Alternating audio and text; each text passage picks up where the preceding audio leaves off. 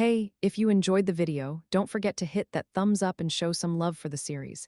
Every single like and comment truly means a lot and helps keep this project alive. Thanks so much for listening.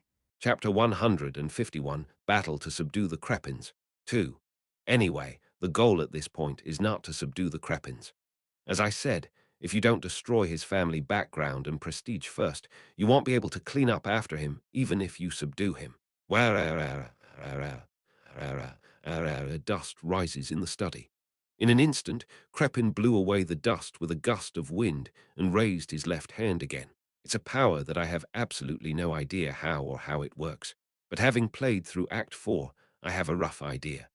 Although he was in an imperfect state and could not fully embody the power of the evil god, he was able to control the physical forces around him according to his will. Gravity, inertia, friction, at least the flow of physical energy can be controlled as he pleases, within the limits allowed by his magic power. It will give you a sense of conquest, as if the energy flow of this world is in your hands. In order to control something beyond physical power, long concentration and long-term accumulation of magical power are required. This is the level at which it can be used in combat immediately. Now the power of the evil god has not been fully unleashed. If you want to subdue them, now is the best time, but the order of things is fixed. I gathered magical energy into my hands. Quang. Preparations were completed for the magical power to rush into 1 point. Lieutenant Fire Magic 1 point explosion. Crepin Rostaler also quickly reacted to the speed of the magic power and took a defensive stance, but unfortunately the direction of the attack was not Crepin. Quang, the floor collapsed and the roar enveloped the mansion.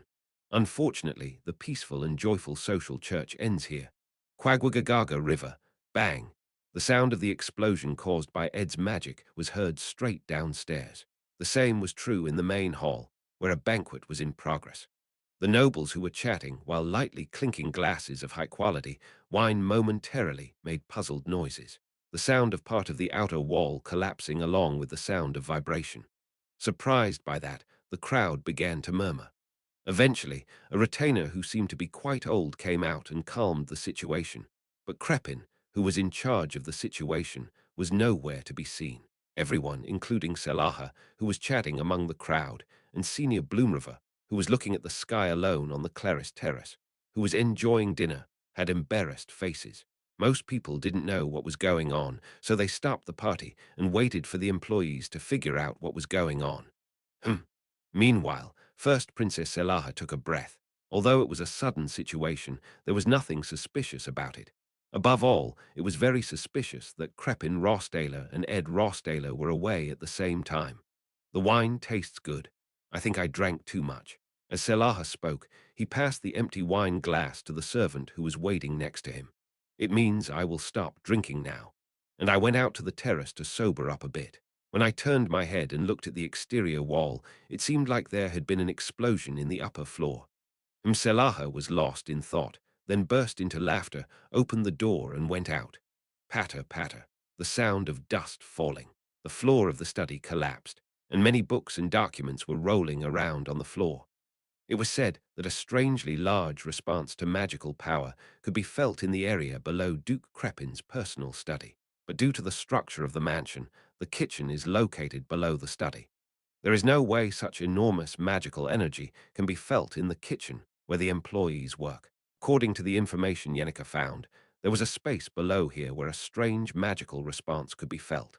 According to the design of the mansion, it is known that there is a study of the same size right above the kitchen. But the study was clearly too large compared to the size of the kitchen below. There was a high possibility that a space that was not in the blueprint was prepared next to the kitchen. Needless to say, the entrance to there will be in Crepin's study. It would be best if we could find the entrance, but since the situation was not favorable, we just destroyed the floor. Crispy, Karog, ah. When the ceiling collapsed, several startled maids ran out of the kitchen, but I couldn't see it. It was blocked by the huge outer wall, so only sound was leaking in this direction. As expected, the floor of the study just covered the space between the kitchen and the secret space next to it. The place where I fell was exactly that part of the secret space. Kyuhu, Yenica, are you okay? Yes, a small secret space made of bricks. There was only one passage leading somewhere. The dark passage extends downwards and downwards. Looking at its depth, it seemed to extend all the way to the underground space. It seems like I've come to the right place. Hwara. Dust rose again, and Crepin rose from within it. He clenched his left hand tightly, compressing the air around me, but I reacted quickly and rolled my body to the side. Grasp! The stone next to me burst from the pressure. Crepin was impressed when he saw me naturally avoid it. Your reaction speed is amazing. It's as if this isn't the first time you've faced someone today. Of course, I have dealt with Crepin, who is still in a state of taste, several times. It was by no means an easy opponent, but compared to the evil guard Meveler, he was cute. Do you know what your mistake was? I shook off my clothes, got up, and spoke quickly. The thing that bothered me the most is that this mansion is entirely your domain. The employees and guards are all Rosteller people who follow your orders. You allow my people to enter such a space. You have thrown away the greatest advantage. What you need to do now is not to subdue Crepin. There is an order to everything. I grabbed Jenica's hand and dragged her as if I was throwing myself into the underground passage. Ooh, much. Jenica, who was startled, was quickly dragged along and sucked into the passage. I ran straight down the stairs. If such a secret space was created and hidden, there was a high possibility that there would be a lot of evidence of Crepin's evil deeds.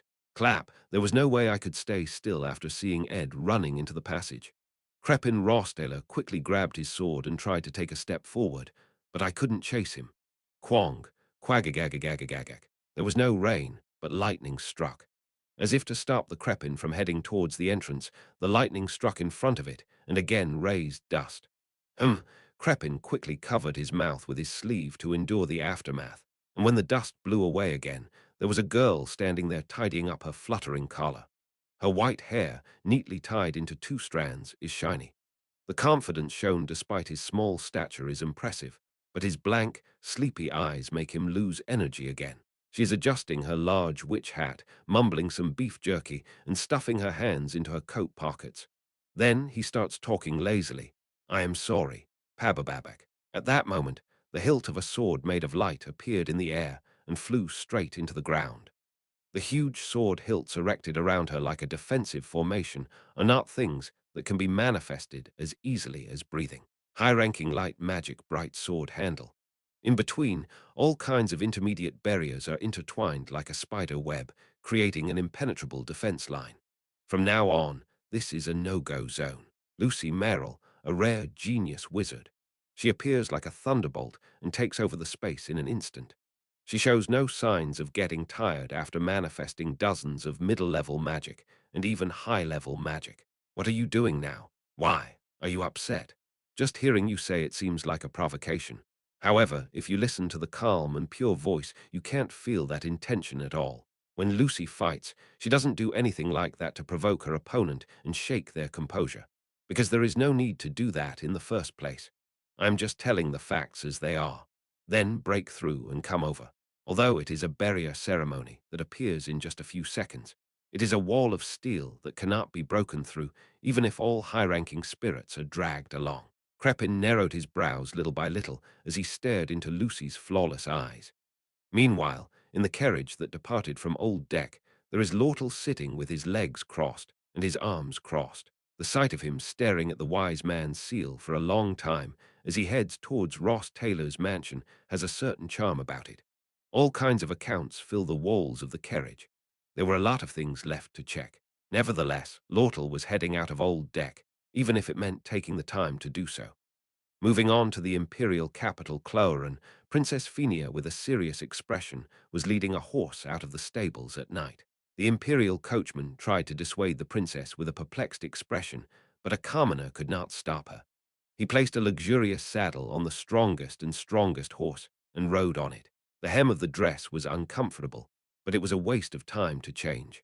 Just like that, Princess Phenia rushed out of the castle without permission, leading only 4 guards. The soldiers who were watching quickly reported the incident, but it was already too late. There is only one direction that everyone is heading towards. This is the Ross Taylor mansion, where Crepin Ross Taylor is operating in secret. Clap, crack, I ran down the stairs for a long time, holding Yenica's hand. I had to take advantage of Lucy's time outside to quickly figure out what this secret space was. The fact that it was hidden so tightly means that this space is Crepin's vice, and a place where all secrets are contained. I go down through the dark passage for a while, and as I go down again, a sound starts to sound little by little. It's already time to reach the underground space. From here on out, it seemed easier to think of it as just being underground. I spoke as I ran out, holding Jenica's wrist. Listen carefully, Jenica. From here on out, you must remember everything you see. It is much more credible if you testify together than if you claim to be the only eyewitness. What's beyond here? I don't know that. You'll have to see.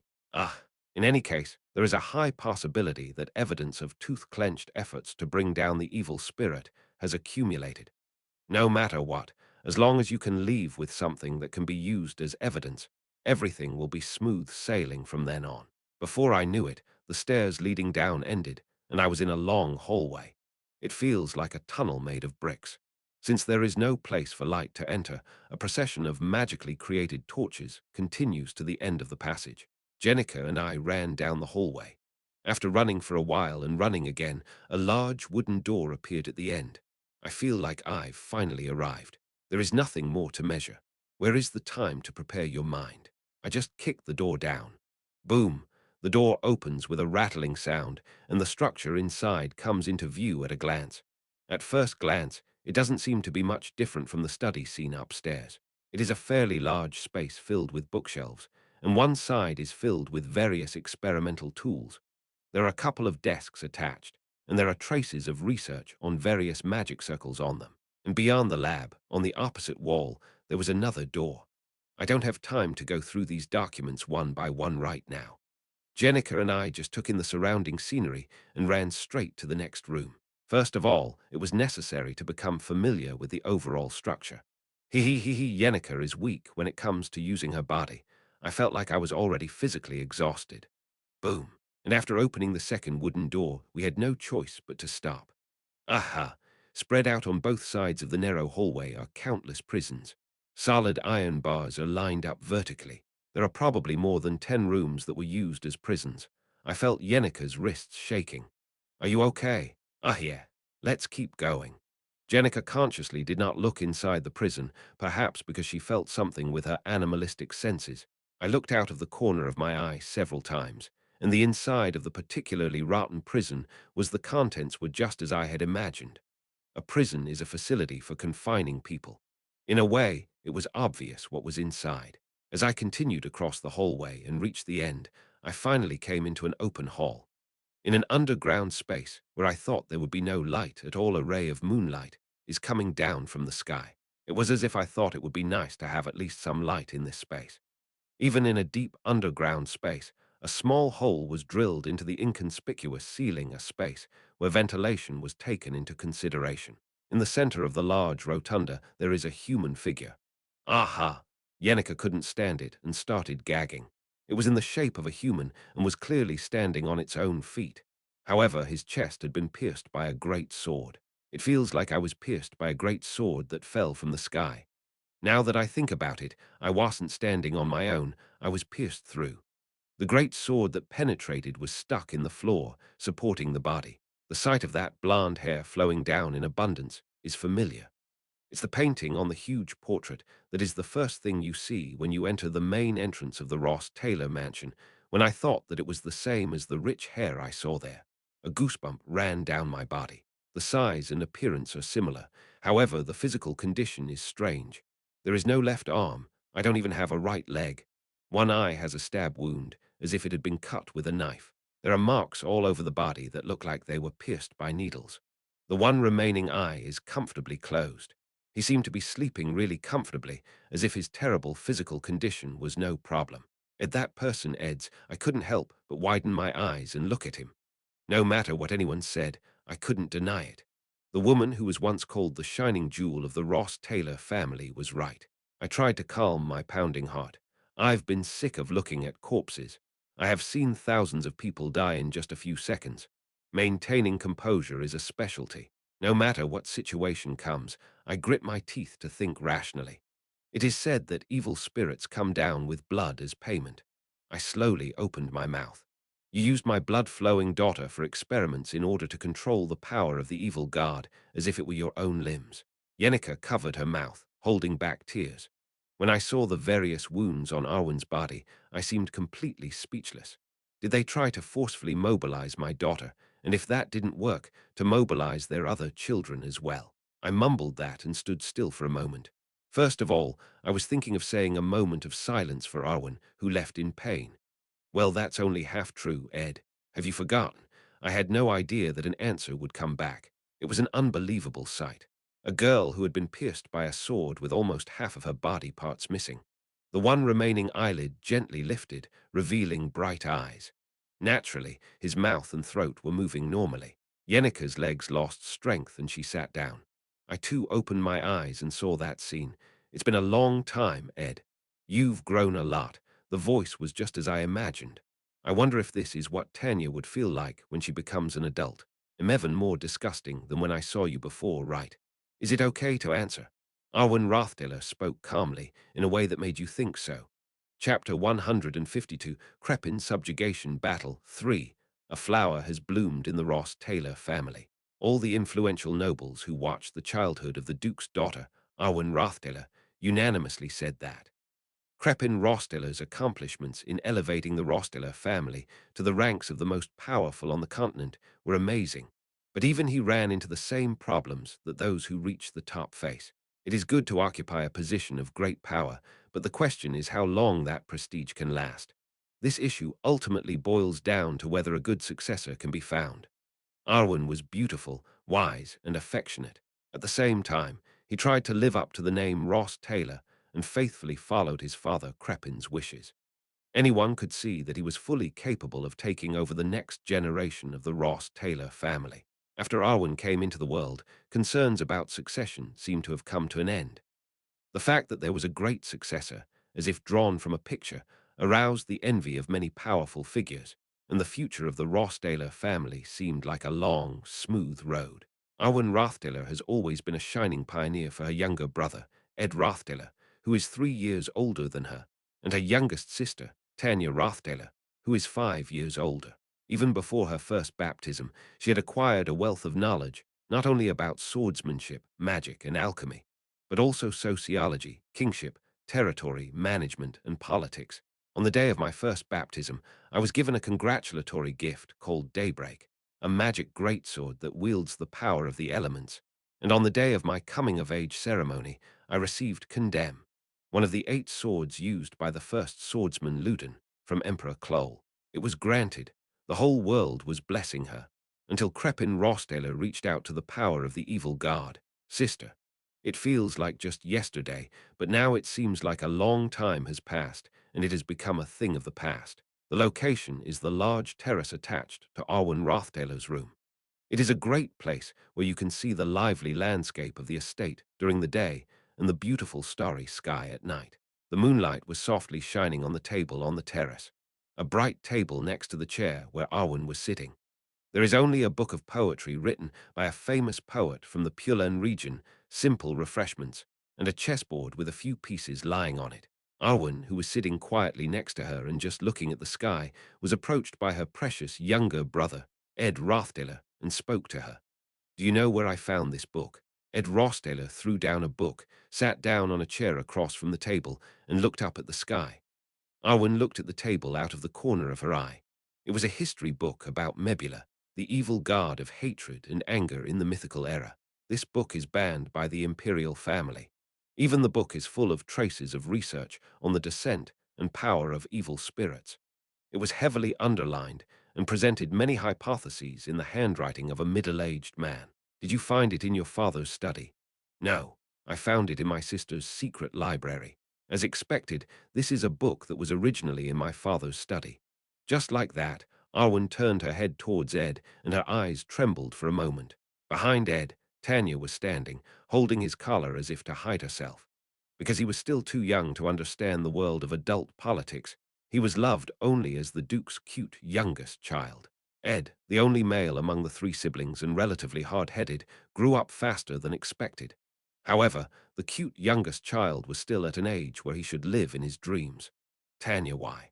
Tanya is not yet clear-headed enough to understand the whole situation, but she is still a party to this. The power of evil spirits comes with a bloody price. It often comes at the cost of the blood, body, and spirit of one's own flesh and blood. The more noble, powerful, and prestigious the sacrifice, the more greedy the evil spirit salivates. Therefore, Arwen Rathdiller will be the first target. I came to ask why you don't go to confront your father. Ed, my dear little brother.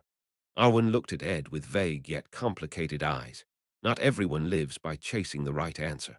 And sometimes the path that seems like the wrong answer has its own meaning or is a process for a bigger goal. Father, you're going down the wrong path now. Are you saying you agree to that? It always seems like the wrong answer, but as time goes by, it was often the right answer. Leading a group, leading a family, and walking the path of a monarch means fighting against such opposition. Arwen had a faint look on her face. It seemed like he already sensed that he wouldn't be able to persuade him. And trusting someone means not losing faith, even in the face of all the criticism and adversity. Sister, if you say that this is also a process of finding a better path, I will never lose trust. My father sometimes wandered or took a wrong turn, but in the end, he always lived in the direction of progress. Ed was speechless at those words, not losing trust in Crepin. For Arwen, who had lived her entire life as the daughter of the Rosteller family, Crepin was that kind of person. That is why he was able to become the most powerful successor and the right person to carry on the name of Ross Taylor. I don't understand. What is the meaning of the power and authority gained by selling one's own flesh and blood in this way? Ed, I won't force my opinion on you. Just don't set up a confrontation with your father. Here at Ross Taylor Mansion, everything runs under Crepin's control. No one knows what will happen the moment you rebel against him. The mansion was like a cradle that always embraced Ed, but now it feels like nothing more than a large coffin. If the evil spirit cannot descend on Arwen, will he reach out to Ed and then Tanya? So what is the use of this luxurious mansion and high prestige? What meaning is there to a life like this? It would be better to be a beggar wandering around the slums. They can hope and even dream about a future that never comes. Ed's expression is not visible as he bends his back and lowers his head. Oh, brother. Tanya, who didn't know why the atmosphere was so serious, hesitated and looked at Ed and Arwen's faces alternately. It's very sad to see people just staring at me without knowing what to say. Can I ask one question, sister? Ask me anything. How much are you willing to sacrifice? Even if I were asked to give up one arm, would you still laugh and cut it off? At those words, Arwen Rathdiller had a faint look on her face. Edda respected Arwen more than anyone else. But as soon as I saw that face shining brightly in the starlight, I couldn't help but ask, Sister, why do you go to such lengths?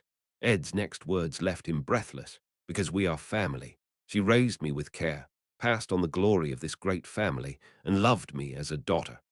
Ed and Arwen exchanged personal letters and cherished each other as a family. However, for the first time in his life, Ed felt repulsed by Arwen, who was perfect in everything. If you feel like you're going down a wrong path, whether it's a friend or a family member, you have to walk away. What is the meaning of holding on, believing and trusting and thinking that we will find the right direction? How foolish it is to portray a person who believes and waits in such a beautiful way by packaging it up in the name of family love. The shadow of emotion that blooms in Ed's heart widens the gap between the siblings. A strange aura surrounds Ed, who sits with his arms folded and his head bowed. The first to notice and react was Tanya. Oh, brother, I understand, Sister Arwen. Ed stood up and walked toward the exit of the terrace. Then suddenly I looked back. I see Arwen looking down at her knees with a sad expression and Tanya looking scared without knowing anything. Suddenly Ed opened his mouth and spoke to Tanya. Tanya.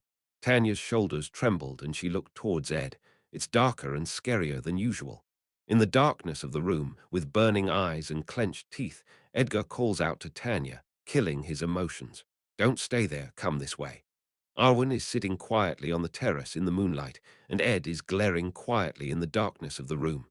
Tanya, who stood between them, was trembling and eventually went to Arwen and hugged her. I'll be there later, oh brother, I am scared. I want to stay with my sister. Ed bows his head. I said I understood and turned around and left Arwen's room. I grit my teeth as I walk down the hallway. A poison gradually forms in my eyes, and my tightly closed lips curl up. The expression on his face as he walked down the hallway with a pale expression no longer resembled the old Ed. Little Tanya just shivered while being held by Arwen. I was still at an age where I didn't know anything.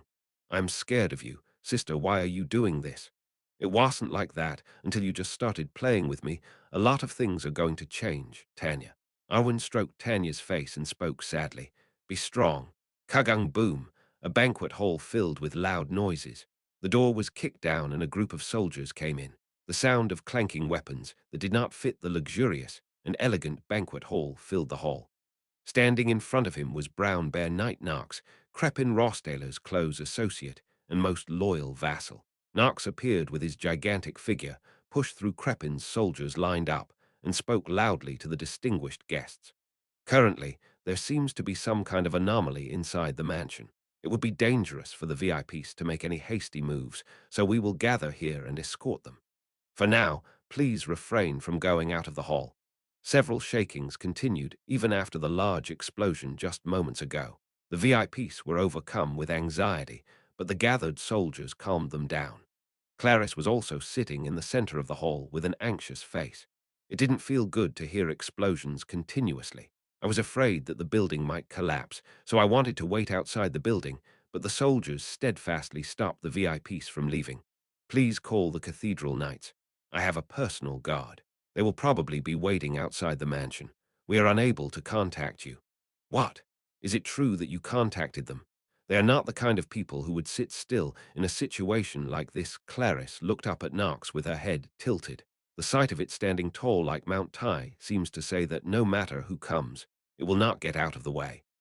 Many VIPs, including Clarice, pointed out their position and told them to get out of the way immediately.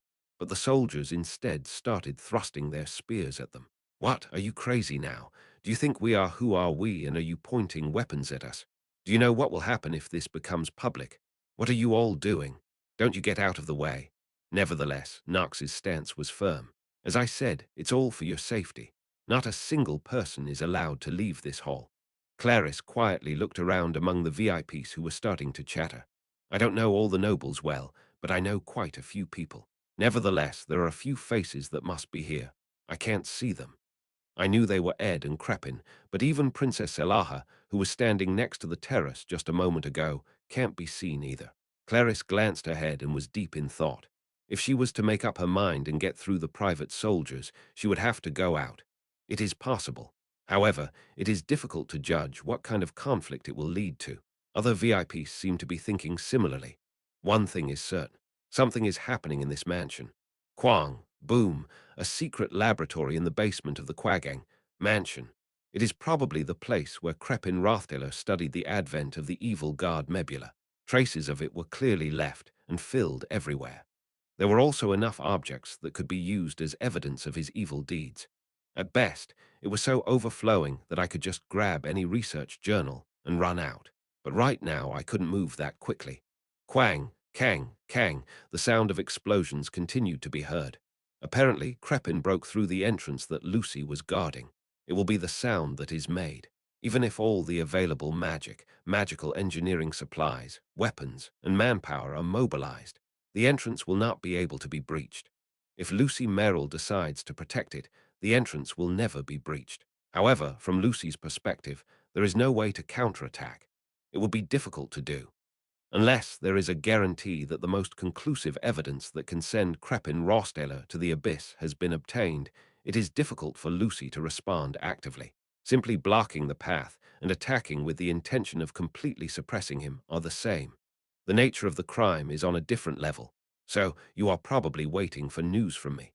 How was your life as a student at Sylvania? Was it worth it? Now I guess it's not the time to ask that. Haha, it's just Saddam trying to relieve tension. I guess he was very surprised. Arwen opened one eye, and her appearance was terrifying. It's a state of affairs. It's impossible to guess how far she went to participate in Crepin's research.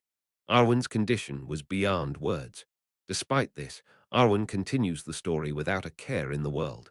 While the catastrophe is approaching this level, Arwen is also doing nothing. It wouldn't have been without thought. It wouldn't have happened in a single moment. It would have been the result of research that had been carried out little by little over a long period of time. The reason she was able to remain so calm was also because she had gradually accepted the changes in her body. That's probably because it's a very difficult sight to see with both eyes open. I raised my head and looked at the great sword that pierced Arwen's body. It was the great sword Daybreak of Dawn that was given as a gift at her first baptism. All kinds of magic. A magic greatsword that can be engraved. Elemental magic is best integrated, but in this case, all kinds of healing magic that sustains life seem to have been engraved in it. Is the reason why people are standing pierced by the greatsword, because that's how they can survive. Greatsword, if the magic was engraved in it, there would be no need for manpower for maintenance, and the supply of magic power would be easy. What gives me goosebumps more than anything else is that it is an ending that Arwen herself chose. Since the day you left the terrace, we have each taken different paths. I went there. I don't know if your path is right or not, but at least this is the end of my path.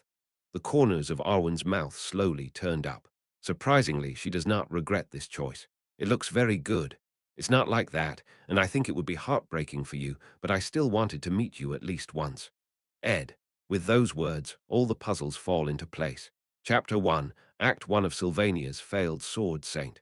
A third-rate villain who forcibly fights with Taylor and disappears after being beaten and excommunicated.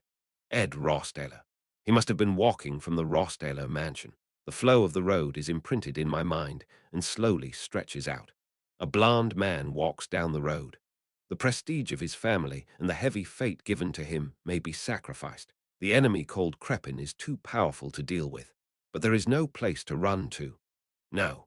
He must have sat at the desk in his room every night, agony, and looking back on his life with a dying look on his face. He tried to persuade his father, fought with him, and eventually went astray little by little, becoming a complete mess. It is not difficult to picture him. Arwen accepted the stray Crepin because they were family. Ed denied the stray Crepin because he did not want to die. Tanya, who had been wandering between the crossroads without knowing why, had no choice but to follow in Arwen's footsteps in the end, because it seemed to her that Ed had gone astray.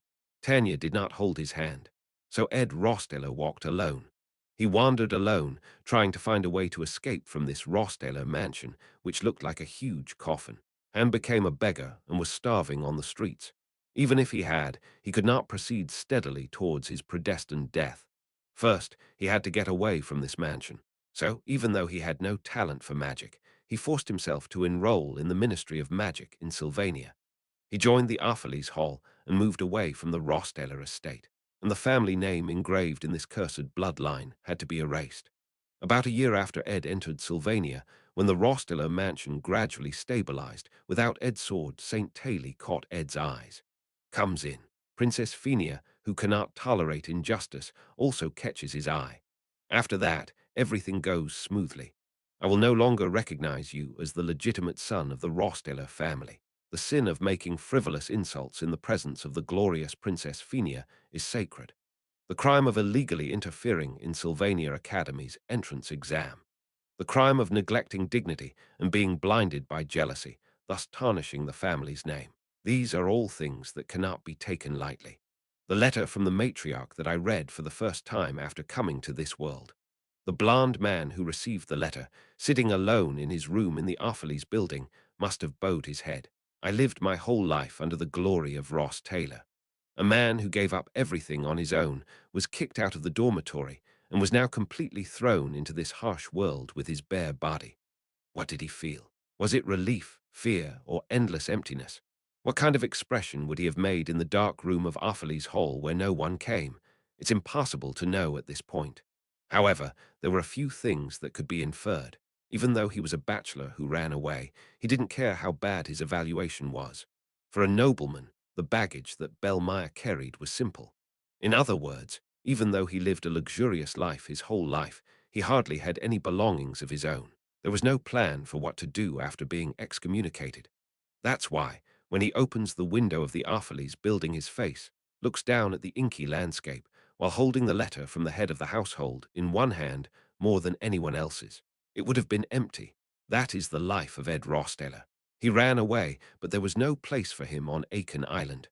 No, no matter where you go in the world, there will be no place for him. The fact felt horribly real, and Ed Rothdaler was looking down at the bachelor with an empty face. Quackagagag. Sigh. I have used all kinds of elemental magic, and even the power of the evil guard, but I have no intention of breaking through the entrance guarded by Lucy Merrill. Lucy's expression didn't move at all. He was just glaring at the Crepin, quietly chewing beef jerky with a dazed look on his face, as if he was about to fall asleep. Yes, I have no choice but to admit it. Crepin put down the sword he was holding and slowly concentrated his strength on the evil spirit's imprint. I can't break through you with normal methods.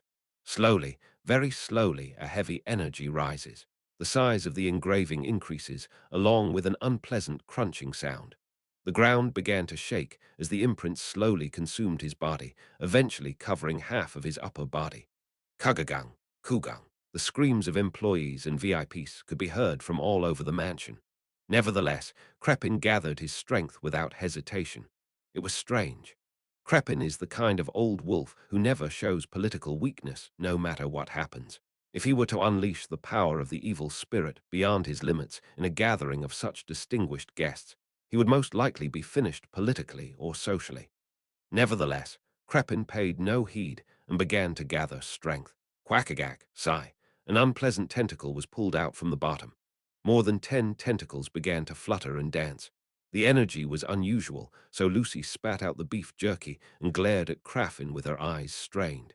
The reason why Lucy does not use more force than necessary against Crepin is because of his political influence and the prestige of his family. However, if it turns out like this, it is a different story. Evil guard Mebula. If she were to fully manifest, no matter how much Lucy was, she would have to be quite serious. Chapter 153, Crepin Subjugation Battle 4, Quagwang Boom, Kang. The ground began to shake. It's not just a few explosions in a building. The very foundation of this underground research facility is shaking. Since it is an underground facility, the vibrations can be felt as they are. Dust began to fall between the bricks surrounding the outer wall of the hall, blocking the view. Tuck, tuck, tuck. A few grains of sand fell and bounced on Arwen's pale cheek. It has begun. Arwen, who lowered her head along with a meaningful voice, also began to tremble here and there. Bang! The Quagga River, Pabababak, whirring, Willick, what is that? Yenica screamed in surprise. Something broke through the ground. It's a tentacle with unpleasant flesh stuck to it. The size is not small, but the number is also quite large. Just looking at it, tentacles sprouting up here and there, oozing nauseating mucus, reaching towards the ground. Something is happening on the ground. Without looking any further, the descent of the evil guard Mebula is taking place. Crazy, a curse escaped me. I came to Rosteller's mansion to find out Crepin's weakness, but I had no idea that I would have to fight against Mebula. As expected, the moment Crepin witnesses the descent of the evil spirit, he crosses the river of no return. The most clear evidence that an experiment for the descent of the evil guard Mebula was being conducted in the basement of the Rosteller mansion under Crepin's leadership. There is no need for piles of documents. Mebula's ugly tentacles that fill the ground will serve as clear evidence. It is true that he is a crazy man who tried to take the power of disaster into his hands by sacrificing many distinguished guests and renowned scholars of Sylvania Academy. However, no matter how crazy he was cautious when he had to be cautious. No matter how impregnable Lucy was blocking the path, she was not the type of person to draw on the power of an evil spirit so carelessly. There were probably other variables. If all goes according to plan, it is not yet time for Crepin to attempt the descent of the evil spirit. As far as I know, it won't be until next semester that Crepin will begin preparing to summon the Meveler in earnest. The reason is Princess Phenia. Ed, suddenly my head started to feel cold. Yenica, who couldn't stand the vibration and couldn't move her body, called out to me as if she was worried. Ed, it looks like it's going to collapse soon. We need to get to the ground quickly. When I cast my gaze towards Arwen, she lowered her gaze and smiled. You don't have to worry about me. Hurry and escape. I beg your pardon. My father would never let me die. He can't do that. As she said that, Arwen smiled leisurely under the ceiling that was starting to collapse little by little. Combined with the pale expression, it feels like a ghost, giving the viewer goosebumps. Yenica was hesitating as she looked at that. I hesitated for a moment, then gritted my teeth and ran, holding Jenica's hand. As I ran past the prisons I had just passed, I came across a laboratory full of all kinds of research materials. Here, too, unpleasant-looking fleshy tentacles were extending toward the ground. As I ran through the labs, I picked up whatever materials I could find and flipped through them to read them. The research itself seemed to be nearing its end. It was around the time when the main character's generation was entering their second-year winter vacation that Crepin came to Aiken Island and attempted to descend as an evil spirit. In other words, even if we estimate it less from now, there is still half a year left. However, if you look at the research data, most of the research is almost in its final stages. Research on the magic formula and flow of magical power has been completed to the point where it would be no problem to attempt the descent of an evil spirit right now. Now all that remains are suitable sacrifices. Coincidentally, there is no day when high-quality offerings gather in one place as much as this social gathering held at the Ross Taylor mansion. It was clear that Crepin's research speed was ridiculously faster than that of Jiangsa. Since the completion of the research has been advanced by almost half a year, it is not strange that the evil spirit is attempting to descend sooner than expected. To find the cause, we have to go through numerous events. Without going into detail, let's just get to the point. Princess Phinia did not run for the Student Council president election. That's the only reason I can think of. In political affairs, Princess Phinia became the Student Council president and used the academic and imperial power to constantly suspect and keep Crepin in check. However, the current Student Council president is Tanya Rostiller, who is quite friendly to the Rostiller family. Although Tanya was suspicious of Crepin's actions, she did not try to actively confront him, the head of her family. This is a completely different move from Princess Phinia's aggressive checks. I didn't realize it when I was playing, but Phinia's actions went beyond simply putting pressure on Crepin politically, and also acted as all sorts of sabotage measures to prevent him from concentrating on his research. Since there was no interference from Phinia, Crepin's research proceeded smoothly and was eventually completed sooner than expected, eliminating the need to go through the trouble of raiding Sylvania Academy to secure sacrifices. All you need to do is take advantage of the attendees of social events held in a timely manner. After thinking this far, it became clear why he had called me to this mansion in the name of restoring the Ross Taylor family. As they attempted to bring about Mebula's descent, they had planned to kill me all at once by making me a sacrifice. It is said that both competency and reputation are returning, so it would be a perfect sacrifice to restore their honor by having them restored to the Ross Taylor family. Bang! I kicked open the door leading to the outside of the lab. I ran straight down the brick hallway. Yenica followed, panting and gritting her teeth. It looked so difficult that I picked up Yenica and ran. I wanted to summon a spirit and fly on it, but the space in the hallway was too narrow to do so. Woorat! Ed! Yenica, who lifted her body quickly, blushed in embarrassment, but not when she was reacting so indifferently. Patter boom. Quagwang, an axle protruded from the floor of the hallway and extended straight toward the ground. I ran along the uphill stairs, dodging the tentacles here and there. Hey, Ed, I'm not heavy. I'm not tired. It's not heavy, thank goodness. I gave a quick answer and picked up the pace. Bricks fell through the shaking ground. If you make a mistake and hit it directly on the head, it wouldn't be surprising if you died instantly. After jumping for a while, I finally saw a door leading to the ground. I kicked out the door without another thought. Bang! And the sight before your eyes. I didn't think that conditions on the ground would be normal. Still, it turned out to be more evil than expected. Both Yenica and I swallowed our breath. The Ross Taylor mansion site, surrounded by a large exterior wall, has a total of 5 buildings arranged in a circle. The third floor of the most luxurious central mansion is where our exit is located. As it was secretly built in a secret space next to the kitchen, it should have been a dark and corner space, but surprisingly, the view was wide open. That's because more than half of the exterior walls of the central mansion were blown away. Thanks to this, you can see the entire landscape of the Ross Taylor mansion site at a glance. There is not a single building in good condition from the spire of the user's quarters to the annex of the central mansion. But now is not the time to focus on the condition of the building. Ick. My hair blew in the blowing wind. On a night when the moon shines brightly, a huge tentacle rises up against the dark sky. The tentacles, which rise higher than buildings, begin to destroy everything around them without distinction of friend or foe. and with the bright moon in the background, a huge piece of flesh was floating in the air. It is so huge that even the remains of the buildings look like block toys. It has eyeballs on it. Humans have two eyes, but does an evil spirit who controls hatred and anger need more than that?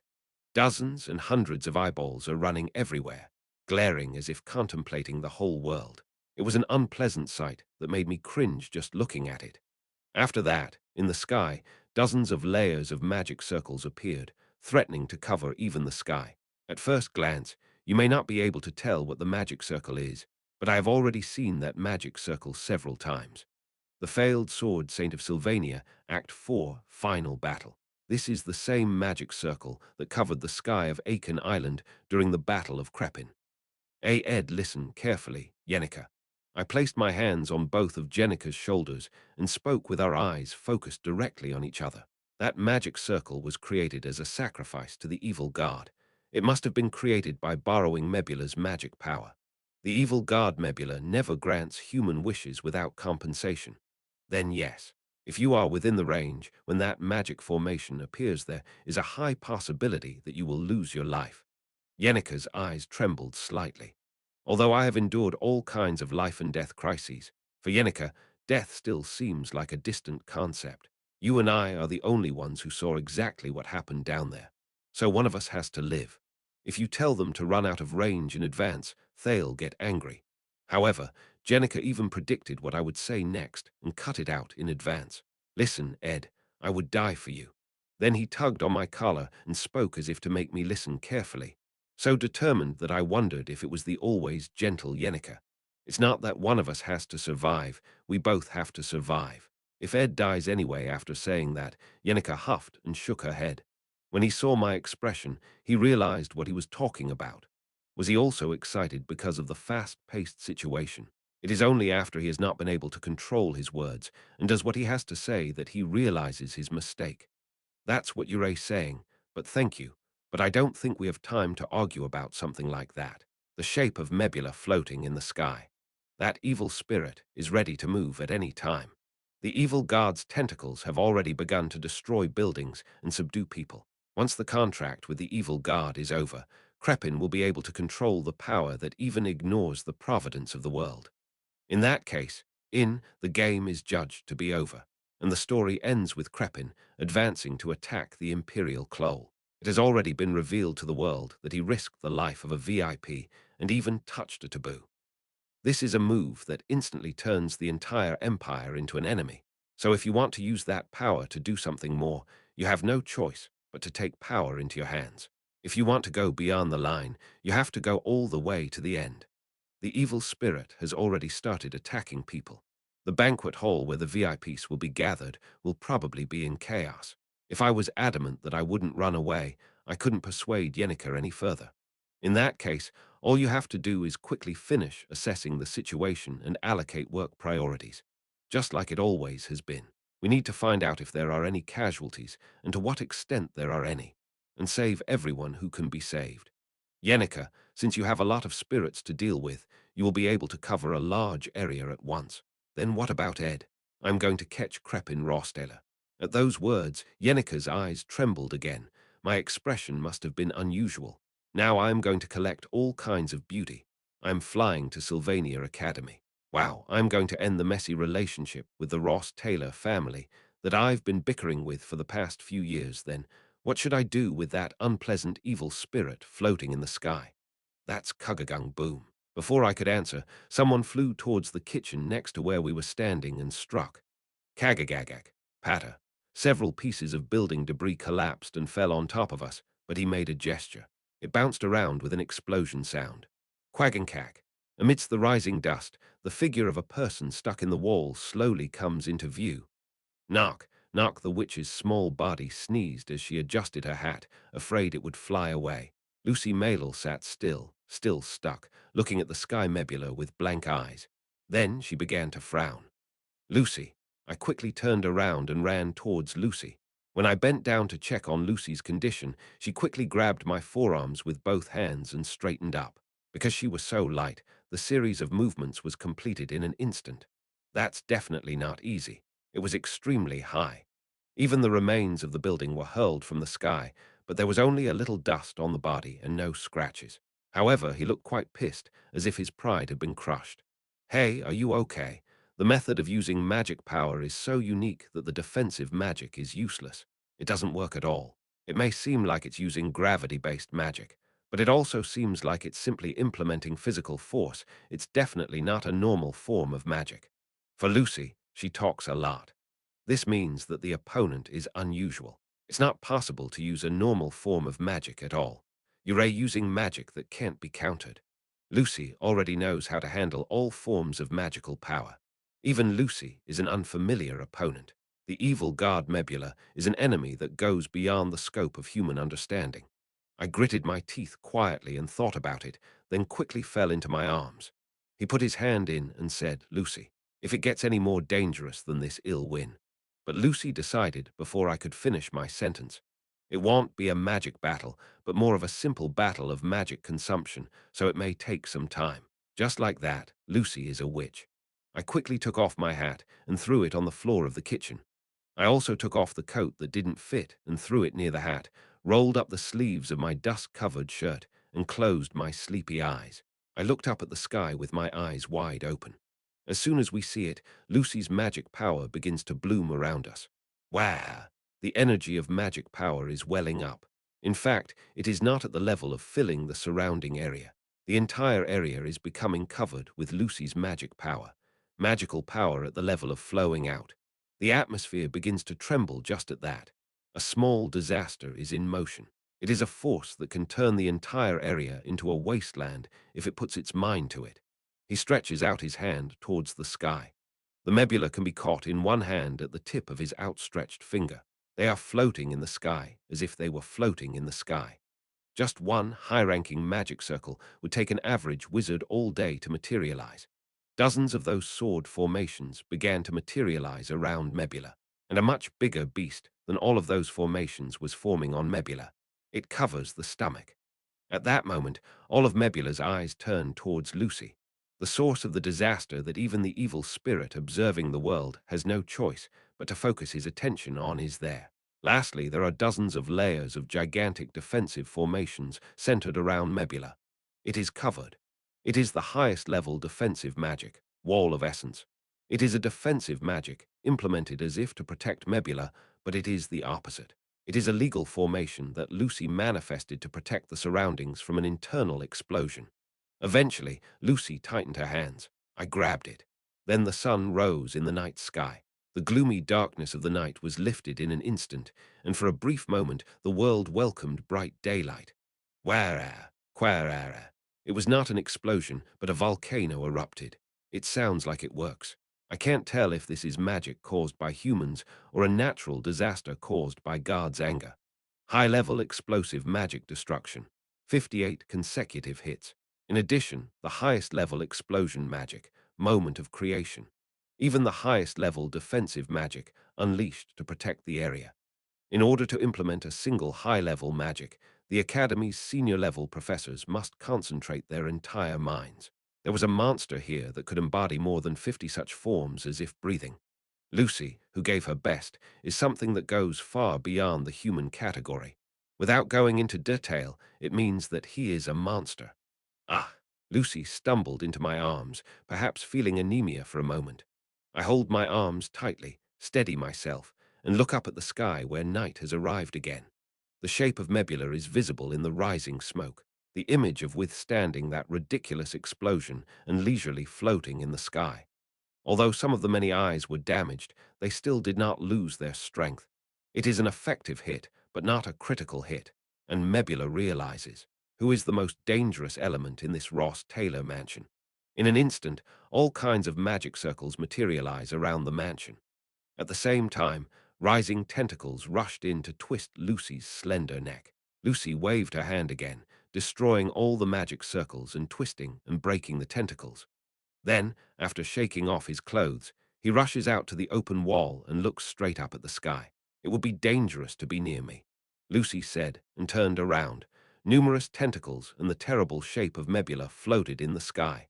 A star-studded night sky for sacrifices. He stood with that strange scenery in the background and spoke to me. Are you going to catch that guy? Okay. He threw that nuisance at me and ran towards the annex. He was probably thinking of manifesting the law engraved in the sky.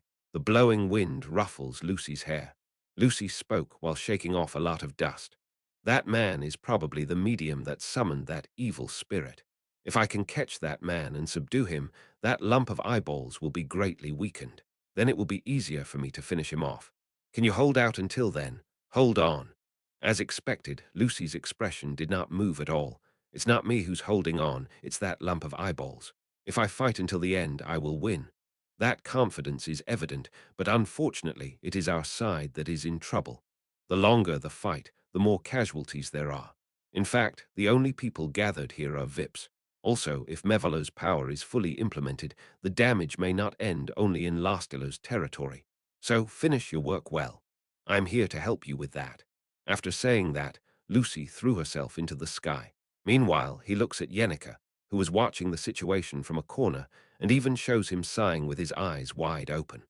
Just like that, Lucy created wind and used flight magic to fly towards Mebula. Quagaga River, bang, call the escort, guard, save me, quara. The banquet hall had already been in chaos for a long time. As the outer wall collapsed and tentacles rushed in, those with combat skills began to fight, but all the high-ranking nobles were busy crying and running away. Meanwhile, the image of an evil spirit can be seen beyond the collapsed outer wall, and even a huge explosion lights up the sky. Everyone is just confused by the rapidly changing situation. What are the soldiers doing? In the meantime, Rostilo's private soldiers, led by the brown bear Knight Nox, are not moving, blocking the entrance. A nobleman with fever all the way to his head kicked the privates in the back of the head and told them to move, but none of them even moved. Are these guys crazy? Everyone get out of the way. Clarice. A banquet hall where the battle is in full swing. St. Clarice emerged through the crowd. The combatants, led by Senior Bloomriver, the head of the Bloomriver family, were guarding the guests. However, there are overwhelmingly more non-combat personnel than combat personnel. It is a structure that is bound to cause damage at some point. I need to contact the Knights Templar stationed at the cathedral right now. The situation is such a mess. Even without the saints' instructions, the cathedral knights stationed near the territory would have begun to move. However, the situation of not being able to contact the saint directly is not very good. Although we haven't been able to bring in apostle-level personnel, there are quite a few excellent combat personnel. Now that the entire mansion was in danger, every single manpower that could fight was precious. But Knox shook his head. Are you disobeying orders? I'm just obeying another command. I beg your pardon. After answering that, Knox slowly, very slowly took off his helmet. Not only Clarice, who saw this, but also the high-ranking nobles who were making a fuss next to her and the other people who were in the middle of the battle, all of their expressions froze. The part that was covered by the helmet was all covered in bizarre flesh. In addition, strange tentacles sprouted from its back, making it difficult to regard it as human. Her legs almost lost strength for a moment, but Clarice quickly pulled her body back and regained her senses. She is a girl who has experienced death dozens and hundreds of times. Although he has the calmness to quickly respond to sudden crisis situations, that doesn't mean he isn't afraid of the bizarre scene right before his eyes. St. Lady fall. These privates, they're all strange. With the sound of flesh splitting, one of the soldiers bent forward. It was the moment when the hand was about to reach the saint. Whoa! The flying ice spear pierced the soldier's arm, and the ensuing freezing spells caused the soldiers to fall one by one. Senior Bloomriver, an old, middle-aged wizard who was dealing with the tentacles, stood guard over the saint. Saint Clarice, please step back. I'm fine. I have protection that can counter most attacks. Clarice calmly shook her head, but Senior nevertheless leapt forward and shouted, Everyone, we must escape from the mansion. This is a trap for the Rosteller family. At those words, all the VIPs in the banquet hall swallowed their saliva. Chapter 154, Crepin Subjugation Battle 5, Quarang. The sound of an explosion across the sky lit up the sky of the Duchy of Rosteller. The light from Lucy's explosion magic covers the area, and the shadows of huge tentacles stretch along the ground. The residents living in the vast Ross Taylor estate saw every single one of the scenes decorating the night sky. The same goes for Princess Phenia, who is running towards the mansion of Rosteller estate with a detachment of 15 people. Oh, my Princess Phenia paused for a moment and looked up at the sky. I ran straight after the sun set and succeeded in entering Ross Taylor's territory. Still, there is still a long way to go. Even if the Ross-Taylor territory and the ecliptic Cloran were right next to each other, considering the vast expanse of the ecliptic and the territory, it would have been very difficult to reach them in half a day. I was running, thinking that I had to arrive before the sun rose when the fireworks lit up the sky. That direction is the direction of the mansion that Princess Phenia was running towards. That seems to have manifested the highest level magic. Among elemental magics, magic ranks at the highest level, there are very few people within this empire who can use it. In most cases, this is a rare human resource that can be identified.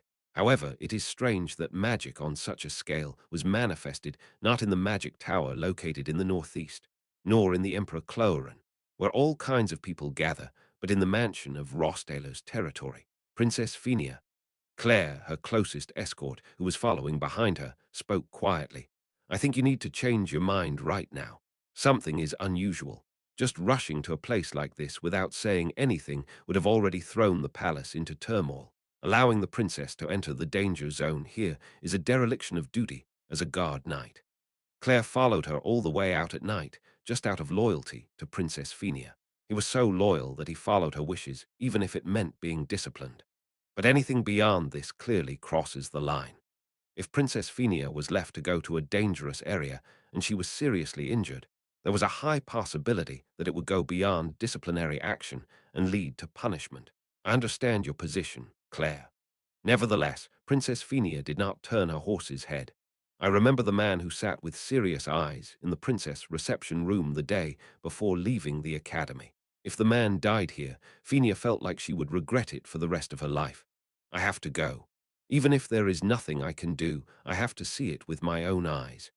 The annex of the Ross Taylor mansion, like the other buildings, was already half collapsed. Half of the employees who managed the annex ran away in fear, and the other half had already fallen into Crepin's hands and were under Mebula's control. People with parts of their bodies, transformed into hideous flesh, stood out of the way. Crepin made his way through them and went up to the top floor of the annex. The central mansion is already filled with all kinds of VIPs that would make the evil god Mebula drool. After sacrificing them all, he will have the power to control Mebula's power for the rest of his life. The price is to turn the world into an enemy. The annex of the old and luxurious Ross Taylor mansion was already covered in Mebula's flesh and was becoming ugly, tentacles rising here and there and chunks of flesh twitching ominously. The annex, which has already transformed into a living organism, feels as if it has entered Mebula's body. When you climb the stairs from the first floor to the second floor and reach the third floor, you will find a large hall. The wall was already half destroyed, and a draft was blowing through. Excluding the main hall and party hall of the central mansion, it is the third largest hall. It was Ross Taylor Hall, named after the family name.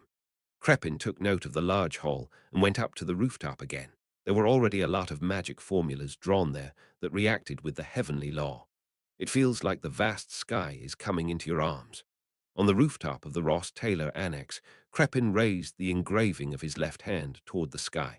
As enormous magical power was manifested, the heavenly law began to operate little by little. Just like that, Crepin Rosteller went and sat down on the railing where only the remains remained. The wind in the sky blows away his thick blonde hair. Looking at the operating system, Crepin lowered his head and waited with bloodshot eyes. The sight of the Ross Taylor mansion grounds below is hell itself. There may be many casualties. However, the Mebula does not distinguish between life and death of the sacrifice. If you decide to become a villain, never look back even for a moment. The moment you stop is the day you end. For a moment, a fishy sensation rushes up his back. His conviction, which has never wavered while living at the top of the Ross Taylor family, stands up once again. Don't try to live up to expectations, don't dwell on what you've lost, and don't let yourself be consumed by vanity. Only by standing firm like that can you survive until the end and command the world. That voice that seemed to be whispering in his ear was flowing through his mind. Quang, bang, wara. Clarice's magic pushed back the tentacles, and Sinia's magic began to subdue the soldiers. However, the hordes of private soldiers and tentacles that continued to pour into the banquet hall showed no sign of ending. It's over. Now we're all going to die, damn it. If you're going to be like this, you shouldn't have come to the banquet. What kind of social church is this? Crepin Rathdiller. That human was the one who took charge. He's going to sacrifice us to that monster. Even amid the chaos, Sinia continued to lift everyone's spirits. Everyone, stay calm. Once we get out of the territory, we will be safe. Only if we survive and get out can we accurately report Crepin's evil deeds to the imperial family. Yes, I can't die like this. Those Rostellers, after tasting power for a long time, they have finally turned around. Clarice grasped the situation while maintaining reason even in the center of the banquet hall, which was turning into madness. For now, the top priority is to lead the VIPs out of the mansion. However, there will be no sharp results if you leave right away. Perhaps the Knights Templar were trying to enter the mansion to ensure Clarice's safety, but seeing no immediate reaction, they seem to be having a hard time. The rising tentacles and the dominated servants are all powerful. In particular, the workers seem to have become monsters rather than humans.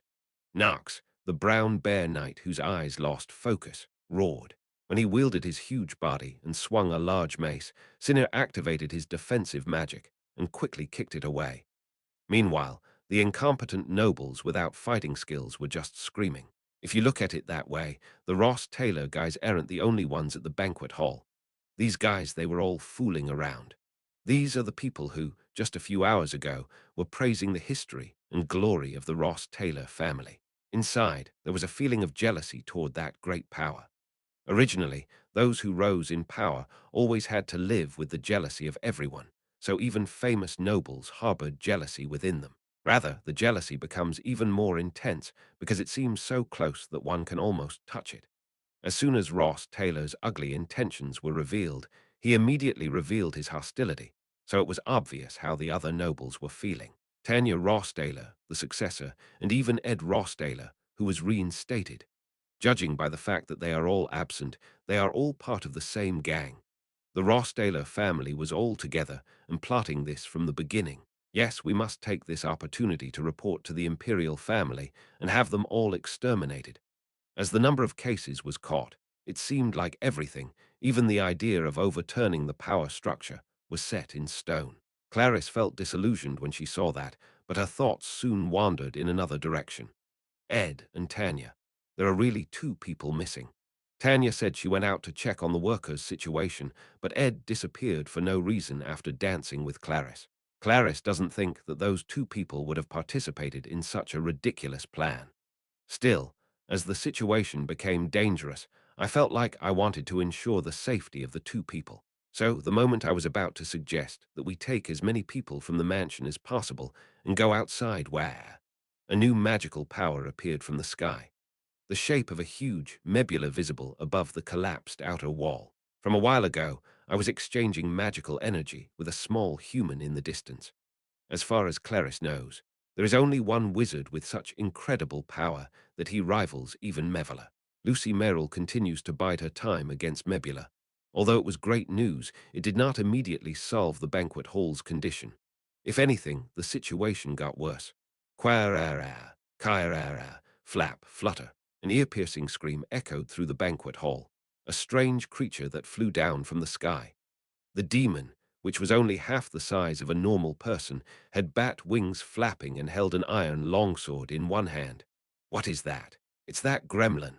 That crazy monster has even summoned the monsters and started waiting. The moment a nobleman screamed and tried to run away, his chest was pierced by the little devil's blade. What the heck, a puzzled expression, as if he didn't know what had happened to him. But after a while, fresh blood flowed from the corner of his mouth. Ah, this is the first casualty. Starting with his death, uncontrollable chaos spread throughout the banquet hall. Ah, run, run. Senior Bloomriver gritted his teeth at the sudden addition of power. Clarice, as well as others with minimal fighting skills, lost their composure greatly. They all scream and run away, but most of them are suppressed by the controlled soldiers or tentacles. Those who managed to maintain their senses stayed close to the combatants as much as possible and were trembling, but of those who just wanted to run away, almost half lost their lives. Even those with minimal magic skills, including Sinia, are not weak. Although he has the power to protect not only his own body, but also the people around him, he still cannot cover the entire hall and all the distinguished guests. Of course, individual strength is important, but in a situation where pressure comes from all directions, the difference in the absolute number of people is also important. In order to minimize casualties and escape this mansion first, an absolute number of people is needed. We need a structured core, not strong individuals. There are a number of soldiers who can form a camp to fight the flocking army and ensure the safety of their allies. Of course, there is no way to mobilize such troops at this point. Sinea gritted his teeth and gathered more magical power into his hands, but he was already convinced that it would be difficult to save more than half of the life. Even if you kill an ordinary person like this, it would be difficult to avoid severe punishment, but each and every one of them is a renowned VIP in the Empire. Even when I crossed the line, I crossed it too hard. Crepin has no intention of turning back. I think I need to mentally prepare myself. That was the moment when Sinea thought so and gritted his teeth. Quara! The Legion broke through the other outer wall and stormed in. It is not an army of humans. All kinds of spirit forces appeared with magical power and began firing magic at the gremlins and tentacles. Even if we estimate the number, it exceeds 100. The combined number of lower-level spirits and corporeal spirits alone is comparable to the army of gremlins covering the sky. This is. The eyes of a huge lizard can be seen beyond the broken exterior wall. Sinea got goosebumps and trembled, but the lizard was not an enemy. A girl slipped between the lizard's eyes and landed on the floor. The person who recognized that face was Saint Clarice. Senior Yenica, Clarice Saint, Kiek, Kara. In the sky above the mansion, the spirit army and the gremlin army face off. Spirits in the shape of various animals were engaging in hand-to-hand combat. Senior could not believe the sight, even after seeing it with his own eyes. I have heard about it from her two daughters, Traciana Bloomriver and Patriciana Bloomriver. In the third year of Sylvania Academy, there is a group of students who walk alone. She used to say with fear that if she had been in the same grade as her, Traciana would never have been able to become the head of the Ministry of Magic. Where is Senior Ed? Taking advantage of Senior's confusion, Clarice quickly asked Yenica the key question. I went to catch Crepin Rosteller towards the annex. I have to finish this job quickly and go help. The banquet hall is no longer in shape. There was blood splattered here and there on what remained of the exterior walls. A tentacle flew in for a moment, aiming for Yenica's neck, but the blade of the lieutenant dark spirit protruding from her shadow cut the tentacle away. Yenica, who is protected by dozens or hundreds of spirits, cannot even be touched if her sensitivity is brought to its limit. Anyone who sees its might for the first time has no choice but to hold out their tongues. This large-scale combat situation is her stage. Even if she is not confident in a one-on-one battle with a dual master in a small space, in a situation where she faces off with only the full force of her power in an open space, Yenica can fully demonstrate her abilities. Let all the VIPs escape and well go to the annex. All right, there wasn't much of a long conversation between Clarice and Jenica, because it was such an urgent situation. Before that I need to stop by Ed's room and take care of something. In a situation like this, what are you taking care of? Yenica gathered her magical power and instantly manifested a huge spirit ceremony. Dozens of gremlins burned and more spirits appeared in the sky. It was an incredible sight. The wand. Ed's wand is in Ed's room. The Rostello domain monopolizes the most peaceful and warm land next to Cloran, the ecliptic capital. Even if you only look at the map, it is a strategic point for all logistics.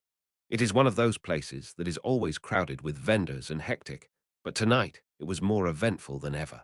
The Ross Taylor Mansion's social church is said to be the most luxurious and expansive of the year. The attendees alone included many influential figures from the empire. In addition, the VIPs who decided to attend after the third day are also currently continuing their journey.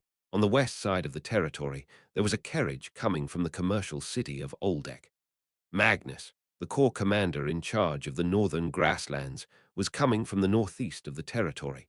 At the northwest end of the territory, a carriage carrying an alchemy master was moving busily.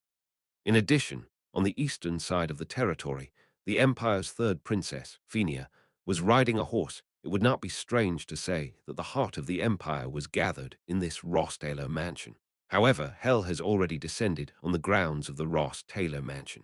Because of Ed's companions, the schedule for Mebula's arrival was brought forward earlier than expected. Above the mansion, the evil god Mebula from the mythical era stands with hundreds of vicious eyes. In front of him is a genius wizard who, it would not be surprising to say that he received the blessing of the main god, is preventing the disaster one-on-one. In the central mansion, a group of gremlins and tentacle soldiers compete with the forces of spirits. Tanya Rosteller, who was checking on the occupants at the spire, was taken aback by the sudden disaster and locked the door and looked outside. Princess Selaha, who has rushed out of the party, is crossing the central hallway, escorted by her butler Dest.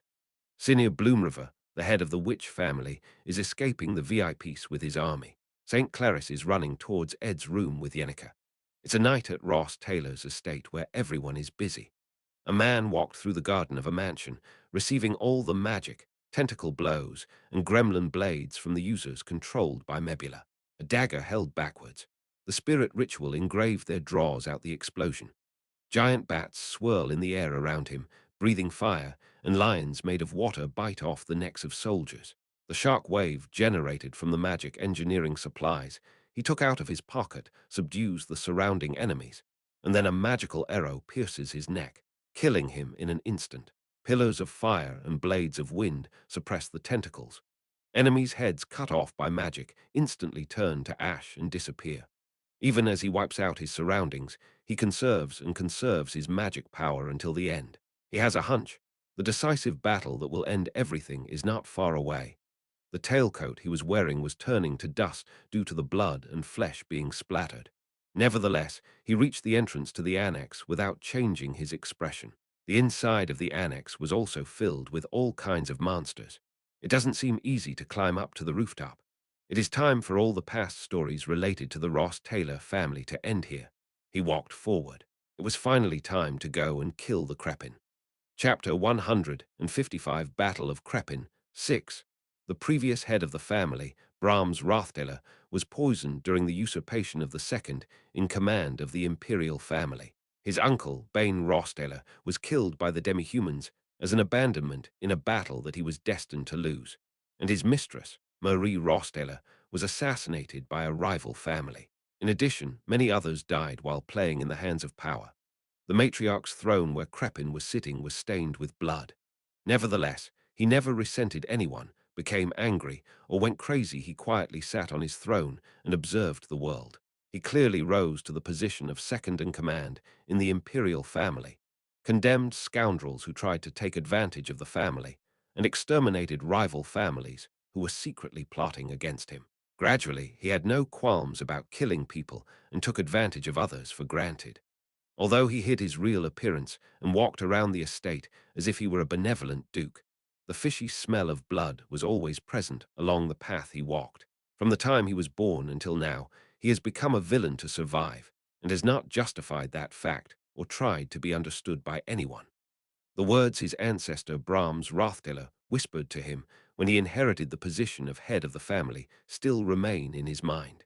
In this world full of scheming and secret tactics, only one of the two can survive for long, either a hero or a villain.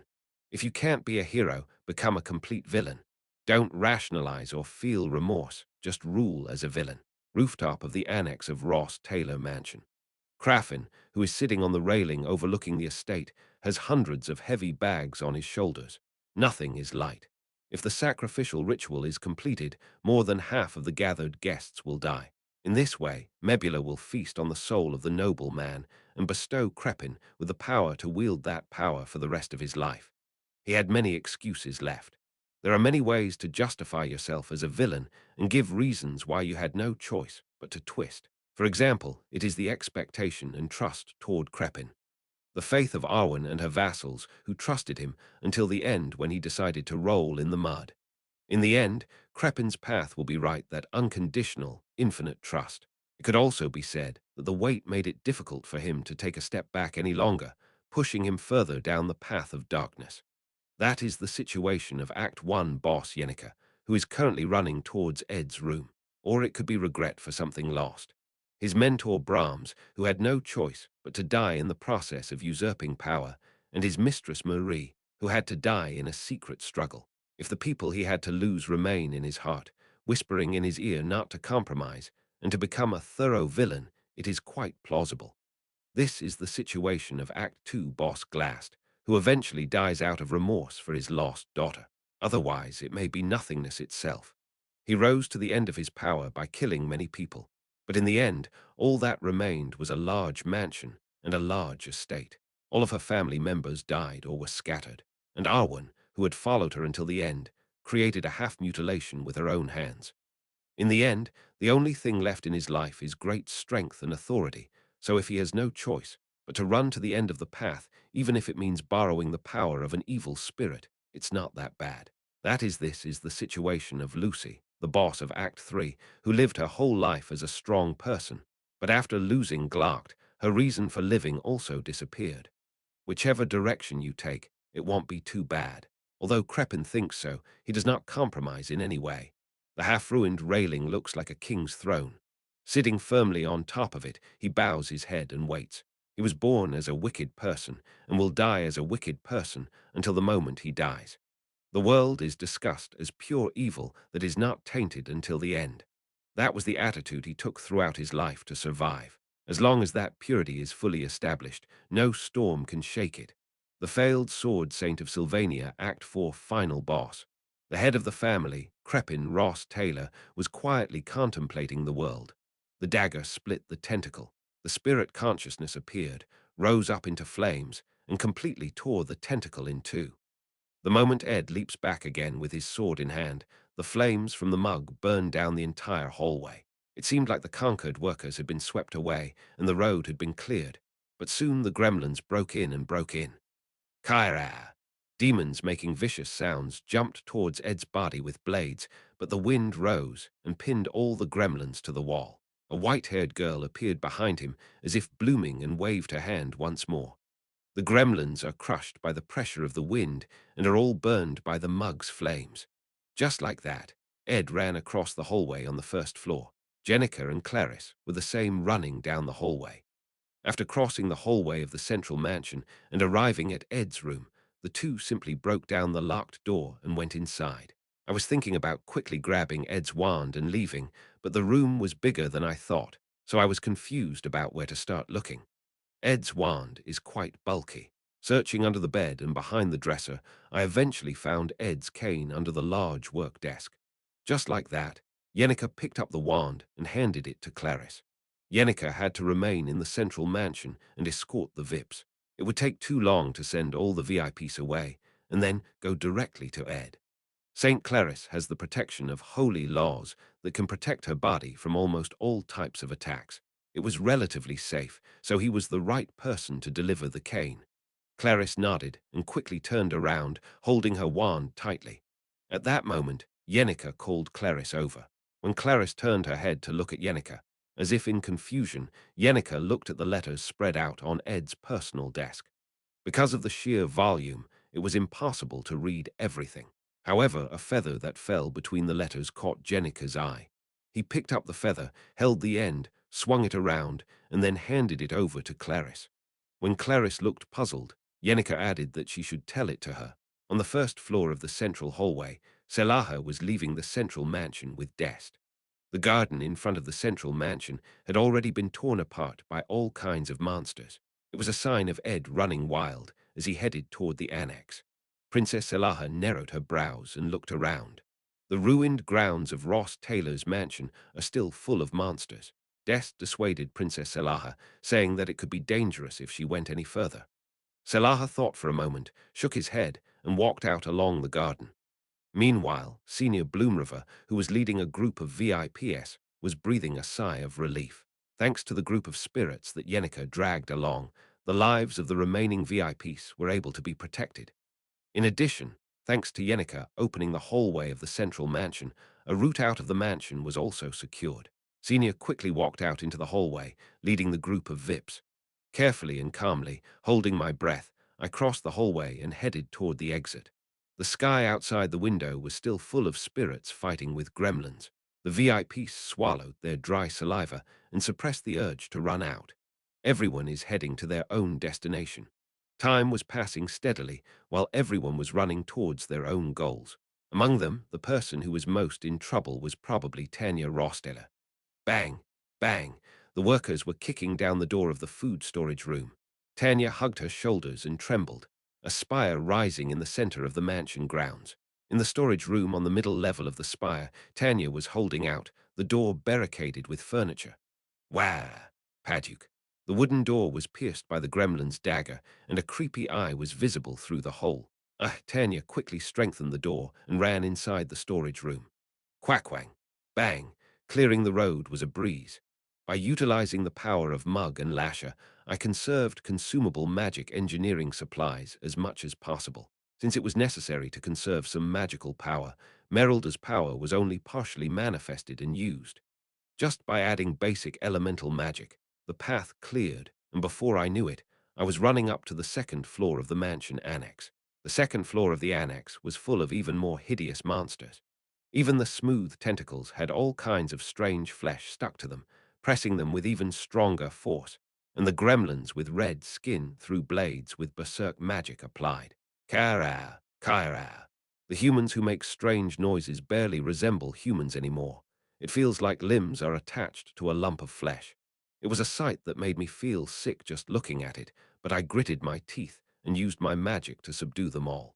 Master Ed, now that we've secured space on the stairs, let's go straight up. This fire candle mug will keep your rear in check.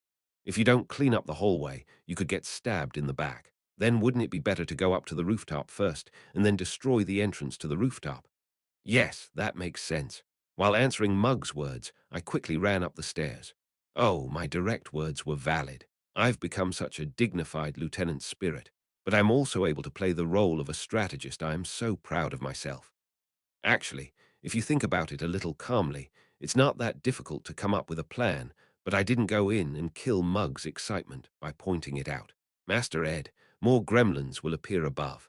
A calm lasher reported the situation above. I gathered more magical power and flew the wind blade. Crispy, Cassasasek.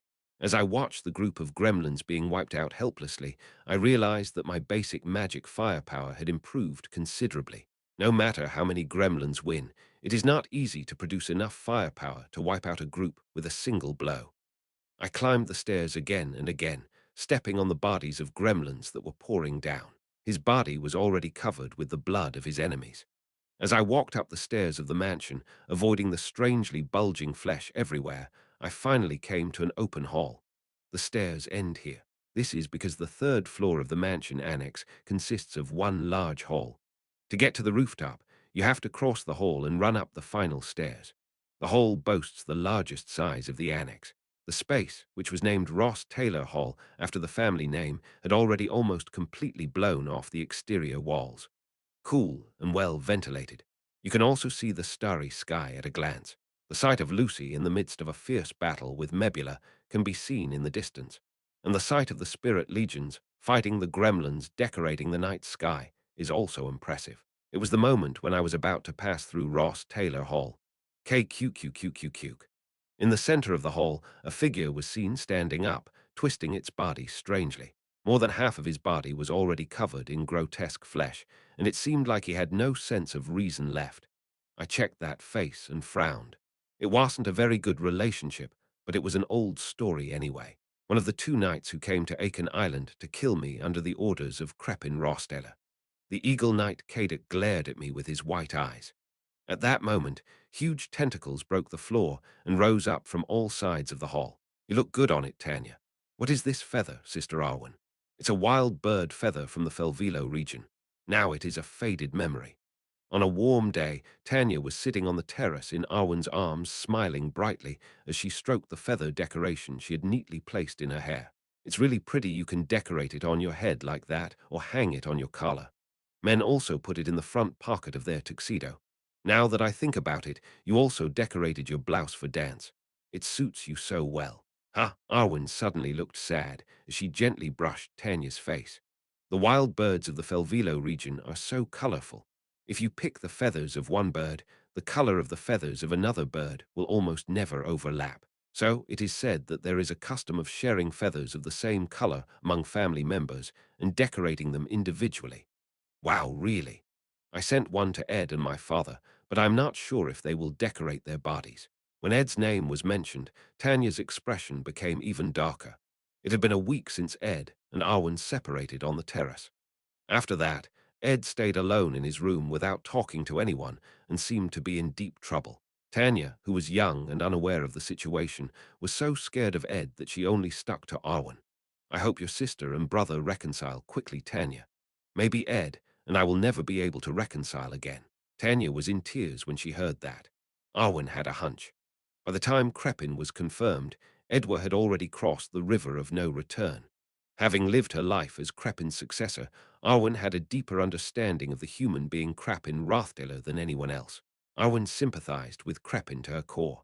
Perhaps Crepin Rathdale will exploit even Arwen herself to the limit. He is a man who uses all the means at his disposal. Even if Crepin viewed Arwen as nothing more than an outcast, Arwen was ready to affirm him as his daughter and family member. Arwen is that kind of person. Crepin's life is full of blood. It is a life in which he has established himself as a villain in order to hold on to that throne. He is a person who will live as a lonely evildoer until the day he dies without a single person who understands him. The only people who can support such a self-centered man are his family. If she is the only one who can understand his bloody path, she is willing to go to the end of darkness for him. However, Arwen could not force her own decision on her younger siblings. Ed, who separates, is also Arwen's beloved younger brother. We can't force him to make a sacrifice. Crepin is a poisonous species among poisonous species. If Arwen dies, or is no longer useful, its magical power will spread to Ed and Tanya. So no matter what happens, grit your teeth and endure. In order to carry out her own choice and protect her younger siblings who follow a different path, Arwen herself must never die. Tanya listened to me carefully. Arwen hugged Tanya tightly and spoke. My father always looks noble, but he is actually a lonely and pitiful person. I probably won't be understood by anyone in the world. Sister and Ed and Tanya, you are my younger sisters whom I love so much. Because I am greedy, I want to embrace everyone. Tanya could clearly feel the strength coming into the arms that were hugging her tightly. Whoa! Tanya suddenly came to her senses and raised her head. I was so out of it that I was resting against a shelf in the storage room. Boom, boom. The gremlin was still knocking on the storage door. Tanya went deeper into the storage room and opened the window. It was quite tall as it was on the central level of the spire.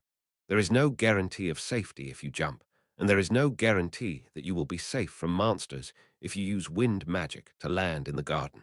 Tanya, who was looking out the window and feeling the wind blowing in the sky, swallowed dry saliva. Then suddenly I turned my gaze towards the annex. Ross Taylor Hall, where the exterior wall collapsed and the interior was exposed. The man standing there looked familiar. Tanya swallowed dry saliva, gathered her magic power, and stood on the window sill. My legs started shaking. Arak, Karog, Kwang Shuik. A human shape emerged from between the rising tentacles. The girl who came up from underground under the protection of tentacles looks familiar. One arm that shouldn't have been there is sticking out. The same goes for one leg. However, compared to the slender opposite limbs, it is quite bizarre. Rather than being flesh, it was closer to the shape of flesh being patched together. This was also Mebula's power. The flowing blonde hair is similar to Tanya and Ed's hair color. I've already seen it once from underground and came up. The girl who bloomed like a flower among the tentacles was holding a great sword with one hand. It is the great sword Daybreak of Dawn that was piercing the girl's body just moments ago, and on the back of his waist, he wears a sword about half the size horizontally. This is Condemn, one of the swords used by the first swordsman Luton. The girl jumped down from the tentacle and landed in the center of Ross Taylor Hall, and he cut off the head of the Eagle Knight Kaduk horizontally. Crispy, Kaduk's neck rolled on the floor a few times and then disappeared into ash. It was the same with the body. It happened in an instant. Mebula's power comes at the cost of mental pain, to the point where it would be better to die quickly. A slender girl standing in the moonlight in the center of Ross Taylor Hall stuck her great sword into the floor. Then he knelt down towards Kaduk, who was disappearing into ashes, and quietly put his hands together and prayed in the moonlight. Caddock has devoted himself as a vassal of the Rosteller family for a long time. Since this is all I can do for him, I will probably be severely punished in the afterlife. Sister Arwen, I have already let go of everything, Ed. I walked in the opposite direction from you. Even if I had to embrace all the sins of the world, I decided to affirm my lonely father until the end. Even if the end of the road leads to darkness. The girl kneeling and praying next to the great sword is strangely sacred, even though one of her limbs looks terrible. That's the conclusion I came to while living as Ross Taylor's successor, watching my father and being with you all. My father probably doesn't care. I'm just a throwaway horse and a scapegoat to be exploited. Still, I decided to affirm my father until the end. Otherwise, my father would die in loneliness until the end. Arwen stood up again. That's why I can't pass from now on. For your father's sake, and for yours. Magical energy enveloped her body, and strength came into her body. Wearing various auxiliary magic, I slowly raise my upper body. With one hand, he picks up the huge greatsword Daybreak of Dawn, and with the other hand he pulls out Luden's holy sword, Condemn. These are two swords that symbolize the time when he lived as the glorious successor to Rosteller. Go back. The Rosteller family is over. Now live your life. I will be here to share the end. The failed swordsman of Sylvania, he is a person whose existence was not even known in the official history. It cannot be seen anywhere, either as a boss or as a hidden boss. Finally, as Ed Rothtaler, I feel like I have faced my destiny as a member of this damn world. A girl standing blocking the road. The forgotten heir, Arwen Rothtaler. She was bathed in moonlight in the center of the hall, with her bright eyes straight open. Chapter 156 Crepin Subjugation Battle 7 Valid. Bang! The sword rolled on the floor. Ross Taylor Hall on the third floor of the Ross Taylor Mansion Annex. Ed is standing upright amidst all the luxurious decorations. He does not yet have a reliable physique, and his behavior is immature. It hasn't been long since the baptism ceremony, so it's still young. Even so, it is admirable that he is trying to control his body and show off his sturdy appearance as a member of the Ross Taylor family. Ross Taylor Hall, which is used as an event hall and as a practice sparring hall between nobles in peacetime, is also a place where many famous duels took place throughout history. In this space, where many famous warriors held duels, young Arwen and Ed would practice sparring. As they clashed swords, exchanged swords, and sweated profusely, they were able to shake off the stress of the weight of being the heir. However, their levels are quite different. As expected, you are my sister. Ed in the memory smiles sheepishly as he looks at the fallen sword. Arwen swung her sword in the air once and took it away. And I tell Ed, I said my skills have improved a lot. I think he'll be able to get into proper posture in just a little while. Well, I don't think I have any talent for swordsmanship. Magic isn't that good at all, so I am in a really mixed mood, and I am worried a lot. Arwen encourages him as he puts his greatsword away. We still have a lot of time left, and we were born into the blessed status of being descendants of the Ross Taylor family. There is fertile nourishment, so if you put in the appropriate effort, you will definitely see results. When Arwen said those words with a kind face, Ed also picked up the knife and cleaned it up, laughing. Thank you for saying that. Arwen and Ed look at each other and smile. Ross Taylor Estate has a peaceful and beautiful atmosphere as if blessed by God. The warm sunlight seeped into Ross Taylor Hall, an annex to the mansion. As the warmth of the day settles in, I see Ed deep in thought, swinging his sword around. Arwen gently closed her eyes and felt the peaceful warmth of early spring for a moment. Almost all of the exterior walls of Ross Taylor Hall have been blown away, so it can no longer be called a hall. It's like a terrace. Strange flesh is writhing and covering the remains of the building, and the sky is filled with the magic circle of Mebula and Lucy. The sounds of battle between gremlins and spirits filled the grounds of the mansion, and occasionally the screams of people hit by the gremlin's blade could be heard. And Ed Rothtaler is standing in front of Arwen when she opens her eyes. A tailcoat covered in blood and a dagger held in reverse. A bat spirit and a lion spirit standing around him. A mana quantity that has become so vast that it cannot be compared to before. A body that has become noticeably more muscular and cool-headed eyes. The energy flowing from his body was enough for Arwen to realize. Ed has no intention of going back. It's a mountain I am determined to climb through. Therefore, Arwen also took a fighting stance. Grasp. Ed kicked the floor and jumped.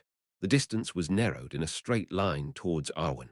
Arwen uses close combat using two great swords. Arwen, who did not think that she would close the distance, quickly raised the condemnation in her left hand. However, just before entering the intersection, Ed skidded on the ground and came to an abrupt stop. It was just out of range of the sword.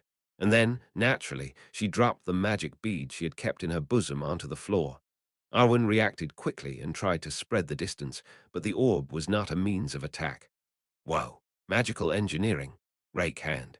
It was a magical engineering product that could temporarily pull surrounding objects towards itself. Although there was a limit to its output, it was a good tool to confuse opponents in close combat due to its fast activation speed. Magical power emanated from the orb, and in an instant, the condemnation that Arwen was holding began to be dragged away. Arwen's posture collapsed, and her body was pulled in Ed's direction. However, narrowing the distance was also something Arwen was thankful for. As it is, Arwen's auxiliary magics begin to exert their power in an instant. A greatsword the size of his body, Day of Dawn, was given a lightweight magic. Just like that, Arwen picked up the great sword, and with the inertia of being dragged by the claw hand, struck the sword where Ed was. Quang! A level where you can turn lightweight magic on and off at will while swinging a great sword. Arwen's use of magical power had already reached a significant level. As he cancelled the lightweight magic and hit the floor with its weight, dust rose up and momentarily obscured his vision. However, Arwen, who swung the sword, could tell. Ed was already out of range. He caught the moment he swung and took a big leap backwards. Then why did you narrow the distance in the first place? The moment that question arose, a dagger stuck in the ground caught my eye through the dust. It is a ceremonial dagger used at Ross Taylor Mansion. On the surface of the sword that Ed had been using ever since the day he was first kicked out of Arfle's Hall, there was a spirit symbol engraved in neat handwriting. This is Bang. Before the spirit formula could be deciphered, a large explosion occurred first. I succeeded in protecting my body by quickly manifesting the defensive magic imprinted on Day of Dawn, but Quang. Next, the mid-level fire magic one-point explosion hit Arwen's solar plexus. Arwen, who was hit directly and fell, barely managed to support herself by sticking her great sword into the floor. A stream of fresh blood flowed out. When the smoke clears, Ed, covered in blood, stands silently beyond it. You have become much more skilled. Arwen stood up again, supporting the weight of her body with her great sword. It is suicidal for a wizard to close the distance to a warrior as soon as the battle begins. However, Ed casually narrowed the distance, embarrassed the opponent, brought him back into the area, and then widened the distance again. He looked like an expert who took the fight at his own pace, completely trampling on the sense of distance that ordinary warriors have. With just one sum, Arwen recognized that Ed had grown incomparably compared to before. The Ed of those days of sword sparring at Ross Taylor Hall is no longer there. Grasp. This time, Arwen kicked the floor and leapt. The weight reduction magic that appeared momentarily eliminated the weight of the great sword.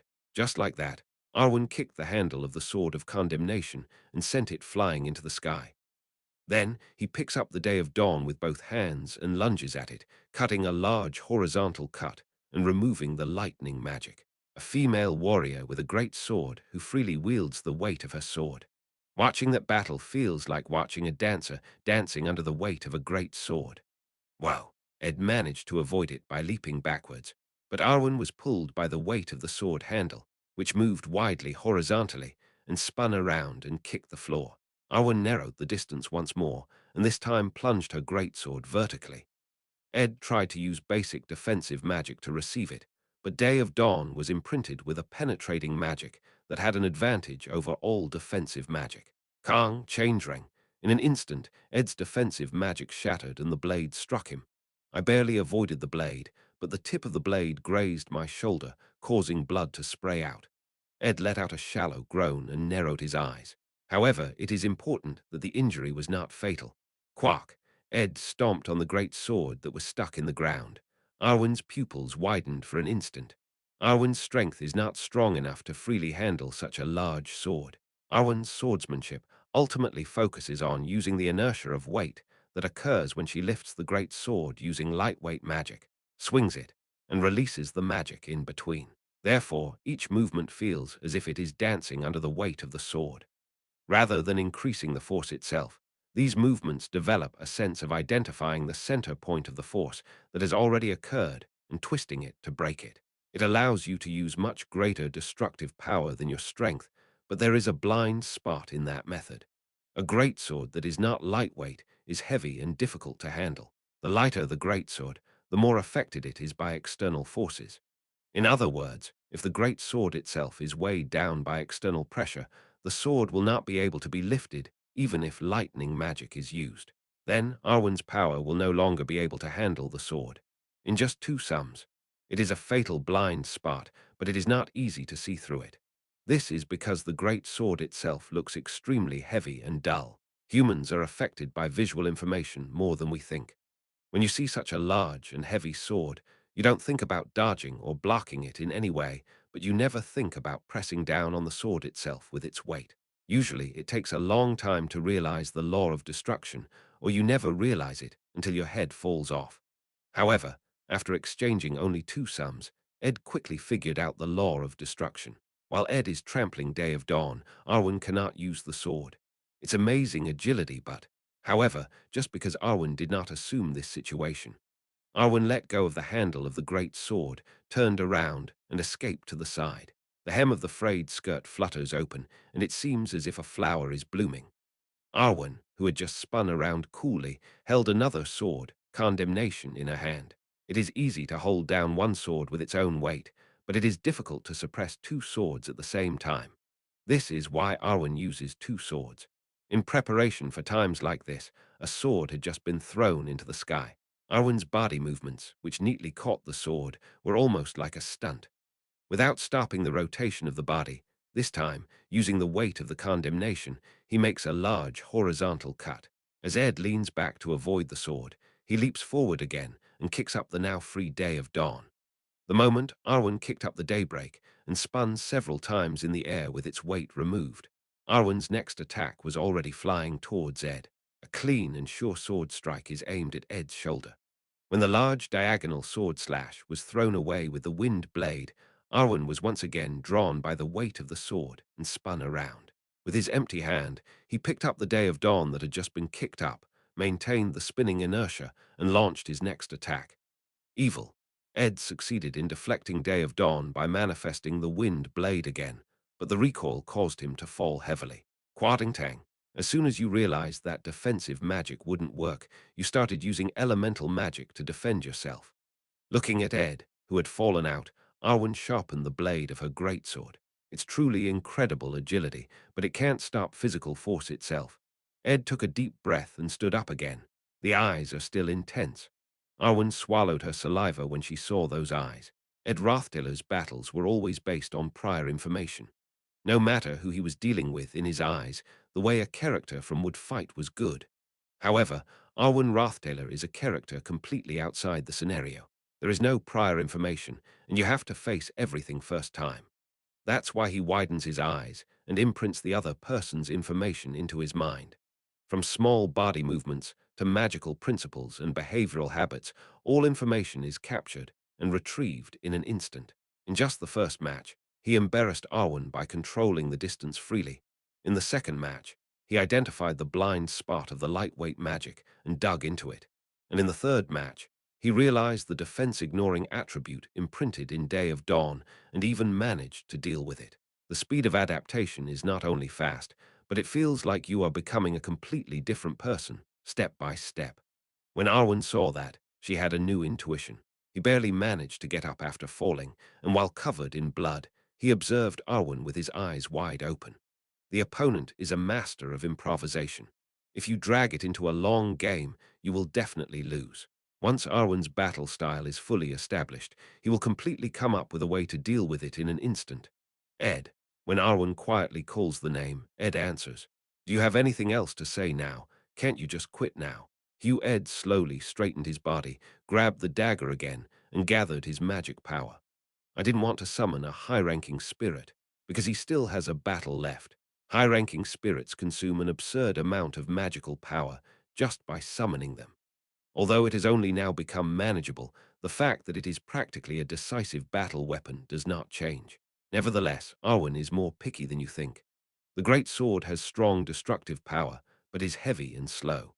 I realized once again how senseless it was to use a fighting method that breaks the obvious principles and quickly fires attacks with the destructive power of a great sword, like a dagger. If necessary, even high-ranking spirits must be brought out.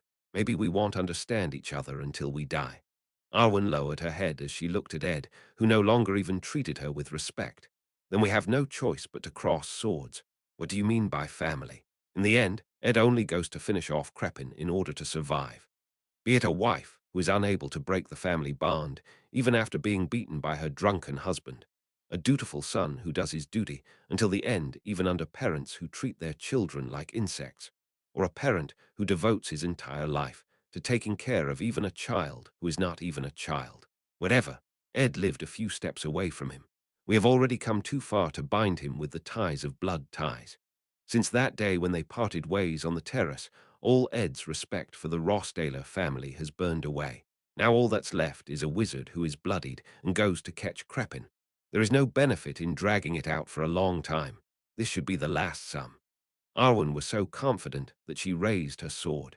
Ed had already jumped out of his seat and rushed towards me. The passage of time is slow. The image of Ed roaring and closing the distance is imprinted in Arwen's eyes.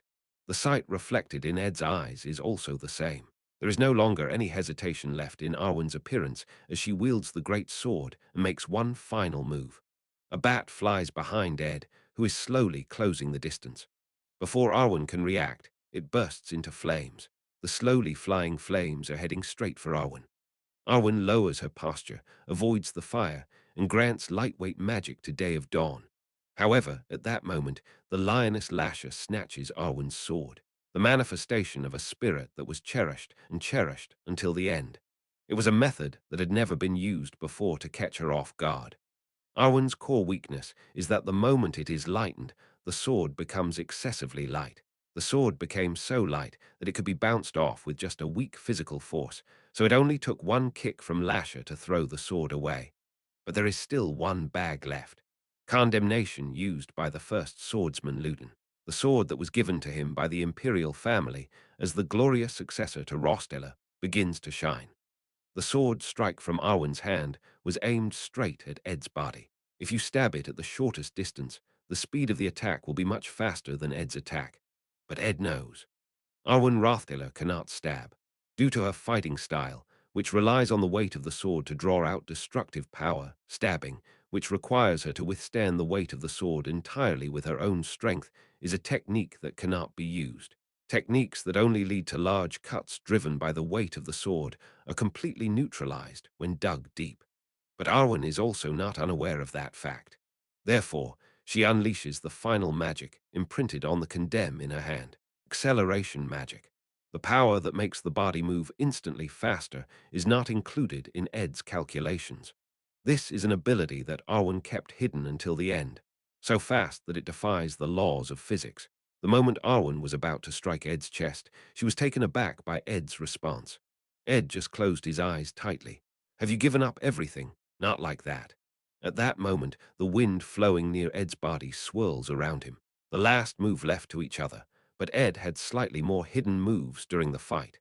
Blessing of the storm that completely neutralizes attacks beyond recognition. As the wind rose, Arwen's sword was thrown away and her body was lifted, leaving Arwen incapacitated. The moment Ed grabbed the dagger and tried to stab the gap, Arwen also took the optimal action in an instant. I clenched my teeth as if they were going to break, and clenched my hand, holding the handle of the great sword tightly. Using the weight of the great sword with the lightning magic removed, he pulls down the handle and somehow succeeds in blocking Ed's blow. With this, the final sum that catches each other off guard returns to a completely even state. Let's finish now. It feels like that kind of conversation took place. It was the moment when they struck the final blow against each other in a posture that regained stability in the air. One-on-one combat, a variable that destroyed all the major premises, struck the two. Quara, wara. The wind blew again. There is a girl who lands between the two, somehow controlling the unstable wind magic. The blonde hair fluttering against the background of the night sky is infinitely similar to Arwen's color, and the sharp eyes are similar to Ed's. The girl who landed from the central spire to Rossdaler Hall, where the ceiling was broken, in one go was a variable that neither Arwen nor Ed could account for. Tanya's expression can be seen as time slows down. It looks like he's crying, angry, or embarrassed. Too much information is flooding into the girl's head. The Lowe's Taylor estate suddenly went into an uproar. Broken mansion annex. Arwen is alive with a bizarre appearance. Ed climbs the annex after becoming bloodless. And the battle between the two. Her hand, which appeared between two people exchanging the last word in an urgent situation where they knew nothing and did not know how to judge, still had a slight amount of magic remaining. Just once, it is possible to create wind magic weakly but reliably. Arwen and Ed. A single hit from both of them will destroy all defenses. Between the two, Tanya's eyes turned to Arwen, who had always looked after her with kindness. The image of my older sister, whom I cannot help but love, comes into view.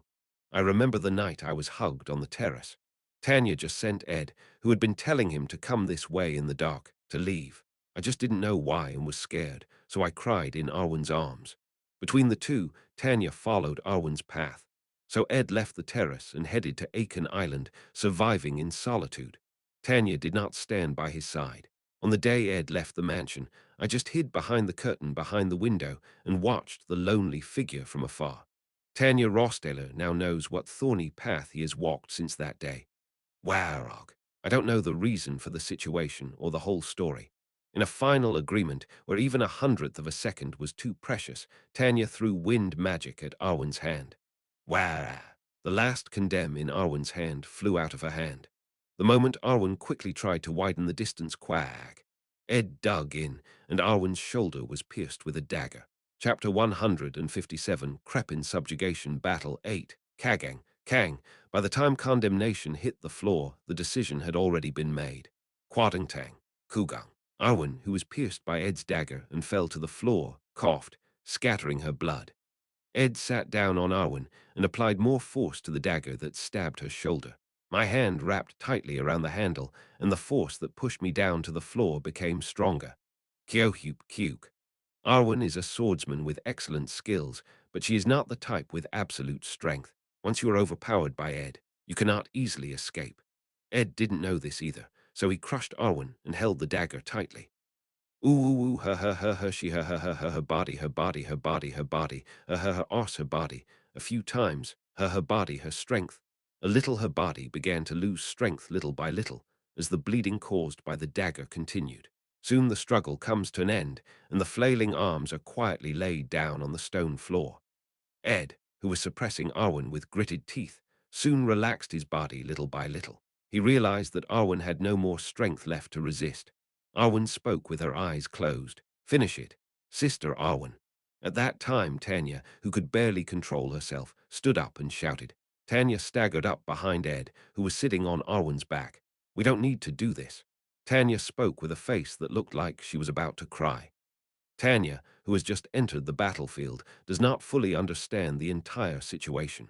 Nevertheless, even though her appearance had changed grotesquely, she could clearly see that the girl in front of her was Arwen, who had hugged and cared for her in the past. I don't know what happened, but Tanya was one of the people who had seen Arwen closest. She is a girl who has been praised as being more suitable than anyone else to be the successor to the Ross Taylor family, and she is probably someone who understands Crepin's deepest thoughts. As he was the first designated successor, it was highly likely that Crepin also communicated with Arwen without hesitation, without hiding his true feelings. If so, he is the person who would have understood the darkness inside Crepin faster than anyone else. Still, Arwen did not deny him. Tanya couldn't believe it. We can do it all again. Let's just talk about it first. One thing is certain, Arwen spoke clearly even though she was holding back blood. When my body is free, I will raise my sword again. Of my own will. There's no reason to do that. Tanya ran crying and saw Arwen and talked to her.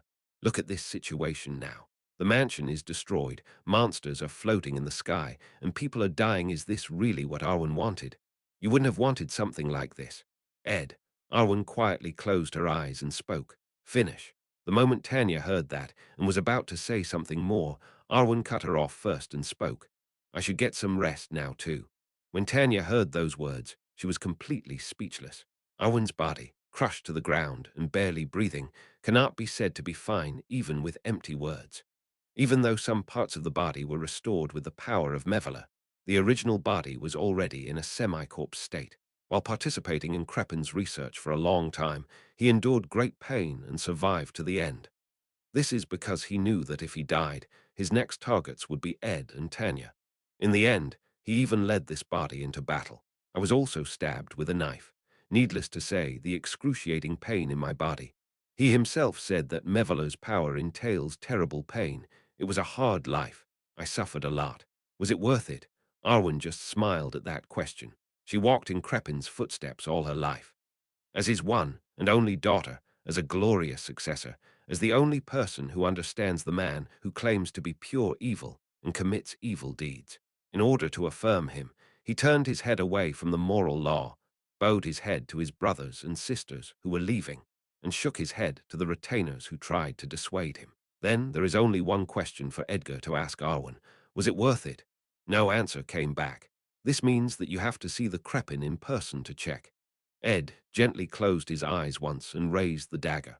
It is a ceremonial dagger used in various ceremonial events at the Ross Taylor mansion. This is one of the few tools Ed had with him when he first started living in the wild. The dagger blade that went through all the hardships shown in the moonlight. It was the end of someone's long journey. After entering the territory and running as hard as I could for a while, the mansion site finally started to get closer.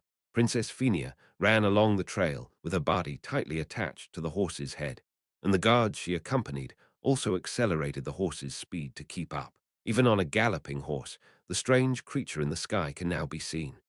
The eyeball monster covered in grotesque chunks of flesh clearly looked like Mebula, the evil god who ruled the mythical era.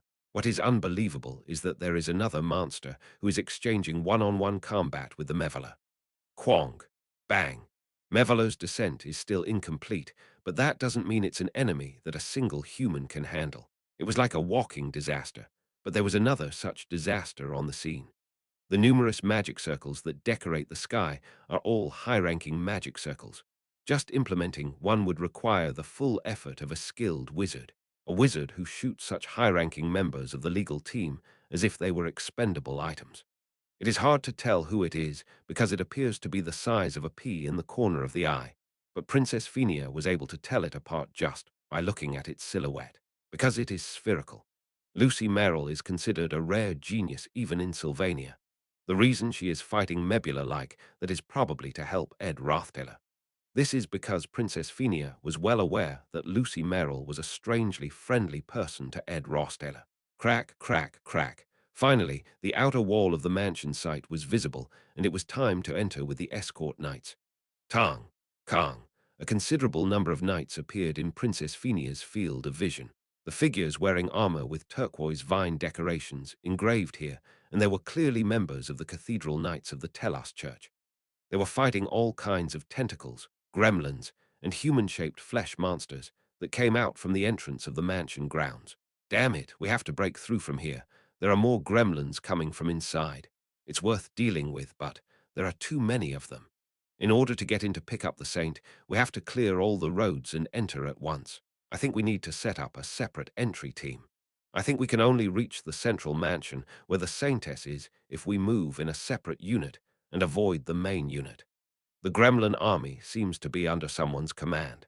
Only enough troops are deployed to subdue a target moving alone, but a huge number of troops are mobilized against a huge army. Plus, the entrance is too narrow. Once you enter and find an open space, you will be able to disperse the enemy's troops by moving as a separate unit.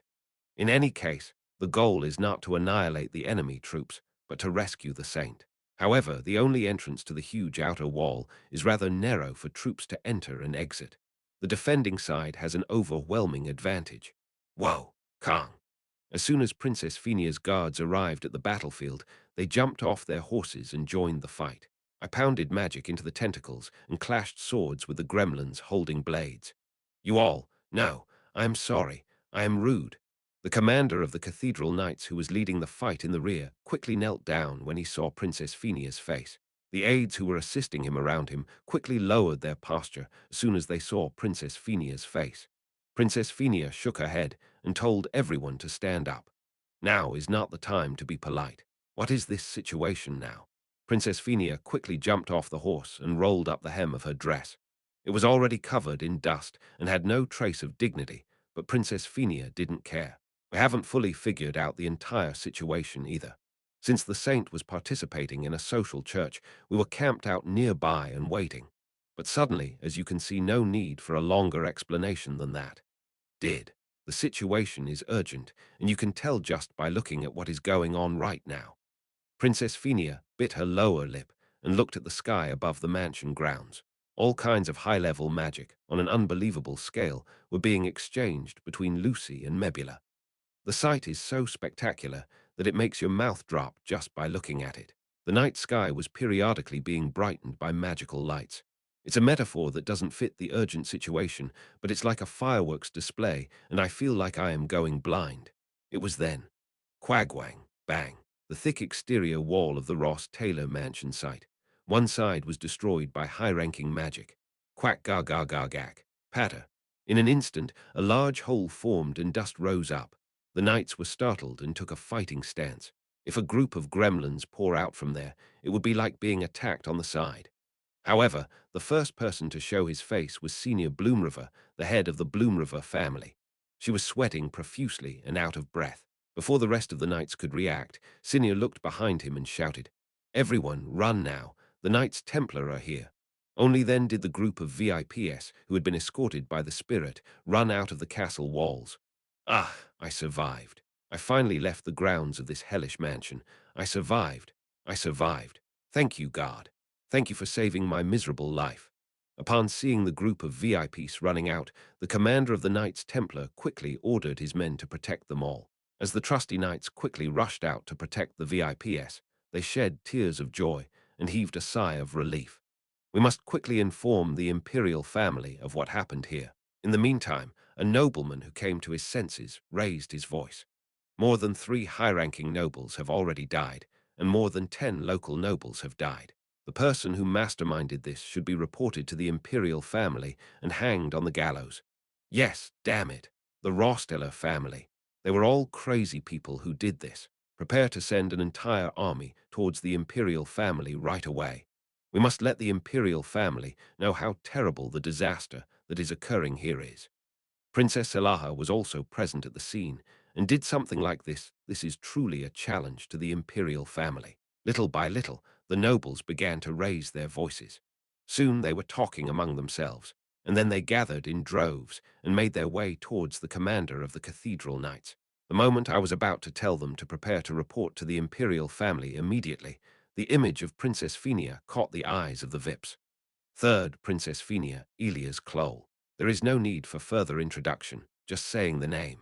Among the royal family whom all nobles looked up to, she was the girl whose name was most widely known. Princess Pephenia, Princess Phenia, why? No, not in a place like this. Color began to appear on the faces of the nobles.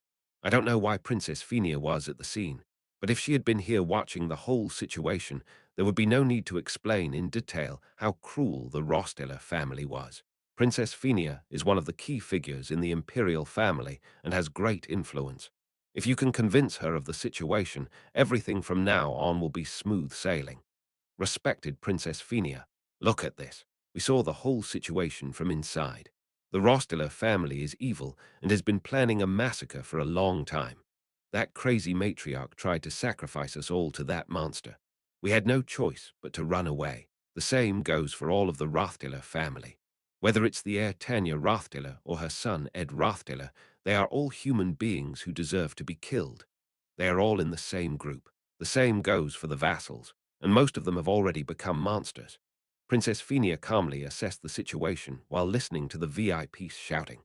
The person who is biding his time against Mebula floating in the sky is clearly Lucy Merrill, who has joined Ed's side. In that case, Princess Phenia believes that at least Ed is not joining Crepin. Rather, it is correct to see the situation as standing at opposite points. Otherwise, there would be no reason for Lucy to stop that huge monster. Princess Phenia, who quickly assessed the situation, was about to evacuate the VIPs to a safe place. A few manifested spirits flew in and flew towards the broken outer wall, the huge spirit army that covers the sky. As well as the flying spirits, it is not common in the world for an elementalist to be able to handle that number of spirits. The spirits that had hovered in the surrounding sky several times were flying towards the hole in the broken outer wall again, as if they had finished checking and were entering the grounds of the mansion. Before anyone could stop her, Princess Phenia jumped on her horse and quickly drove towards the broken outer wall. What, Princess Phenia? The knights were so shocked that they could not react. After all, who in the world would dare enter the grounds of that hellish mansion? However, Princess Phenia kicked off her horse and ran after the spirit. After jumping over the broken remains of the outer wall and running along the wall outside the mansion site for a while, the spirit's destination was finally visible. The sparrow perched on the tip of the girl's finger chirped something, flapping its wings a few times. It's like a subordinate reporting everything he saw. What Princess Phenia saw beyond the broken outer wall was the appearance of a girl who escorted the VIPs and rescued them all to the outside. It is clear that he commanded the spirit's army and contributed to reducing casualties as much as possible. That's because that girl is covering up all the gremlins that are flocking around her. He single-handedly saved dozens of high-ranking nobles. That in itself was a great achievement, enough to receive not only an imperial commendation, but even a minor title. But the girl didn't seem to care about that at all. To begin with, he barely showed up in front of people. On the contrary, he looks very busy.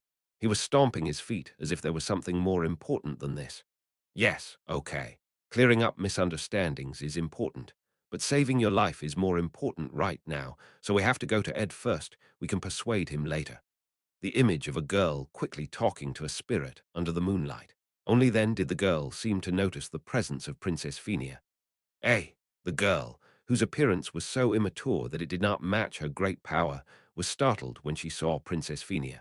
He must have chewed his tongue, tears streaming down his face, and he was flailing his arms and seemed embarrassed because he didn't know what to say. You protected the distinguished guests, Yenica Palova. I just did what Ed asked. Now I have to get to Ed. Yenica didn't explain at length either. Although we succeeded in minimizing human casualties, we have not yet completely foiled Crepin's plans. The most important thing is to catch the Crepins. He is the mastermind behind all of this and is the mediator in the descent of the evil god Mebula. Ed Ross Taylor. Princess, you must not listen to those distinguished guests.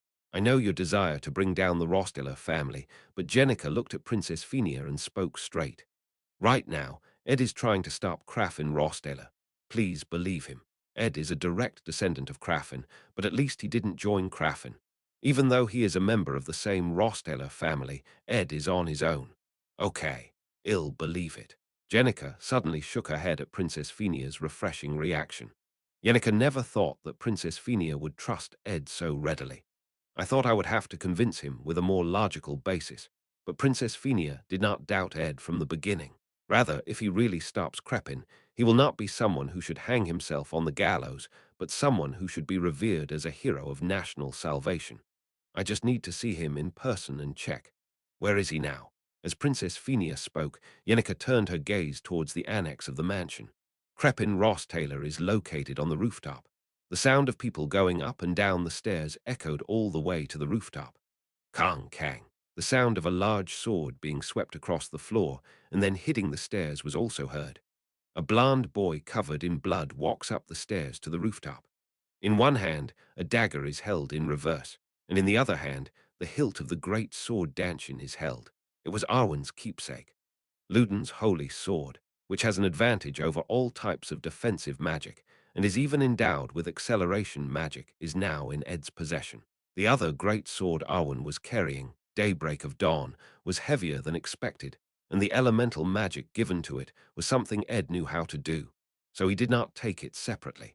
To begin with, Ed has never trained in swordsmanship or anything like that. So even if you carry a great sword, no matter how powerful it is, you cannot fully utilize its abilities. Kang Kang. However, there was another reason why he took the sword. As you climb the stairs, the sound of a sword hitting each step of the stairs echoes repeatedly through the rooftop. Crepin Rosteller has a hunch. Ed Rosteller is coming. All respect for the family has burned away, and a monster covered in blood has come to hunt Crepin.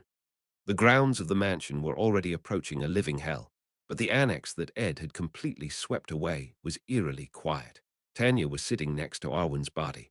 He was holding Arwen's hand as it grew cold and burying his face in her shoulder. Ed went up to the rooftop alone, leaving Mug as his escort to help Tanya gather her composure. Kang, Kang. The sound of the blade of the great sword hitting the stairs slowly ends and changes back to the sound of it being dragged on the roof floor. It reached the rooftop. A boy covered in blood walks under the open sky. I glared at Crepin, who was sitting quietly on the broken railing, holding the great sword dragging on the floor. Crepin immediately recognized the identity of the great sword in Ed's hand. You're here. Ed does not respond to Crepin's words. He simply took out the great sword of Arwen he had brought with him and slammed it into the floor. Sigh. The great sword stuck on the floor was soaked in blood. The reason I brought this sword was to clearly show who I cut down to get up here. In the end, the path Ed has always walked is a thorny path. Crepin didn't know that either. Crepin quietly rose from the railing that was spread out like a throne. The temple for sacrificial offerings is still in operation. Although it is far from completion, the target is already clearly aimed at the nobles. The VIPs may not know that the magic gun is pointed at them at this very moment. It's been a long journey. Crepin speaks quietly. Let us finish now. Ed stood next to the great sword stuck in the ground and quietly raised his head. This is where the relationship with the disjointed Ross Taylor family ends. He quietly lowers his head and prepares to do his best. He draws out all the magic power in his body and glares at Crepin with intense eyes between his blood-covered face. The wind blows. The wind that rises like a whirlpool on the roof of the Ross Taylor Mansion Annex revolves around Ed. As soon as the rising wind died down, a huge wolf howl rang out. Or Merylda's cries cut through the night sky of the Ross Taylor Mansion. It can be seen at a glance from anywhere on the Ross Taylor Mansion grounds. A huge wolf, which was overwhelming just to look at, let out a growling sound from the roof of the annex. Chapter 158 Crepin Subjugation Battle 9. I have killed someone before. Now it's a new story. As Ed Rothtaler, it's been a while since I started struggling to survive in this gloomy world.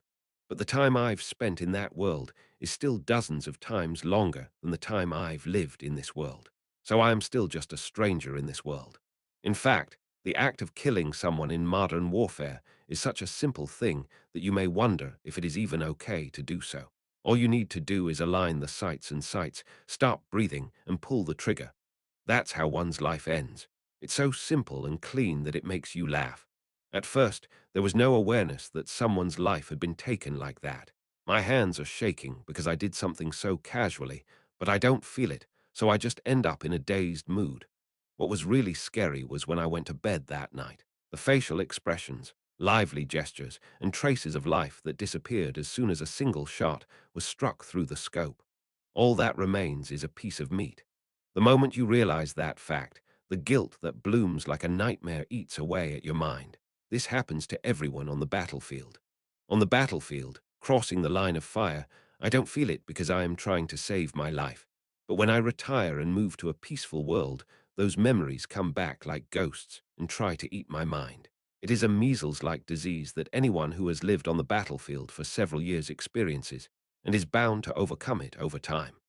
I also suffered from severe measles once, but I soon got over it, got myself together, met friends, joked, watched movies, and played games, and my way of thinking became brighter.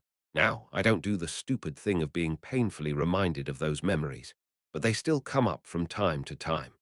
The feeling of guilt that comes after killing someone for the first time is a disaster that strikes everyone equally. This is especially true in wartime situations. It is common to mentally escape from having no choice but to kill the other person. Because in order for me to live, I had to kill the other person. That's right, it can happen. Mental escape is something everyone does, and it was the same for me. Since the officers all understand this fact, one can gauge the fighting spirit just by looking at the faces of the soldiers as they rationalize little by little. The problem is those who have gone astray in the other direction. Perhaps these are the types I was most wary of and stayed away from, because I thought that if I let my guard down, I could end up like that too. If you run away because you had no choice, that's possible. However, those who rationalize by saying, I used to be this kind of guy, are the truly dangerous ones. I actually enjoy killing. He is a human being who feels pleasure in killing and stealing from someone. So there is no such thing as guilt. I have no intention of being understood. If you say that and run away from guilt, you will eventually start to think that you are a huge, pure evil. After wandering around the battlefield for several years, free from the guilt that eats away at your mind, you become a monster and retire. If things go well, they get a job in the defense or security industry and manage to live a social life at a level where they are treated as idiots. But if things go wrong, they end up smuggling guns or hanging out in gangs and dying with a bullet lodged in their chin. Looking at those words, the experience of being on the verge of becoming such a madman comes back to me, and I get goosebumps all over my back. That's why I fought against my guilt until the end. As I lived like that, I became a person who neither carelessly tried to take responsibility for someone nor tried to save someone in danger for no reason. I just didn't want to deal with the heartache of failure. That's such a ridiculous reason. Still, I think it is a reasonable direction in its own way. Those who have gone astray are not just homicidal maniacs who enjoy killing and go crazy. They are just cowards who ran away because they couldn't bear the burden of guilt and then went crazy. That's why there was a question I always wanted to ask my children who went astray. Do you still have that feeling you had when you killed your first person? Push. It sounded like blood leaking. The evil spirit seal imprinted on Crepin's left hand began to turn red. The leaking blood fills the gap in the seal, and an ominous magical energy begins to bloom. Soon, the magical energy enveloped Crepin's entire hand, and the vast energy transformed his entire left forearm into an unpleasant lump of flesh. Scream, and a few tentacles sprout from his left hand and wrap around him. Although the Crepin still has a human form, if you only look at its left hand, it is no different from a monster. In his right hand, he held a longsword with the family seal engraved on it. Unlike his left hand, which had changed into an unpleasant form, it was still in good condition. I feel powerful. Crepin spoke in a polite tone. I've always wanted this kind of power. The magic of immortality is just around the corner. After saying that, he clenched his grotesque left hand tightly. At that moment, the protection of the storm disappeared. I couldn't even feel the magic power. The pressure around me was gathered and compressed in a quick moment that was difficult to even perceive. The trouble of deliberately waiting for the reactivation time of the storm's protection was in vain. However, it has become clear that we must never let down our guard. You cannot avoid Crepin's attacks by moving in response to magical power. It was the same but there was a fairly large gap between hearing the explanation in-game and actually dealing with it. I had to look only at the actual movements and predict what moves the opponent would use to avoid them. It's similar to the idea of dodging bullets by looking at the direction of the gun, so it may seem possible in words, but it's impossible to do in person. But you can't stop trying just because it's impossible. I have already reached the top of this hell. Either catch Crepin or I die. Since you've reached one of two situations, don't act hastily or be overly cautious.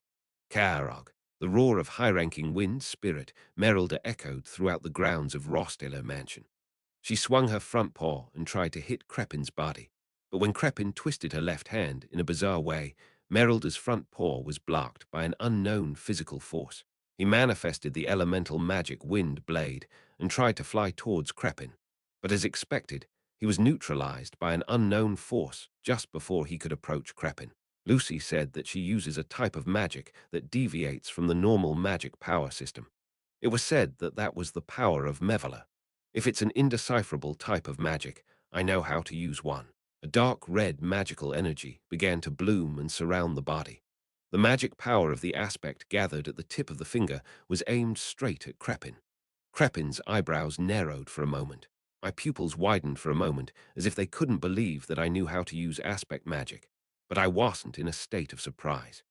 Forced gathering the power of aspect magic that surpasses all compatibility relationships is a power that is impossible to deal with, similar to Mevala's magic power. It was difficult to think that only Crepin could use the power to overturn the odds. In an instant, the Crepin's body is pulled in front of me. When I came to my senses, I saw that my dagger was in front of my face, but the tentacle grabbed my arm at an unbelievable speed. Grinding, I gritted my teeth and pulled my hand. There were about 5 or 6 tentacles extending from his left arm.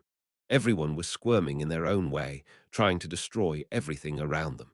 I turned my body with all my strength and rolled towards the great sword stuck in the ground. In the process, he brought the tentacle to the blade of the great sword and cut it down, shaking off the remaining debris and slime. The tentacle's reflexes are truly unbelievable. Victory in close combat cannot be guaranteed. It was truly an aspect magic that struck suddenly and without warning, but the fact that they were able to deal with it to this extent is astounding. I gathered myself again and glared straight at Crepin. The battle pattern of Crepin Rostaler, who was half awakened, was always like this. Close combat is handled with tentacles extending from the left hand, and long-distance combat is handled with magic, using the magic power of the evil god. The general strategy was to move back and forth from a distance somewhere in the middle, and then respond by engaging in close combat the moment magic was used. If you have that sense of distance, you can read Crepin's response. When fighting using tentacles, even though close combat is infinitely powerful, the reflexes cannot be developed at that level at the moment of magic power. Just take advantage of that gap. Hugh Crepin let out a long sigh and soon relaxed his body. Then, little by little, his body began to float in the air. It announces the start of a full-scale battle. The sky above the mansion where the battle between Mebula and Lucy is in full swing. Little by little, his body floats more and more against the background of all kinds of dharmas that appear and disappear. His collar, floating in the air like a ghost, flutters in the wind blowing across the rooftop. My son, Ed Rostaler, has always been a coward. Crepin knew everything. There is also the fact that Ed Rostaler was able to see through Crepin's dark intentions, but was unable to rebel against him in the end. He had no ambition, and only thought about living with his family and vassals. I wonder what it would be like as the eldest son of a noble family, but for my son, he had an excellent temperament. Useless ambition is not helpful. At that moment, Crepin's distance narrowed significantly, and he held out his long sword. Even if it is a simple stab, it becomes a threatening surprise attack due to the movements of the body floating around thanks to Mebula's magic power. Sigh, as I dodged by leaping backwards, my longsword hit the ground with nowhere to go. It's not impossible to understand that he ran away to Sylvania, but I never thought he would use the princess to make a plan to get excommunicated. I never thought he was that meticulous, so when I heard he was alive, I was skeptical. He wasn't the type of person who would survive like that. There. Isn't that the one who sent Kaduk and Nox to kill me in the first place? No, I'm not talking about that time. Crepin is vaguely aware that I am a separate person from Ed Rostaler. It's not something you can't understand, but it was strange to make such a conclusion. This is because there is no clear evidence. Crepin explained the reason clearly. It's already been more than a year and a half since I sent you the letter informing you that I had excommunicated you. Crepin Rosteller's letter notifying his excommunication. It was the first document I checked after coming to this world, and it was the only medium through which I was able to understand the entire situation after being kicked out of Offaly's Hall. For me, it was a letter that was the starting point of all stories, and it was a notification that announced the beginning of this terrible period of survival. The reply my son sent before he was kicked out of Offaly's Hall, you don't know. I beg your pardon. Now this is a story that is completely unprecedented. If he had responded to that letter, it was clearly not me but Ed Rosteller before I was possessed. What Crepin said next was completely unexpected. He wrote to me in detail about how he felt about ending his life, saying he no longer felt any reason to live, although he didn't necessarily tell Tanya. At those words, I took a deep breath. Ed Rothtaler abandoned all of his family's prestige and ran away, only to realize that he had no place in the world anymore. He was lost in endless emptiness and stared at the bachelor outside the window, in a quiet room. Now we have to be kicked out soon. A life penniless and forced to survive alone in a cruel world. The only future left for him is darkness. The path he eventually chose after sitting alone in a quiet room, this is the end of the journey of life. There are many ways to do this in a quiet and secluded room. All you need is a long piece of twine and a chair that you can kick over. From what I remember, Ed Ross Taylor appears briefly in the ending credits. It wasn't a very nice thing to say, but I remember being able to survive anyway. the difference between my memories and this reality. Ed Rosteler clearly intended to end his life that day, but even that failed. Even his death did not go as planned. Why? What could be the reason for this is, to be honest, I was very surprised. Bellmeyer. The day I was kicked out of Arfleys Hall, I felt like they were taking strangely good care of me, even though I had a reputation for being nothing short of an asshole. I thought he was just an unbiased person who was doing his duty as a maid at Arfleys building. But still, I never thought he was living like this when he left Arfleys Hall. He looked really lost in the world, so he left school like that. I thought so. Anyway, I'm glad you're doing well. The meaning contained in each line of her lines feels completely new. He spoke to me as if he was relieved to see that I had become much healthier and more enterprising since then. For some reason, he kept the topic businesslike and didn't try to go against my feelings. Whenever he had time, he would come to the camp to check on me and help me if there was anything he could do. I realized this from the way he treated me so strangely well. Bellmeyer, the maid who was in charge of Ed Rosteler, witnessed the moment when he made an extreme choice and stopped him. Only then did I feel like I could see why I had entered this world, as all of Bellmeyer's unnatural behavior flow came together like puzzle pieces. Ed Rosteler, who had lost all will to survive, no longer wanted to endure a life filled with darkness. I took over the life he abandoned. Phew! Was he aiming for an opportunity where the flow of thoughts was running wild? The Crepin's blade pierced my shoulder. It was a speed that was difficult to even recognize because no magic power was felt. As the pain surges, I see Crepin smiling darkly in front of me. My body, which had already reached its limit, screamed, and I felt myself gradually losing consciousness. A huge wind surrounded the annex of the mansion. Everyone who gathered at the mansion grounds could see the scene with their own eyes. A man is fighting an ominous energy beyond that rooftop. The night sky of the mansion, where a giant wolf roars and runs wild, and all kinds of high-ranking magic comes and goes, is bright. When I close my eyes there, it feels like I am sitting facing a mirror in a pure white space. Bring a wooden chair and sit down in front of a large mirror that reflects your entire body at once. Then, in the mirror, a blonde-haired man sitting with his hands clasped together with a serious expression will look straight at me. A mirror reflects everything in the world equally, but sometimes it feels like something inside is peeking through. The blonde man in the mirror image will be looking straight at me with a somewhat unfamiliar gaze. Ed Rosteler glares at me. These are the eyes that look back on a life in which all one could do was run away, without even being able to properly fight against the enormous injustice that was attacking them. He had too much work to do right now. If I was kicked out of Arfleys Hall, I had to find a place to live right away.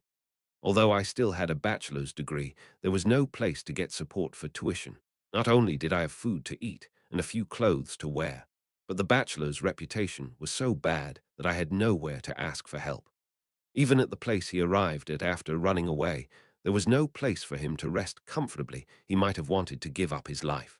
I gritted my teeth and struggled to escape the darkness of my family, but what I ended up with was this nothingness. Life is a futile thing. What kind of life did I live after taking over the baton there? I slept less than 4 hours a day and did my best to survive. I made my home by tearing off tree bark, boiling it, eating it, wearing old clothes, and somehow incorporating magical theory into my body with my slow talent. Only by gritting my teeth and holding on again and again was I able to create a simple but decent home. A large cabin, a couple of wooden sheds, a good campfire for starting a fire, and a wooden rest area where Lucy sometimes rests. In addition to the hut where Jenica stays, Lortle has even begun to build his own villa, and even Belle comes in and out to help with the work. Now, I can say that it has become a hideout that I don't want to give away to anyone else, and that it has truly become my home. The position within the academic department has also changed a lot. My grades went up. I became a scholarship recipient, and I recently became the top student in my grade, and I have a lot of juniors who follow me. As I walked around the school, there were quite a few people who said hello and looked at me. I know quite a few big people, so I never hear people say I have limited connections. I envy you. The source of the voice that suddenly rose up was me beyond the mirror. After saying that, the man bowed his head and said nothing more. I sat down in front of him and just stared at his lowered head. The boy just bowed down for a while, wiping his face. He had already lost the will to live. All I want is a comfortable rest, so there was only one thing I could say. That's it, you can rest comfortably now. If I stop, I've done enough, I can finish the next day. The boy just kept his head down for a while, perhaps because my thoughts had reached him. Sigh, I grabbed Crepin's right hand, which was poking at my shoulder. This was the first action I took even before my vision returned. As Merelda's rising wind enveloped the surroundings and removed some of the magic floating around, I grabbed Crepin's right arm and threw him backwards. Quong, quaddingtang, while Crepin let out a groan, not expecting a counterattack at all, probably because he thought it was a clean blow. It seemed like his back suffered a huge shock as he fell to the floor. The shock also caused the sword to go deeper into my shoulder, but I gritted my teeth and pulled it out and threw it away. Blood flowed from the wound and intense pain welled up, but I gritted my teeth, endured it, and trampled on the fallen Crepin. Blood is dripping down. The blood that was covered was already stuck, but my blood was added on top of it. Aha, I breathed out. I can't breathe as I want. Nevertheless, I bit my teeth as if they would break and took out the dagger. Even the ceremonial dagger was already soaked in blood. I faced life-threatening situations several times. It's the same both before and after coming to this world. I have actually experienced death, been seriously injured, and collapsed from overwork on many occasions. There were more than one or two trials that came to me as if they hated me, and they all tried to take my life, but I defeated them all. I remembered what my comrades said to me when I was walking around the battlefield. It wasn't a nickname I liked very much because it didn't have a good connotation. I am a cockroach. Without any intention of stopping the dripping blood, I pressed down on the Crepin and looked down at him as I spoke. Grinding his teeth, he lowered his dagger. Grasp. With difficulty, he blocked it with his left arm, but by putting his weight on his shaky arm, he somehow managed to pierce the strange-looking arm and go down. Crepin gritted his teeth again as he held on with all his strength. I will never die. Never. Along with the cool voice, even the fishy eyes seemed to be frosty. In the midst of that miasma, I somehow gritted my teeth and continued the struggle of strength. Chapter 159, Crepin Subjugation, Battle 10. The dagger stuck in Crepin's left arm, splitting his flesh with a crackling sound. The tip of the dagger that pierced his wrist stopped at the corner of his eye and was trembling. I gritted my teeth and tried to keep pushing the dagger in with my body weight, but the Crepin barely held on and swung its tentacles. Wow! I took a defensive stance for a moment, but the impact pushed me away, and I rolled on the stone floor. Crepin, with a dagger in one hand, stood up and chuckled. When he brushed off his left hand, the wound began to heal in an instant, but the pain remained, and he frowned. Usually you can't imagine that you're going to die until right before you die. Coughing, Crepin stood up and picked up the long sword again, and he once again gathered Mebula's magic power into his grotesquely twisted left hand. Wah! Dozens of tentacles pour out again. Just looking at the tentacles with strange lumps of flesh attached here, and they made me feel sick. Or crispy. Karog. However, more than half of them were slaughtered and disappeared due to the magic that spread along with Merelda's cries. The wind blade used by Merelda is different in scale from ordinary elemental magic. The magic blade extended in all directions, devastating the surrounding area, and even Crepin's own body was caught up in the aftermath of the magic power. Push, push, shoo.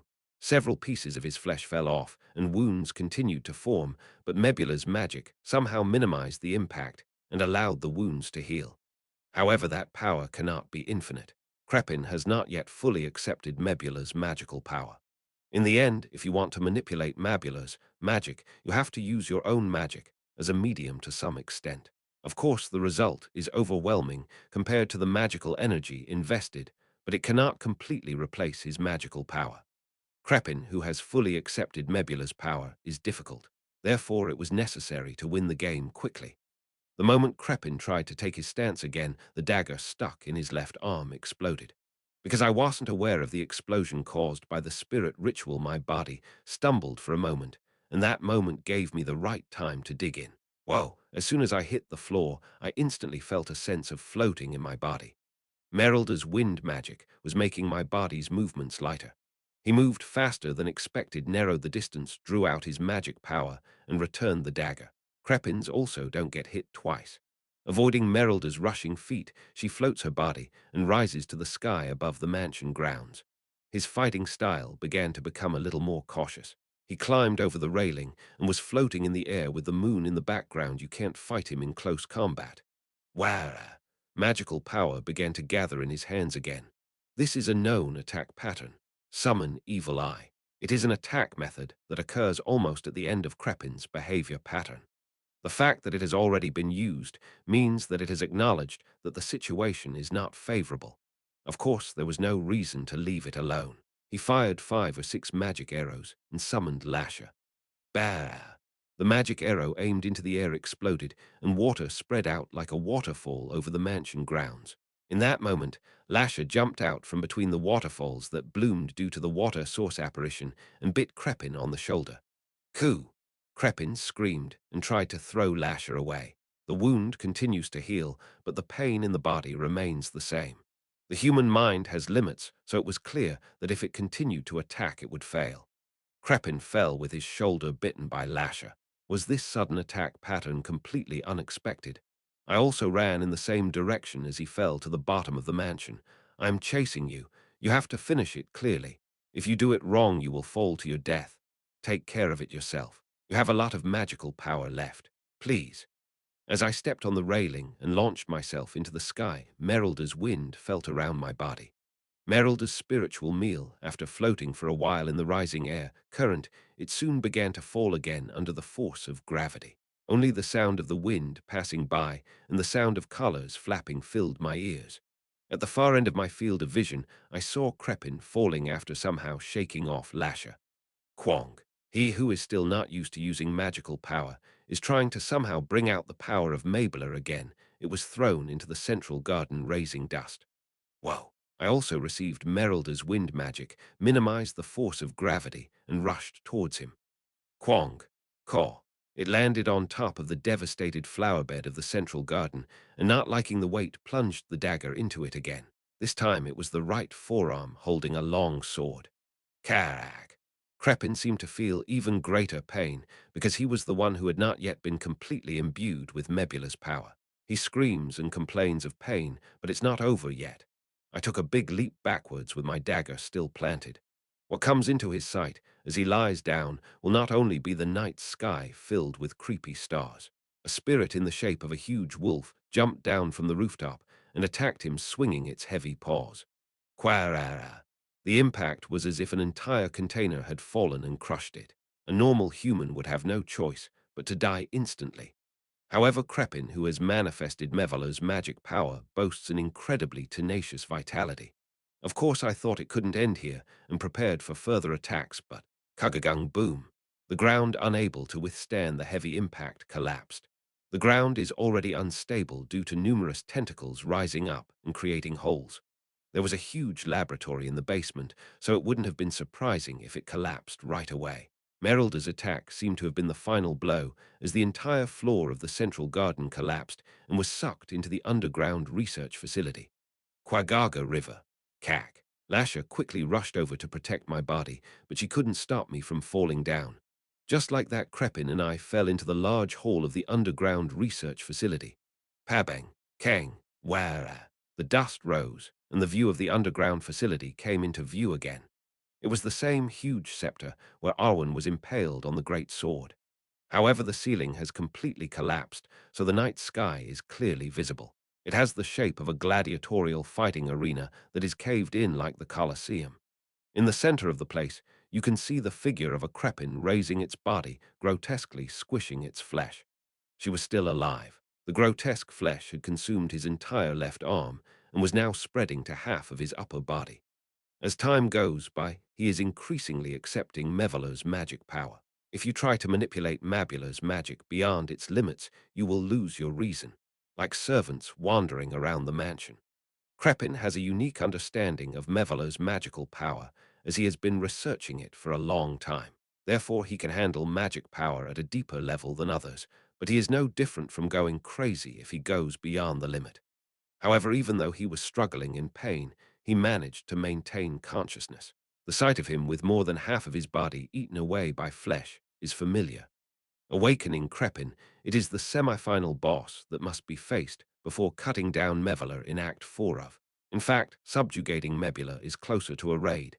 And all you have to do is familiarize yourself with the strategy pattern and insert the guard-killing sword into the appropriate area. Therefore, the difficult awakened Crepin was closer to the actual boss.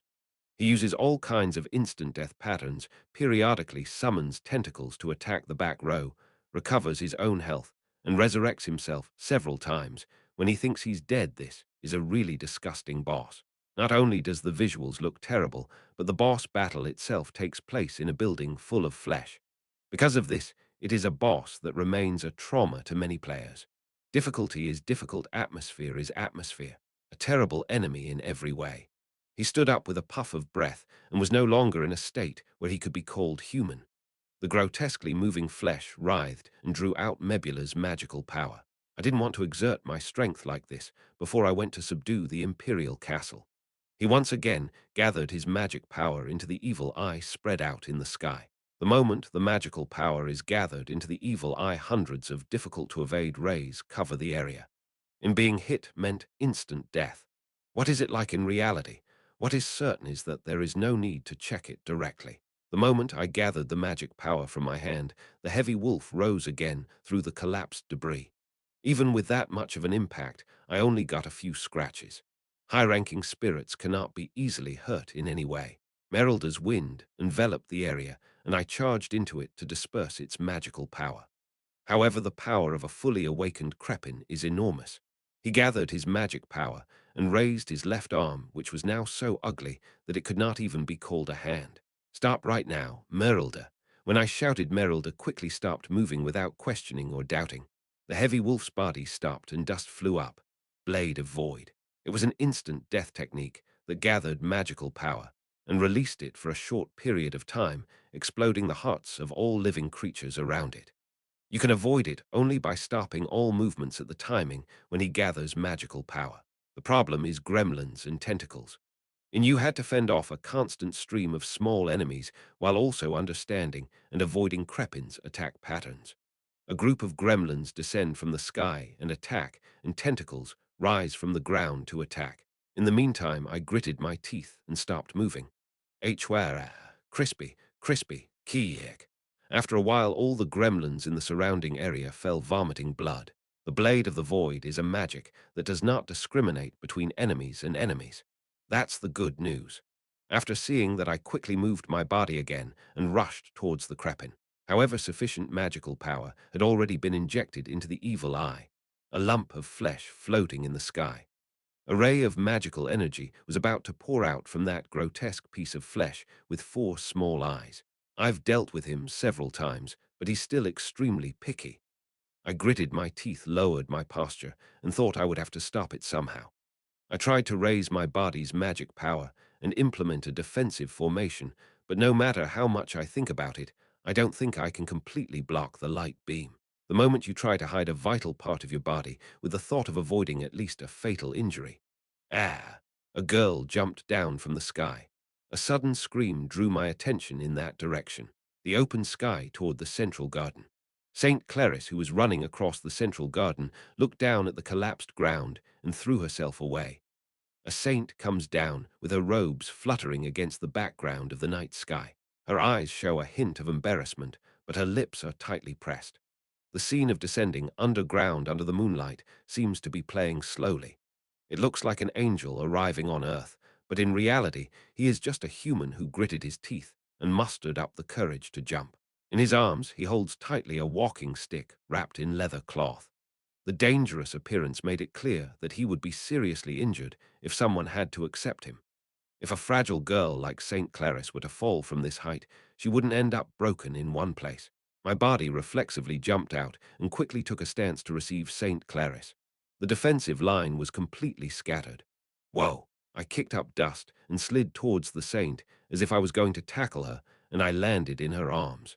Clarice's sacred robes flew in the wake and dust rose again. Nicer. Clack, clack. Saint, what the hell is this? Before I could say anything, Clarice wrapped her arms around my shoulders and hugged my head tightly, then twisted her body around so that her back was facing Mebula. Hwara. At that moment, numerous rays of light poured out from the evil eye. The power that devastates the surrounding area as if it would devour the entire world is so enormous that it is difficult to stop it one by one. However, everyone is equal in front of the protection of the holy law that Saint Clarice wears. The only ones who can kill her are those blessed by Telos, who gave her only power. Clarice held me tightly with her eyes closed and concentrated on the manifestation of the holy law. It was only after the storm had passed that I realized that I had survived without any scratches, thanks to Clarice's magic. Saint, why are you so suddenly? I believed that Senior Ed would accept it. It's okay to discuss whether it was dangerous or not later, right? Clarice said that and hugged me tightly. Between our arms was the staff that I had entrusted to Jenica. He risked his life and jumped from that height to deliver this one thing. Of course, just have faith that I will accept it. It's not just dangerous, it's reckless. But Clarice didn't pay any attention to her and spoke while caressing my cheek. Senior Ed, the place where you were injured, is those words did not last until the end. Wah! Soon a shock wave rose again, centered around Crepin. Rather than a means of attacking with hostility, it was closer to a byproduct of receiving additional magical power injected from Mevala. Therefore, Clarice's divine protection could not exert its full power, and Clarice herself fell. He fell off, and I supported him from behind, but he gritted his teeth as if he was still in shock. Ah, Saint, are you okay? Clarice gritted her teeth and stood up looking straight at Crepin. I frowned at her bizarre appearance, but the determination in her eyes did not disappear. The left arm that had been eaten by the flesh became increasingly enlarged, and almost no normal skin on the body was present. The increasingly strange appearance becomes closer to that of a monster. Crepin bent his body for a while, absorbing the magic power, and then suddenly turned his gaze towards me. Ure still alive, while saying that he leaped forward holding a long sword. Swarms of gremlins pour down from the sky, and the rising tentacles still rush at me with the sole intention of tearing my limbs apart. Merelda's roar wiped out most of the miscellaneous enemies, but Crepin gritted his teeth and endured the aftermath of the magic power. Kang! I succeeded in dodging the longsword. He hugged the saintess by the shoulders, rolled her body around next to her, and cut off one of the tentacles near her with the wind blade. Kyra! Clarice screamed and clung tightly to me. As I said before, the heads of the Rosteller family have been baptized into the Telos Church for generations. I don't know what it would be like if it were an attack using Mevala's power. But if he attacks by directly using physical force like that, even if he is a saint, he is not safe. This is because the protection of the holy law enshrined by the saint is not effective among the same believers. Lasher. When I shouted that, before I could give any further instructions, a lioness made of water appeared and snatched the saintess by her collar. Kyra. After carrying Clarice as if she had been kidnapped, Lasher evacuated to a far-off safe zone. Weeg. The Crepin turned its gaze towards me and twisted its body strangely again. Well, after I sat down, took a deep breath, removed all the leather straps holding the cane, and took it out. The 1,000-year wooden staff that was hit by lightning engraved with all kinds of spirit rituals was revealed. It is a magic engineering product that takes the elemental magic that you are already quite familiar with to the extreme, and also increases the limit of your sensitivity. This alone increases combat efficiency incredibly, but it may not be enough against a fully awakened Crepin. So it's difficult. I had to make sure to subdue him. To do this, there is a need to mobilize additional means. It's a scene that makes me cry. What kind of staff are you risking your life for? Crepin laughed, bitterly dripping blood. It seems like there was some emotional interaction with the saint. Whether it was love between opposite sexes or simple friendship, there may have been times when you felt fulfilled by a relationship that bloomed with such warmth. He continued his story without suppressing his laughter while taking care of his twisted body. Unfortunately, I, Crepin Rosteller, am far from such things. Yes, I am pure evil. Crepin raised his sword. If you want to reach a higher position, you will use and discard everything, whether it be family or vassals. If you have to kill someone, kill it, and if you want to stab someone in the back, do whatever it takes. I don't rationalize or try to be understood. The dirty and fishy laugh even gives me goosebumps. That's who I am as a person. Do you understand now? Saying that, Crepin gathered his magic power. Mebula's stronger magical power gathers into the evil eye. It is best to remove the eye itself, but Mebula's body receives almost no damage unless it is the guard slayer sword technique used by Taylor McLaw. You can cause damage by hitting a huge amount of magical power like a crazy person. But in reality, it is no different from pouring water into a pot with a hole. Since it is a magic that embodies a part of Mebula's body, those eyes cannot effectively inflict damage unless it is a shinslaughter sword. Hew up. I knelt down and hunched over holding my cane tightly. I was at quite the limit physically. He successfully used Merelda's spirit ritual several times and also dealt with the middle-level spirits for a long time. Nevertheless, I draw out my magic again and again. If you have a wand, you can draw out magical power more efficiently than now. During the long time I spent flying into this unknown world, I trained and practiced like crazy in the field of elemental arts. Now isn't it possible to handle even high-ranking spirits without the help of any magic tools? It makes no sense to be so exhausted now that I can't bring out more magical power. However, I have to use even more strength against that ridiculous guy. I took out the last resort that I had saved in my arms. Without loosening his right hand's grip on the staff, he holds Glast's golden phoenix ring tightly in his left hand. I took a deep breath and then exhaled deeply again. If you decide to wear a ring, you have to get it done in one go. Once the power of the ring, which draws on future magical power, is used, magical energy cannot be used for a while. Therefore, you should not think about ending it with a half-level attack. Stronger, more definitely. I must draw on all the sensitivity that can be elicited with this staff and use it even with the magic power granted through the ring to do more than my capabilities. I closed my eyes and clenched my teeth tightly. A feeling as if a blood vessel is bursting comes to my bitten lip. Only after concentrating and concentrating again can you fully feel the amount of magical energy flowing through your body. It was only after I closed my eyes and concentrated on the sensation of magic that I was able to fully face my emotions.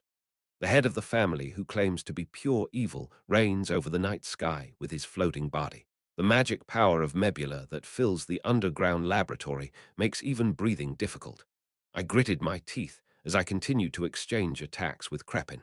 A person born with the fate of a villain, a monster that burns the world, seeks greater power, and takes pleasure in doing evil.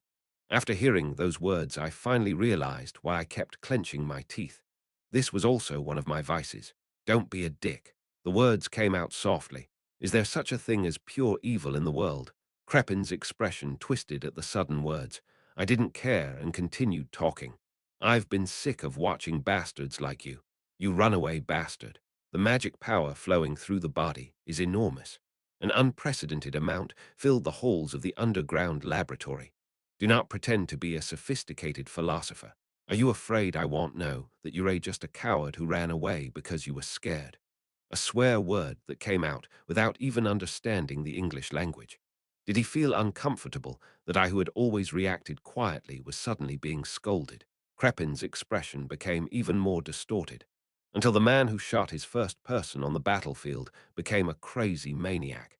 It's as if he rationalizes to himself that he originally enjoyed killing. It's just that they portray themselves as pure evil and are unwilling to see the back of their evil deeds. Because he was such a madman to begin with. Crepin Rosteller. At first, he probably became a villain just to survive and save his life in the swamp of dirty power struggles. From the previous head of the family, who was sacrificed to the wife, who could not protect her, to the daughter, who ultimately ruined her life with her own hands, to the abandoned vassals, to those who killed to protect their positions. Although his life was stained with blood, he probably did not want to bear the weight of death. What do you know? I know better than you. A vast amount of magical power spewed out with the force of gushing all the way to the sky. After adding so much magical energy, I can't even guess how bad it'll be in the future. Anyway, it's more important to hit Crepin's head right now. It's time to think about later matters. That's why I pulled out my magic again and again. Anyone who has walked the battlefield knows the weight of death better than anyone else. From the first officer who took a bullet for me on the battlefield to the bard who was bleeding and lying down in the glauked coffin, he endured many deaths and never once tried to turn his eyes away from them.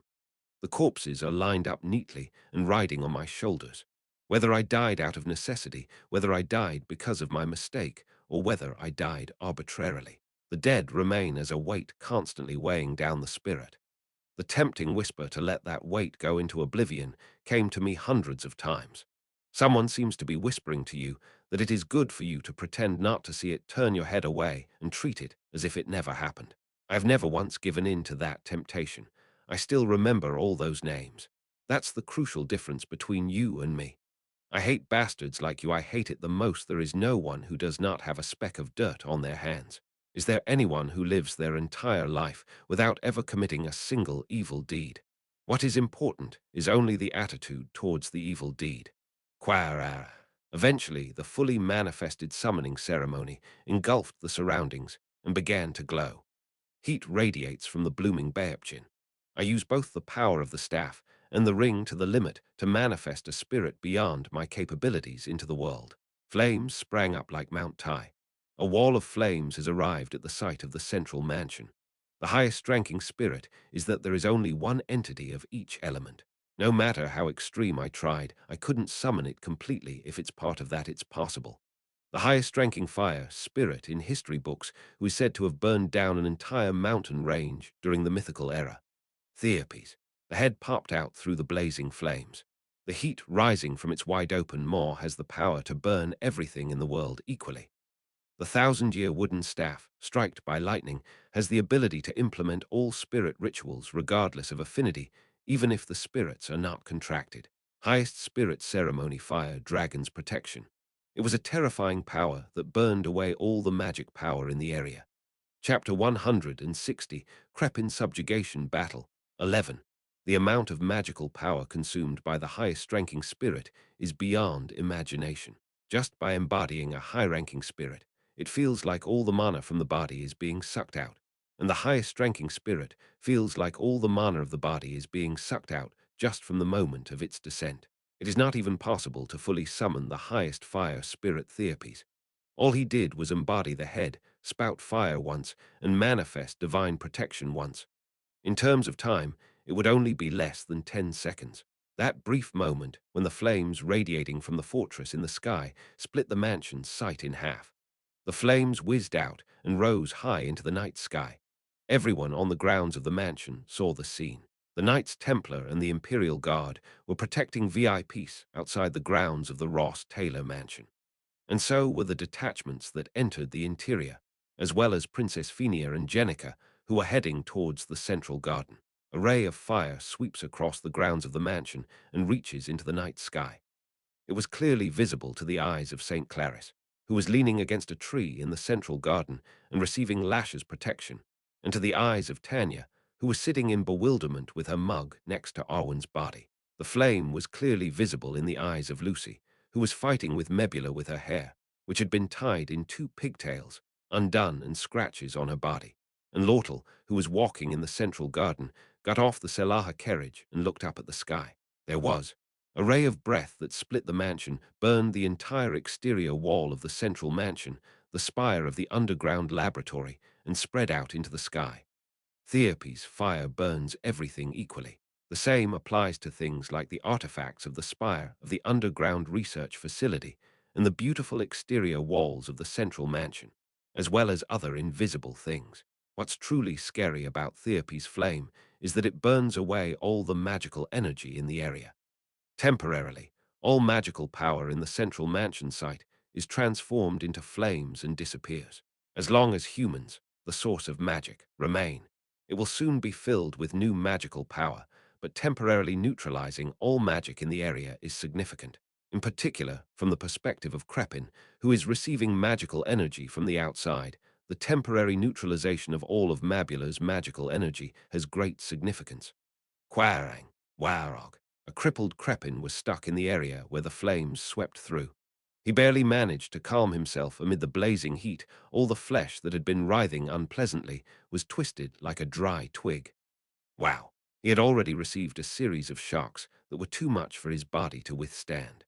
With all of Mevala's magical power burned away, Crepin barely managed to pull himself together by coughing up blood.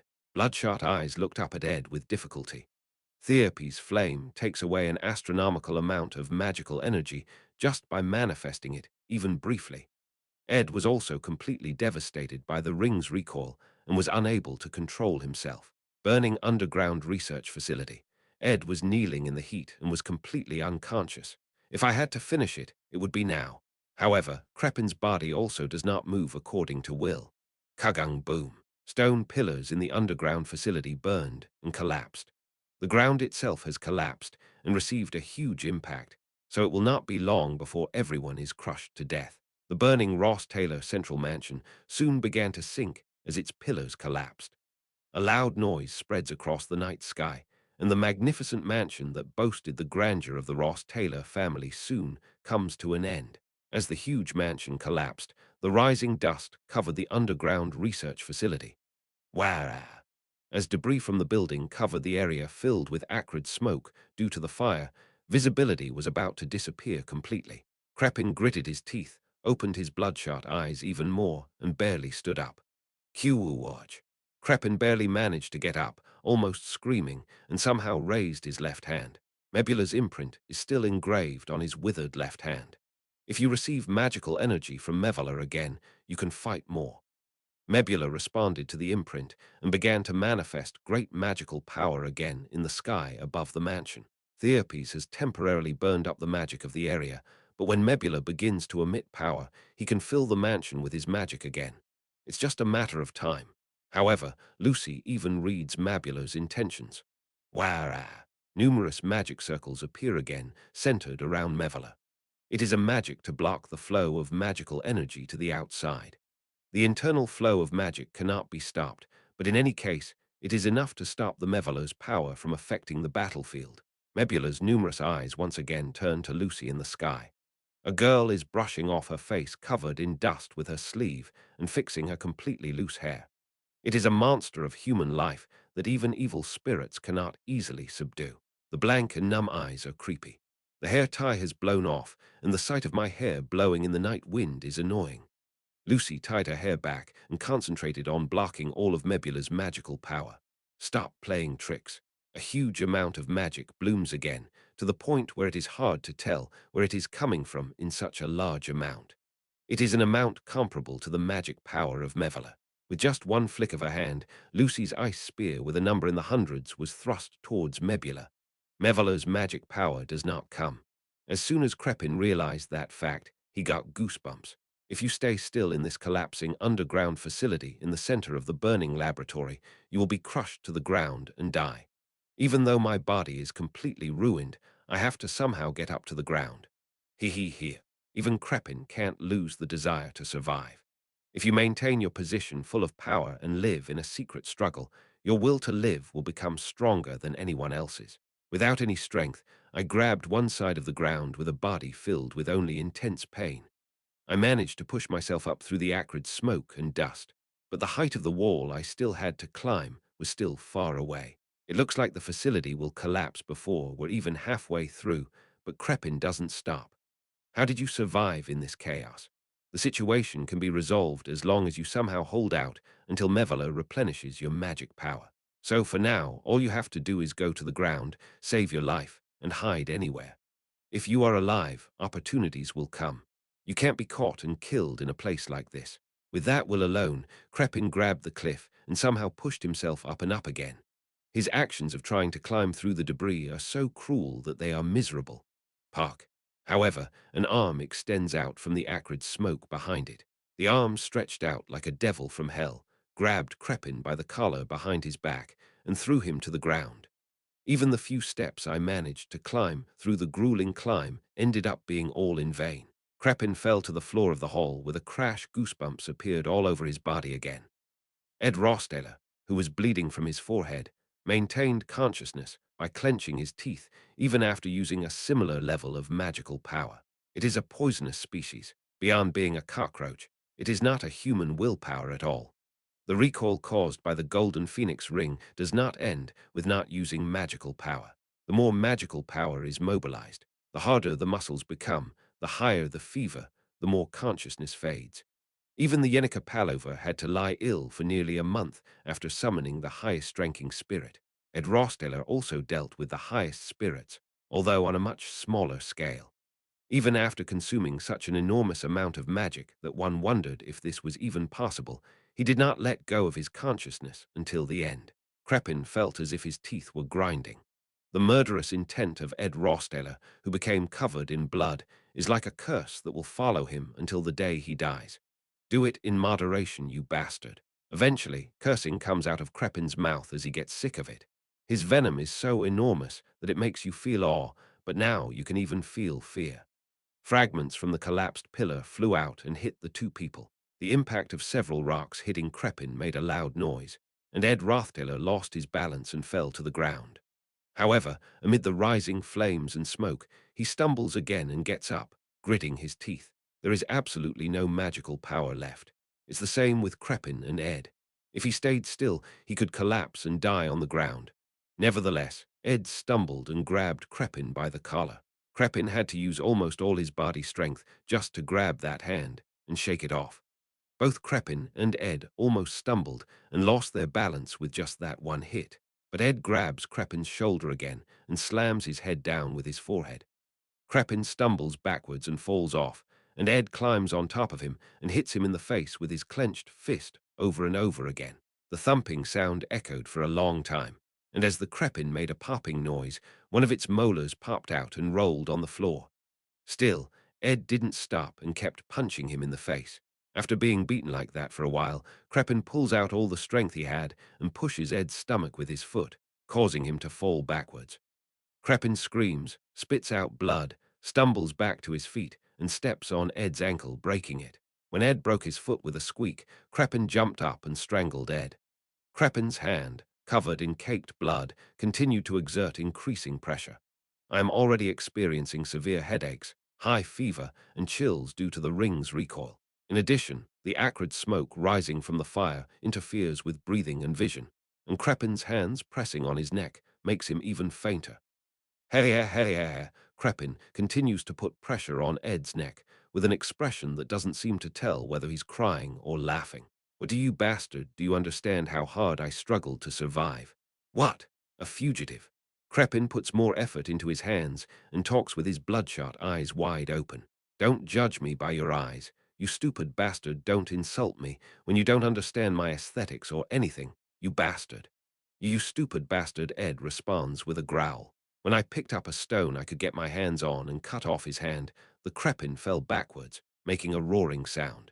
If you were not a fugitive but a human being with pure malice, you would have had no regrets or regrets. The impact caused Crepin's fingernails to break. It was almost like my hand was being crushed. Ed staggered to his feet, grabbed him by the collar, and drove his fist into his face. Why would a guy like that hang such a large portrait of Arwen in the hall of the central mansion? Crepin's pupils trembled greatly again. On one side of the burning central mansion, the large portrait of Arwen that Ed Rothtaler saw when he first entered the grounds of the mansion is burning along with the mansion. Even the portraits of our great ancestors could not occupy that space. Was that an expression of the slightest respect left to Arwen, or is it guilt? You should have taken care of what you did with your own hands. You're not even a brat. Did you think that if you covered your eyes and pretended not to notice, it would all end up as nothing? Crepin blocked Ed's repeated punches. As he yanked the center of force back, Ed's battered body rolled on the floor. Crepin, who had barely recovered, looked back at Ed with bright red eyes. Shut up, stay still. However, Ed falls and trips on his leg, knocking him down. Crepin, who rolled on the floor with a loud thud, grabs his tattered collar and tries to get up again. However, Ed climbed on top of that body again. As he threw aside the cloak he was wearing, the silk vest he was wearing inside was revealed. On his chest, there was a feather decoration that Arwen would have given him as a gift, the one that came out of Ed's room. It was the same as that feather decoration. Ed Rothtaler burst out laughing when he saw that. This was the last line of conscience he could not let go until the end. Arwen Rothtaler followed you until the end out of respect and admiration for you. Do you think? When Arwen Rothtaler, who had always followed in his footsteps as Crepin Rothtaler's successor, suddenly looked up at his back, what she saw must have been the countless burdens that were oppressing him. Both his benevolent and corrupted looks were just masks. It's just that.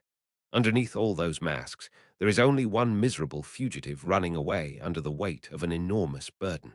The person who would have noticed that appearance first, more than anyone else, is Arwen Rothtaler herself. That woman is just you. I sympathized with you. You should have known that. Crepin made a sound of boiling blood and tried to grab Ed's neck somehow.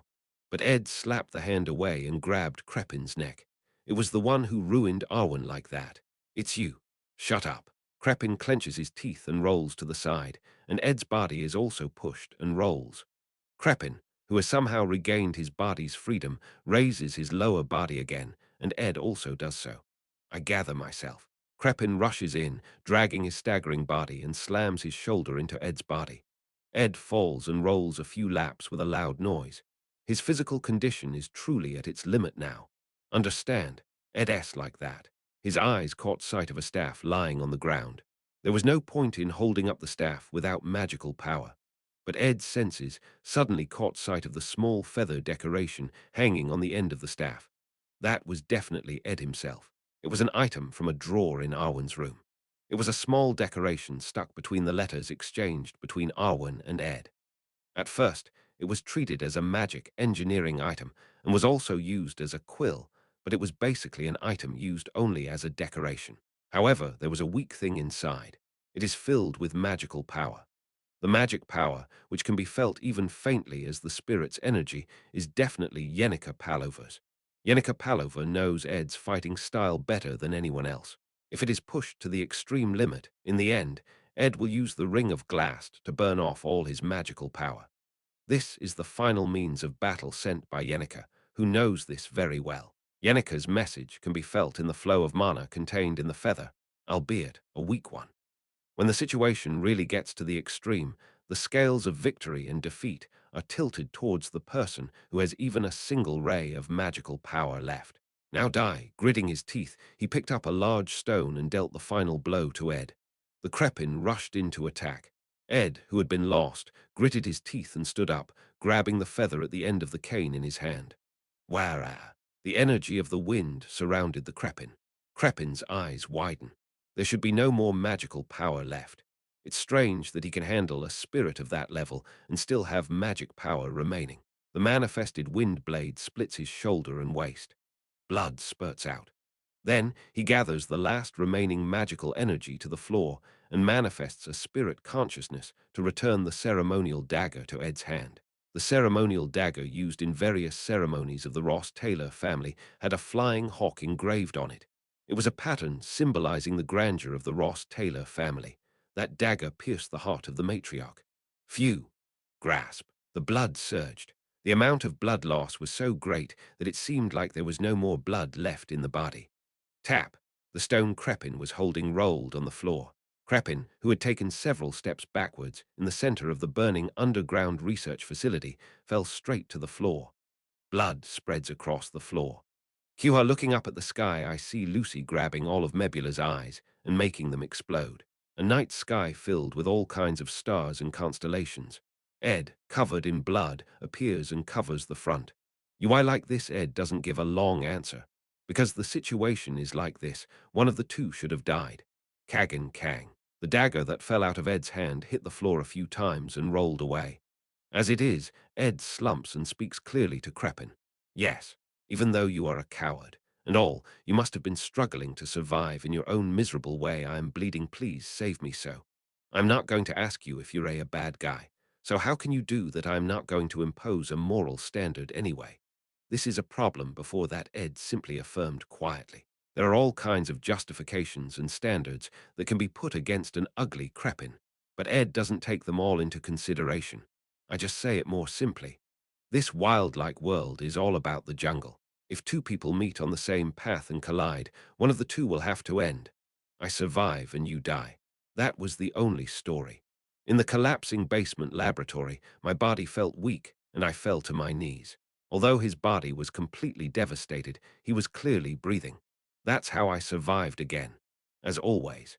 As the energy of the summoner who summoned her disappears, Mebula also looks embarrassed. By manifesting a huge amount of magical power. He destroys all the legal formations that Lucy has implemented and attempts to cover the entire area with his magical power again. Once again, numerous gremlins attack the mansion, and the weakened tentacles begin to rise up. The soldiers of the Cathedral Knights who entered the central mansion, taking advantage of the temporary disappearance of all magical power in the mansion, were taken aback. However, the gremlins are soon eliminated one by the spirit army that attacks them again. Lucy also doesn't sit still. Once again, he embodies the highest level of magic and continues to push Mevela into a corner. Yenica, with an urgent expression, appears among the army of spirits covering the sky. Princess Phenia, who entered the central garden riding a spirit with Jenica, headed toward the collapsing underground laboratory without hesitation. In it, there is a corpse lying down, looking at the sky with unfocused eyes, and a blond boy sitting down next to it.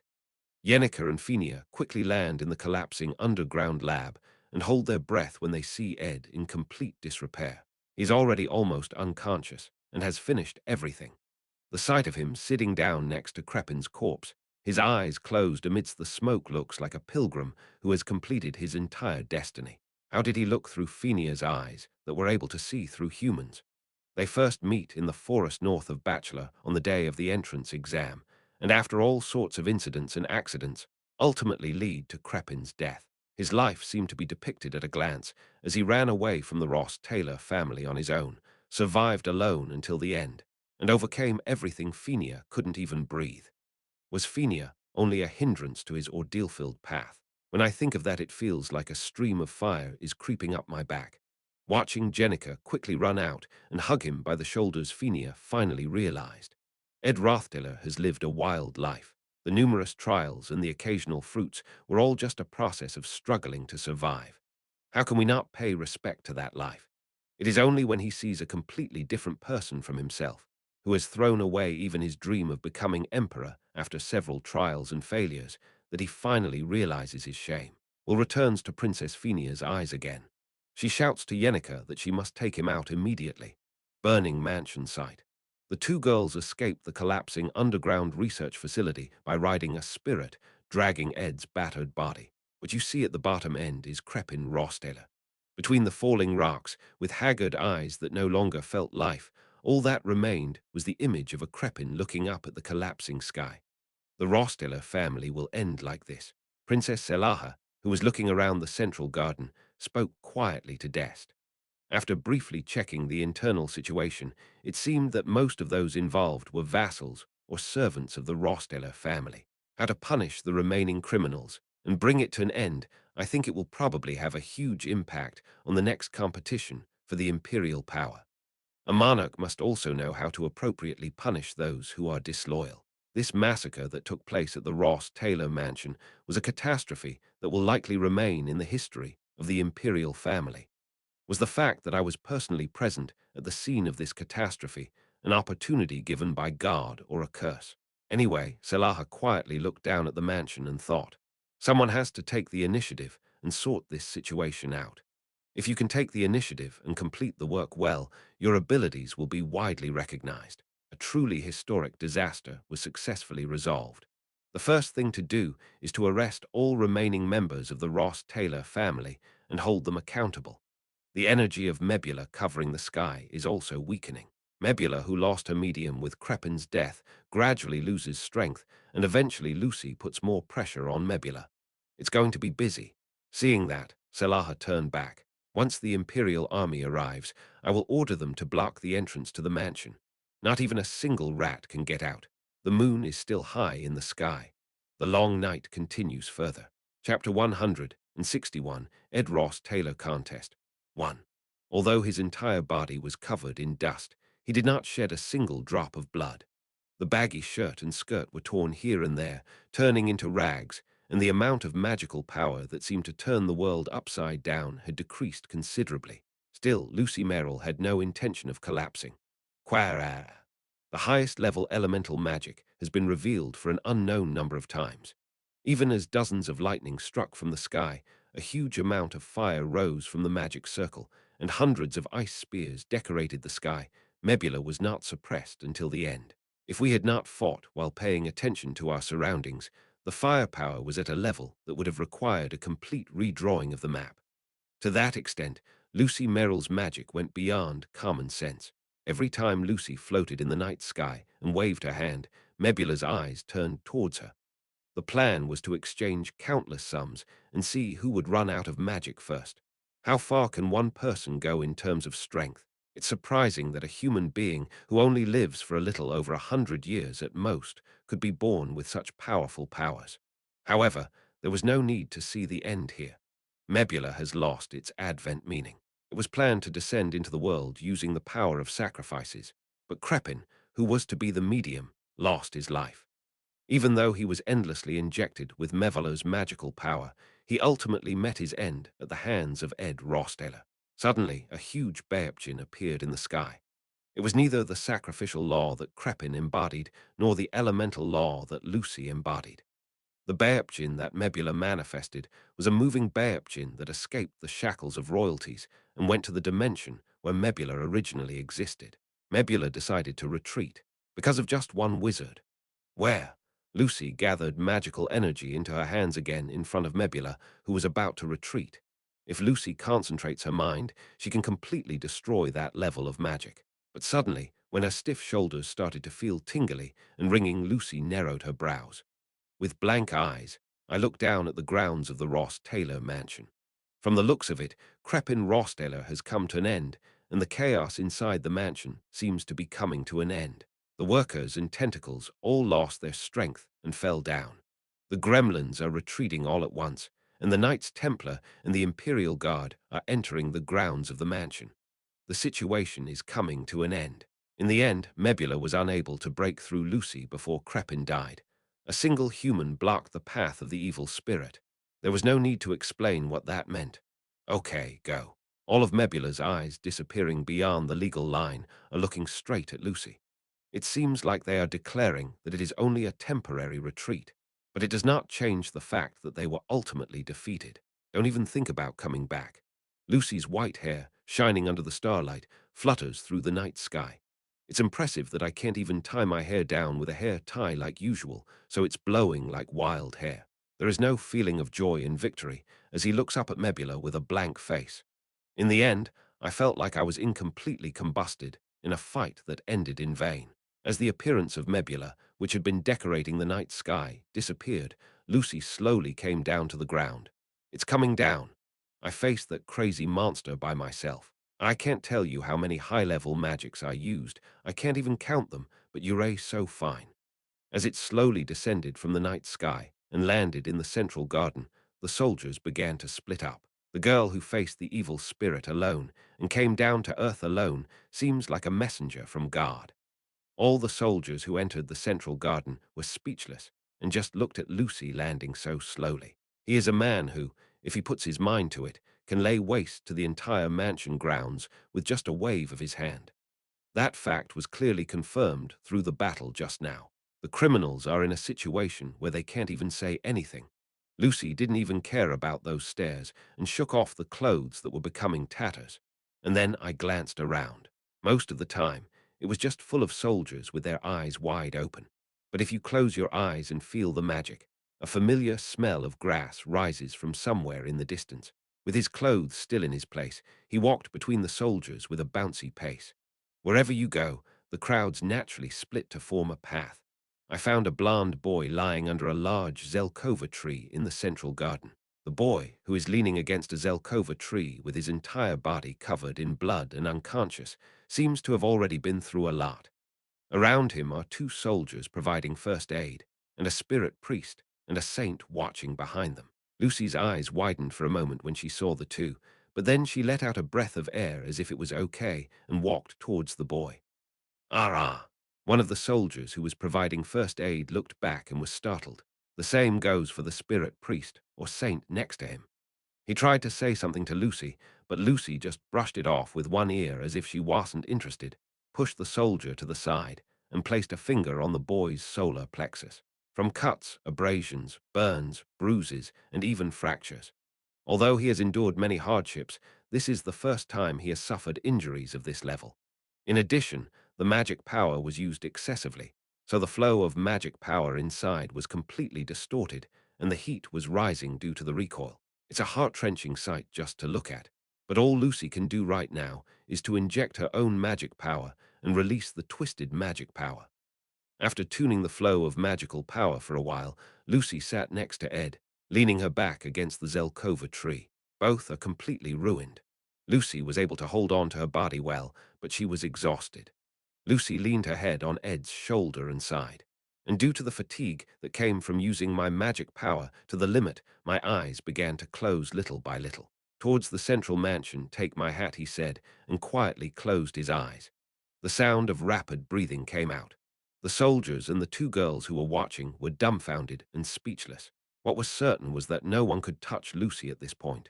She was the hero of this massacre, single-handedly stopping the descending evil spirit and sending it away. I beg your pardon. Princess Phenia could not believe her ears. Didn't you say that Persica was the one who made Brother Lyndon give up his position as crown prince? I don't know how she pressured Brother Lyndon, but she did it anyway, so she must be greedy for the imperial power. More than an hour had already passed since the uproar at Ross Taylor Social Church began. I heard that a separate team is coming from the imperial family, so this case will soon be transferred to the imperial jurisdiction and will begin to be resolved. Currently, only the cathedral knights and a few imperial guards are controlling the scene. They extinguished the fire and identified and protected surviving personnel. After administering first aid to the injured, we were watching the situation until they received proper medical assistance. Second, Princess Persica stayed in the library and was always reading books. Therefore, even among her subjects, it was widely rumored that she pursued intelligence rather than power. If you stay like this, you and I will be eaten by Persica. As I said, I'm not interested in the imperial throne. That doesn't matter, Phenia. The problem is that you are in a position where you can challenge the emperor if you want to. The location is a barracks built by the knights of the cathedral right in front of the mansion site. A space for the royal family to rest for a while was prepared. Princess Elaha took advantage of the moment when the incident was coming to an end and called Princess Phenia to talk to her. So I tried to strengthen my position, but I never thought it would turn out like this. Selaha has been in this mansion from the beginning, right? That's right. But how did you come running all the way to Rosteller's territory in just one night? That's Phenia hesitated. Selaha smiled meaningfully upon seeing the reaction, but soon returned to a solemn expression. Are you concerned about Ed Rosteller? Judging by the seal on the letter, it seems like you trust him quite a bit. There's something I need to check. Anyway, I don't think Obama will like it either. Riding all the way to such a distant land without reporting anything. It's my responsibility. I'm glad you said that. Selaha glanced at the end of the teacup a few times, then turned the cup by sliding the handle and continued speaking. Penia, anyway, you must know that we are in a very serious situation. That's right, there are a lot of casualties right now. The Ross Taylor family, which had raised its voice at the center of imperial power for a long time, has fallen to the bottom. Perhaps this incident will be recorded in the historical records and passed down from generation to generation. With the massacre at Ross Taylor Mansion, we are at a moment in history. We have to realize that. What do you want to say, Sister Selaha? It means we have to do what we have to do. Seeing Selaha's eyes become quite serious, Princess Phenia had an ominous feeling. Still, I sat quietly, saying I would just listen to what he said and see. Isn't the only person who can handle this catastrophe the one who will inherit the royal power?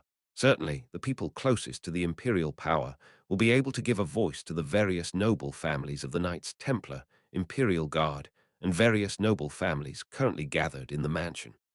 Yes, when resolving a matter, you need someone to take charge and take responsibility for it. Originally, I was going to do it, but I didn't know that you, Phenia, would be there at the scene. Princess Elaha spoke to Phenia with a meaningful smile. Well, how about two of us instead of alone? We need to take responsibility for the two of us and handle the situation well to keep Persica's influence in check before she changes her mind. No, I am not interested in the imperial throne. Just because you are not interested does not mean that the people around you will think that way. In particular, Persica will actively keep you in check. Phenia only showed hesitation in response to Selaha's words.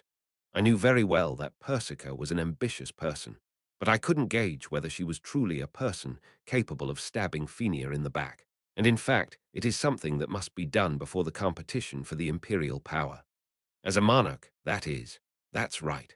Okay, so we must control the mansion site well, reward those who deserve to be rewarded, and punish those who deserve to be punished. Selaha continued the conversation, wondering if he had anything in mind in advance. It is right for the small wizard who stopped that monster and the spirit master who protected the guests to be rewarded at the imperial level. I personally suggested this to Obama, so even if it doesn't reach the title, I think we can at least bestow great honor and money. I agree. Those two deserve to be praised for their hard work. They actually saved many lives. Yes, it is a pity that he has that much power, but lives without seeing the light of day as a commoner. It would be best if he could be given the status of a small baron on the border. Salaha bobbed his head for a moment and thought briefly. Well, even if that was the case with the elementalist, that wizard doesn't seem to be interested in things like gold and silver treasures or titles. He's a person whose true feelings are difficult to guess. Yes, this is especially true for geniuses. Anyway, we have to reward the two and think about those who need to be punished separately. The story was progressing steadily. Fenia had a hunch. The next story is the main point of Selaha, all the descendants of the Rosteller family who participated in the plan. He should be hung on the gallows. You don't look good, Fenia. Fenia had already prepared her mind, so she wasn't too embarrassed. Ed Rothdaler did not participate in Crepin Rothdaler's plan. I didn't. Rather, he was the one who stopped him and ultimately finished him off. There is determination in his quiet voice. That appearance was quite impressive to Selaha. I saw it clearly with my own eyes. What you saw was just everything. This is just the last thing you see after this is over, right? I was guessing even before that. Ed Rosteller knew about the darkness of the Rosteller family from the beginning. The reason I entered Sylvania was to run away from him. It's not good to talk about your guesses as if they were all true, Fenia. As Fenia narrowed her eyebrows, Selaha smiled more leisurely. If I were Ed Rothdaler, I would have such a huge figure. When I see a wizard who can stop even evil spirits alone, or a spiritist who fights all kinds of monsters alone, I think I would have thought of betraying Crepin first. Since such a reckless plan cannot come to fruition, I would rather betray him in the middle and act like he was a noble person from the beginning. Are you saying you turned your palm over because it seemed like Crepin's plan would fail? Yes. If I take Crepin's life with my own hands, I will be able to look like a hero who fought against injustice without being intimidated by the glory of my family. Fenia's expression began to harden as time went by. Nevertheless, Selaha's relaxed expression did not change. There was none. Fenia spoke in a low, serious voice. You know, that's not true. These words cut straight to the point. Yenica Palova and Lucy Merrill are strictly from Ed Rothdeller's side. Don't you know what they did when they fought against Crepin? Fenia, who was criticizing Selaha, clearly looked displeased. Those poor two were played by the vicious Ed Rothdeller. At first, I just brought him to the mansion to be a sacrifice to Mebula, but he's stronger than I thought and seems like hell overpower Crepin acting as if he was noble from the beginning. Oops. Selaha couldn't finish the story because his head turned. It happened in an instant. Selaha himself was just staring at Fenia with his pupils dilated. The soldier who checked inside the tent at the sudden loud noise also opened his eyes and was surprised. Fenia, he slapped Selaha. Selaha made eye contact with the soldier and shook his head. The soldier nodded in cold sweat and went out of the tent again, but the tension was still there. Are you crazy, Fenia? I can see Sister Selaha's intentions. That's why you interpret Ed Rossdaler's actions so maliciously. Another moment of silence. Then Selaha slowly closed his eyes and spoke. When persuading the public, I always take all the blame and burn at the stake. You need a scapegoat to disappear. So Ed Rothdeller is the right person. I told you so. The more neat and tidy the work gets done, the better. The sight of Ed Rothdeller burning at the stake is a sure sign that everything has been resolved well. Fenia Elias Clole, Princess of Mercy. She has never entered into a confrontation with any of the Emperor's rulers, and has simply she has been faithful to her role as princess. She raised her eyes and stared straight at Selaha. It's disgusting. That's how politics is. He's not yet an adult. Do you think the other people who support him will stay quiet? Yenica Palova and Lucy Merrill will also completely take his side. Once you take him to the imperial family, everything will be easy. I wouldn't know it in a foreign country like this, but there are a lot more forces supporting me within the imperial family. There, you can further leverage the authority of the imperial family and mobilize powerful armies and many subjects who have sworn loyalty to the imperial family. If you add Fenia's influence to the mix, things couldn't be handled more cleanly than this. It's not that difficult to ask about the testimony of the two. Those two are just victims of being deceived. Fenia looked at Selaha with the corners of her eyes trembling. Think carefully, Fenia. If Persica decides to make a move, you won't be safe whether you are interested in the Emperor or not. If you want to survive in a high position, you have to be good at walking the ropes. The next few hours from now are nothing short of golden. If we can somehow take the unconscious person to the Imperial Palace, the rest can proceed smoothly. There is no time to react. Selaha continued to talk, but Fenia did not reply even a single word. We have enough reasons to do that. You're responsible for getting things resolved. Of course, I completely understand your position as you placed a lot of trust in Ed Rossdaler, but Selaha spoke clearly. If you keep holding a card in your hand that should be used as a discard card, it will eventually hinder you.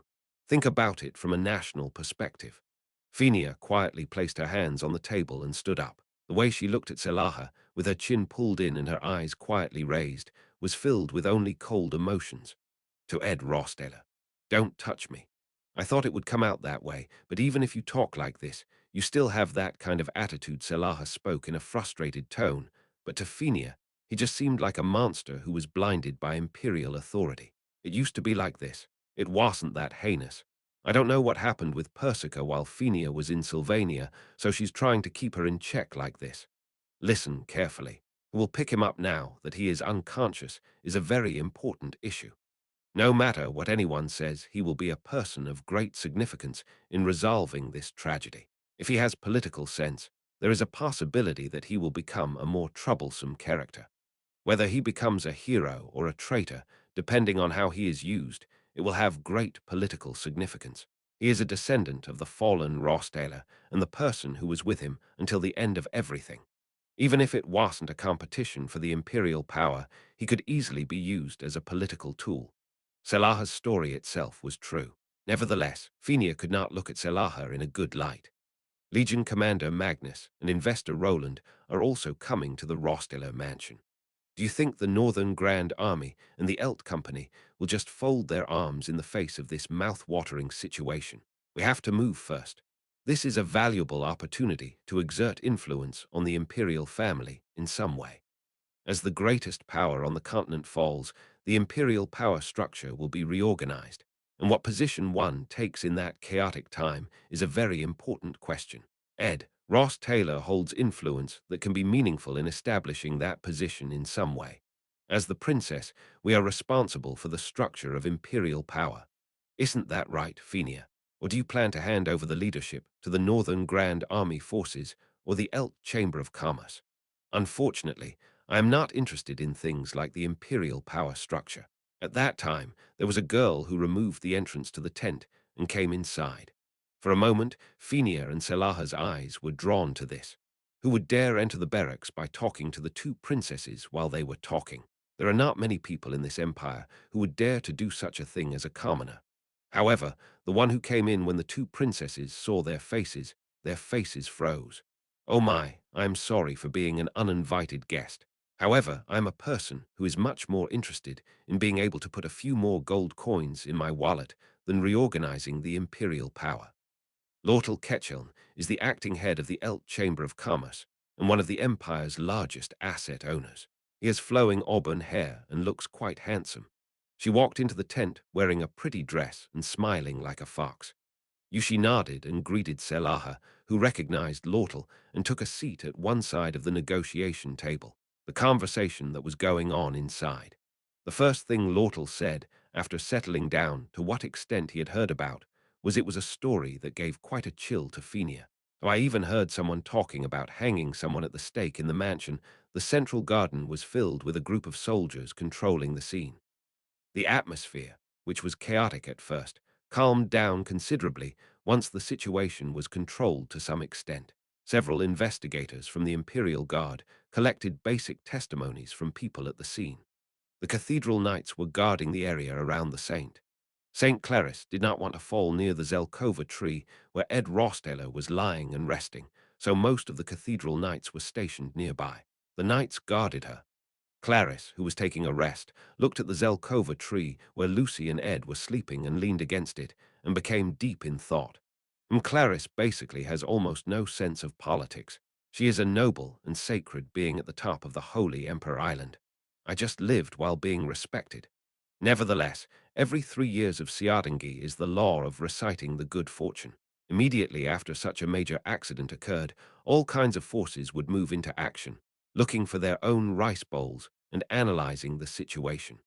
The person standing at the center is the one who is conscious now. It would be Ed Ross Taylor, who is receiving treatment for the loss of his life. Amidst all kinds of turmoil, he, who should be more sane than anyone else, is actually unconscious. If this continues, he will be consumed as a political victim regardless of Ed's will or someone else's success. There was a high possibility that it would become a chess piece for.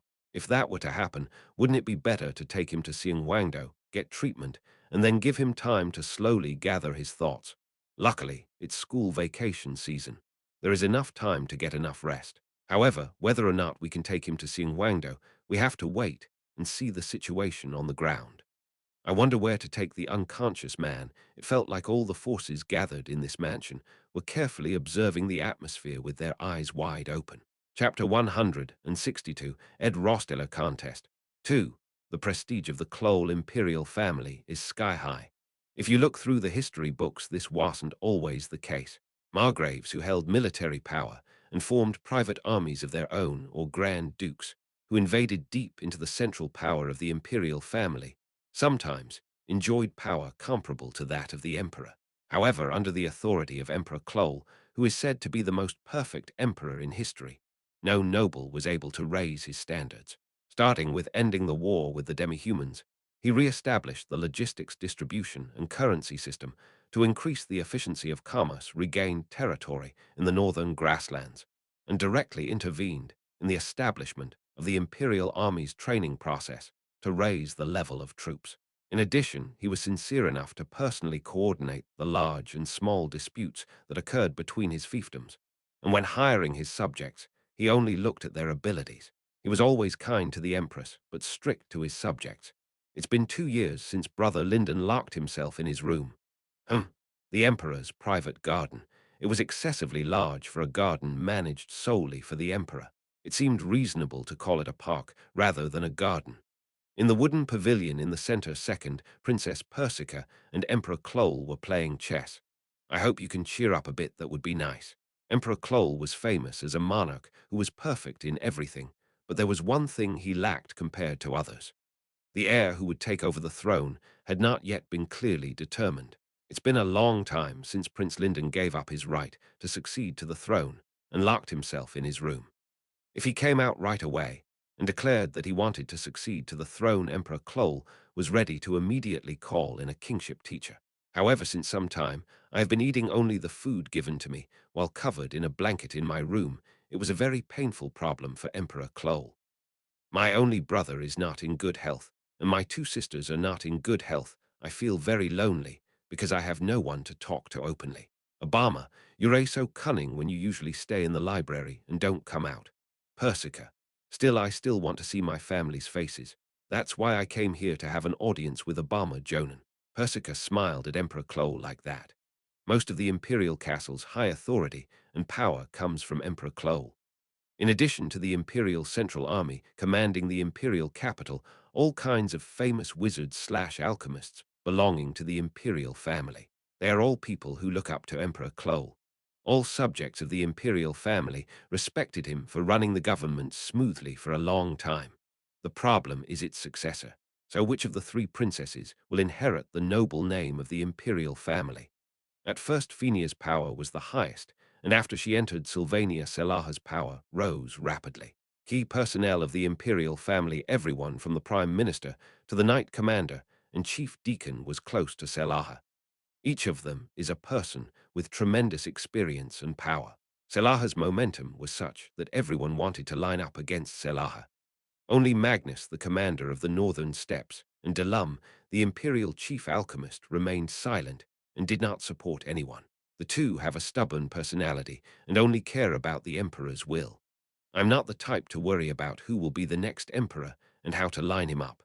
Except for those people, everyone joined the side of Selaha, who moved quickly. All Persica did so far was to stay in the library and read books.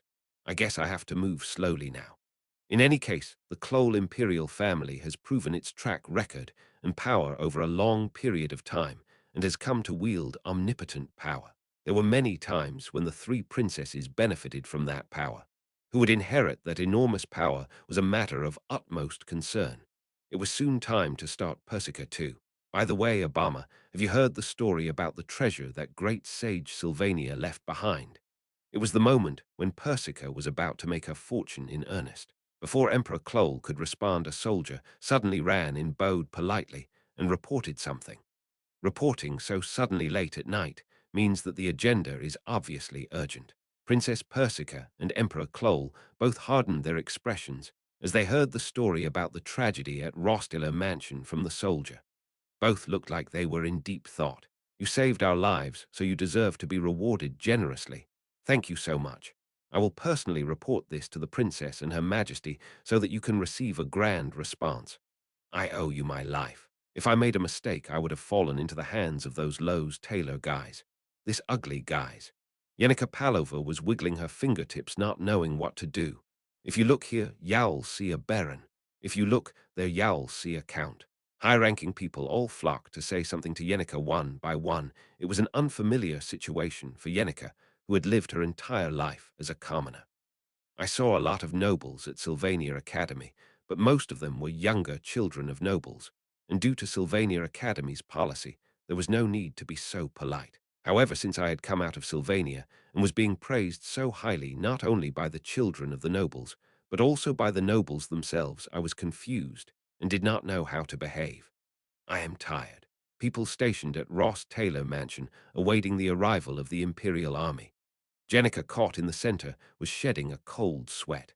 After the noble's tour ended, the last person to arrive was Clarice, a saint from the Order of Telos. You are here, Senior Yenica. A holy woman. I was grateful just now, thanks to the saint. We have to steal Senior Ed away. Since there wasn't enough time, Clarice talked straight to the point. Of course, he had just made sure that no one was around to listen. Yes, Senior Ed is now in a perfect position to be used as a political word. Of course, Senior Ed himself will behave well, but he is unconscious right now. First, you need some time to gather yourself, understand the situation, and reset your course of action.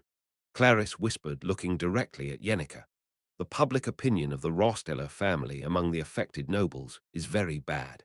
I may be able to calm negative public opinion with my testimony and influence, but it will only be a temporary phenomenon. First of all, the family has committed treason against the emperor. That's not it. Ed was the one who fought most actively against the matriarch. Crepin, the saint, also witnessed it. Not only I, but also Princess Phenia saw it clearly. If necessary, power can twist even the truth. I know this better than anyone else, as Clarice has lived at the pinnacle of power. If Clarice decides to cover him, it will be a great help, but if the princess pops out from the other side, things get complicated.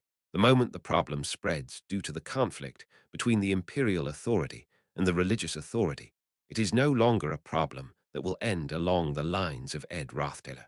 That would probably have a negative impact on Ed himself. Ed Rosteller's position is a very special one. Rather, it would have been a cleaner and quieter way to seize any justification and take Ed Ross Taylor to Wangdo. There is no reason to execute Ed. This is a little strange, Saint. Senior Ed is the person who most strongly inherits Ross Taylor's blood. Perhaps, starting from this incident, the vested interests within the imperial family will try to completely erase all traces of the Ross Taylor family. Not only those who hold important positions within the imperial family, but also those who are closely related to the Rossdaler family will all have to relinquish their public positions. There will be a battle of wits among those in power to fill the vacant position with someone of their own. There is no need to explain in words how much it means to have someone in a key position. In that case, from their point of view, it would be better to definitely get rid of the remnants of Ross Taylor. If someone who can succeed and lead Ross Taylor's glory appears, power will not be reorganized and will simply be maintained. Therefore, those in power will never make this incident Crepin's personal aberration. There was a high possibility that they would necessarily expand the interpretation and develop it into a problem for the entire Ross Taylor family to bring down all of its power. When their power and prestige are high, everyone supports and praises them, but when they see a corner to bring them down, they rush in like hyenas and bite them. It's always like a power struggle. St. Claris has seen quite a few such ugly power struggles while sitting atop the Holy Emperor's temple. Just because she was a high-ranking priest made her no different. I didn't want to be polluted by such realistic logic, so I just kept my mind clean and always focused on prayer. But that doesn't mean I am completely unaware of times when I am tainted by power. No one knows how the unconscious Ed will be used in this situation. However, Clarice's intuition was whispering something ominous. So if you see an opportunity and catch something that can serve as a justification, it's called seeing Wangdo, would it be different? Those are words that should never be uttered in front of the saint who represents the Church of Telos. The reason she can say those words which imply disbelief is because Yenica is not a Telosian. Yes, I don't think the saint will try to take advantage of Ed or harm him, but a person higher than the saint may have a different opinion.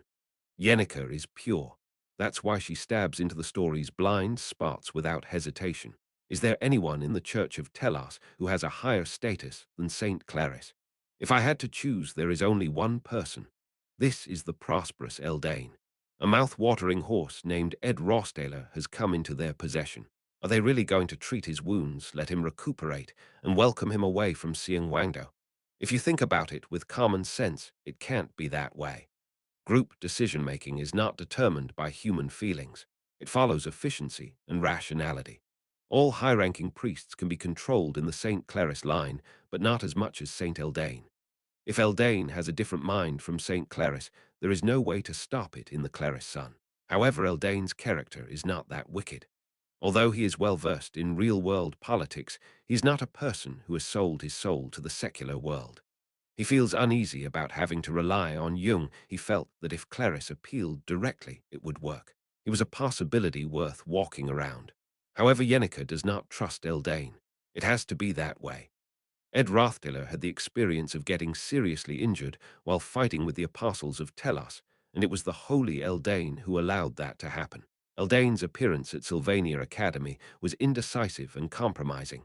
Yenica is one of the people who saw this up close, that even though Claris was speechless for a moment while trying to say something, Jenica looked at Ed, who was leaning against Lucy and sleeping, and pulled his chin in thought.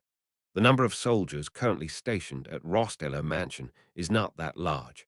I am exhausted from maintaining the numerous spirit legions for a long time, but I think I can at least take one Ed and escape. When the Imperial army arrives and begins to enter the Rostellar Mansion in earnest, it will gradually become more difficult to escape. Senior Yenica, what are you thinking now? Ha! Yenica swallowed her breath at Claris's sudden words, and she looked at Claris and smiled mischievously. Just by looking at her appearance, Claris was able to gauge Jenica's thoughts. Reckless thinking, you're not doing it. In some cases. In Jenica's opinion, Ed should not fall into the hands of any powerful group at this point. It would be better for Yenica to run away with Ed and return to her hometown Pulan. Yenica's hometown is a quiet mountain village far from power. All of the residents here are kind-hearted. It is a production area with a lot of various medicinal herbs, and the air is good, making it good for recuperation. Additionally, it is a mountainous area that is difficult to reach, and if Yenica asks, the entire village will agree to hide Ed's existence. In that case, there is no way the searchers will be able to find Ed even if they searched for 100 days, because they can't possibly know the geography better than the locals. Then no power group will be able to easily find Ed, so you will have time to slowly recover your body and mind and redefine your course of action. There may be some risk, but we have to take Senior Ed to Siang Wangdo. I will take responsibility and watch over Ed Senior so that his situation does not become unstable. If you convey his opinion to the Holy Emperor with a desperate will, he will definitely get it. Senior Yenica, it's too dangerous to take responsibility on your own. I don't think there's any danger. I can at least protect my body. Senior Yenica is a hero now. You will receive the Imperial Award soon. If you do something unexpected like that, you quickly become a fugitive. If necessary, I can become a fugitive. It doesn't matter if it's a hero or a reward. When Yenica saw the unconscious Ed, she said that without hesitation. The story is out of sync. Claris felt that way and continued speaking in a more urgent tone. Senior Yenica, Ed needs to run away somewhere no one can find him. We had to fight like that for a long time. As the atmosphere was unusual, I felt as if the soldiers around me were sneaking glances at me. It wasn't a good story for others to hear, so Clarice stayed close and whispered to Jenica, "Actually, no matter what, you have selfish desires mixed in. No matter what, it is a matter of human safety. It's difficult to judge it that way. It's about buying and selling something like that. In fact, if you were to ask if there was any romance involved in a getaway just for the two of you, that would not be the case. The times when Ed and I were sheltering from the rain in a cave under a cliff during the student council president election. For Yenica, her memories of that time still remain as beautiful memories.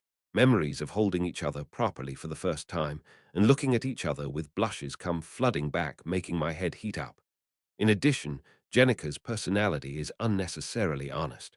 She's terrible at lying. Oh, not at all, it's not like it doesn't exist, but look at this. What about the saint who speaks like that? She doesn't just want to escape with Ed and keep him under her control. No way. I have to answer definitively. No. Clarice also has the experience of running away with Ed dozens of times to escape from Siang Changrayang Bellbroke's magic. Memories of giving words of comfort to Clarice, even as she was crushed by a building, crushed by a rock, and beaten to death by scales bloom in my mind. Heat suddenly rose to her face, but Clarice quickly caught her breath, and somehow I succeeded in naturally responding to Jenica's words. Okay, there's no way. There isn't one. No, it wasn't successful. That's a lie. Why would I lie about something like this? Now I want to bring Senior Ed to Siang Huangdo Island and see him admiring my position and authority. I want to know how Senior Ed spends his daily life while recuperating, and I want to see the scenery while eating refreshments at the top of Xinghuangdo Tower. You think you are doing it? Why are you so specific? Yenica and Clarice exchanged glances while holding their breath. We remained silent for a while and entered a lull. I'm sorry, holy woman. I guess I was too excited. Oh no. Senior Yenica, I'm sorry for raising my voice. After politely exchanging apologies, another moment of awkward silence passed. Anyway, I'll take Senior Ed to Xinghuangdo. Since my safety was threatened, if it is a justification to hold a court trial in Xinghuangdo, he will be able to extradite his recruits, as long as the imperial family doesn't decide otherwise. No, I think I need to think about that again. Is it Pulan the land of pastoralism or Kapir the saint? Of course, there was no narrowing of opinions between the two. Once again, everyone looked at each other with wide eyes, but it was a problem that could not be answered, because there was no room for compromise for either of them. I feel like I have gained 1,000 soldiers and 10,000 horses. This was a thought that eventually occurred to Fenia when she saw Lortel's face. Lortel is friendly to Ed Rothdeller. He may not be a good match for Princess Fenia, but in any case, the enemy of his enemy is his friend. No matter how much Lortel is obsessed with profit and willing to do dirty work for the sake of friendly relations with those in power, if Ed's life is at stake, it's a completely different story. Fenia and Lortel have a terrible relationship, but Lortel will take Fenia's side this time. That's why Fenia spoke confidently. Ed Rosteller should be treated like a hero. The imperial family should praise his hard work and reinstate him so he can repair the broken Ross-Taylor family. If he can, he will be able to repair the broken family. Oh my God, Fenia. Are you saying we should save the family that rebelled against the imperial family and was almost overthrown? Who can understand that? The person who prevented that overthrow was also from the same family. After Fenia said this to Salaha, she looked at Lortel's face, who was sitting still. The reason why Lortel invaded the negotiation table between the princesses was obviously to make his voice heard. Lortel Ketcheln is a merchant who has experienced many hardships and is a master of negotiation. We will make good use of your position and situation to suggest a compromise solution that will resolve the situation as smoothly as possible, because Ed's life, not anyone else's, is at stake. Well, at least the nobles who were held hostage don't seem to agree. Yes. However, Lortel said the exact opposite of what Fenia expected. No matter how cold-blooded she was for profit and connections, she thought that Ed Rosteller's life was her transgression. However, Lortel continued the story with a relaxed expression as if it was no big deal. Rather, it would be politically more convenient for the princesses to completely leave the Rosteller family. So far, the Rosteller family has occupied important positions in the imperial family, ruled like kings and shared power. As expected, a talented person who leads this huge trading company at a young age has a different perspective. Selaha looked at Lortel with a very satisfied expression. Fenia realized at this point, human relationships are ultimately a tightrope walk. The key is who holds the line. Lortel sitting between Fenia and Selaha. Meanwhile, Lortel took hold of Selaha's line. Selaha slowly closed his eyes and opened them in an attitude that seemed to be natural. There isn't even the slightest bit of agitation. If you were to ask who between the two would become emperor, no matter who it would be Selaha's hand. Even Fenia couldn't deny that fact. First of all, she lived without revealing her desire for power. Normally, I wouldn't think it was strange that Lortel was holding Selaha's lead, but no matter what, a matter is a matter. Taking this opportunity to deal with Ed Rosteller at once will be advantageous in terms of strengthening the imperial power in the future. He is a very shrewd and capable person. If he doesn't deal with it now, it could become a big obstacle later. Lortel Ketchel. He coldly called the girl's name, but Lortel did not show even the slightest sign of agitation. Rather, he leisurely smiled and spoke clearly to Princess Fenia. The truth doesn't always bring profit. I'm a person who only pursues profit. And speak clearly. I just decided that it would be more profitable to open up a relationship with Princess Selaha. Do you think Yenica Palova and Lucy Merrill will stay still? There are many ways to silence the two. If you secure Ed Rosteller's new recruits and keep them hidden, he won't be able to go on a rampage. As long as we get his power over life and death, that's it. A threat that could take Ed Rosteller's life at any moment. If that were the case, the two wouldn't be able to move quickly. But if you really kill Ed Rosteller, Lortel Ketchelm's own life will not be safe. There is no way Lortel Ketchelm does not know that fact. So does this mean that they have prepared additional means to subdue the two? Fenia couldn't imagine it. Lortel, you are. Princess Fenia felt anger rising up her back. From the beginning, I was aware that I did not have a good human compatibility with Lortel Ketchel. Still, I thought that no matter how cold-blooded Lortel was, there was at least a line. However, Lortel was a person who crossed even those lines without any hesitation for the sake of profit and power. Could it be that a merchant who was poisoned to the core was such an abominable being? Fenia's cold eyes turned straight to Lortel at that fact. One day towards Fenia, who was in confusion with Tarkin in front of her, this is the look of disdain that Lortel showed. This time, Fenia expresses unprecedented sincere contempt toward Lortel. Fenia and Lortel are humans running on parallel paths. The two lines will never touch. Realizing that fact once again, Fenia let out a deep sigh. Then he stood up and spoke clearly in a cold tone. Don't think ill, just stay still. Fenia quietly turned and left the tent, indicating that she did not want to talk anymore. Her eyes burning with anger do not fit her nickname Princess of Mercy. But Fenia could not sit still. He has an eye for people, which is probably why he was able to become such a big hand at such a young age. The desire for power and success is natural human nature.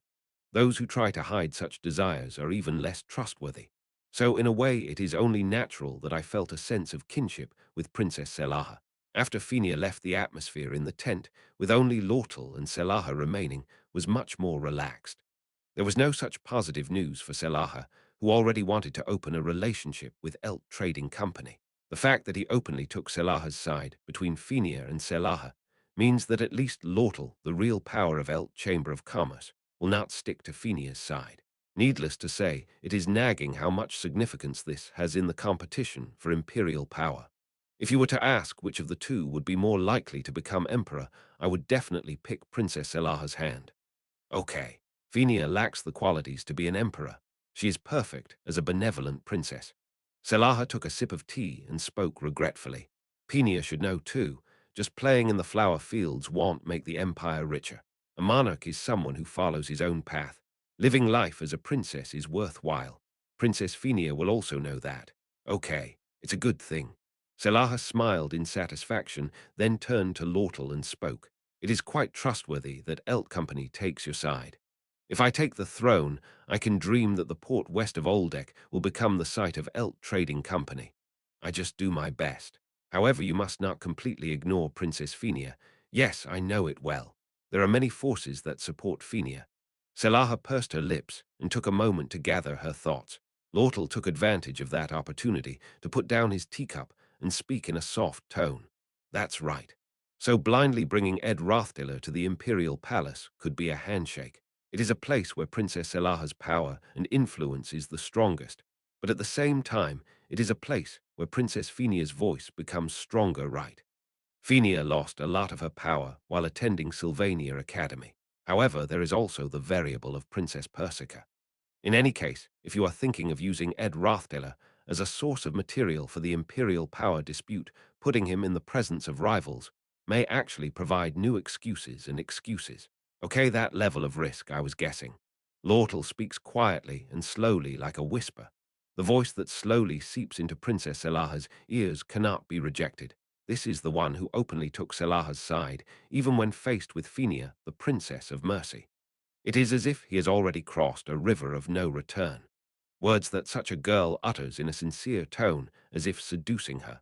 Furthermore, the variables Jenica Failover and Lucy Merrill are harder to control than you might think. They are more powerful and demanding than Princess Selaha thinks. To control them, you have to hide Ed Rosteller's location and give the impression that his life can be taken at any time. Who? If you openly reveal that he is in the imperial family, it is actually a handshake. These are people who, if pushed into a corner, could break through the front gate of the imperial family. Selaha also confirmed the powerlessness of Yenica and Lucy. I know well that Lortle's words are not just nonsense. They are opponents that cannot be easily defeated, even if one borrows the authority of the high-ranking Kloll imperial family. I was aware of that fact, but I never thought that he would throw away everything, including the authority of the Empire and his future life, and break down the imperial gates. Then it would be more appropriate to hide the man somewhere other than the imperial palace, in a place where no one can easily find it. Princess Selaha. Lortle's voice continues to seep through. She grew up attending numerous negotiation positions. Since she was an adult, it is the price of negotiation. If you go all the way up along the western bay of the commercial city of Oldeck, you will see a wide open space filled with large warehouses. However, there is a difference between a negotiator and a fraudster. Although she is a great negotiator, she is also a natural conman. Negotiation or fraud. Navigating between those ambiguous boundaries and controlling contracts is the quality of a great merchant. It is mainly a place where trade products traveling across the continent are loaded, and as Old Deck's trade volume is large, the warehouse complex is also very large. There are so many warehouses, and the items being loaded chain every day, so even warehouse owners often don't know what's inside. If you're not the owner of the product, you don't even go near the warehouse. Oh, I see. The complex is so large that people get lost inside at least once a week. Who cares what's inside those warehouses? No one cares. Whether it's fruit destined for the Western continent, fashionable clothing these days, books or minerals, Lortle smiles and hints, or a person. There was no need to say more about who that person was. If we could manage Ed Rathdiller's recruits so secretly, we would have an advantage in many ways. Depending on the political situation in the future, if it becomes difficult to gain political advantage by publicly burning someone at the stake, they could poison or strangle someone and pretend that they died from excessive blood loss. Even if there is controversy over his death, Princess Selaha will not have to take the risk if the Elt Company overturned it. Are you saying it doesn't matter if the Who Elt Company overturns all the charges? We thrive on relationships of trust, and I would like to form a new relationship of trust with Princess Selaha. This is the verification process. It means that when that time comes, I think Princess Elaha will cover it well. It's a stance that seems to assert itself at a disadvantage. It is natural that there is a difference in status and authority. It even contains the meaning of helping each other and continuing a long-term symbiotic relationship. There is no other relationship as trustworthy as a relationship in which both parties take advantage of each other's weaknesses. If you want to run a large business, risk management is important. It's what we do best. Jang Sakai's 3-inch tongue enters Selaha's ear little by little. He took Selaha's side, even while opposing Fenia. She is a girl who understands the importance of power better than anyone else and is ready to sell her soul for profit. Would you like to buy it? Selaha responded by gently pushing up the corners of his mouth. Lortle, smiling quietly under his robe, nodded and stood up. Then Ed Rosteller's new recruit will be guided by our Elt Company and taken to Aldeck. When I come to my senses, everything I want is in my hands. Anyone in the world who gets caught by that 3-inch tongue will fall for it as if possessed and take the treasure in their hands and offer it up. I mistakenly thought this was a reasonable choice. That's how scammers prey on their victims. Ed Rostiller takes us to all deck. Lortle came out of the tent, shaking off the hem of his robe. He was smiling sinisterly like a fox. Lortle, who came out to the central garden to check on Ed's condition, was completely speechless. When I saw Ed in a state of complete disrepair and loss of consciousness, I gasped, but I didn't lose my senses. No one in the world can match Lortle's ability to maintain composure. Even more troubling was the sight of Jenica and Clarice raising their eyes at each other and having a nervous battle. Even if I only listened to the story for a moment, I could roughly guess why they were fighting. Aha! Lortle seniors. Clarice and Jenica held their breath when they saw Lortle appearing on the scene.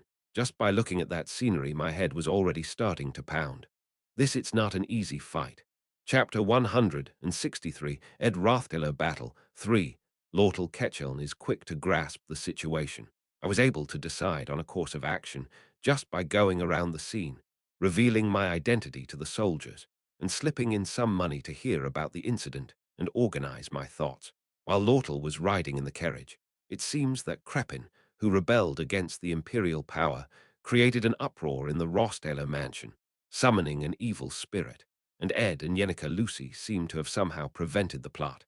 The fall of the Ross Taylor family is predestined.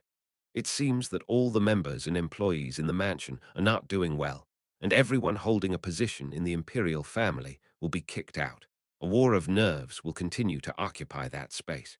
It was obvious that those in power would work harder to put their own people in their positions, and that the dispute over imperial power between the princesses would become more intensified accordingly.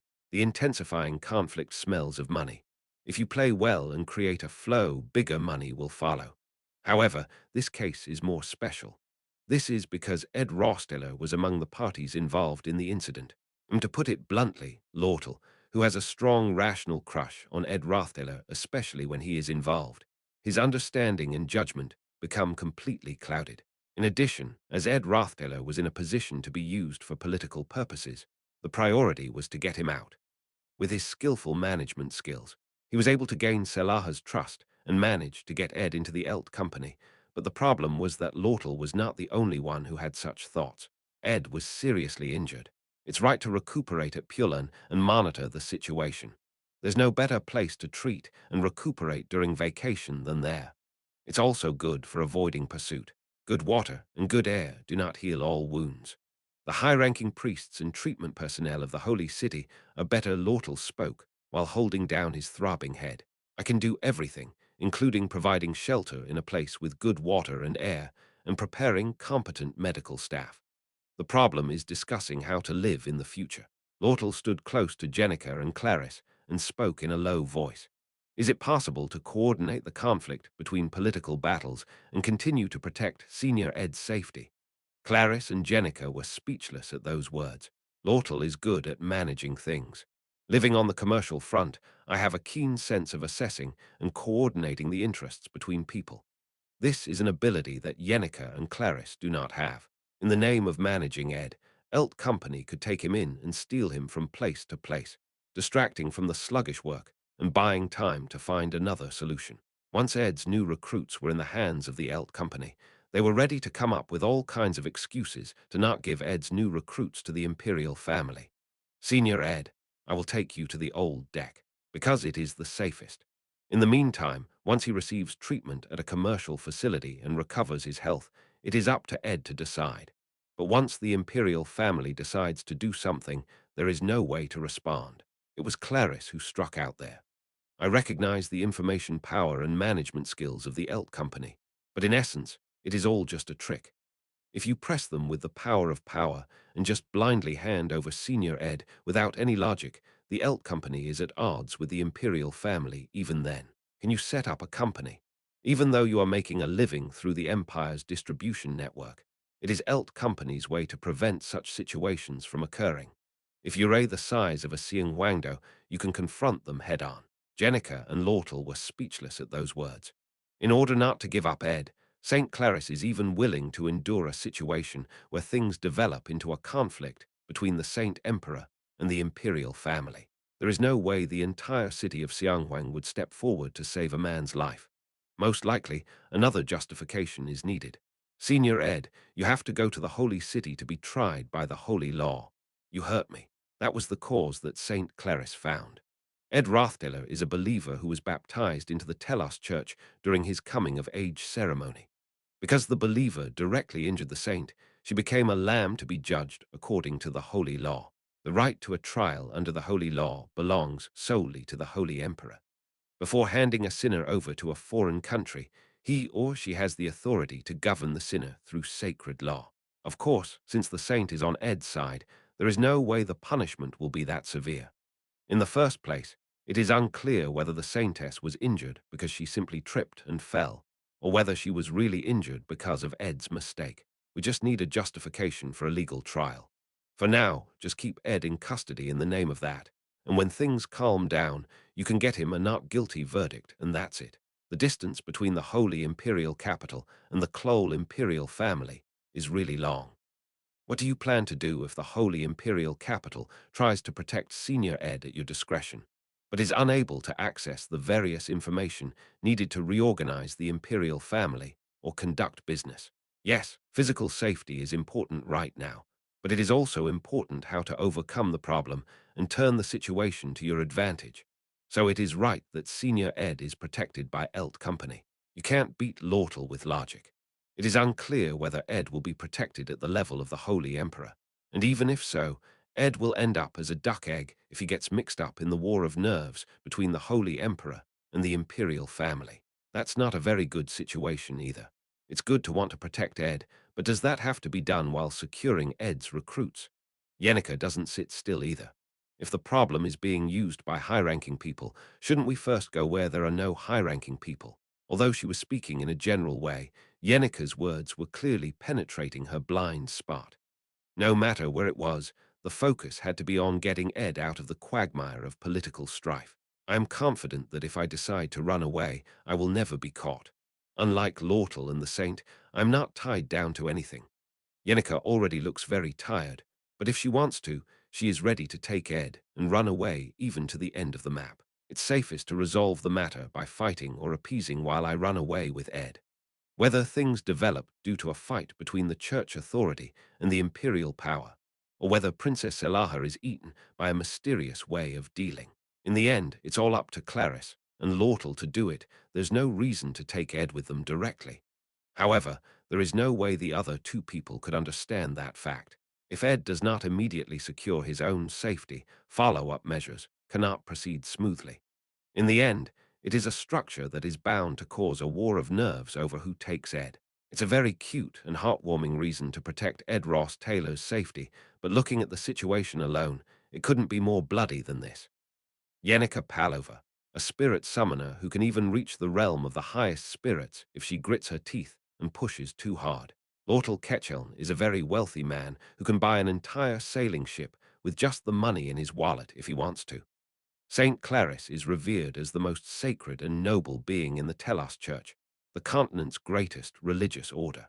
The confrontation between the three of them caused even the soldiers standing far away to swallow dry saliva. Although it is difficult to hear the conversation, it appears that they are discussing a very important political issue. If you listen to the reality, it is nothing more than a war of nerves over who will take Ed Ross Taylor.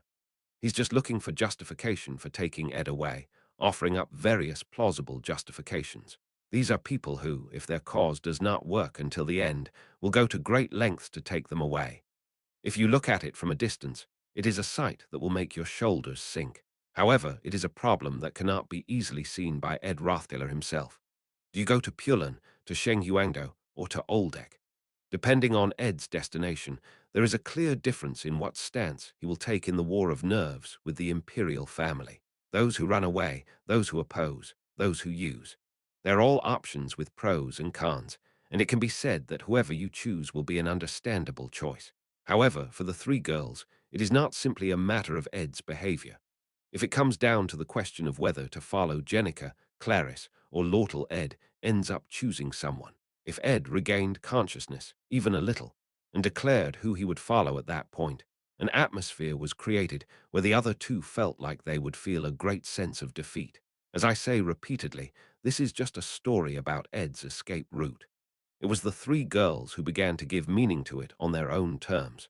This was the result of trying to create a justification to somehow get Ed to come over to him. But the atmosphere ended up being overheated. It's like being self-employed. The Imperial Army will arrive soon and will begin walking around the half-destroyed buildings to assess the situation. The Imperial Army is very large and well-trained, so they will finish the job quickly. There will also be personnel involved to clean up the scene and retrieve the bodies. Of course, the personnel to take Ed will arrive as well. If that happens anyway, Ed will naturally move to Elt Trading Company. Lortel had planned the situation that way. Less evil, less evil. At that moment, the sound of soldiers guarding the garden steadily shaking their ceremonial spears was heard. It means that a distinguished guest has arrived. It was a place full of VIPs from the beginning. Taking this into account, it means that the soldiers who did not perform the rituals were noble enough to raise their spears. The person who came in past the garden entrance was Selaha, the Princess of Frost. There you are, Ed Rosteller. He was accompanied by all kinds of nobles. The angry nobles were screaming that the Rosteller family should be stopped. Selaha walked forward with his back to them and looked at the girls. The reason she doesn't even say hello is because her only interest is Ed Rosteller, who is leaning against a tree. The boy with his eyes closed, leaning against tiny Lucy, seemed to Princess Selaha to be the key to reorganizing the entire power structure. It is obvious that if left alive, it will serve as an opportunity to unite the remaining forces of Ross Taylor. Yenneker's hand holding the staff was tense. If he wanted to do anything, he was ready to call Tarkan right now and run away with Ed. However, it was not Yenneker who stopped Princess Selaha. Huge boom. A blade of wind rose from the sky and split between Selaha and Ed. The wind blade that left a trace on the floor scattered into the air and disappeared, leaving only its aftereffects to distract the heads of people around it. After a puff of dust rises, a girl is seen blocking Ed's path. There was a lot of dust all over his body, and his always elegant hair was unkempt. His clothes are so dirty that he cannot be considered a nobleman. The girl Tanya Rosteller stood between Selaha and Ed and looked up at Selaha. Do not touch.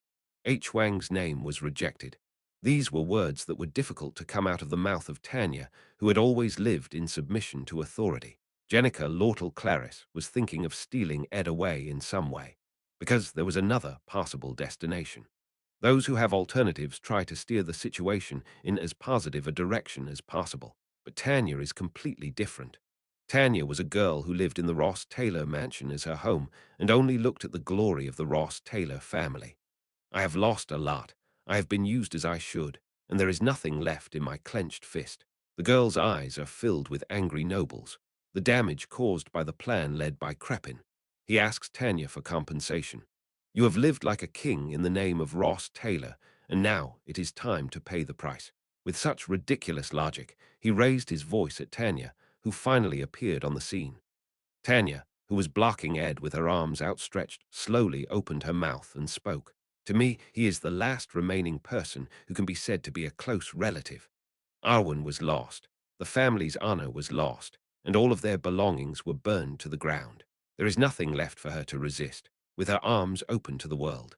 It's not much different from Ed sitting alone on a rock in the northern forest of Aiken Island and starting to build a wooden shelter. I imagine my brother gritting his teeth and creating a new home even though he had no reason to live. It was only then that Tanya, who had entered the beginning, understood how long a journey it had been. But Tanya's situation was a little better than Ed's. The vast mansion and the sky-high family power have disappeared like sand castles, but Tanya's blood relatives remain. The boy leaning against the Zelkova tree with his eyes closed is now Tanya's last remaining asset. That's why Tanya didn't run away or hide, but instead came out to the front of the central garden. Tanya Rosteller and Ed Rosteller. Selaha and the nobles all held their breath at the sight of Tanya. The elegant and noble appearance as usual is nowhere to be seen. Only Selaha, who softly called Tanya's name, narrowed her brows. You are the siblings who have inherited Rosteller's blood the most. You guys should accompany us to the Imperial Palace to hear the circumstances. A political battle is ultimately just a fight for a cause. The justification given by Selaha was to listen to the circumstances in order to properly understand this incident. In fact, things like hearing the circumstances can be conducted on site without having to go to the imperial palace. There seems to be a different reason for anyone to accompany him to the imperial palace. Tanya also felt that ominous feeling and her shoulders trembled, but she did not spread her arms wide and release the force she was blocking. Selaha took a deep breath and looked around. Numerous people are spread out around Ed. Lucy is sleeping on his shoulder and Tanya is blocking him. And around them are Jenica and Clarice, the saints of Lortel. It felt like all kinds of VIPs were gathered in one place to make a decision about Ed's future treatment. Selaha planned to conclude everything before Ed came to his senses. Lortel said that Ed Rossdaler was a truly clever and capable man. He said there was absolutely no benefit to keeping him alive. Selaha agrees with that opinion to some extent, so she was planning to follow that opinion. But harm. As if I had come to end this nervous war that felt like walking on thin ice, I heard a small yawn. The person who stood up and rubbed her eyes, as if asking why it was so loud, was Lucy Merrill. The strength of the girl who pushed Ed's shoulder got up and staggered forward. Everyone here knows. What? He spoke in an easygoing tone, as if looking at the people gathered around him. Why is the atmosphere like this? It feels like the atmosphere has completely changed since the girl's spirit. Selaha felt a strange sense of discomfort, but it did not stop her actions.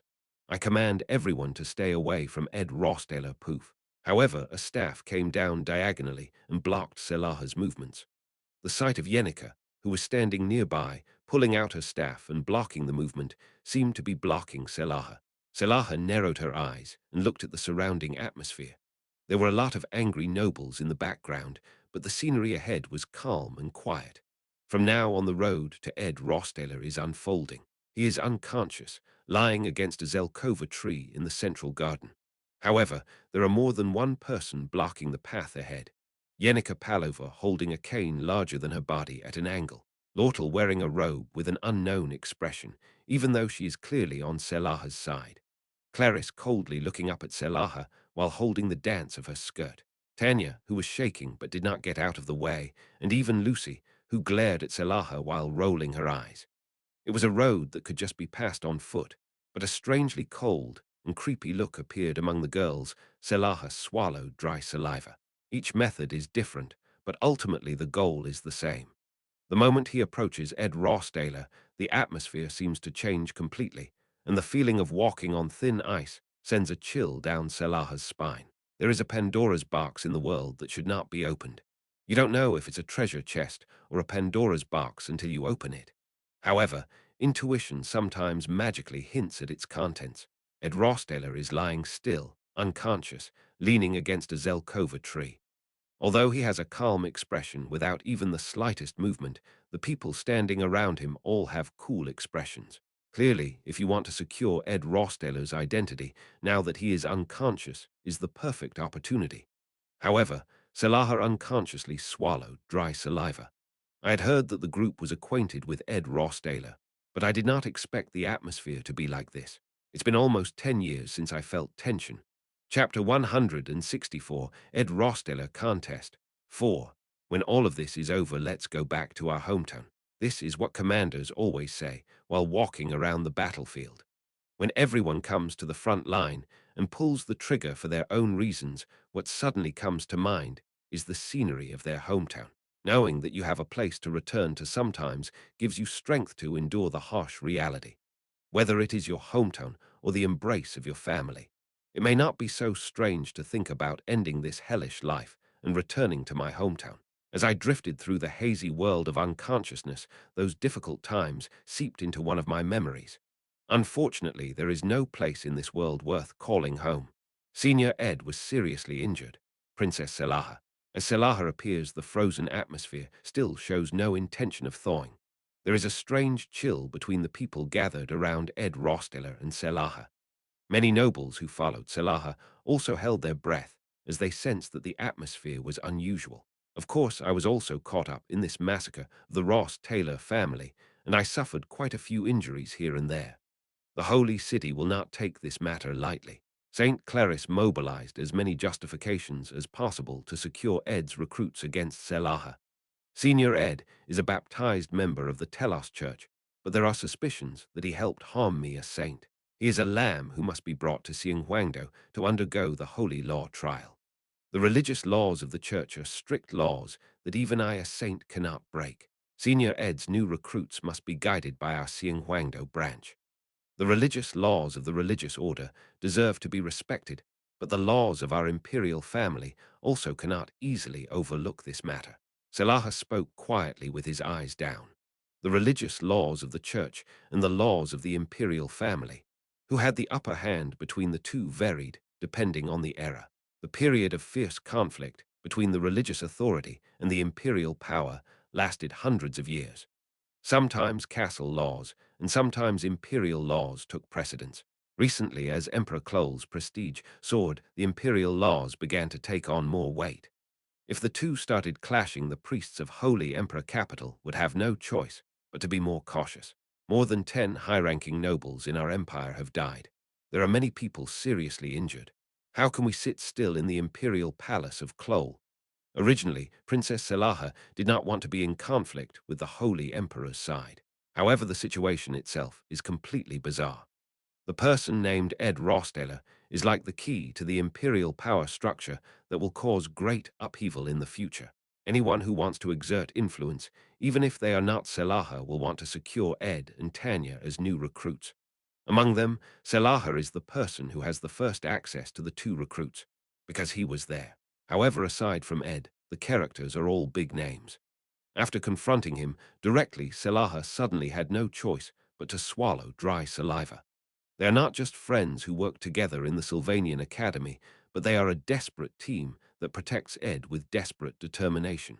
Yenica and Lucy, who were active in the battle to subdue the Crepins, also appear to be glaring at Selaha with cold gazes. The reason the two faced the disaster at Ross Taylor Mansion was not out of heroism to reduce the number of casualties, but rather to protect Ed Ross Taylor. I look up at Lucy Merrill, who is standing blankly in front of the Zelkova tree, her white hair flowing. Only then did Selaha realize. She is more of a disaster running wild than a hero. He is not someone who is driven by political logic or self-interest, money, power, fame. There is no interest in the values that ordinary people hold highly. I do what I think is right and don't care about anything else. It is an existence outside the world. Are you planning on turning even the imperial family into enemies if you feel like it? Even that feeling comes flooding back, and I end up with an intuition. If you touch that man carelessly, you might get very angry. However, if you leave it like this, you may end up in even greater trouble in the future.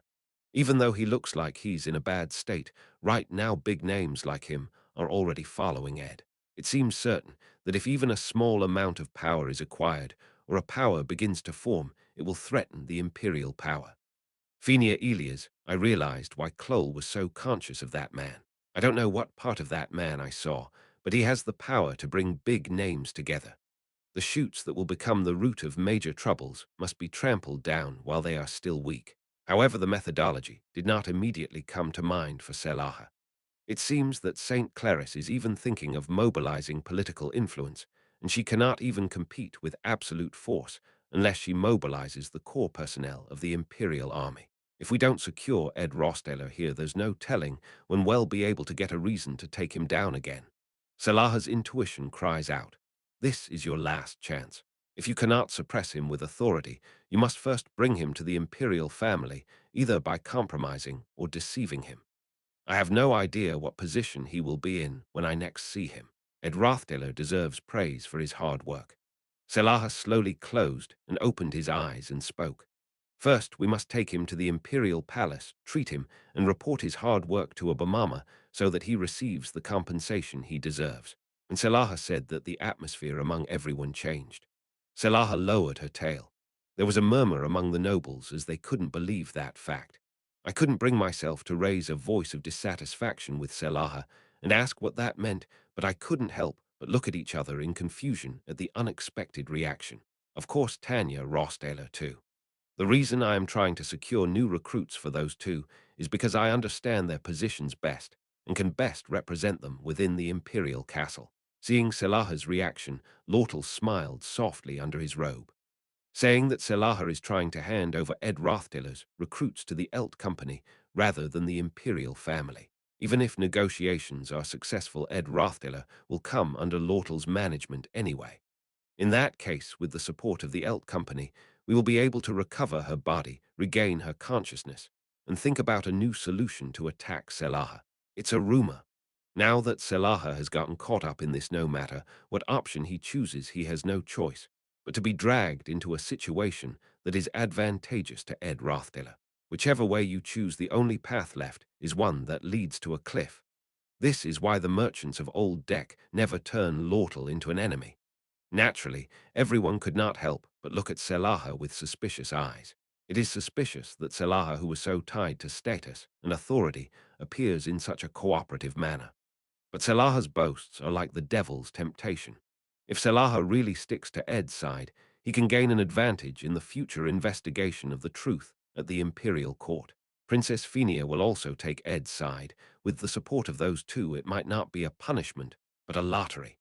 It goes without saying, but once Ed's new recruit is handed over to the Imperial Palace, there is no going back. Once Ed's life is taken hostage, the group becomes unable to move quickly.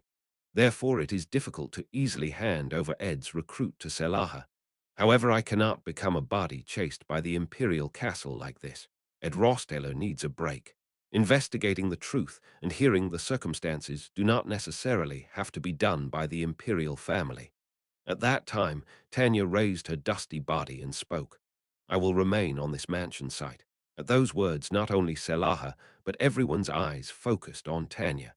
There may still be living occupants, and restoration work needs to be done on the mansion site, because I can't leave it like this. We'll have to collect your father's body too.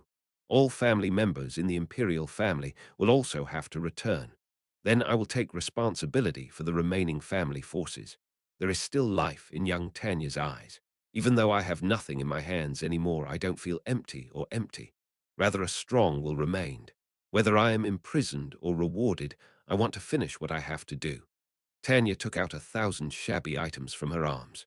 It was the torn cloak Arwen was wearing. The cloak is already dusty and tattered here, and there the eagle symbol symbolizing the bravery of the Ross Taylor family was drawn in purple. Tanya wrapped her cloak around her, tied back her hair that was blowing in the wind, and spoke. Like it or not, I was the legitimate successor to the Ross Taylor family. Therefore, I am now the head of the Ross Taylor family. In front of the broken and burned Ross Taylor mansion, Tanya confidently talks about what it was like. I will make decisions regarding the family. I also decide on my brother's new recruits, because I will go. At those words, everyone froze like ice. Only Lucy was looking at the scene with sleepy eyes. Claiming to be the head of a family that is already in ruins is no different from declaring that I will burn to death. The Rosteller family is a family that plotted treason against the imperial family, massacred high-ranking nobles, and even plotted to summon evil spirits. However, the exact fact-finding investigation has not yet been completed until proven guilty decision-making rights can be exercised according to family law. Whether Brother Ed is heading to Pulan to Oldek or to Chenghuang, to either that or heading to the Imperial Palace, that is up to you to decide. But right now, Senior Ed is unconscious. No, I just came to my senses. That's why I woke up too. Lucy denied Clarice's words. At the same time as those words were spoken, an alien sound was heard. Percussion. The sound of a dagger being stuck into a Zelkova tree. Although he was suffering from high fever and chills, and had a hard time standing up, Ed slowly stood up, leaning on the dagger. Ed's companions, who were confronting Selaha, were all startled and turned their gaze toward him. Ed. Yenica quickly ran out and supported Ed's body. Just holding his shoulder made Jenica swallow his dry saliva as she felt the heat. Ed's physical condition was more serious than expected. Ed, we need to go somewhere quickly and get treatment. Cluck, clack, clack. Ed's eyes were slowly revealed through his disheveled bangs. The faces of all his companions came into his sights. Kerhu Kier Keek. Brother Ed. Now vaguely, what are you talking about? Heard Ed, held on to his fading mind, and regained his body's center of gravity. Although his head wasn't working well, Ed gritted his teeth and opened his mouth. I am half few. There was tension among the group. There is still a lot of vacation left in Sylvania. Yenica Palova must return to Pullen as scheduled, and Lortel Ketchelm must return to Oldek to conclude business. Clarice is also in a position to return to the Holy Capital, and Lucy seems to have a good face. Princess Selaha also wants to take Ed to the Imperial Castle to finish this matter. It is not difficult to choose who to follow. Lortel has already laid out all his tricks, so whichever option is chosen, the situation will ultimately be in Ed's favor. Therefore, there is no such thing as a correct answer. Ed Rothdeller is I just say whatever comes to mind. Who? So who will you ultimately follow? The long and tedious fate of the Ross Taylor family at the site of the burning mansion has come to an end to some extent, but there is still a lot of work left to be done. The failed swordsman of Sylvania still has its journey left. But Ed Rosteller, first of all, I wanted to rest for a while. The Imperial Central Army invaded the mansion site. The well-trained Central Army quickly took control of the scene and skillfully divided up the personnel and began to investigate the scene. Princess Elaha wiped her face as she watched the scene. She then remembered the image of her man looking down at her group with a dying face. Ed Rosteller. While being attended to by Dest in front of the magnificent imperial carriage, Princess Selaha looked up at the collapsed Rosteller mansion. What value does he have? In Princess Selaha's eyes, that level of capability was not visible. However, the talents gathered around Ed Rosteller are all people who cannot be easily approached.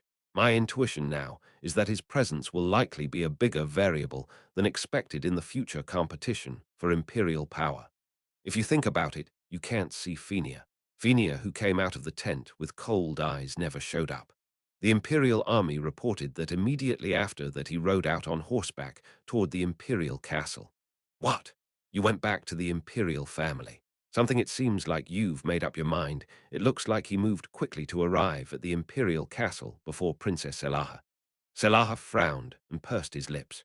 Even Fenia, who was helpless, seems to have gained some will. It's not difficult to find out what they're planning, but it still takes some effort. They are busy worrying only about Persica, but things get more complicated when Fenia also starts to set its sights on the Emperor. Anyway, Ed Ross Taylor is like a landmine in many ways. If you try to tamper with it or dismantle it, the consequences will be too great. Selaha swallowed dry saliva. Still, we cannot ignore it. It seems necessary to leave it in a corner of memory. As I sit next to the carriage, I see many nobles finishing their investigation and returning to their territory. A procession of gorgeous carriages speeds toward their respective territories. Among them, you can see the carriage with Yenica Palova riding on it, and the carriage at the top with Lortel riding on it. The same goes for the magnificently large carriage of the Holy Emperor. In any case, the imperial family needed a person involved in the case to properly testify about the mansion incident. Ed Rosteller was the best candidate, but in the end, due to strong checks, Selaha was unable to secure Ed. Instead, it was possible to compromise so that another party to the case would head to H. Wangxiang to testify as a substitute. However, the other person was someone who could neither be taken hostage nor move as Selaha intended. Among Ed's group, he was the one who was most uncontrollable. Selaha, who got into the carriage with Dest's guidance, sees a girl lying down on the seat across from her, shaking her legs. She shows no signs of etiquette. The sight of her disheveled white hair twisted and the witch's hat on her head is impressive. The girl lay down in the carriage and let out a shaky breath as if wondering what was going on with the princess in front of her. Lucy Merrill, the wizard who will attend the investigation of the imperial family as Ed Rosteller's replacement, it was a time bomb that Selaha could not control. Still, it doesn't look like this wizard will show any cooperation, so all Selaha can do is send him back after completing the investigation. It was a compromise that completely failed. The completed villa in Lortel was not as big as I thought.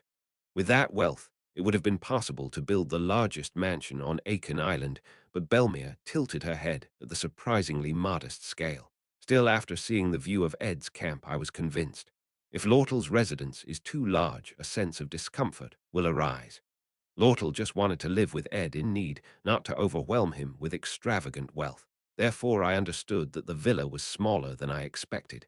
If you come back after vacation, you can move in right away. The northern forest where the crescent moon shines brightly. Belmere, who came to inspect the camp after work, that day felt empty again. The greatest reward I gained from working as a maid at Arfleys Hall was helping students who had difficulty adapting to an unfamiliar environment and maintaining their lives. That's why students feel empty during this vacation period when they leave Aiken Island. Although I'm quite used to it now, I still get a strange feeling when I walk around the empty Arfleys Hall and the Bachelor's Hall. But that doesn't mean I am too busy during the semester. There is no middle ground. Although she is a workaholic, it is not a very bad environment for her. After finishing closing the door at Lortle's small villa bell, Maya stretched out to relieve her sore body. The way she who is always cool and blunt stretches feels unnatural, like a robot stretching. I wonder if the tension has eased a bit since there is no one watching. Belle Maya was clearly influenced by the free-spirited vacation atmosphere of this late summer. The shadow of a grasshopper passed by the crescent moon. Only then did I become aware of the sound of insects in the grass on a summer night, and the rustling sound tickled my ears. Leaves swaying gently in the moonlight. The sound of them passing each other was faintly heard between the camp buildings. Irdagi is so peaceful that it feels like I am in another world. With that in mind, the moment I turned to go back to Arfleys Hall, a boy appeared from among the grass. Even Belle Maya, who usually maintains a blunt expression, was a bit surprised this time. Ed Rosteller, who I believe has returned to his home, so I staggered through the grass and walked into the camp, even if I pretended my red face and limp legs were not normal conditions. Taking advantage of Belle Maya's panic, he flopped down on a tree stump near the bonfire. He dropped the leather pouch he was carrying on his shoulder. His luggage bounced and rolled on the floor a few times. "Hey, Master Ed, aren't you supposed to be returning to school around the end of vacation? The other party members how?" When Belle Maya asked in confusion, Ed Rosteller took his dazed mind and swept his face. "You were at Camp Belle?" "Yes." "Ah, yes. Light a fire. It's a bit difficult for me to use my magic power right now." When Bell said that in a dying voice, he lightly drew on his magic power and lit a bonfire. The campfire softly illuminated the surroundings, as if welcoming the owner who had returned after a long time. Ed sat in front of him, wiping his face and lowering his head, resting his forearms on his knees. Warm heat tickled my face. The smell of grass, along with the familiar sound of insects at night, irritated the tip of my nose. Ed felt the strength in her shoulders relax and her stiff muscles slowly relax. Belle Maya looked at that she stood behind me for a moment, unable to speak. The shadow of the camp, which had been stretched by the moonlight, split into several branches and covered the camp as a new light source called the bonfire was created. The heat of the crackling and fluttering flames seemed to massage my body. Was the journey difficult? Belle, who had been waiting for Ed for a while, with her hands folded behind him, slowly asked. When Ed heard that question, he was lost in thought for a moment. Those who wandered around the battlefield would eventually wander around looking for a place to return to.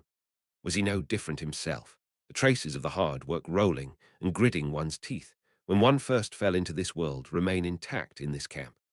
The first wooden shelter, I made the first fishing rod, I made the first campfire cabin, I made the window, the hunting tool clasp, the leather of wild animals, the book for magic training, the woodworking workbench, the hammer, the fishing net. Was this camp a place worth returning to in the end? I feel more attached to this camp, where we spent difficult and arduous times together, than I thought I wanted to come back, even if it meant leading my body in complete disrepair. Ed refused his companion's offer to return with him, and eventually returned to camp alone. He even refused all dissuasion from Yenica, who was trying to throw away her plan to return home, and Clarice, who was trying to coordinate the entire schedule of the Lortle Holy City to follow even at the cost of business losses. Tanya even encouraged him to recover first, as she would be staying at the mansion to finish work. I glanced up at the crescent moon floating in the sky. I pondered Belle Maya's question. Was the journey difficult? Of course, this journey during vacation was difficult. He went back to the Ross Taylor mansion, risked his life, and somehow ended his bad relationship with the Ross Taylor family, leaving him completely devastated. Her journey was a short one, but it was so arduous and tiring that even Ed, who never said anything, couldn't help but cry. Plus, there was still a lot of work left to do. Although I somehow ended my bad relationship with Ross Taylor, I felt like I had exerted unnecessary influence on the imperial power structure, and I had to worry about what to do with the remaining power of the Ross Taylor family. I still can't think of a clear way to catch Siang Changryang's bell broke, and I have a lot of school schedule left for next semester. Of course, if you look back at the path you have taken, it has never been easy. From the time he was struggling to survive in this forest until now, Ed has lived every moment trying his best. So the place I wanted to return to after finishing work was in front of this campfire. Of course, it was difficult. I almost died several times. Eventually, Ed answered, so I wanted to come back here quickly.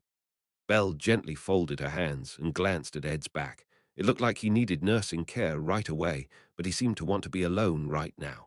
Still, I was worried that I could leave it alone, so I was thinking about it for a while. Suddenly, I felt a sense of discomfort. Come to think of it, you finally spoke up. Okay, you won. I'm glad you understand. It's just that there was a change in his mood. Hey, Belle. Ed lowered his head and quietly called Belle's name. Through this vacation journey, I feel like I have finally gotten a taste of the life of Ed Rothdeller, the failed sword saint of Sylvania, Act 1, Scene 1. This is the life of a third-rate villain who is the first to exit. The moment when the whole journey began, I vaguely remembered the image of the senior maid who discovered the scene where Ed Ross Taylor was about to end his life and stopped him and spoke in a low voice. You're a better guy than I thought. I am grateful in many ways. At his sudden words, Belle tilted her head for a moment, and then soon she lowered her head and spoke. That's too much praise. Belle said that, and quietly walked out of the camp, leaving him in front of the campfire. Suddenly, he looks back and sees him resting in the dark forest with a soft bonfire in front of him. He'll have to check his condition starting tomorrow, but I think he'll have to leave him to enjoy the camp alone for just one night. The maid at Arfley's Hall is always good at getting things done. Reading your employer's intentions and letting them do whatever they want is also a necessary virtue. So Ed Rosteller sat in one corner of the camp, watching the campfire for a while. There was a lot of work left to do, but I also needed time to forget everything and relax for a while. The quiet summer night deepens. The faint light of the crescent moon seeped through the forest. The long summer vacation was slowly coming to an end. Chapter 165, Wolf's Melancholy. 1. There are bound to be many spirits who find it difficult to communicate with humans. Because the time allowed to humans is short, spirits always appear impatient. You talk as if you are not human. In my eyes, so are you. This is a story before the Academy was even established on the vast Aiken Island, a wide plain located to the southeast of the North Forest, which spreads widely around the towering Mt. Own Mountain and a coastal area to the west, and the grassland area due south. In the opposite direction, when walking among the broad-leaved trees spread out around the cliff area at the northern end, climbing along the halfway side of the mountain, or playing along the river in the forest, various spirits would come into sight. This heartwarming sight was quite impressive for Merrilda, who had just become a high-ranking spirit. Because of that, I used to stay on Aiken Island for a long time, but when I came to my senses, I suddenly found myself stuck on the island and not going out. Even on Aiken Island, located at the southwestern tip of the continent, it is not without natives. Slash and cut farmers who escaped from Margrave Zahor's territory and found a new home, and explorers who came in looking for natural resources such as magic stones in the coastal caves of Aiken Island, often came here. A few settlers with stories came in and formed small villages with about 6 or 7 households. The human race was an unpredictable being that sometimes seemed to be in harmony with nature, but also threatened nature when necessary. They were also difficult for Merrilda, who had suddenly fallen in love with the northern forest, on how to treat them. Although I cannot explain it in detail, there were many conflicts and times of harmony. There have been times when they have come together to respond to disasters that hit the island, and there have been times when they have become angry at humans who engage in excessive hunting and logging. I am going to build a school. Among those people, if I were to choose the most impressive eccentric person, it would be that girl. The girl, with her shiny silver hair tied back and dressed in a leather tunic and a gold semi-robe worn by wizards, was always full of life. Even the simple rings of various colors on her hands, the dragon's molar-shaped necklace around her neck, and the jewels on the hem of her clothes were all filled with magical energy. She was praised as a great sage in the far northern lands, but was caught using the Imperial research facilities to manipulate taboo magic, and was kicked out. There were rumors that she was the eccentric of eccentrics, The achievements she had made so far were so great that she was not particularly accused of any crimes. But for this girl with a strong curiosity and passion for learning, being kicked out to an island with nothing must have been enough to shake her head. However, the underdeveloped environment alone cannot stop the passion of the famous magic researcher Sylvania Robster. When he had just arrived on Aiken Island, he cut down trees in the northern forest to make a magic wand and researched material transformation magic, which caused a big conflict with Merelda. Most of the time was spent hitting and fighting. An attempt was made to suddenly create a riverbank and convert the energy of falling water into magical energy. They captured spirits, studied sealing methods, and attempted to engrave magic of grinding, one of the representative taboos, on a huge tombstone. Merelda's inexplicable behavior was a headache, but Sylvania continued to research all kinds of magical powers while smiling to the end. Sylvania is a place where there is not even a common research cylinder, and many research books that will go down in history have been written. Even if Merelda tried to stop her, there was no way her enthusiasm for learning would cool down. She always does unpredictable things, so she was always mentally prepared. But this time, I never thought she would decide to build a school. Well, it's small in size, so it's more like an academy than a school. What kind of nonsense are you talking about again? Due to Sylvania's tendency to get into trouble whenever she gets the chance, there hasn't been a single day of quiet since she came to Aiken Island. It was a difficult time for Merelda, who always enjoyed the wind leisurely at the edge of a lake in the northern forest or halfway up a mountain, to teach magic and basic combat skills by building a small wooden building in the plains to the east. If possible, alchemy as well. It looks like you really have a lot of time. No, I always said it. Unlike spirits, humans are always busy because they have no time allowed. Sylvania's expression is already unsettling as she puts both arms on her waist and grins. Some abandoned children from the imperial family or lawless areas come to Aiken Island. They are all great kids, but I think the imperial family is threatening them to take responsibility and take good care of these kids instead of doing unnecessary things. It seemed like each of them had their own story. Well, even after you were exiled to Aiken Island, you got into all kinds of accidents.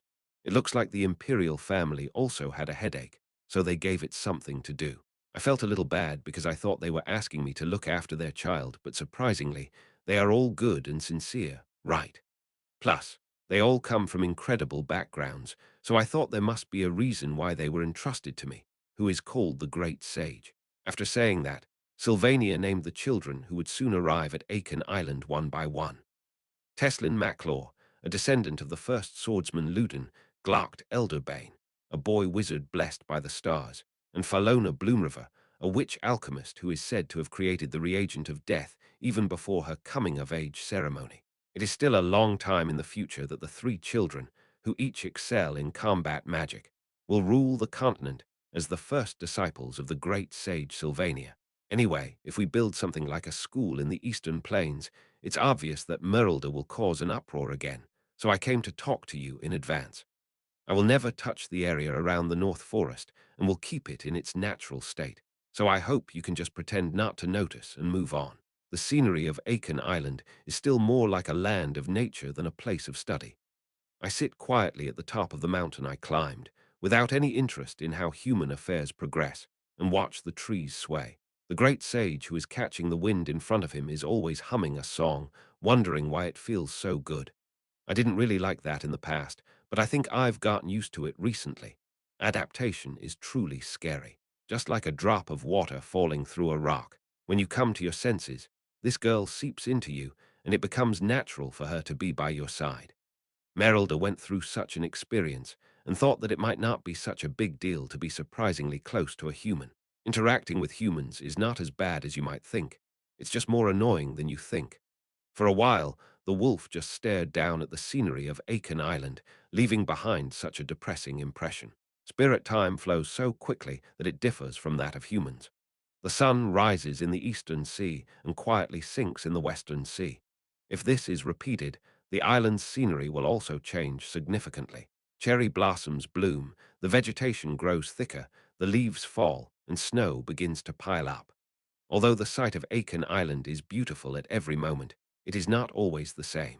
Sylvania's school which was small and built on the eastern side of the island, is gradually growing in size. The number of students coming and going increased, and before you knew it, magnificent buildings were being built and spears were piercing the sky. What started out as an academy eventually received a more plausible name, Sylvania Academy, to commemorate her achievements that are no longer in the world. As time passed, the Eastern Academy became a faculty building. The small human village of a few households in the West gradually grew in number as the size of the school grew before we knew it. A commercial district of its own was formed, and many humans began to come in looking for opportunities. In this way, the Western Village was given the name Residence Building, and even a dormitory managed by the Academy began to be built. As time has passed, the scenery of Aiken Island has changed a lot. The site of Aiken Island, where the only things roaming around were wild animals, is now a long time ago.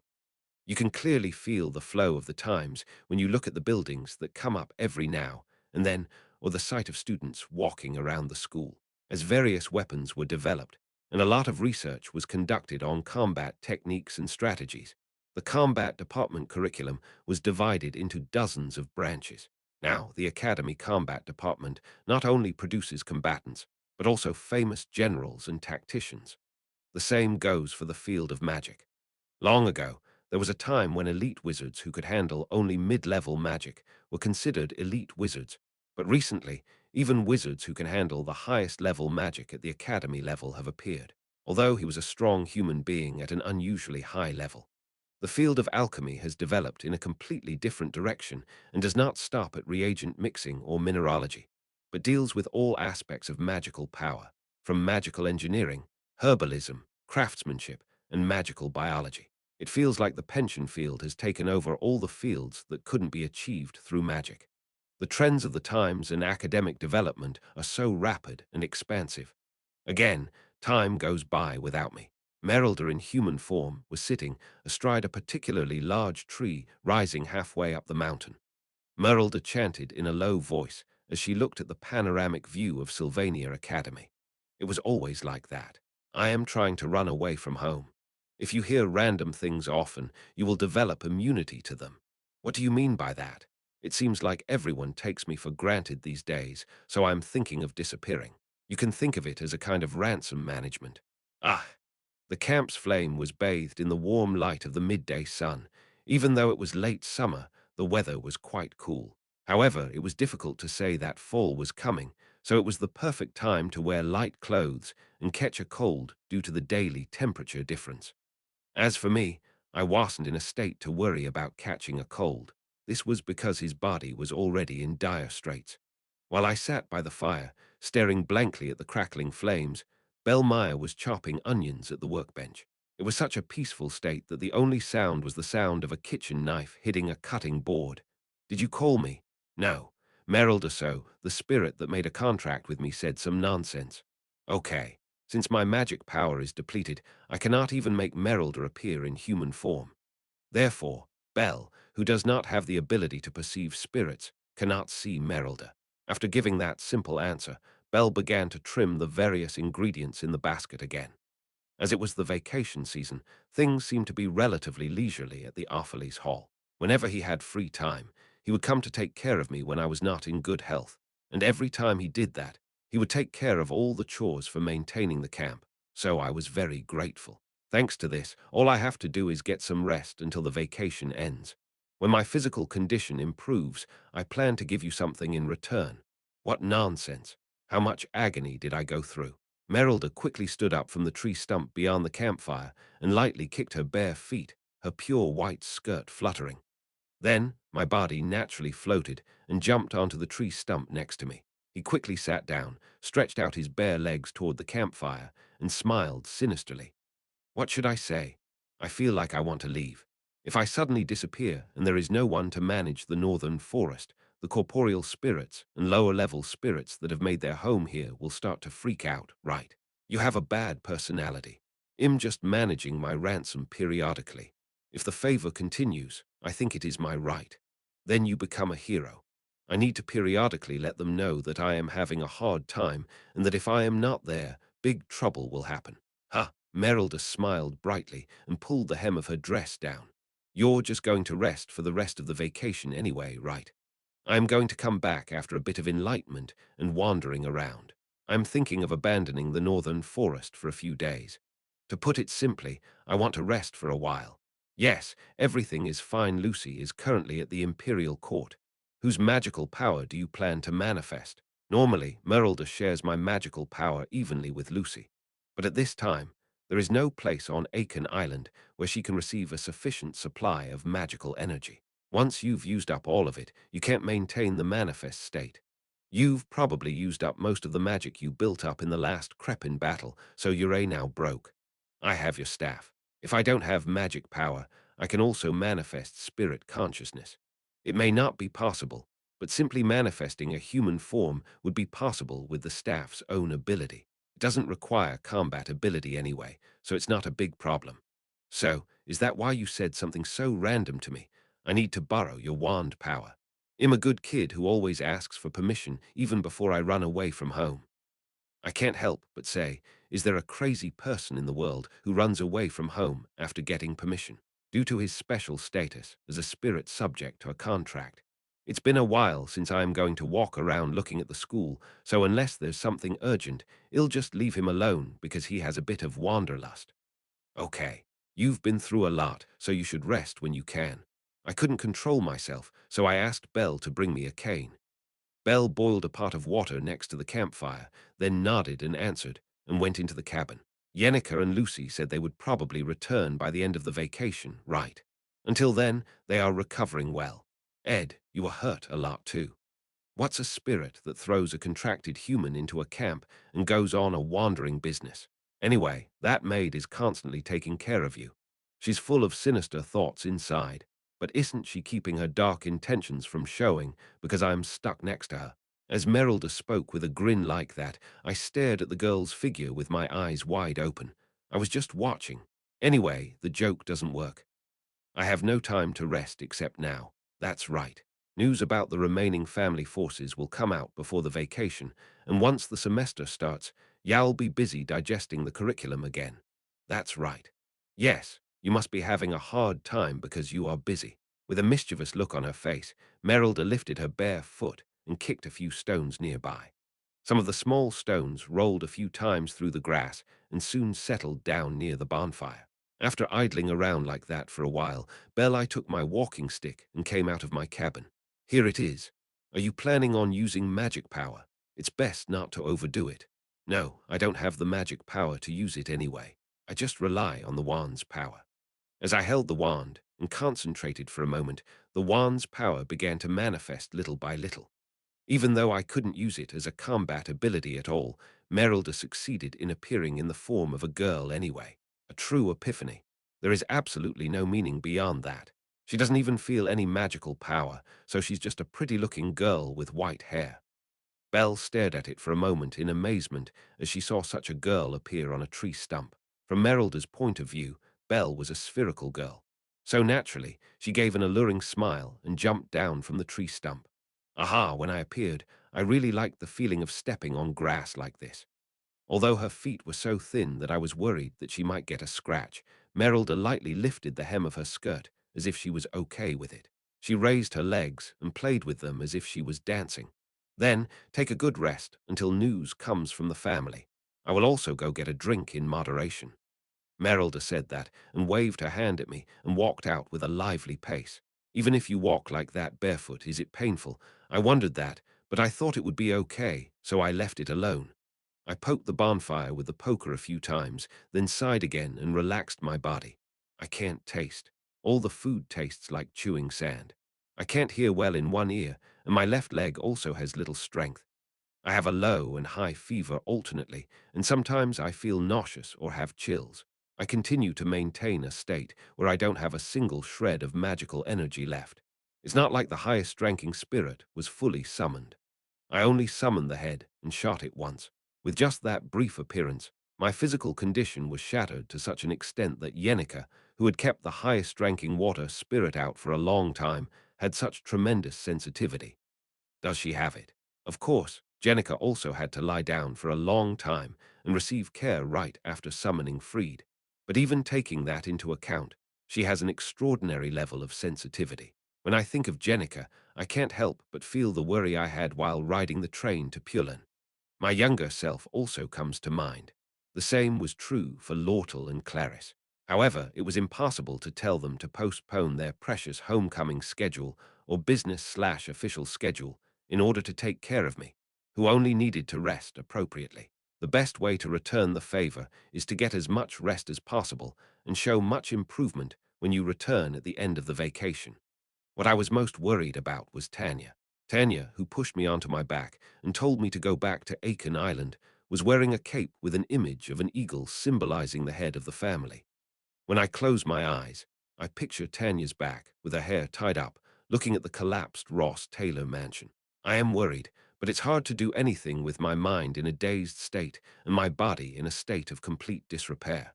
It was more likely to be a burden than a help. First of all, quick recovery is important. Knowing that fact, I relaxed my body as much as I could and forced the tasteless rice into my mouth.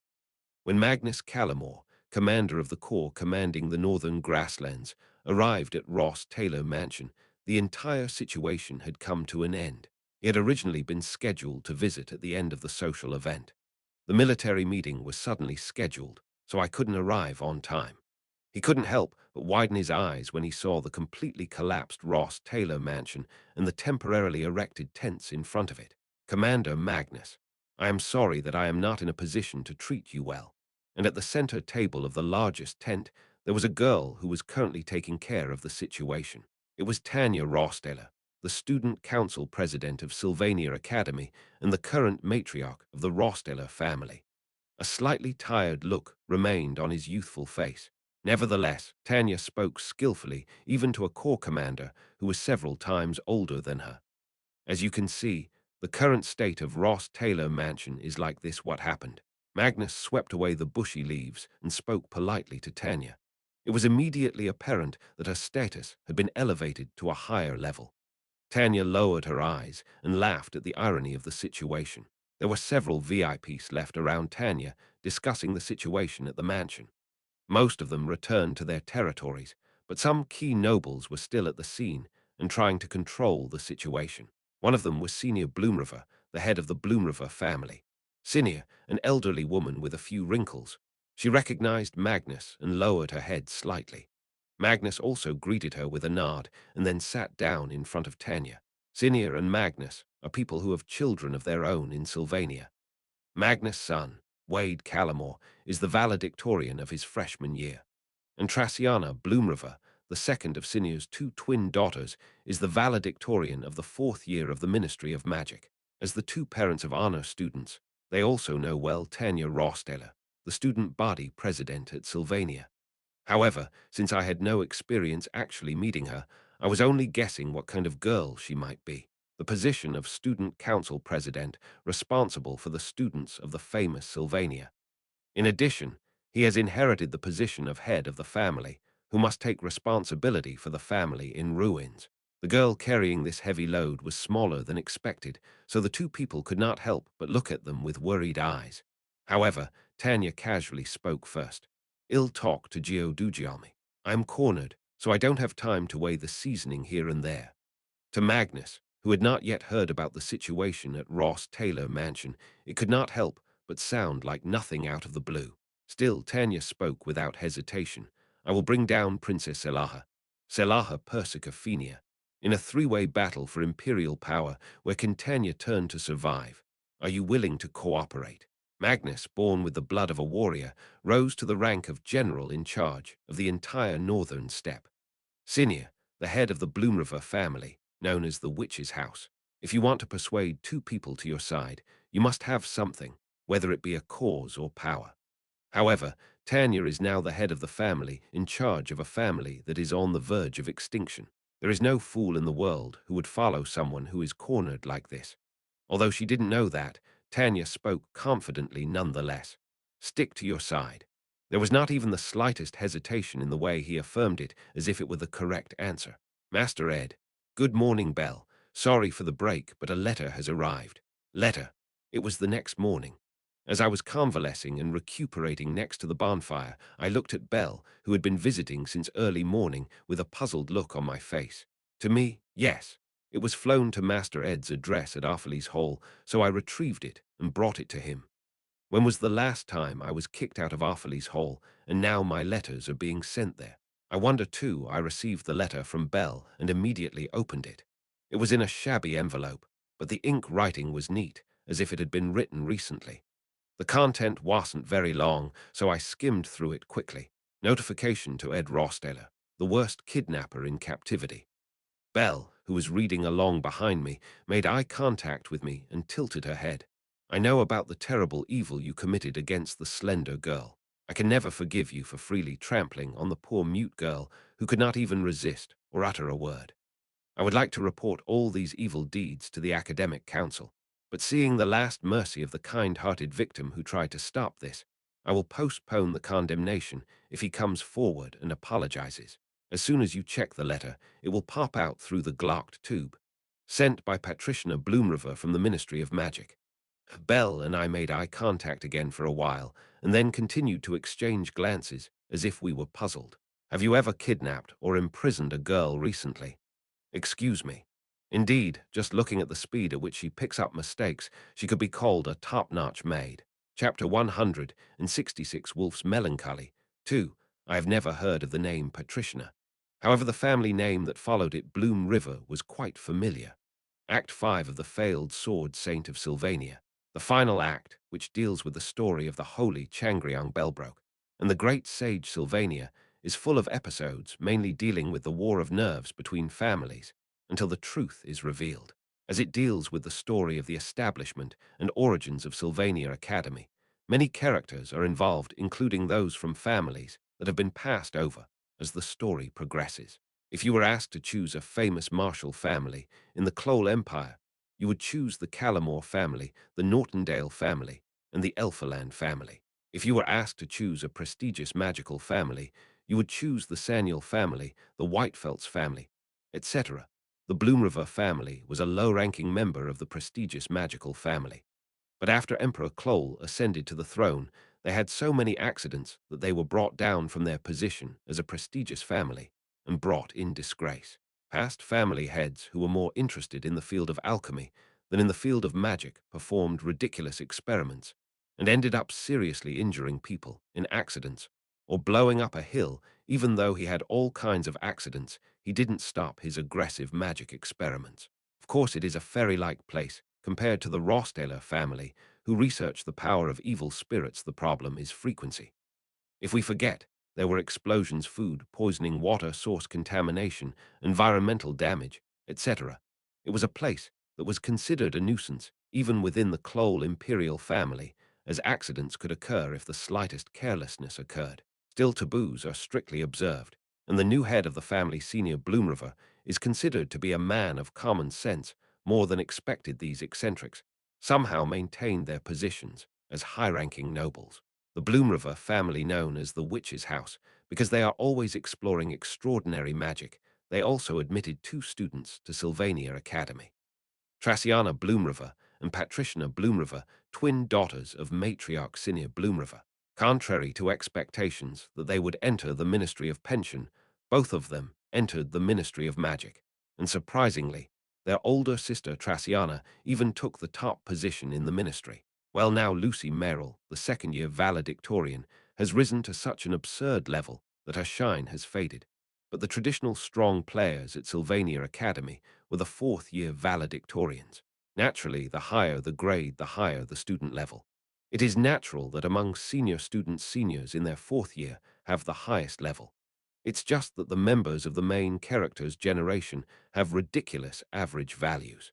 Combat Chief Dyke Elfaland, Department of Magic Chief Traciana Bloomriver, and Department of Pension Chief Dorothy Whitefelts. Patricia Bloomriver, who sent me the letter, is the twin sister of Traciana Bloomriver, who is currently the valedictorian of the 4th year of the Ministry of Magic. I've already met 2 of the top 3 4th-year students. Dyke Elfalan, the head of the combat department, and the top of the entire 4th grade class, interrupted the sparring with Professor Collide during the last semester's final exam. The sight of a large man running around nimbly, wearing gauntlets, was like seeing a bear. And Dorothy Whitefelt's was seen when she was chasing Professor Glast. Although he was suppressed by Yenica and did not perform well, he belongs to the famous Whitefelt's family. She is the older sister of Joseph Whitefelt's, the head of the first-year magic department, and is treated as the de facto ace of the pension department. She is also one of Professor Glast's best students. However, the twin wizards Traciana and Patriciana are completely unknown territory. The name is long and difficult, so it's hard to tell, and he wasn't even a very important character in. As a wizard from the troublesome Bloomriver family, I knew he would have a big role to play, but the part where the scenario began to escalate was when the two twin wizards graduated. He left without receiving any spotlight, so it was necessary for me to personally investigate the person who sent me this absurd letter. Senior Traciana is famous among fourth-year students for being able to use two types of high-level magic. The position of head of the Ministry of Magic is not for everyone, even the head of the fourth year. In fact, even taking that into account, her level is ridiculous. My C. Student rest area located in front of the student center. This place, lined with numerous wooden tables, is usually full of students regardless of the time of day. However, during this time, when summer vacation is in full swing, the entire Jiasu building is quiet. Even though it was in front of the student center, it wasn't much different. Normally, you have to compete to get a seat, but during the quiet vacation season, you were able to rent it out. Well, there are a lot of bad rumors going around about the Bloomriver family. It is also a place where many advancements in the field of alchemy experiments were made. I know it well. Sitting across from me is Elvira Aniston, head of the second-year pension department. He is a student with a deep passion for studying alchemy and magic engineering, and is in charge of managing various reagents and magic engineering supplies in the main character generation led by Taylor. Her orange hair scattered and sticking out here, and there clearly shows her character, as she is not particularly interested in taking care of her appearance. Still, the sharp and playful face still has a cute feel, like a little devil. I know very well about Traciana, but Senior Patricia I don't know. There are a lot of rumors, though.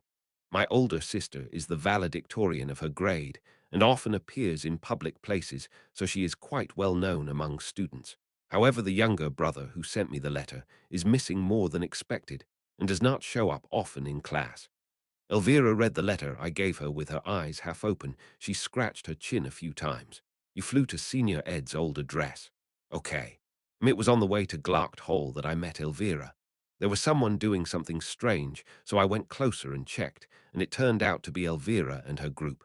Since Elvira is well versed in the field of alchemy, I thought she might also know about the Bloomriver family, a family closely related to alchemy, so I took some time to think about it. According to rumors, I heard that, unlike her older sister, Senior Patricia is a person who stays in the corner of the lab and doesn't come out. I heard she barely showed up for her bachelor's classes, but with her lab scores and self-taught written scores, she almost made up for her attendance score. Is that possible? Well, my older sister Tracy Anna said she always showed up for class. That difference is probably what determines whether you are a senior or not. There's no way to say that twins would both be good at studying, but they seem to have a similar innate ability to study. It's a rumor I also heard across the street. He is completely uninterested in rumors about his bachelor's degree or current status, and is just focused on his own research. I heard he's a typical corner room nuisance. So you probably sent a letter to your old contact network without knowing that Senior Ed was excommunicated and kicked out of Arfley's Hall, right?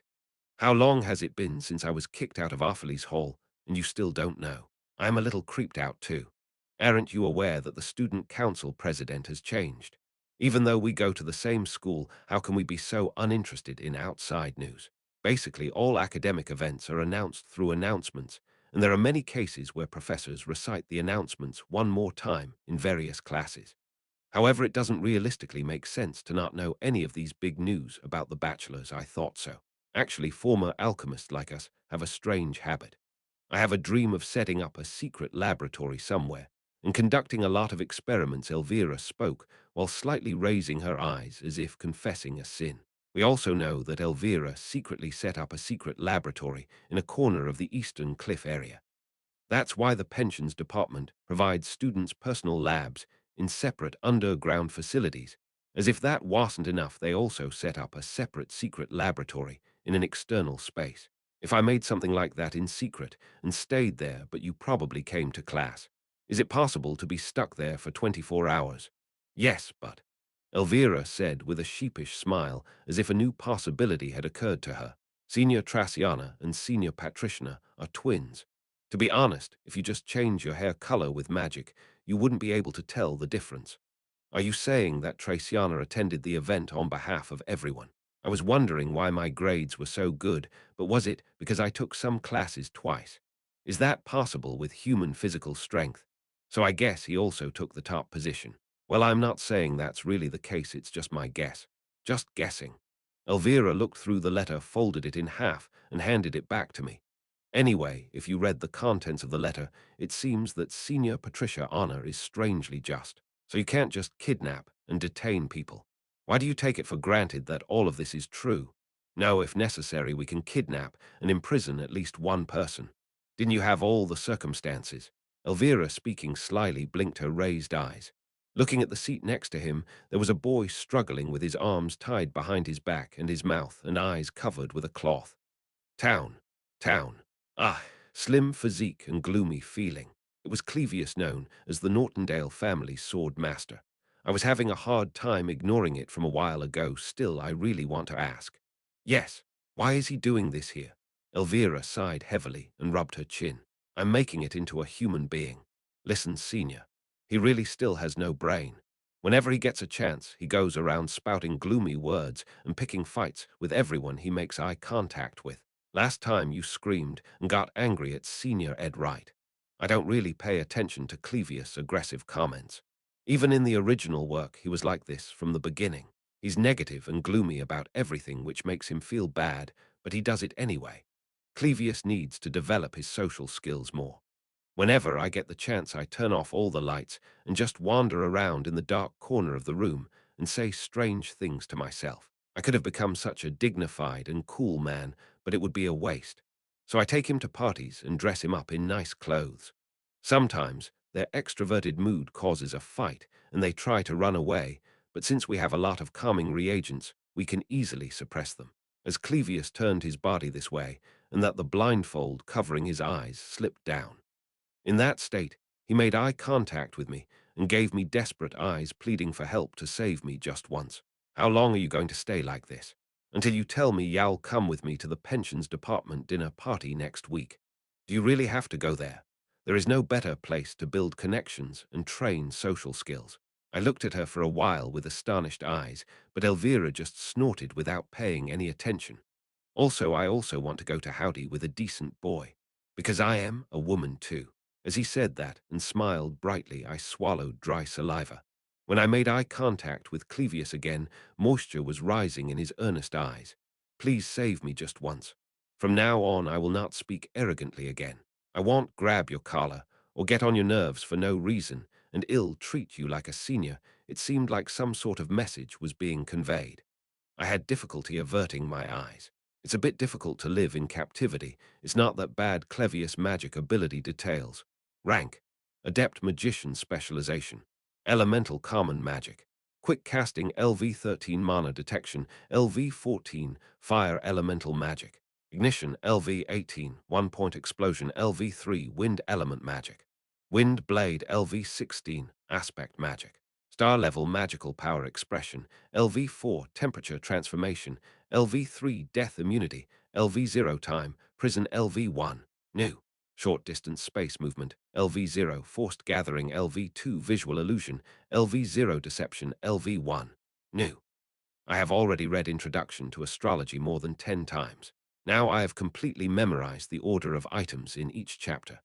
There were quite a few cases where I couldn't remember the details, but I felt like I had embodied all the big details.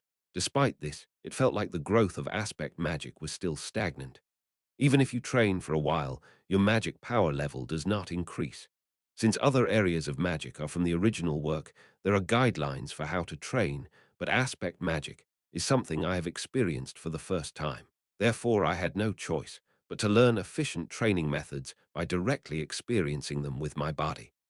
However, after continuing to read the book and using aspect magic in practice several times, a new magical realm has been opened.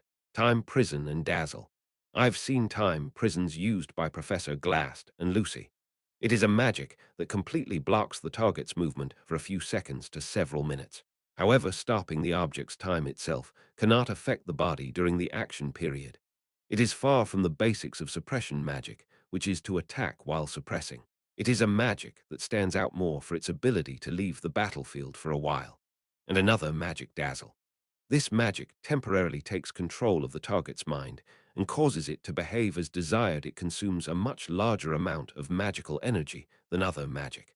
In addition, if the opponent's magic sensitivity level is higher than mine, or if the skill proficiency in deception is too low, the control range is noticeably reduced. If your skill proficiency increases beyond the limit, you can truly dominate the target. But with a low skill level, you cannot command actions that the opponent can resist. It is said that by increasing your mastery of the deception magic skill, you will be able to break through the opponent's resistance and make unreasonable demands. In that case, the magic power consumed would be enormous. With low skill proficiency, you can only guide the opponent's movements or naturally disperse the flow of consciousness. And this is what I feel every time I look at the skills of the aspect magic group, one by one. These are magics with incredible power. Compared to elemental magic, which mainly deals with firepower, aspect magic is specialized in controlling the battlefield and creating variables. I wanted to train as much as possible because it felt like it really suited my fighting style. It was a bit painful to know that I couldn't use my newly learned magic because I couldn't use my magic properly right now. After checking the newly learned magic and checking the increased abilities, I arrived in front of the Glocked Hall. Ure finally hear Ed Rosteller. Stairs leading to the entrance of Glocked Hall. A girl sitting near the middle of the place, supporting her chin, caught her eye. Senior Patricia. Ure just making an expression like you don't know anything. You read all my letters. The first thing that catches your eye is the purple barb hair. When you raise your bangs with a hairpin, your pure white forehead is beautifully revealed. Her two assertive eyebrows narrowed daintily. You have a camp in the northern forest, right? He jumped up from his seat, started stamping his feet when he saw me, and started getting angry. You thought I didn't know? Ah, yes, did you know? Actually, pretty much everyone knows it. Well, most of the students still don't think that I would be living such a miserable life in the forest, but it wasn't something I was keeping a secret from. Tell me honestly what on earth they are planning there. There is no need to decorate anything. I live there because I don't have anywhere else to live. Do not lie. The dormitory is fine, but you're talking nonsense. It's been less than 2 years since I got kicked out of the dormitory. Ah, Patricia tilted her head for a moment at my words, then chuckled again and continued speaking. I see. It's a little dark from the news outside. After saying that, Patricia hesitated, wiggling her fingers. Then she suddenly comes to her senses again and raises her voice. It felt like the other person was getting angry for something unreasonable, so I just listened quietly. Anyway, that's not really important. You are a girl who is slightly taller than me and has white hair tied back now. After hearing that impression, there is only one person that comes to mind. No, it was not a person, but a spirit. According to him, he was a high-ranking wind spirit who ran away from the camp to run away from home. He comes and goes from camp every day, and recently I saw him run out barefoot from the northern forest. So, for now, I secured it and protected it. I've seen it disappear near your camp every day and not come out for several days, only to come out for a walk once every few days. I've never seen him eat properly, and he looks haggard every day. It was as if he was tied to someone and couldn't even leave the forest. I don't know what the threat was. Certainly, if you only listen to the explanation, you may be misunderstood. Always barefoot and without proper clothes, you're not even treated like a human being. So I took this opportunity to take care of her and secure her. If you don't tell me the truth, I know how to report this to the academic department. Before I explain that, how do you know the situation around my camp so well? At those words, Patricia swallowed hard, and her pupils trembled. That how can someone who doesn't know anything about the bachelor's degree know so well what the girl who visits my camp is up to? What are you going to do with that? Something like a secret private research facility that is prohibited at the academic level. Did you park it near the northern forest? I asked, as if thinking about it. If there was such a facility in the northern forest, it would definitely have been noticed. Well, first of all, I am human. The range of movement is limited, but Merelda, who manages the entire forest, would not know that. You saw it. You watched and fell asleep, and now you confessed, you bastard. Suddenly magical power erupted from around Patrician. Now that the situation is like this, he's going to exercise his skills. Well, I'm not sure if ill hurt you. Are they trying to take control of the conversation by at least using force? Unfortunately, I am currently unable to use my magic power. It was the moment when I was about to reach for the various magical engineering supplies I had in my arms. Hwara. For a moment, it felt like the atmosphere split. The wind blew and separated me and Patricia, and someone else stepped in. The appearance of a girl who caught the wind from a long distance, it looked exactly like Patricia or Bloom River. However, his eyes are more innocent and his hair is bluish. Everything else is so similar to Patriciana that people who see it for the first time probably won't be able to tell the two apart, except for their hair color. The girl who appeared with the wind, holding a large staff in one hand, instantly manifested her magic power and exploded all of the magic spheres that Patricia Anna had manifested, destroying them. Quagagagagagag. Ha ha ha. Wee. Patricia barely managed to steady herself by holding on to the railing as the fierce wind blew.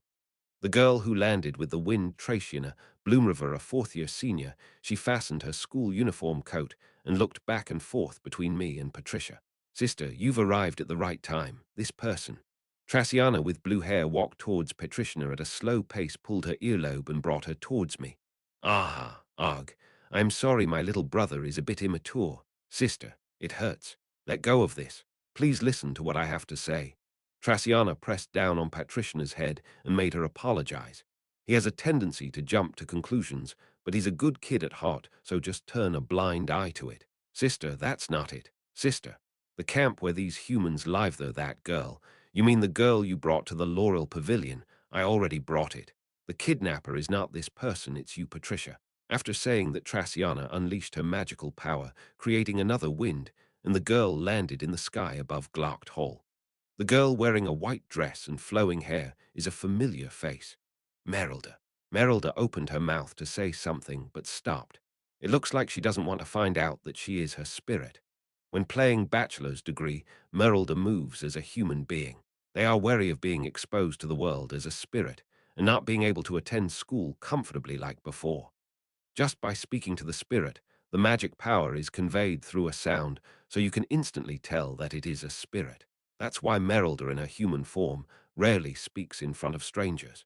However, it seems like he tried hard to explain that he was not kidnapped. It seems that due to Patriciana's lack of sensitivity, she did not properly understand Merelda's explanation of her incomplete appearance.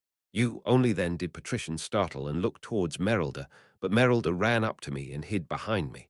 Patriciana, who was watching the scene, stared at my face and Merelda's face for a moment. Soon he lowered his head.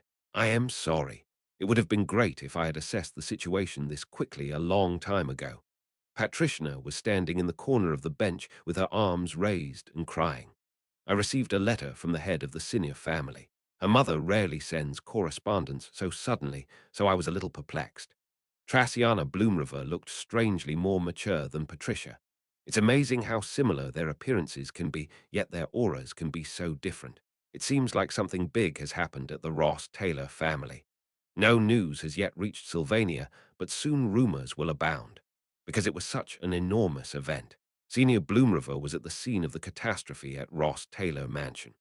Since Ed Rossdaler, the person involved in the incident, has returned to the academy, I sent a letter to my daughter, who was at the academy, to inform her of this news. The letter Traciana was holding seemed to have just arrived. From what I've heard, you're not particularly wary of me. Senior Traciana, I am on your side, Ed Rossdaler. My mother decided that you would not have participated in the Ross Taylor family tragedy. Traciana showed me the exact letter Senior sent me. It also meant that she trusted me. If that's what your mother judged, then I should believe you too. Still, if the news gets out, various rumors and public opinion will be formed about you even within this academy. After all, you were also wearing Ross Taylor's name. Will it adversely affect me in any way? Well, that remains to be seen. Anyway, I wanted to put some face stamps on you, so it turned out well. It looks like public opinion among fourth graders will be favorable to you. Traciana was sitting in one corner of the bench sharpening her cane. I don't know why, but Dyke, the head of the combat department, really likes you. It's a poisonous tumor that's hard to find these days. Dorothy, the head of the pension department, seems a bit antipathetic, but he doesn't seem to hate it, but rather is afraid of it. I'm just asking, what did Yenica do to her? Can I move on with no comment? Okay, I won't pry. Petrine, please raise your hands properly. With a sigh, Patriciana raised her hand upright. For her twin sister, she seems to have a bit of authority. It seems that Patrician is inferior to Traciana in many ways. The name Petrin seems to be a nickname anyway. I'll tell you this, since you are also in the same boat. My mother and the head of the Bloomriver family senior, Bloomriver, I am stuck with Tanya Rosteller. I was shocked and trembled at those words. Then she slowly shifted her gaze towards Traciana. This is a family that would not be surprised if they were exterminated immediately. I can't believe I joined such a family, even though I am from that family. Once news of the Ross Taylor mansion begins to arrive in earnest, public opinion will begin to diverge even among students belonging to various families within the academy. When that time comes, you will have to distinguish between those who are on your side and those who are not on your side. I've gotten used to being stared at with disapproving gaze. Just saying you don't like a person and considering that person a traitor have completely different weights. I nodded at those words. He was right. You can trust Dyke, the fourth grade valedictorian, but I'm not sure about Atalanta, the top student in the third-year pension department. The same goes for Wade, the head of the first-year combat club. Their family is loyal to the Imperial family. I don't know what kind of unexpected action they might do, just like Petrin did today. All right, thank you for the advice. What is the advice? It's just a matter of course. Then Traciana shook off her clothes, stood up, and grabbed Patricia's cheek. She stood up like that and greeted me. Anyway, it's unfortunate that the first impression was bad. See you later. Maybe we might see each other again during the next combat practice or joint class. When I nodded, Traciana disappeared into the distance, dragging Patriciana with her. She said she would stick with her as an ally for now, so she seemed like a pretty dependable senior, although his physique was somewhat small. By the way, let's hear the circumstances of how this happened. I let the two wizards leave and turned my attention to the back. Merelda was there looking away as if embarrassed. Next, a guest room in a magnificent and splendid imperial palace. Lucy Merrill was sitting quietly on the sofa in the flashiest and most spacious room. The chef who swept up all the beef jerky in the imperial kitchen and brought it to the table, I was sweating profusely. Lucy Merrill, the rare genius wizard who single-handedly sent away the evil guard Mebula, was lying on the sofa chewing and throwing away bites of beef jerky. Selaha, who was sitting across from him, had smiling eyes, but his mouth was not smiling at all. It doesn't taste like this. Lucy Merrill, who has been holding a beef jerky gourmet dinner for about 3 hours, he was never satisfied. This is the person whom Selaha threatened to call a first-class VIP. The man who had been the imperial chef for 13 years was sweating profusely, and she was lost in thought as to how she could satisfy this man.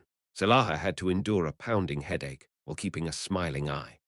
This wizard who came to the imperial court as a replacement for Ed Rosteller, lying down on the bed with muddy clothes, stepping on the carpet, without taking off your shoes, etc., the truth was not the ordinary truth either.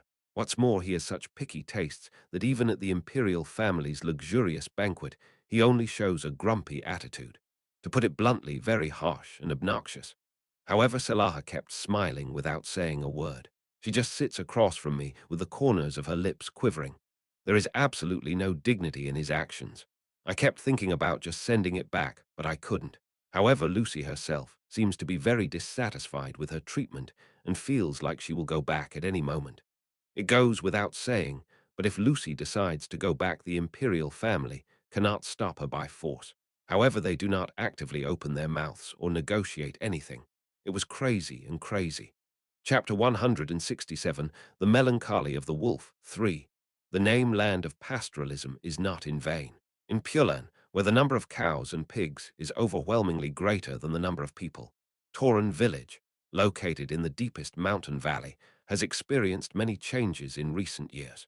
As the village is already aging, there is no influx of young people.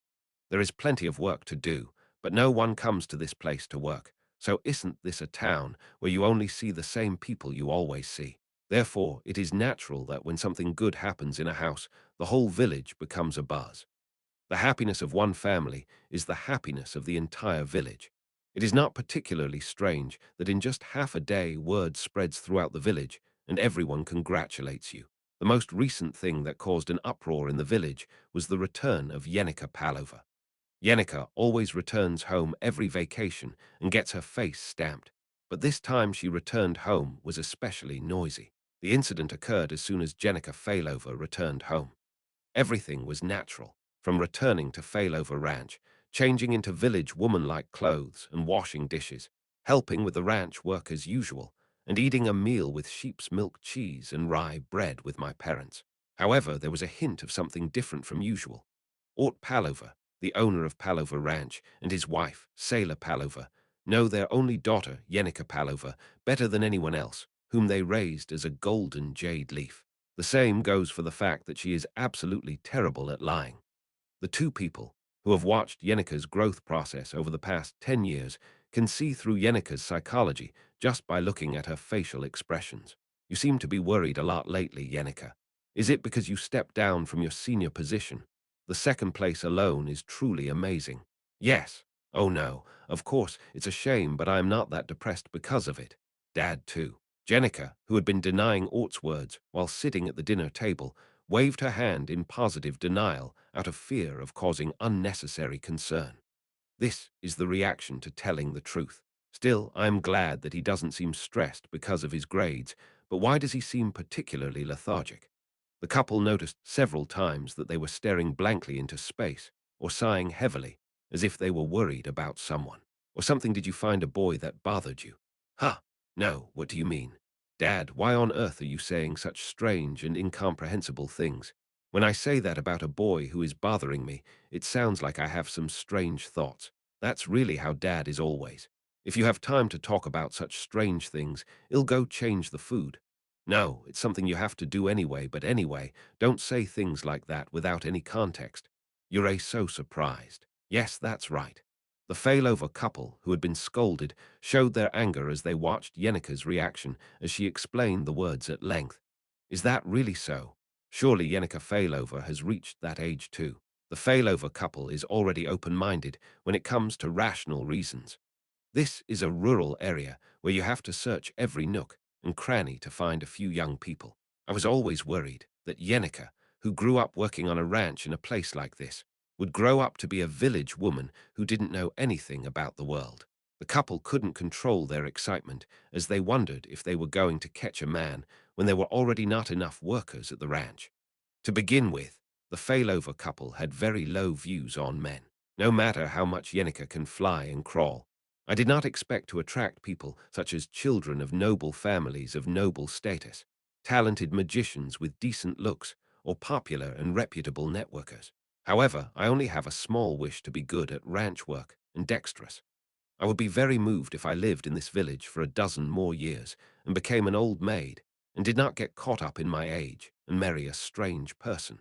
That Jenica is rationally attracted to a male student from Sylvania. My son-in-law, he is my son-in-law, the sweet three-letter sound that was never dreamed of in this crumbling town. My son-in-law, like a pirate who discovered gold and silver treasure, Sailor Palover turned on the light in her eyes and wrapped her arms around Yenica's back. Even considering that she is my daughter, Yenica Palova is a woman that many men have no reason to reject. Her appearance is cute and pretty, and her abilities are such that there is no need to worry about her. In this day and age, such a simple and kind country girl is a natural monument in itself. Since there was absolutely no reason to reject who the other man was, a meeting was already underway in the heads of the Palova couple. What kind of person the most important man was left behind. Unless you are a really crazy person, you are ready to accept everything. In the first place, if you are a student at Sylvania, it feels like you are guaranteed at least something. Yenica, Yenica, you're finally doing it. Honey, don't make too much of a fuss. But by the way, what kind of anime is it? Maybe you don't like it when your in-laws are too generous. Do you think you might like a more classy feel? Should I get the dress I wore at my wedding altered again? Are you a bit of a shooter? My dream was to have a drink with my son-in-law and shoot some targets. No, it's still too early to drink. I wish I looked a little more masculine rather than slim. What do you think? Even if you drink a bowl of kimchi soup, it won't be this spicy. There is a degree to what a person is like. Yenika's expression was hardening in real time. Oh no, why do you think like that? Yenika, we all know without even trying to hide it. So what's your name? Don't tell me. Why do I have to tell you something like that? At the point where the answer came out, I won't tell you instead of there is no such person. Yenika was essentially admitting the truth. In any case, he was a person who was truly terrible at lying. No, you could tell me. Yenika, you know how hard this father went through while taking charge of the Palover ranch. I wish I had some joy in life too. Ah, Dad, why are you making such a fuss? It's not bad to end your life like this, cleaning up cow shit and milking cows. But in this world, you have to keep your fists clenched and your strong feet upright. As I stand, it is a man's heart and a man's life to want a son-in-law. So let's at least hear the name. In the first place, a man should know better than a man. It's okay. Done. Please lower your voice. Everyone next door will hear it. As Yenika pounded the desk in a fuss, Ort Palover let out a sigh, his muscular arms hanging limply. Yes, that's true. If that's the case, there's nothing we can do, honey. We have to be careful, too. Yenika can't just have a kind and pretty heart. Forever I decided on the day I gave birth to Yenika that I should brace myself because puberty will inevitably come someday. Don't be too upset. Now the promised time has come. I see, I guess. I guess it's a process that everyone goes through. Now, if I mix my clothes with her own and wash them, Yenika gets angry and says that they smell like sweat. And when we make eye contact, she frowns, slams the door, goes into her room, and starts pounding on the table, telling me to give her my allowance, or whatever my mental preparation was already complete. But it's such a sad thing I am now becoming a sour old man, stuck in a corner of the room, I guess. This is the twilight of life. It's bitter and lonely. Why are you thinking in such a leap of faith? I'm not like that, I'm not like that. When Jenica saw Ort's tearful face, she hesitated for a moment. Anyway, I can never tell you the name. In this small rural society, the moment you utter that name, it will be an instant for the rumor to spread throughout the village. I know this well because I am Yenica, who has lived in Torin village longer than anyone else. However, as the couple's intimidated expression continued to put pressure on them soon, cold sweat began to trickle out. Ah, that in the end, Yenica, who had a kind heart, hesitated and spoke. The arrow shoot well when she saw Ort's expression turning red. Jenica felt the blood rush to her head. Oh, Yenica, I heard the news. I am so happy that you seem to be enjoying your school life to the fullest.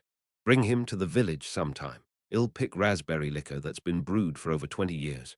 Then I'll slaughter a whole pig. Can I just have a pig? Gotta catch the cow. I'll search the entire pasture and catch the best quality ones, so if you come across anything, be sure to tell me. I didn't say his name, but it was true that I made a mistake anyway. There was no way the failover couple, who had been scolded, would not tell the villagers about such an important matter. After having a drink at the village hall and sharing a conversation with Ortega Jenica, who was in a good mood, the rumor spread quickly. By the evening of the next day, the village was already in a state of decline, so Jenica, who was walking around the village square with a basket full of fruits, was feeling feverish on her face. Oh, when she comes, be sure to stop by our Helkin general store. I don't have much to take care of, but if there's anything I need repaired, I'll do it for free. If you're from Sylvania, aren't you from a fairly wealthy or noble family? Maybe not all of them are like that, but there are a lot of them. Yenica, you have really achieved success. It's the pride of our village. Yenica, Yenica, Yenica, Yenica, Yenica. It's a good time. About 25 years ago, I also used to beat up some city guys. I miss it. I miss it, Jenica, who had been walking around receiving congratulations all day, declared to the Palover couple at breakfast the next day. I want to go back to Sylvania tomorrow. It sounded like a thunderbolt. Once he returned home, Yenica stayed for at least 15 days, but he announced his return after only 3 days. What's going on, Yenica? He'll have to wait a little longer. Jenica, whose face was blushing, spoke with tears in her eyes. I can't live here anymore. The delicate heart of a girl was too difficult to handle for a penny-pinching ranch couple in a rural village. It was a tearful thing. I was thinking about old times. In the center of the northern forest, there is a fairly large lake. It is truly an amazing lake. The amount of stagnant water was not that great for a lake, but the water did not become cloudy or rot. Stagnant water will inevitably become slightly cloudy. As if someone is continuously purifying it, the water of the central lake always looked clean and mysterious. Especially in the morning, there is a gloomy fog due to the humidity. But the sight of the lake softly revealed through the morning sunlight is like a scene from a fairy tale and is quite spectacular. It seems that some students use it as a morning exercise course. In particular, guys like Ziggs are regular customers. Well, it was morning at that time, now it was night, and the starlight in the night sky was shining faintly as it reflected on the water. Merelda's guardian tree rises on a small grass island in the center. When you sit back and look at the view of the forest, it feels as if the night sky is also on the ground. This is because the night sky reflected on the bright view index clearly shows starlight as if it were the sky itself. From somewhere in the coniferous forest that spreads between the two skies, only the distinctive sounds of insects or rodents moving through the forest can be heard on summer nights. Summer nights are never quiet. It is noticeably different from winter nights when you feel like you are alone in the world. It makes me think that even in this forest that appears to be full of trees, there is definitely a lot of life lurking around. Thinking about the old days, it just happens once in a while. Merelda was walking on the surface of the water. This was possible because the epiphany was released. Since the mana was depleted, it would not have been visible to me if it were not for the power of the staff. Watching them walk barefoot on the water reflecting the starlight of the night sky, it feels like they are stepping on the sky, not on the water. You destroyed the Ross Taylor family not long ago. To say it was smashed is an understatement. What do you think? It's true. Merelda lightly lifted the hem of her skirt on both sides and turned her body around, causing a slight breeze to blow up. I don't know what you think, but to me, the Ross Taylor family is a family with a long history whose name has been around for a very long time. I don't think it's any different. Well, knowing the history and actually observing it are two different stories. That's true, too. Merelda smiled as she saw me admitting it so coolly, saying she knew that would happen. Every time I see such a large group or group disappearing, I get the feeling that times have changed again. What else can I say about this? It feels very draining. Don't you understand? To be honest, yes. I don't really understand. Merelda smiled and continued her story. Sometimes I feel like the times leave me behind. Is it because my life as a spirit has also entered its twilight period? I often have useless thoughts. We have entered the twilight period. I couldn't respond to that expression for a moment and had to gather my thoughts.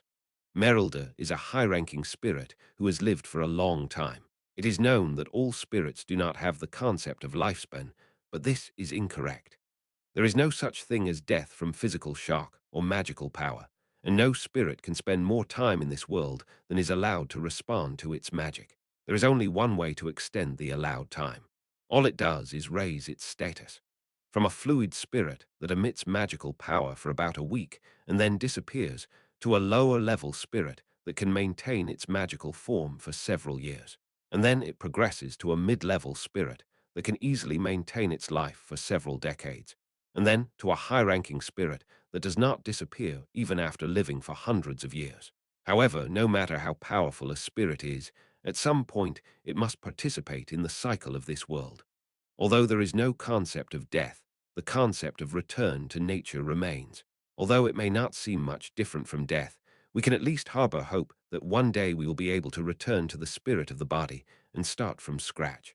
The life of a spirit is so long and monotonous. Merelda, you don't get me wrong, I still have a long way left, at least over 100 years. After saying that, Merelda smiled like a wolf. Why? Were you worried that it would be gone soon? Kuhu. It'd be lying if I said I didn't do it. Wow, you're being honest in this strange part. You seem to be a very affectionate type. No matter what, I've benefited a lot from you. I'm not that cold-blooded either. I leaned my back against Merelda's guardian tree and looked up at the sky blankly. I was just curious as to why you were so depressed. Now you know. Depressed?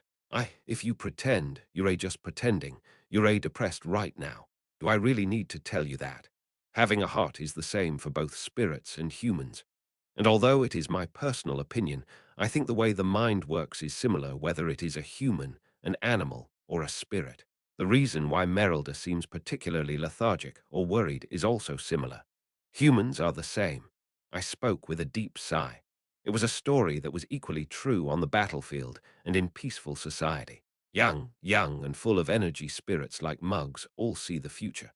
I became a middle-ranking spirit, and by further improving my magic sensitivity and increasing my magic power, I will one day become a high-ranking spirit. I dream of commanding spirits and wandering the world with a capable spiritist. But they live long enough, the spirits who are nearing their twilight years see the past. I met certain spiritists, saw certain people, and experienced certain eras. The days we have lived so far and the days we will live in the future. If you weigh which of the two has more, you can easily find out what kind of person you are. Those who have more days to live look to the future, and those who have lived more days look back on the past. This is the same reason why a young man who has just graduated from college and an elderly gentleman who is about to retire cannot communicate. A young man talks about the future, but a gentleman only talks about the past. After becoming aware of the discrepancy, the gentleman gradually falls into depression. My story is coming to an end. In the end, the times moved on and left me behind. After realizing that fact, there are definitely times when tears come to my eyes just looking at the setting sunset. That girl looked like Sylvania. Suddenly, a story about great sage Sylvania emerged. I wondered if this was a story that Merelda, who looked more like Sylvania than anyone else, would say, but then I realized it wasn't about her appearance, so I closed my mouth. Patricia was a child who was so immersed in her studies that she didn't even know about her bachelor's degree. The great sage was also an eccentric who devoted himself to his magic research, no matter how harsh and difficult the environment was. So you hung out with him. I just wanted to watch. It reminds me of the old days. I think I caused you some trouble in the process. This isn't a problem, so don't worry too much. Traciana came and took care of everything. Merelda smiled and tilted her head. In the end, it was a girl that was more different from the Sylvania I saw long ago. Well, of course, a weirdo like that will easily appear again. Is that so? Okay. As you said, I may have been a little depressed.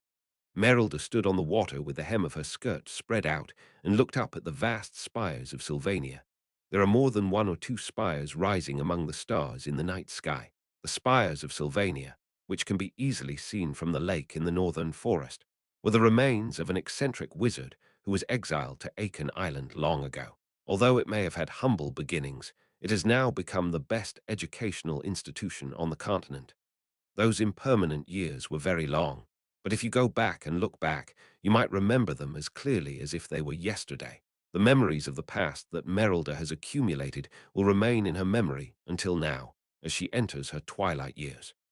As I said, people who have entered their twilight years tend to live by looking at the past rather than the future. The same goes for the memories that Merelda remembers as she quietly closes her eyes. Memories that I would never forget and keep until the end of my long life. There's no way they aren't special. The time when I was indifferently looking down at the panoramic view of Aiken Island from the top of the mountain. Was it a time when Sylvania was having trouble with accidents whenever she got the chance? The sight of Sylvania laughing heartily with both hands on her hips is certainly not an easy sight to forget. In hindsight, I thought about it. I never had a friend like that kid. Merelda, speaking in a low whisper, had a relaxed expression that was far from depressed. Yeah, it was great back then. You shouldn't judge based on facial expressions alone. There is the body of the highest-ranking wind spirit. I could see that my affinity with Merelda had increased without even opening the stat window. This is because it felt more like a connection between spirits and spirit masters rather than affinity as a stat. It's worth it because we went on various journeys together and talked often. Well, since I actually feel more friendly, my friendliness as a stat will definitely go up. Accordingly, the power of spirit rituals and skills will also be further affected. However, after a more in-depth conversation with Merelda, what fell into my hands was information of a higher level than that. The highest-ranking wind spirit position is currently vacant. Decades have passed, but no one has come close to that level. All that remains is the corpse of the highest-ranking spirit of the past who has expired and transformed into nature. Merelda came to Merelda's guardian tree and sat down next to me, holding her knees and spoke. In fact, it can even be called a corpse. It's a small, silky-shaped lump of magic power. There is no way for a spirit to have a corpse or anything like that, but since it is a trace left behind as it disappears, it is somewhat similar. Merylda spread her palms toward the night sky and continued her story. If you get your hands on it, you will make tremendous progress in your elemental arts training. Sylvania finished her research and buried it in the ground. If you want, I will hand it over to you. Is there some kind of change of heart all of a sudden? It's hard to find a friend like you. Yenica is also a very good friend, but if you ask her if she is deep enough to reveal her true feelings, it is not so. The highest-ranking wind spirit, Turkalax, the spirit in the shape of a giant bear, boasting a body the size of a mountain ridge, was a being from the past that can now only be found in history books. But it's not free. Saying that, Merylda smiled sinisterly. I think you're thinking about something useless again. Not at all. Like I said, I am a little depressed. I just thought it would be nice to relieve some of my depression. What more do you want? Merylda suddenly raised her upper body, pulled my tie, and whispered in my ear. You know that Yenica likes you, right? Reasonably. I swallowed my breath as the words struck me. Well, it's not that I can't understand your situation because you're so busy, but now that you've gotten a little more comfortable and it's a break, you've got some free time, right? What are you talking about? I need to slow down a bit now. Saying that, Merylda twirled the hand that was pulling the tie and spoke in a seductive voice. I need to at least give Jenica a kiss before the vacation ends. As he was staring at Merylda with an astonishment-like expression on his face, Merylda shook off her pure white hair and made a sly face. If the Firefox girl at the top sits down at the camp, it's obvious that Yenica will be defeated in the battle. Before that, I need to quickly make it a fait accompli so I can feel at ease. Call. Summer vacation was already coming to an end. It won't be long before students will return to their bachelor's degree. For some time, I just stared at Merylda's sly face, feeling an ominous feeling coming over me without knowing why. Chapter 168. No, look, Mr. Yenica. 1. As news of the Rostiller family spread, the Kloll imperial family was in an uproar. Due to the tragedy caused by the head of the Rostiller family, Crepin Rostiller, several high-ranking nobles, died. The Rostiller estate and mansion grounds were devastated, and if a mistake was made, the influence of the evil spirit would have spread to the imperial family. The fall of the Rostiller family and its matriarch Crepin, who had been the closest confidants of the Kloll imperial family for a long time. Members of the Rostiller family were already occupying a place in various places in the Kloll imperial family. Among them, they range from middle managers such as Templar officers and servant managers to senior positions such as the chairman of the Imperial Advisory Council or the chief judge. The highest protocol official, there were quite a few places where the Ross Taylor family took root. They had been given positions through Crepin's influence, but when Crepin Rosteller's death and his evil deeds became known, they were all temporarily suspended from their duties. As vacancies occurred simultaneously in various important positions in the imperial family, the substitute workers took over the work, causing various administrative processes to become creaky eventually. An emergency meeting was convened. There are a lot of empty seats. All the talented people from Rostler have been gathered in the imperial annex. An emergency meeting of the imperial family where key members of the imperial family gather to discuss the situation. The conference seats were spread out in an arch shape in front of Emperor Kloll, who sat in the center, but there were quite a few empty seats.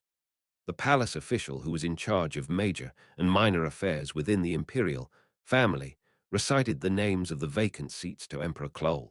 Most of them had Ross Taylor's name on them. In front of Emperor Kloll, there were seats prepared for the three princesses who would become the rightful successors to the imperial power, and behind them sat a number of people who were at the center of power, including the leader of the imperial knights, the chief steward, the admiral, and the prime minister. In fact, it was a meeting of those who decided the direction of the Kloll Empire. I am sure you all know why we are gathered here today. This is a place to discuss the tragedy that occurred at Ross Taylor's estate and the aftermath.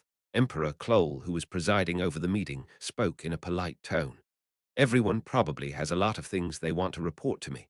We also need to discuss the future direction of the Ross Taylor family. Those who deserve to be rewarded should be rewarded, and those who deserve to be punished should be punished. The three princesses sitting closest to Emperor Kloll. Selaha Persica Fenia. She was sitting in the center of the conference room with different expressions on each person's face looking at each other. Emperor Kloll already had a hunch. His own three daughters each have different views on the Ross Taylor family, which was at the center of power. The sight of various imperial power figures lining up around the three legitimate heirs of the imperial family, it seems to be showing a fragmentary picture of the power structure that is as tangled as a spider's web. This case will not be concluded easily. With that in mind, Emperor Kloll announced the start of the meeting, a meeting place so noble and important that ordinary people cannot even come near it. In the back corner of the seat, where the direction of the empire is decided, a girl sits wearing a witch's hat. He was a witness that Selaha secured at the scene and a major contributor to the subjugation of Mebula. A girl with a small body sitting with her legs crossed, almost lying down on a soft chair. The school uniform she is wearing is so baggy that it shows no trace of her dignity, and her hat is so big that it covers her entire face. The girl whose expression I couldn't even tell sat quietly in the corner of the conference room and listened to what was going on. Aiken Island Dock is not very large. This is because most traffic is concentrated on the Max's Bridge. Usually when talking about islands, people often go back and forth by boat. But in the case of Aiken Island, the structure of the traffic flow itself was unique. There is not a population so large that sailing ships can come and go, and most supplies can be received through the bridge. Since supplies are supplied from the nearby county of Zahor or the small trading city of Velax, there is little incentive to use the sea route. Considering the scale, using the wagon at the top is cheaper for logistics. Therefore, the Aiken Island dock was not often used except by some students who used the sea route to return home or some merchants who received rare goods from distant lands. Squeak squeal. As the sea level rose and fell, the flat-bottomed barge also rocked up and down. Siggs Eifelstein, who landed on top of him, turned back and accepted Elka's body, which was standing on a small passenger ship. Ah, I thought I was going to die from motion sickness. As expected, it would be better to take a carriage next time. The boat is faster, but it has a very negative effect on your condition, Elka. I had a lot of luggage this time, so there was nothing I could do. Elka Islan grabbed the hem of the semi-robe that covered her shoulders and shook out her hair. She still had some dizziness, but compared to her long journey, her after-effects were minor.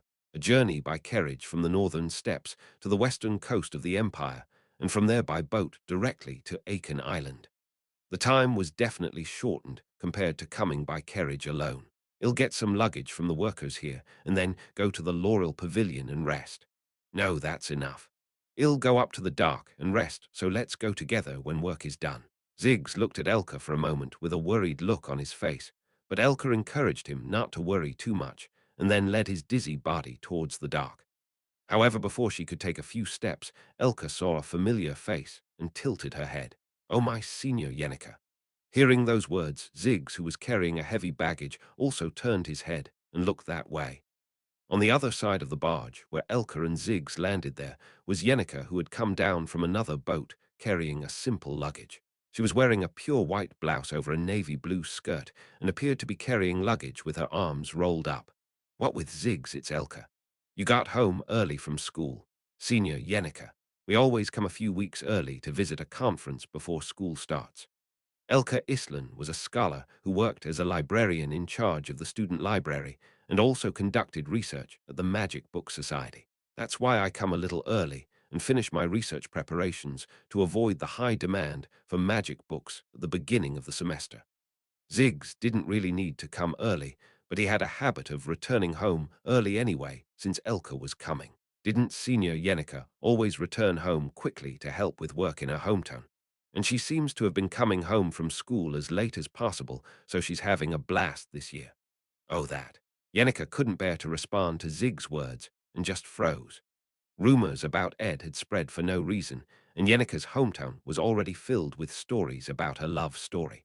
Yenica eventually spoke with tears in her eyes, a look of liberation on her face. It just happened like that. You have a story. Ziggs didn't bother to ask. However, while receiving Elka's luggage from her workers, Sri only glanced at Yenica's notice. When I asked what I heard that quite a few students had already returned to school. It is said that there are quite a few students who did not return home during vacation. If you return to The Bachelor now, you will see quite a few familiar faces. Okay, Ed will be back early too. You mean Senior Ed? I heard a rumor that she returned to her hometown this year. Have you already returned from school? Yenica was speechless for a moment because she wasn't sure what to say. The news about the Ross Taylor family is not very pleasant. I was going to know everything anyway, but I didn't want to spread it to those around me. Hum. Ziggs felt something suspicious as he looked at Yenica like that. She took the last of her luggage and sat down on one of them, wiping her sweat. Is your relationship with Senior Ed not going well? What do you mean by that? No, if you pretend, you pretend. Lately, whenever I talk about Senior Ed, Senior Yenica's expression doesn't look very good. Ziggs has a strangely good intuition. Even in this regard, it was strangely sharp, and Jenica broke into a cold sweat down the back of her neck. Ziggs, it might be rude to say something like that. We must be considerate so that Senior Yenica can handle her affairs on her own. Oh, is that so? I don't know how to behave in a polite way. When Elka raised her index finger and pressed Zig's forehead, Zig sighed. No, it's not really a lung but Ed, and I have been having a lot of trouble lately. Yenica put down her luggage and sighed. Actually, I am a bit worried. I was wondering if I might be more of a burden to Ed than I thought. An unexpected word came out. After hearing those words, Ziggs and Elka looked at each other's faces and tilted their heads for a moment to gather their thoughts. Are you saying it's a burden, Senior Ed or Senior Yenica?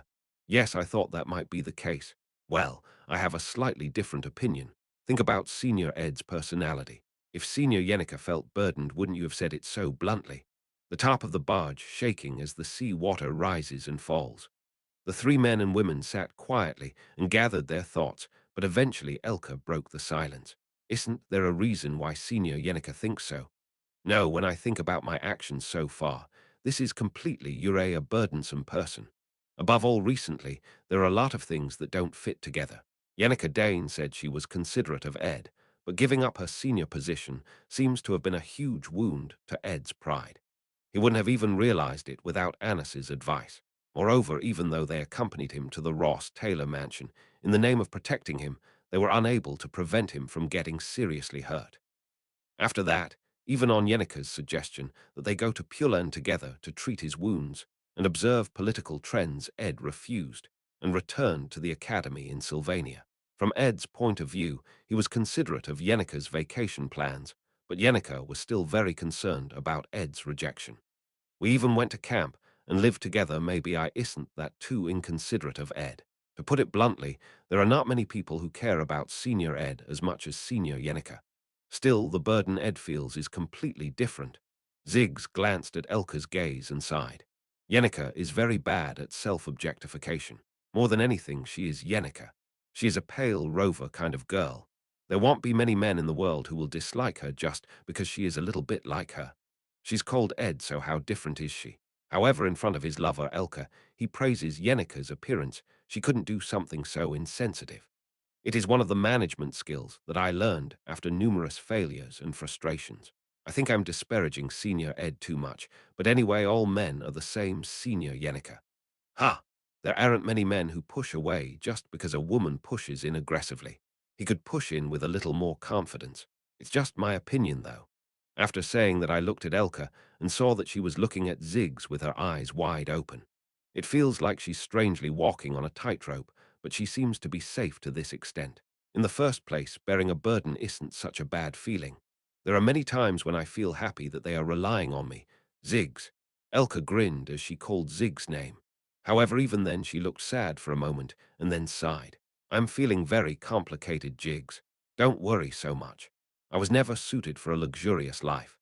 As Yenica tilted her head while listening to the conversation between the two, Ziggs added, thinking that an explanation was needed. Starting next semester, I will also be moving out of Arfleys Hall. The resignation application form has already been received. Okay, you're not lacking in grades. That's true, but Elka's asthma has gotten worse this semester. Now, I need someone to stay close and assist me. If I wanted to be close to Elka while working on the student council, I had no choice but to move to a single room in the Laurel building. Elka belongs to Laurel Hall, an honor student dormitory. She lives close to Elka and has given up her luxurious Arfleys residence to support her. Well, the facilities are a bit lacking compared to the Arfleys Hall, and I can't receive help from the employees, so I'll have to do even the little things myself in the first place that is natural. Just because something exists and then disappears, we shouldn't take it for granted. It must be hard for you too. It's not a difficult situation or anything. Compared to the cruel wildlife, everything is comfortable and good. Ziggs checked all the luggage he had received and unloaded, and when he confirmed that everything had been delivered without exception, he paid the laborer. The impressive dark worker smiled, said hello to Ziggs, and left. Just like that, Ziggs packed up his luggage one by one. He lifts all kinds of large wooden bags and clothes bags at once, but doesn't seem to struggle. His natural strength itself is at a remarkable level. He is a boy who would not have any problems even if he went to the combat club rather than the magic club. Anyway, I wouldn't dare judge Senior Yenika's concerns, but I think it's a very worthless worry. Okay. Yes. Isn't it true that men naturally know better how men think? The reaction of men who truly feel burdened by women or want to keep their distance is a bit different. The real red flag is it is revealed more clearly. From Zig's perspective, he gets to choose his words. In fact, he was not a person who knew enough to argue about other people's romantic relationships. However, isn't it possible to provide a minimum level of guarantee? Something like not making eye contact or trying to break the flow of conversation with a forced answer. They make an expression that is so blatantly burdened.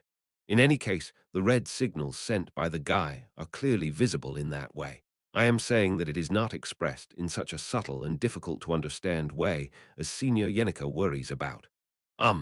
So have some confidence. Senior Ed must be quite attracted to Senior Yenica. After coming to that conclusion, Ziggs packed up all his luggage and set off on his way to the dock. Well, pushing and pulling and riding on ropes are important things, but surprisingly, there are many people who break down easier than you think if you push them ignorantly. Isn't it the law of everything that if this doesn't work you have to try that? That's right. So cheer up, Senior Yenica. There will be good results.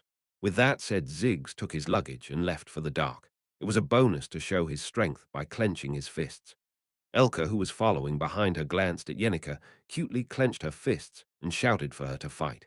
Left alone on the barge, Yenica put down her luggage for a moment and took a deep breath.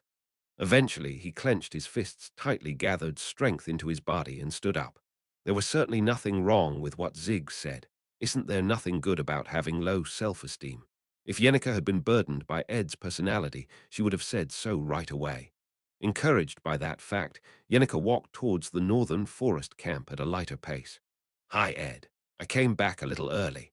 This camp in the northern forest is now where Yenica feels at home. In fact, no matter how comfortable it is, it feels like home. It couldn't be more comfortable than the real home in Pulan.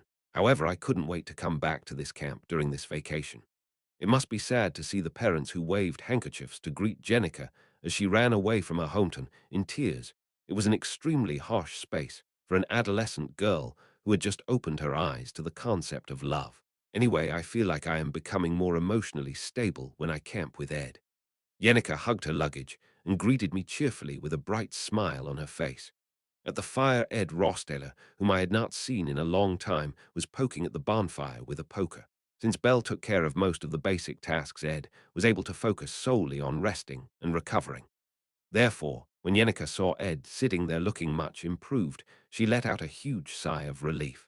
However, Lortle's villa, which has now been completed, can be seen behind it. I am not very happy that a new building has been built in the camp that was entirely Ed and Yenica's space. He grunted and made his lips stick out, but in any case, Lortle couldn't return to Aiken Island right now. She was so busy with her top job that, when she wasn't in school, she always had to juggle work at Old Deck. As of now, only Ed and Yenica remain in the camp. As this fact felt more highlighted, Jenica walked over to the fire and sat down. Oh, you came early. Yenica. Ed, who welcomes Yenica, certainly seems to be in better health. Yenica said yes, yes. She smiled and nodded her head.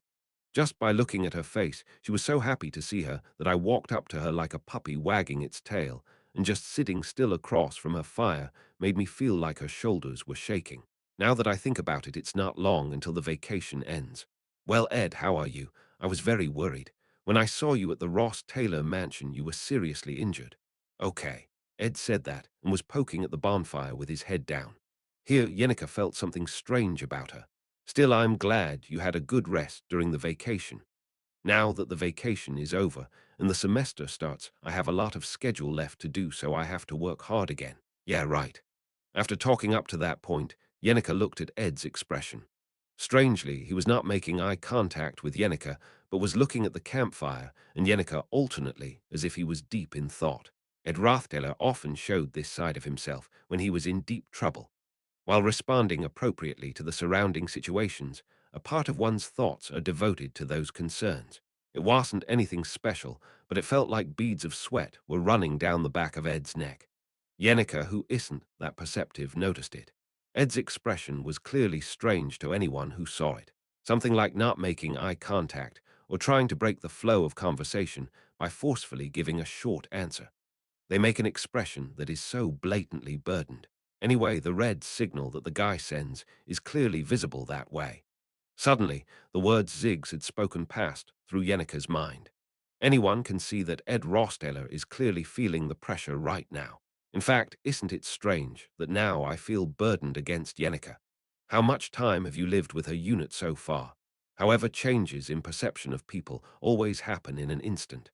Yenica swallowed dry saliva and opened her eyes. Are you a burdensome person? In fact, it is not that there is no awareness. Although he lived with Ed for the sole reason of love, wasn't he also the one who used polite words or tried to increase the distance in the name of re-establishing the relationship? From the objective perspective of a third party, she is just a girl of that age stamping her feet and making a fuss due to useless worries. But when it comes to who she is more serious than anyone else. I wouldn't be able to take the lead in a relationship for the rest of my life if I was this excited about Ed's every little reaction. But there is no way. The girl named Yenica Palova was originally like this. Who is to blame for being born such a natural girl? Yenica, I have something to tell you. Yes, what? Why is this a polite word all of a sudden? Ha, what? Yenica almost chewed her tongue at Ed's words, which suddenly broke the silence as if poking into her blind spot. Ed's expression seen through the campfire is quite serious. Yenica swallowed dry saliva and listened to Ed. That this may seem a bit strange, but first of all, because there is an inside story. Please listen first. Actually, it may not be a very difficult request. In some cases, it may be difficult. Ha! Well, I could explain the situation in detail, but that would be too, should I say it's cowardly. Because it's not polite to you in the first place, just ill tell you without hesitation. What is it? Has Ed Rosteller ever laid the groundwork this far before saying something? Feeling nervous for some reason, Yenica straightened her back and opened her eyes. You know, yes. Then Ed finally spoke while pressing the poker on the dirt floor. No, what? No, it's okay. Lately, I feel like I've been asking too many unreasonable favors from you, Yenica, and it's really not polite to do this. Okay, ill look for another direction. That forget it. No, just say it. What? Yenica pressed her thighs and rubbed Ed. Ed spoke with a perplexed expression on his face and breaking into a cold sweat. No, it really happened. I also have a conscience, so I feel a bit uncomfortable when it feels like I am taking advantage of you in this way. It's not time for us to discuss things like manners. Ed said, don't worry, hell, do anything you ask him to do. So tell me what it is first, okay? I don't mean to say things like I will grant any request or anything. Yenica, not good. Really not good. What on earth is that? After coming this far, Yenica couldn't bear it anymore. Jenica made a fuss as she stomped on the dirt floor. Then suddenly Ed's expression caught my eye again. It looked like something was really perplexing and was difficult to explain. It's been quite a while since I've been close to Ed, but this was the first time I saw his expression. At that moment, a drop of sweat ran down Jenica's spine. Ed. Ed Rothtaler is quite close with Yenica Palova. The wall between the two was broken down, and they communicated to the point where they could freely exchange, even somewhat unreasonable requests. Yenica is probably not alone in thinking this way. Although both parties were well aware of this fact, Ed was particularly embarrassed. Ed relies on Yenica so much that he even accompanied her to the disaster that occurred at the Ross Taylor mansion. If this is a concern that even Ed is reluctant to talk about, how much more serious and serious can it be? Suddenly, it occurred to me that it might not be something to make a fuss about and laugh about. Yenica has never seen Ed look so troubled and embarrassed. He is the kind of man who would calmly organize what needs to be done now, even if the world were to end tomorrow. Even Ed couldn't figure out what such an embarrassing problem could be. In that case, isn't what Yenneker should do now be to instill confidence in Ed? Confidence that no matter what trials come, I will be by your side. That's why I say it's okay to trust me and talk to me. That firm trust must be confirmed. Suddenly seriousness appeared on Yenneker's face. She expresses firm trust and firm determination and seems to say that she will carry any heavy burden with her. The serious expression reflected a strong will. It is an expression of the will to risk even one's life. It is like the spirit of a general who strengthens his determination to die before going to battle. I am ready for anything, Ed. Therefore, it's okay if you ask me anything. No matter how serious it is, I am on Ed's side. For Ed, it felt like death. Chapter 169. No, look, Mr. Yenneker, too. Sylvania's failed sword saint. It's been quite a while since I entered, and I've interacted with and built relationships with countless people in this world as well. In the process, there are people who manage to work things out and become special friends, and there are also many people whose relationships become more complicated through twists and turns. All human relationships are like that. You can't get along well with everyone. I lived a busy life. Although I am currently taking a break, I can count on one hand the number of days I've had a good night's sleep while rolling around since I first came to Aiken Island. The reason I lived like that is simple. Because I had to survive. Real and realistic threats to my life came several times every semester.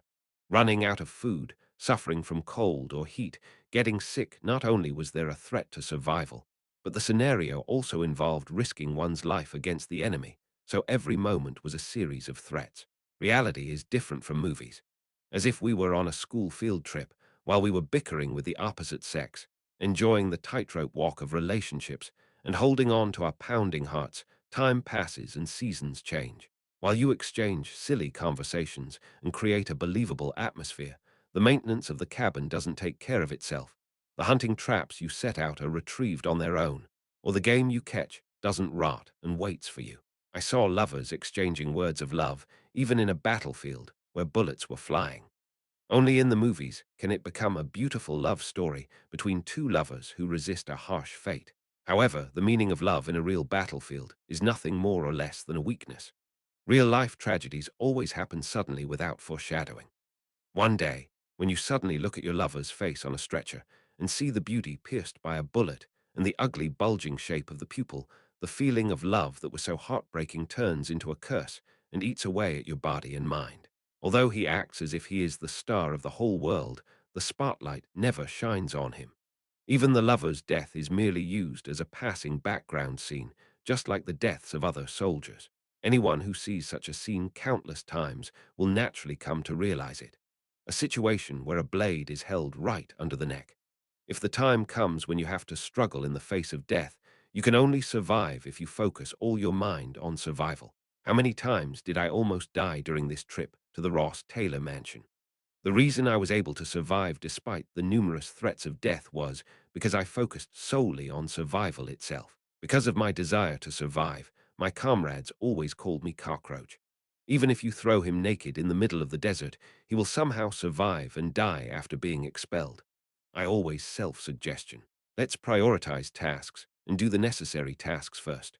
I'm a mechanical device that must be rational and reasonable anytime and anywhere.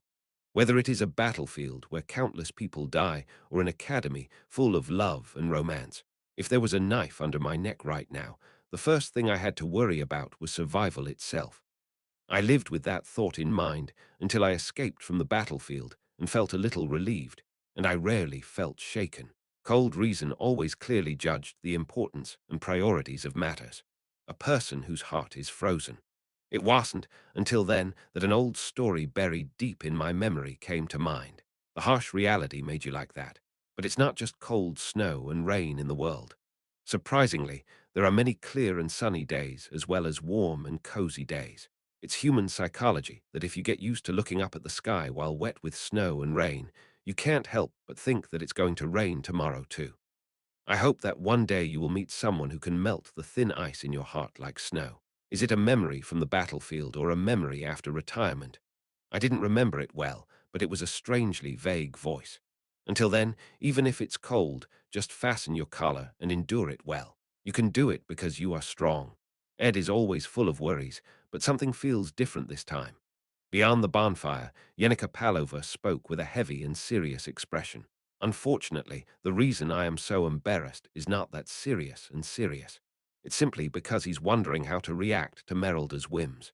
If he goes along with the whims of Merelda, who insists on kissing Jenica, he may be able to do so. The time of being ashamed of kissing someone and making them hate themselves is long gone. If I wanted to, I could grab Jenica's lower jaw right now and press my lips into it. However, shouldn't we also consider Jenica's position as the victim? If you kiss me right away, Yao'll be confused as to what's going on. I don't think I would ever feel happy if I found out that Merelda's shallow whim had pushed me back and captured my lips. The act of casually kissing a person in order to obtain information about the remains of the highest-ranking spirit known to Merelda is, in some ways, an irresponsible act.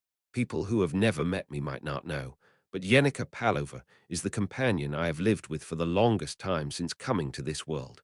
I don't want to treat you carelessly. In that case, wouldn't it be enough to just kiss each other person to person? Whatever Merelda's whims are, let's leave that aside. Well, that's fine. If you think about it again, that's not true. No matter what I thought, it was obvious that Jenica, who found out the truth, would think that I had kissed Merelda on a whim. Then there is only one last remaining possibility. I tell all of this to Jenica and ask her if she can kiss me as a favor. I'm not an expert on relationships, but I do know that the last move is the worst. I'm sorry, but I can't tell you, Yenica. I think this is something I need to think about slowly and alone.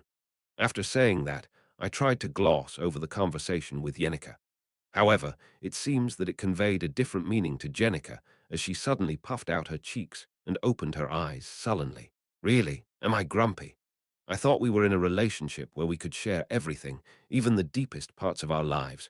But I guess the fact that there was a crucial part of us that we were hiding didn't seem to be accepted. Very happily, Yenica started to grumble. For a while, Yenica stamped her feet and made strange noises. From my point of view, I have nothing to say. I can't help but look at Yenica as if I am embarrassed. Ed, can I ask you a weird question this time? Do whatever you want. Right now, I am wondering whether it would be better to question Ed further and somehow get him to share his concerns, or whether it would be better to pretend that it is so and not see it. You're consulting with me about that. Yenica grumbled but sighed deeply.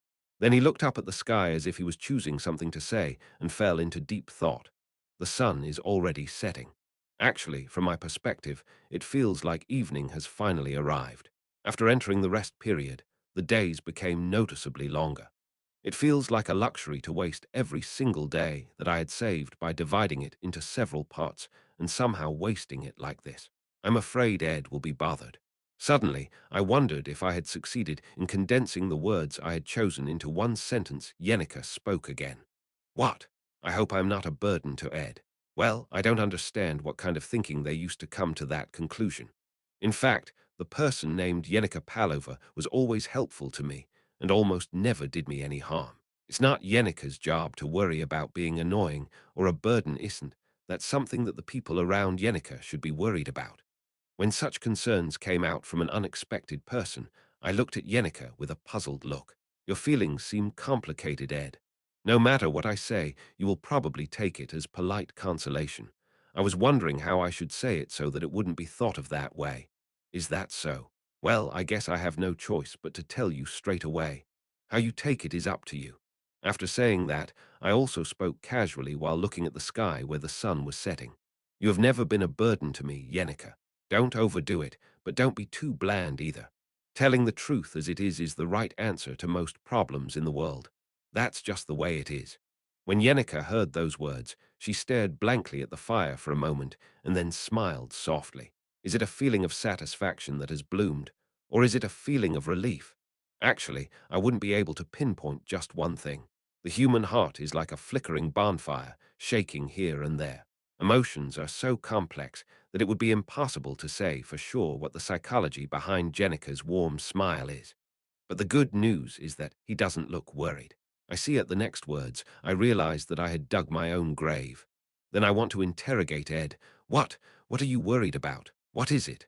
Tell me quickly. Did I choose the wrong option? Yenica was talking with a bright red face and waving her arms. Ed's concerns are also my concerns, so tell me quickly.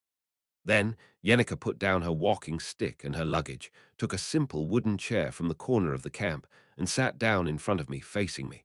Jenica was sitting close to the fire, so it must have been quite hot behind her, but regardless, she sat with her eyes locked with me.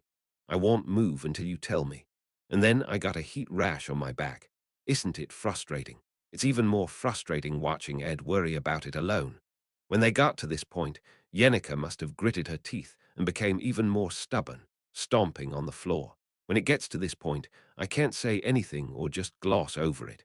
The story should never have been brought up in the first place. After thinking about it for a while, I decided to open my mouth. Well, no matter what your problem is, if you think about it together, you'll be able to find a solution right away. Ed, don't whine too much to yourself, and tell it to me, can you kiss me once? Yenica could not finish speaking and froze in that position. Merrilda too, why are you telling such a useless story? Was the person's skin color red, not flesh-colored? Yenica, who had been stubbornly sticking right in front of me with her back to the bonfire just a moment ago, widened the distance as if she had never done that before, and went to a flat rock in the distance, turned and sat down. Her face turned red, and her skin tone changed to look the same. It's just repeating words. It's definitely worth Ed's worries since the person involved is in front of him now, but then wait, how far did Merrilda go? Ha! I couldn't help but interrupt, as he was rambling so hard that I couldn't tell if he was talking to me or to himself. However, I conveyed the points I was concerned about without adding or subtracting. Just like this, I told Merrilda, etc. Even if he were pushed to kiss Yenica, it would only be a deception toward Yenica. He's not a person so bad that he plays with people's hearts because he wants something in return. However, there is something that needs to be made clear here. It feels like excessive self-consciousness, but still. If you want to hold on and talk about it, as I slowly opened my mouth, Yenica glanced in my direction. The somewhat polite sitting posture was as if she were in an important position. You to me. I know roughly what you're feeling. In fact, it doesn't make sense to not know. Stop. Stop now.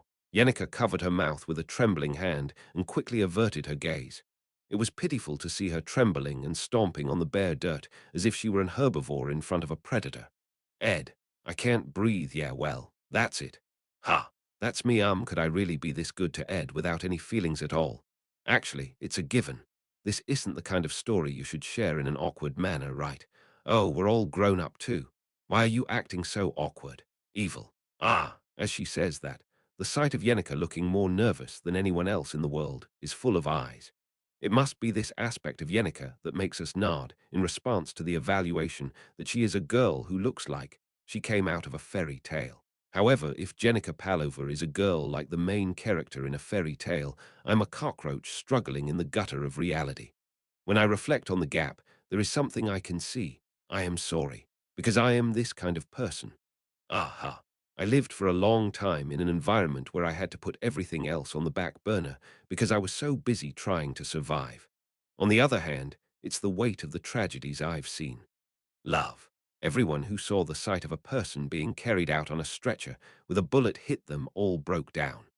The reason they were repulsed by that sight was not because it was pathetic to see them flirting when their lives were at risk. When would they die? This is because for a person who does not know how to carelessly engage in affection with another person, it creates a burden in itself. In a situation where I cannot even take responsibility for my own life, am I not thinking at all about the position of the other person who will face my death? The pain of broken heart is temporary. However, it will be healed someday. However, the pain of loss is much more likely to last a lifetime. It is more difficult to overcome and stand up, and usually one falls down without being able to overcome it. If I had known that fact, I should have acted more carefully. It is absurd. I shouldn't have interacted with others carelessly. I've gone through many trials. The scenarios were a lot twisted, and the plot twisted a lot, but anyway, I managed to survive and come this far. The struggle for the imperial throne, the family civil war, and the battle to subjugate Bellbroke. These are the remaining trials. I've been running for so long that I can barely handle it with one hand, but as is the case with trials, what remains is more difficult than what I went through. If I finish all the trials and really get this Sylvania diploma in my hand, if I can take it. If I can go out to Aiken Island and live my life fully with the various abilities I have accumulated, my many histories, and my connections, I will take care of all the disasters set out in the scenario of. If I can stand on my own 2 feet in this world, if that happens, will I be able to escape from the fear of death and be able to envision a bigger future? The worry about how will I survive? Will there come a day when we can break away from this and move on to worrying about how will I live? Because I lived like that, I became this kind of person. I'm not a person that's particularly likable. There was the sound of burning twigs in the campfire. Before I knew it, the sun was setting and night was creeping in. As always, the night in the northern forest is truly peaceful when viewed from afar. This camp, which was naturally embedded in the middle of the forest, seemed to have suddenly become part of the forest. Don't say that, Ed. When I suddenly looked at Yenica, her expression had become much calmer. On the one hand, it seemed sad. The redness has gone down a lot, and I feel like I have regained my composure. Ed isn't as cold-blooded as you think. Thank you for even saying that. It's not just words. Ed said that earlier. I am worried that no matter what I say, he'll take it as polite consolation. That's exactly how I feel right now. Yenica turned around again and looked straight at me.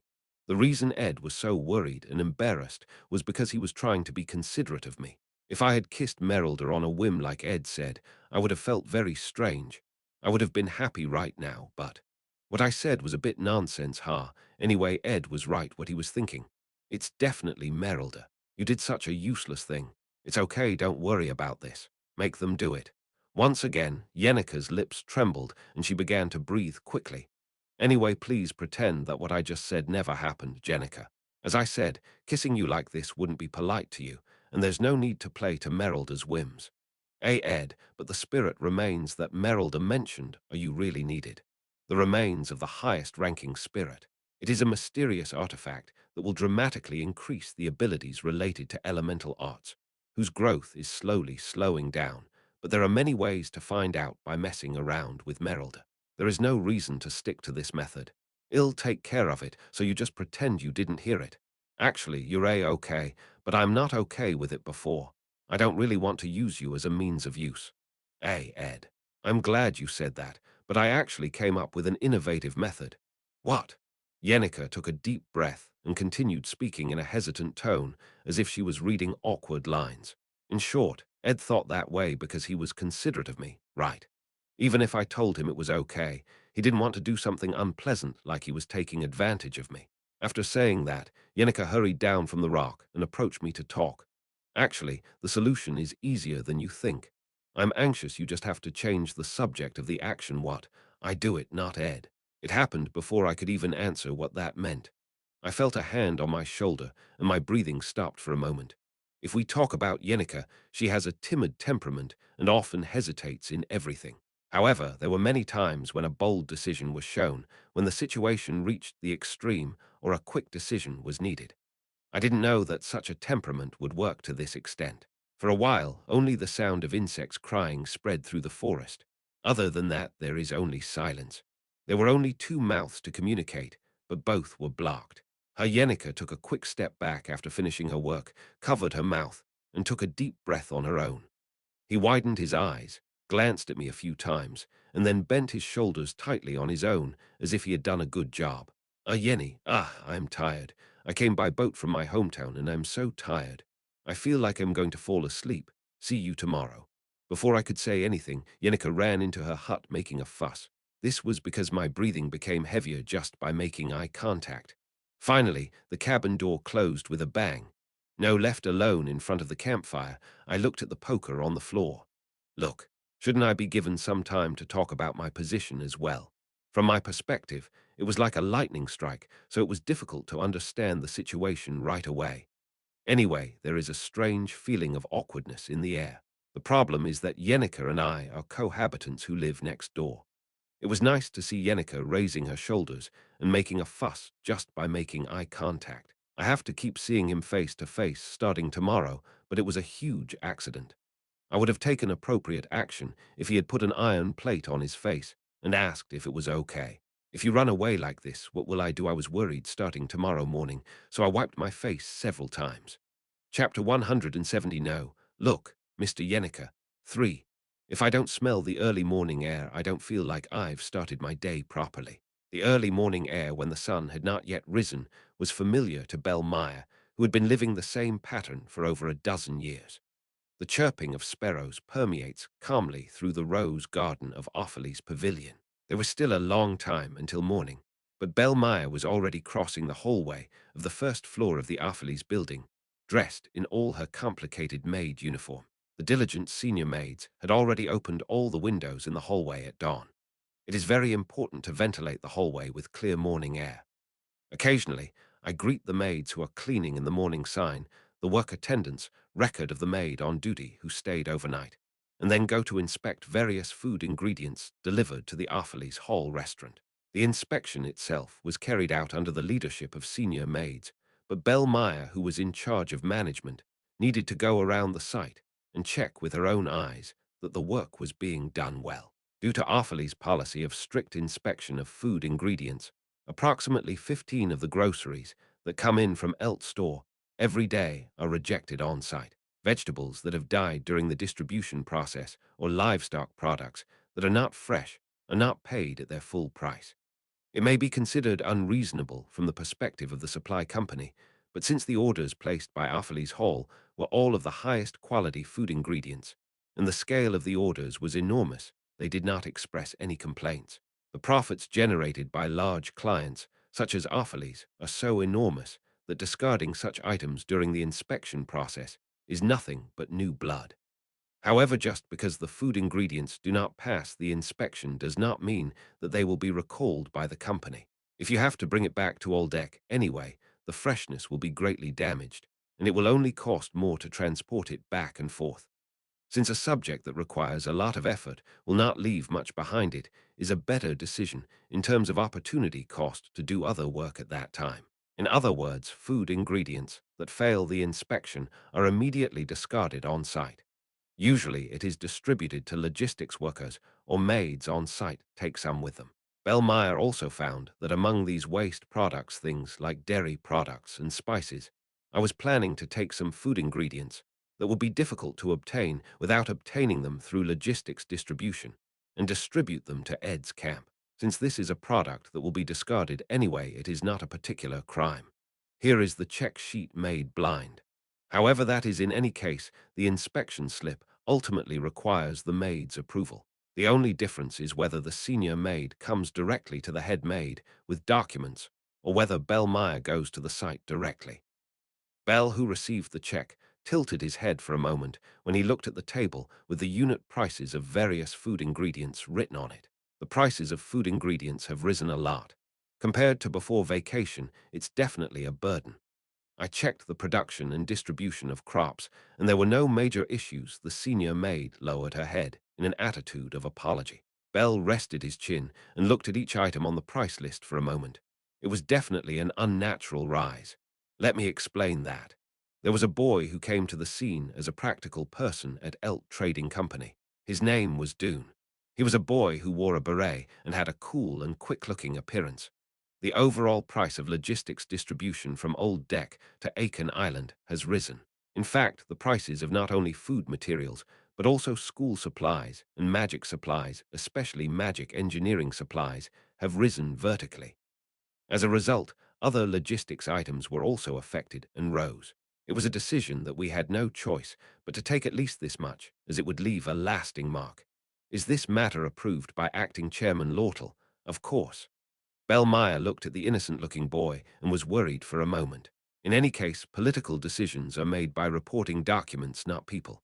The unit price table presented by Elt Trading Company showed a consistent upward trend applied to all items. All right. Bell nodded and signed the check. Percussion, percussion, percussion, percussion. When Belmere arrived at Ed's camp, a sound like a tree being struck periodically was heard. From the sound coming from the riverside, it was clear that it was Ed chopping firewood. My physical condition hasn't really improved yet, but I've already started working. Bell adjusted the wooden basket filled with miscellaneous food ingredients and entered the camp. A still-heated bonfire was burning, and next to it was a familiar-shaped luggage bag. The wooden luggage bag made from birch trees from the Pulan region is from Jenica Palova. Judging by the staff lying next to it, it looks like Yenica Palova returned last night. Summer vacation is coming to an end, and it is time to prepare for the start of the next semester, so it is not strange to go back to school. Belle took a short breath and looked at the hut on the Yenica side. Before I try to dissuade Ed, I think I should at least put a face stamp on Yenica. I placed the basket containing the ingredients on Ed's workbench and went over to Yenica's cabin and knocked a couple of times. Smart, sigh. When I knocked on the door, it opened naturally with just that force. When Belle tilted her head and looked inside, she saw Yenica buried in the bed like a corpse, covering her head with a pillow as a helmet. Lady Yenica. Ah, Belle. It's Belle. You were surprised when you thought Ed came in. Oh, sorry, oh no. It's not something Belle should be sorry about. Belle was embarrassed, but didn't show it. As always, he succeeded in responding calmly and quietly. You have returned to school. Where does it hurt? Your complexion is a bit you're not feeling well. Oh, well, I had a bit of trouble sleeping. It could be because I haven't changed my bed in a long time. You look very tired. Yeah, no, what I keep having a lot of random thoughts. You mean random thoughts? Yeah, that's just a really random thought. It's literally just random thoughts that aren't that great, and you don't really need to be curious about. Yenica held the pillow tightly and sat with her upper body raised. Oh, seeing Belle's face after such a long time makes me feel like I'm back in Sylvania. How are you? Aren't you really unwell? If you are sick, I can give you some medicine. Oh no, it really doesn't hurt. I had a fever all night, but it wasn't from pain, it's a fever for another reason. No, I have a fever, but I'm not sick. You shouldn't judge such things hastily. Miss Yenica. Oh no, I can tell. It's not a fever that comes from pain. It's my body. I know better. Why does a person's body heat up when he or she is not sick? Bell didn't understand that, so he hesitated for a moment, but then another possibility came to mind. Bell, who is quick-witted, quickly figured out that Yenica's behavior was unusual. However, since it is still a possibility that cannot be guessed, I just tried my luck. It looks like Master Ed has been chopping firewood since early morning. If you start working before your health has fully recovered, it may have negative effects. Yeah, yes. So from the perspective of a caregiver, I would like to dissuade you. Would you like to go talk with me? From Yenica's perspective, she lives in the same camp and is not the type of person who dislikes Ed. This is a suggestion that requires no shaking of the head. Oh no, I kinda. However, Yenica was out of breath as she hugged the pillow tightly. Here Bellmere was certain. Something happened last night. It was clear from the sight of Yenica's luggage rolling around outside that she hadn't properly packed it, and her strange-looking attitude. What kind of conversation did Yenica and Ed have when they reunited after a long time and looked at each other over a bonfire? It is completely a realm of imagination. It may be private and a secret that deserves to be protected, but Belle Meyer is also human. No matter how professional a maid is, she cannot completely control her curiosity. Moreover, this is Ed's camp, not the Arfleys building, and it is an environment where one can feel a little free from the heavy position of head maid. Belle Meyer's strong principle of always acting like a professional is also showing subtle cracks. Actually, Belle deserves it. Considering her dedication, this level of curiosity may not be such a big sin. However, it is impossible to question Yenica in detail. As a veteran, she decided to get Jenica's confession with a quick strike. Did you sleep with Master Ed last night? Belle knows well that that can't be possible. What are you talking about? I didn't go that far. Jenica raised her voice with a look of shock on her face, the most shocked person in the world. Not until there. Ha! In the end, Yenica cannot escape from Belle Meyer's palm. I belatedly tried to cover my lips and dilate my pupils, but the siege had already been completely established. Then how far? It was a foreigner. Magic ability details, rank, adept magician specialization, elemental common magic. Quick casting LV13 mana detection, LV14, fire elemental magic. Ignition LV18, 1-point explosion, LV4 wind element magic. Wind blade LV16, elemental magic.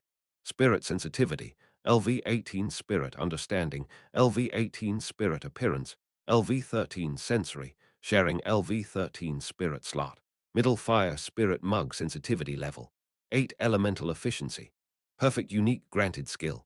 Protection of fire, temporary fire immunity explosion, explosion, low explosion magic, increased fire magic ability spirit slot, mid-level water spirit lasher sensitivity level, 5. Elemental food efficiency. Very good unique granting skill. Brothers protection, temporary physical attack immunity, water source manifestation, low-level water magic. Increased water magic ability spirit slot.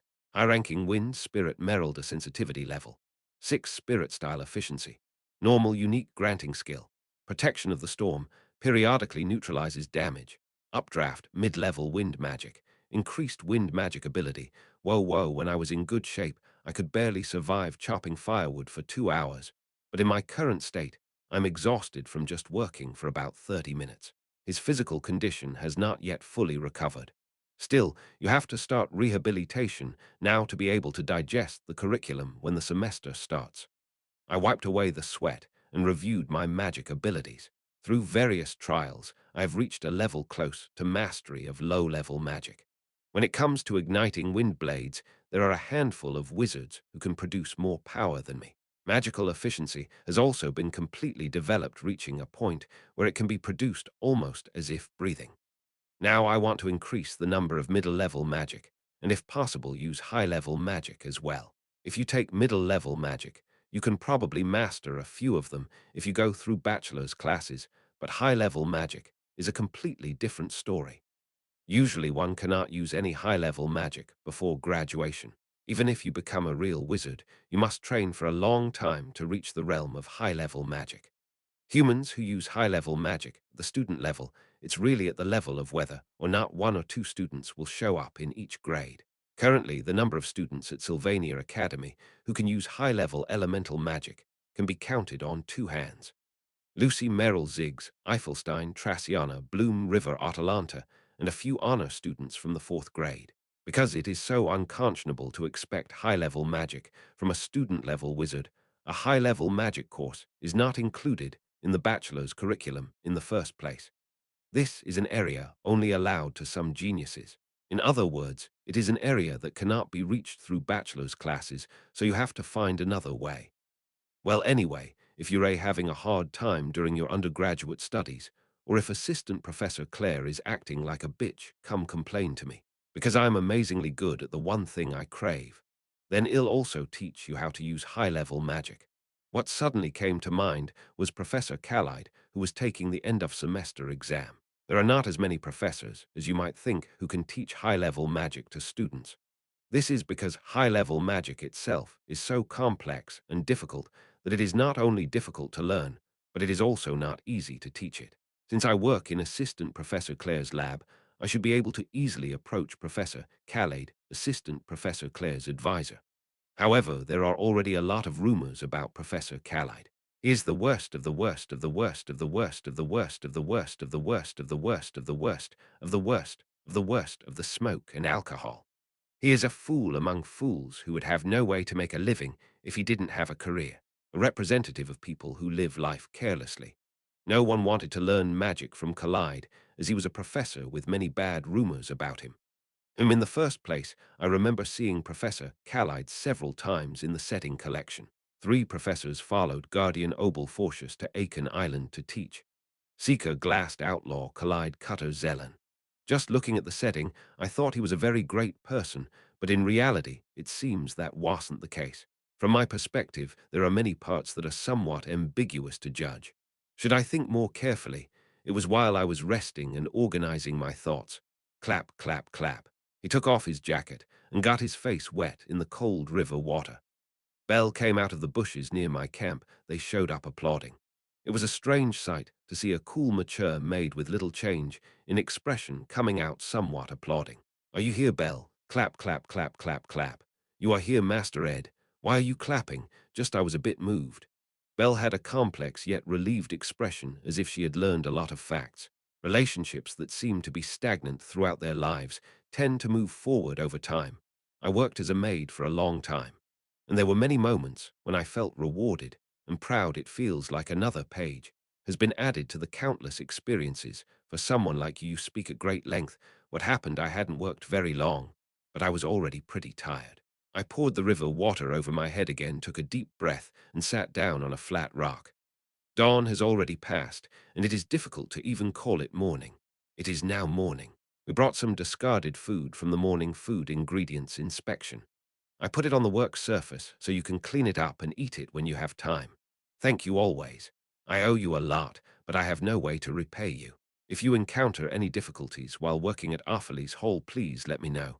I will help in any way possible. It's okay. Most of the work in the Arfale's building can be handled ceremonially. I feel relieved in many ways because my body seems to have improved a lot and my life has become healthier. Thank you for your concern, but don't you need to take care of your body as well? You've lost some weight these days, right? Belle stood with her hands folded in front of her and tilted her head. I lost some weight, but it's nothing to worry about. When you become a maid at Arfale's Hall, the first thing you learn is how to take care of your own body. You can serve properly only if you have a neat appearance, always grow up early, and are healthy. If you say, so I have nothing to say, it's tiring to live with too much perfectionism. Well, when it comes to bodyguards, Master Ed's body is more problematic, aren't you, in a state where you can't work yet? I nodded roughly, checking my body for signs of weakness here and there. I tried moving my body for a while, but it doesn't move as easily as before. She can't rely on Belle forever, so she needs to cheer up quickly. I think I can handle basic camp management. Anyway, compared to before it was able to withstand the horsepower load. My strength has increased to the point where I can carry out everyday life. You will be busy once the semester starts, but I have to take care of my own business. You haven't finished restoring your magic power yet, have you? Are you sure there will be no trouble studying magic? I have to try my best. We need to pay attention to other areas besides magic. You mean the other side? I pictured the view of the camp in my head and then spoke. To expand the cabin a little more, that's one of my goals for next semester. Mastery of high-level magic in the field of magic. In the survival field, a massive expansion of cabins. So we decided on a policy. In addition, there are a lot of things to do, such as making special bows, making new low-level spirit contracts, creating additional legendary magic, engineering supplies, and training in star magic. The biggest policy had to be made clear. In particular, it is very inconvenient to have to visit the Soul Library one by one every time I train in magic engineering. Going in and of itself is hard work, but it becomes a problem when it rains or snows or other schedules get mixed up. If you want to make time to practice magic engineering, you need to set up a personal workshop at the camp. However, building a new cabin has lower heating efficiency and requires more effort to maintain. That's why I thought it would be better to start construction to raise the cabin to the second floor.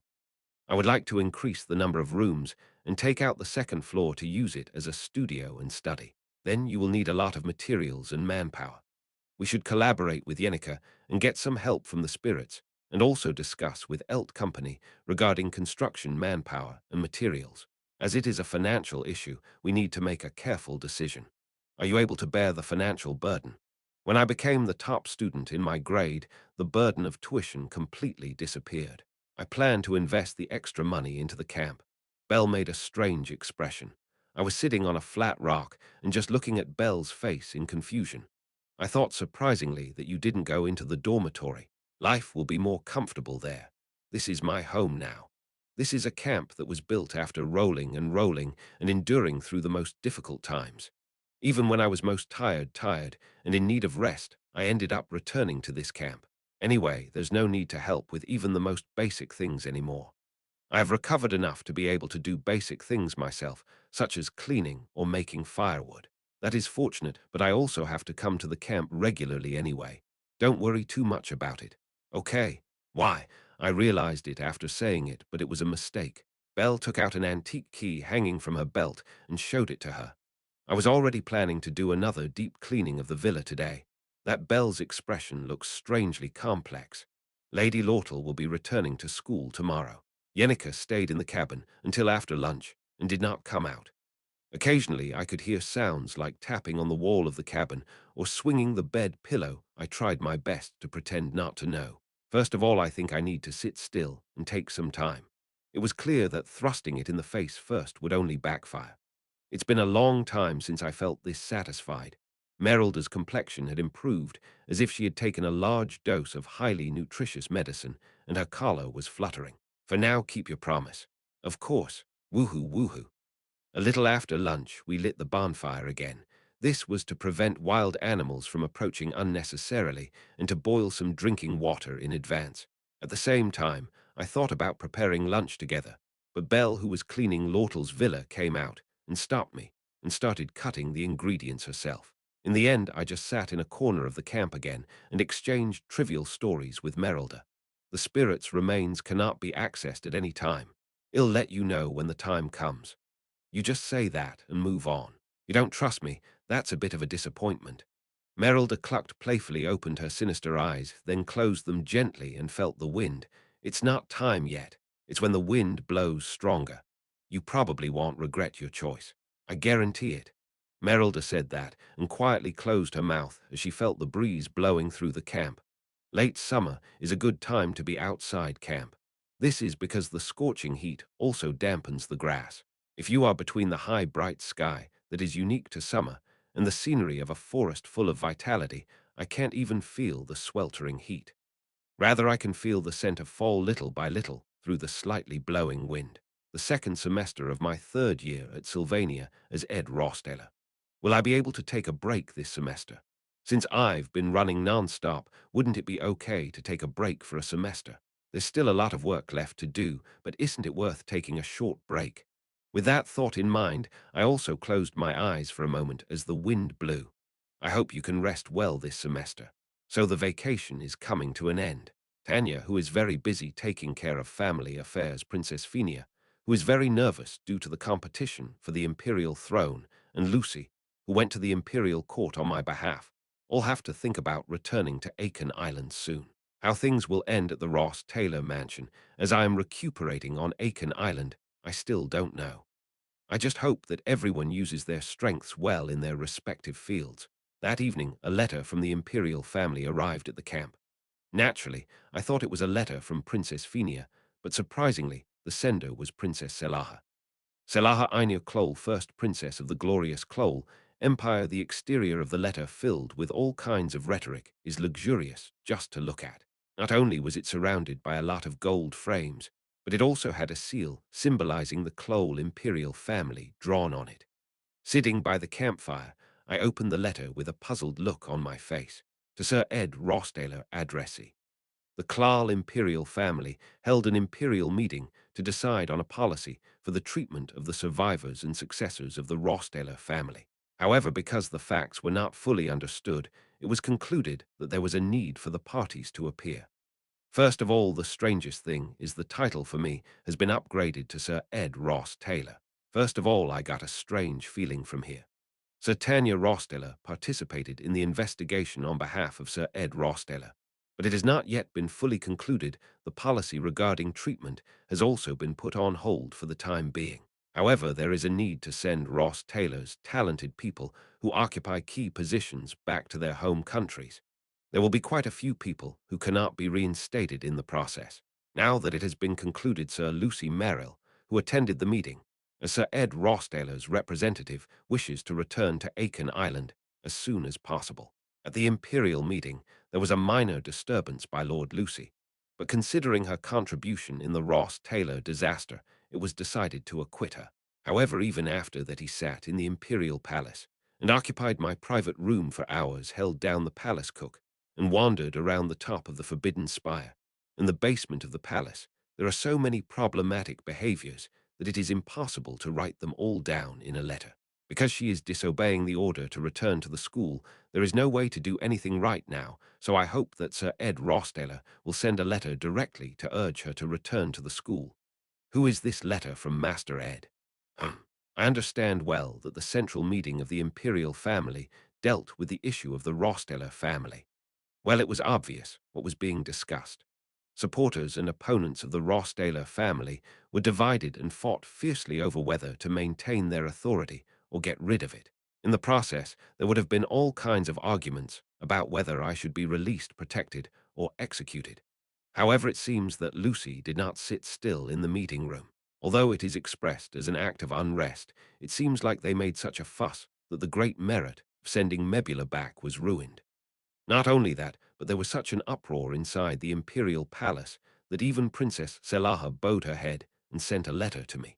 In short, the content of the letter is long. To summarize the main points, it was as follows. Lucy Merrill. Please take him back. What the hell is this guy? What are you doing in the Imperial Palace? Although the letter was written in a formal and political tone, it seemed as if Princess Elaha's expression could be seen beyond it. I ended up feeling nostalgic. Chapter 172, before recapturing Elt Trading Company. 1. I remember it from probably more than a year ago.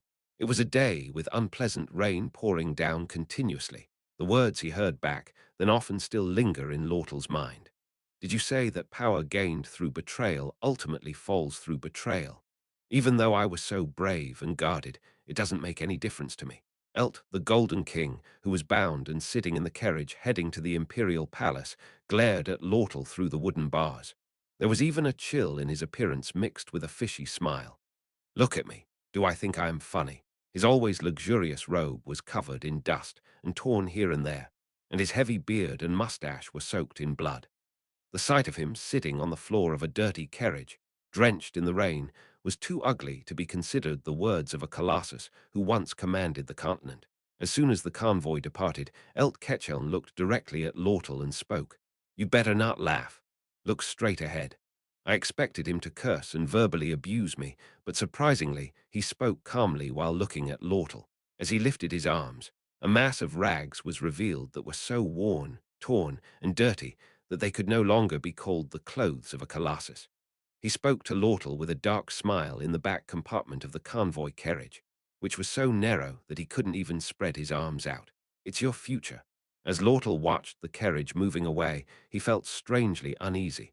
Those who thrive on betrayal will ultimately end in betrayal.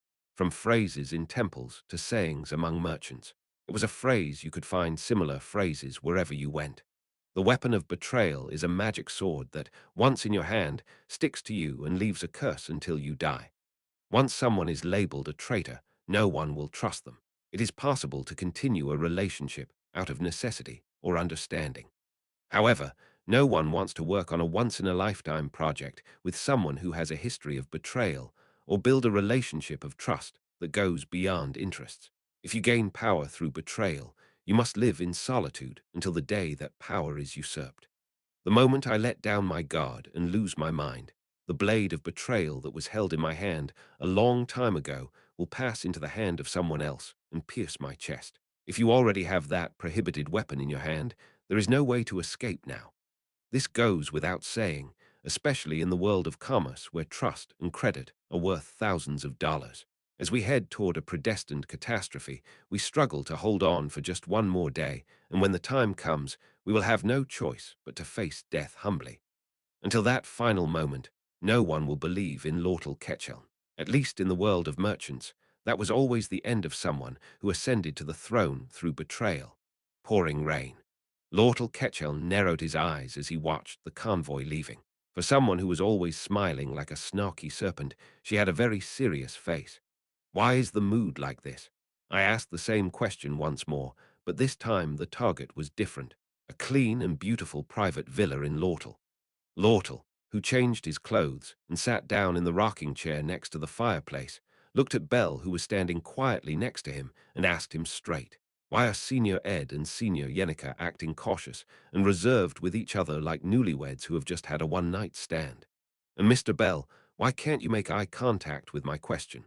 Lortle's question is sharp. Belle's brain was working full force while shedding a cold sweat.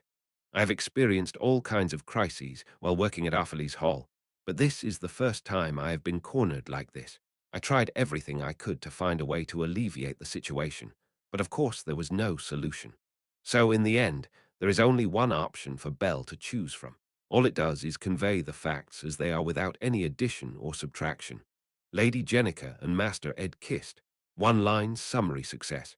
I only uttered one sentence, but Belle almost lost her breath. When I saw Lortle's expression with such difficulty raising his eyes, I felt surprisingly relaxed. No, it was frozen. "Are you embarrassed?" "Little bit. You should be embarrassed." "No. Actually, when I think about it again, it's not something to be embarrassed about. I was the one who put the clothes on first in the first place." "Yes. Have you two ever kissed?" When Belle asked in surprise, Lortle swallowed in vain. "I made a mistake. It's okay. I have a heavy mouth. No, it's not something to hide in the first place. If possible, it might be better to reveal it to the world.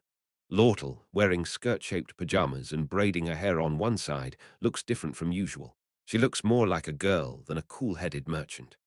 Unlike the Arfleys Hall, where you must maintain your dignity at all times, or the Elt Company, where you must maintain your cool, as a merchant it is okay to be as comfortable as you want in Lortel's private villa. This was better and more comfortable than expected, so Lortel was secretly excited even before returning to school. Even though we have accumulated so much wealth, there are not as many environments as we think where we can put the burden on our shoulders and rest comfortably. You're going around exposing it to the world. Yes, that's right, I was the first person to kiss Ed Senpai by making such a fuss. I guess I'm making it a fait accompli, of course. That's not right. I also have a thing called shame. Although she goes around looking sly and fox-like, Lortel is still a girl of that age. I can't be the type of person who proudly boasts about who I kissed. Anyway, in terms of dating, it's not even that much better than Yenica. Rather, it is closer to nonsense. Ah, I had dreamed of a life at the camp full of bumps and bumps, bumping into Ed whenever I could, but seeing Yenica with a pink aura blooming as soon as I got here didn't make me feel very good. The conflict with Yenica was something I had prepared for to some extent. Still, the situation is more troublesome than expected. Lortel pressed his pounding head and sighed. After taking care of the backlog at Old Deck and squeezing out some of the pus, Aiken Island is moving completely differently than I expected. There is not a single day where I feel relieved. That Lady Lortel. Why?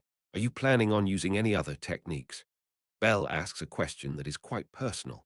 In fact, the more skilled a maid is, the better she is at drawing a line between herself and her employer, and never going beyond that. Belle had an expression that made her look desperate for something. In fact, Belle had already expected it. As for the messed up heterosexual relationship around Ed Ross Taylor, he has already given up on stopping traffic. In the meantime, he tried to blame the fact that there was progress with Yenica, but in any case, that fact doesn't clear things up around Ed. If anything, it only accelerated the confusion and cannot provide a solution. Therefore, Belle had no choice but to ask, "Are you planning something?" Well, one thing is for sure, you can't stay still. Difficult. I don't particularly want to root for just one person, Belle Meyer. In fact, all the women around Ed have their own stories, or have gone through complicated life stories. I applauded when there was progress with Yenica, but I was just happy that there was progress in Ed's personal relationship. As the head maid in charge of the Arfleys building, she watched all the girls from up close, so it's not strange to say that Belle actually knows them much better than Ed himself. In the end, no matter what, Belle is just a person stuck in the middle, but his sharpness of sight is second to none. Lady Lortel is so busy errant, there's some things that can't be helped. In the end, all Dory can do as a servant is to agree with Lortel's words. It's an unfortunate situation, but it's not like Belle could have taken the lead in creating the situation.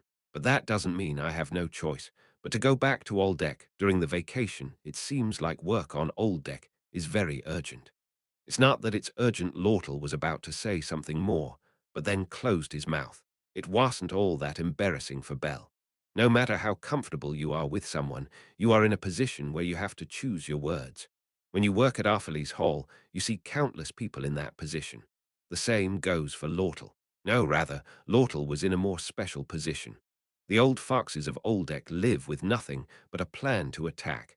She has already been stabbed once by her former maid, Jean Ellis, and she was also in a position to hit the back of the previous leader, Elt Ketchelm, and many merchants in Oldeck also often made plans to hit Lortel. That's why Lortel behaves even more cautiously. There is no one in the world whom you can completely trust. We will only continue our partnership in line with each other's interests. It's sad, but Lortel's relationships were like that all his life. If you don't go back to Old Deck periodically and cut out all the insiders who are manipulating you, you might get stabbed in the stomach at some point. If the weight of power is heavy, there will be a lot of people who want that position. Then it looks like you suffered a lot during this homecoming season. Things like book manipulation and embezzlement are at acute level. The old foxes at the upper headquarters treated me like a corrupt person left behind by Elt Ketchelm, an old generation vested interest figure. In fact, since I was that person's adopted daughter, they couldn't push me like that. It's a good enough cause. Belle had to be careful about what to say when she heard that. This is a sensitive issue for Lortle, so even Belle, who is good at handling herself, is quite embarrassed. Oh, I didn't mean to embarrass you. I'm sorry for talking about such dark things. No, when you work at Arfleys Hall, you meet a lot of people with complicated personal lives. You don't have to feel too uncomfortable. Anyway, Mr. Bell has an aura that softens people's hearts. He makes people talk about unnecessary things. I take it as a compliment. As Lortle settled back into the armchair, Belle said as she collected the traces of the meal left on the table. Anyway, Lady Lortle is just trying hard to maintain her position and comfort. It's natural, and I don't think there's any need to be offended or attach great importance to such things. Belle always speaks the truth. This means that although it is theoretical, it is ultimately correct. Although it does not contain any great truth, its soundness has a strange power to heal people's hearts. Isn't it a world where everyone is busy trying to make a living? When you live in that world, good things and bad things come to you. Sounds like Mr. Bell. Lortle quietly closed his eyes and sighed. When you get money and power in your hands, something truly amazing happens. When I come to my senses, it erodes my life and livelihood, ultimately making it difficult to lead a daily life without money and power. I've never had both, so I can't sympathize. The only thing that's certain is money or power. If power is going to disappear after a while, it's better to not have it from the beginning. What on earth did Lortle want to say? Why did he bring up this story? Bell was starting to understand his intention a little, so he didn't bother to respond and just listened. There are already only flies around you who are obsessed with money and power. And if you lose both money and power, you will be left with nothing but endless loneliness for the rest of your life. Lady Lortle, yes. What am I? It must be different. I guess I'm afraid of that too. Magic skills, natural speaking skills, past achievements, they are all useless. Lortle has already lived in the merchant swamp since he was a child who could barely read. If I lose my money and power, what will I have left? Both me and those around me become empty, with nothing in sight. You don't have to think that way. Oh, thank you for denying it. However, I also know how to at least objectify myself. Lortle, sunk into the armchair, felt more dispirited than usual. Every time I visit Old Deck, the reality hits me more and more. In the end, all of Lortle's authority comes from money. It comes from power and power. The numerous achievements achieved at a young age and the profits left in one's hands make people around Lortle look at Lortle and bow their heads. The employees of the trading company, the management of the business partner, and the head of the competing trading company are also in the back alleys of Aldeck. Even the ruler of the ship and the captain in charge of the sailing ship, the core of all human relationships that Lortle has built lies in money and power. Lortle, reflected in Belle's eyes, appears infinitely lonely. A cold reality. I am at an age where I don't have to know about the ups and downs. I am at an age where I can set goals and dream dreams that are far from reality in a romantic place like Sylvania. I became an adult too early because I had to get up on my own on an empty street. It's not a very enjoyable experience. Probably not. So they are risking their lives to protect their vested interests. There is no great reason such as accumulation of wealth or proof of ability, because this is all I have. For a bard who walks around the world with a light body, the loot hanging around his neck is the greatest treasure. On the street, a beggar's greatest treasure is the empty can he uses to receive coins. Lortle is not much different. It's just a little more massive. This is all I have left, so I'll just hold it in my arms and let it go in case someone takes it. Isn't it nothing more than a child's pet peeve? Is it too inappropriate an analogy to compare one's own ugly inner self to a child throwing a tantrum when he hears the cries of a sinister and vicious fox? Lortle smiled, self-mockingly. She was basking in the fire in the fireplace. You know, Master Ed, I have the feeling that at least Master Ed sees Lady Lortle as the person she is. Belle is sharp. She always picks up her blind spot and comes in. Isn't that why you were so obsessed with Master Ed?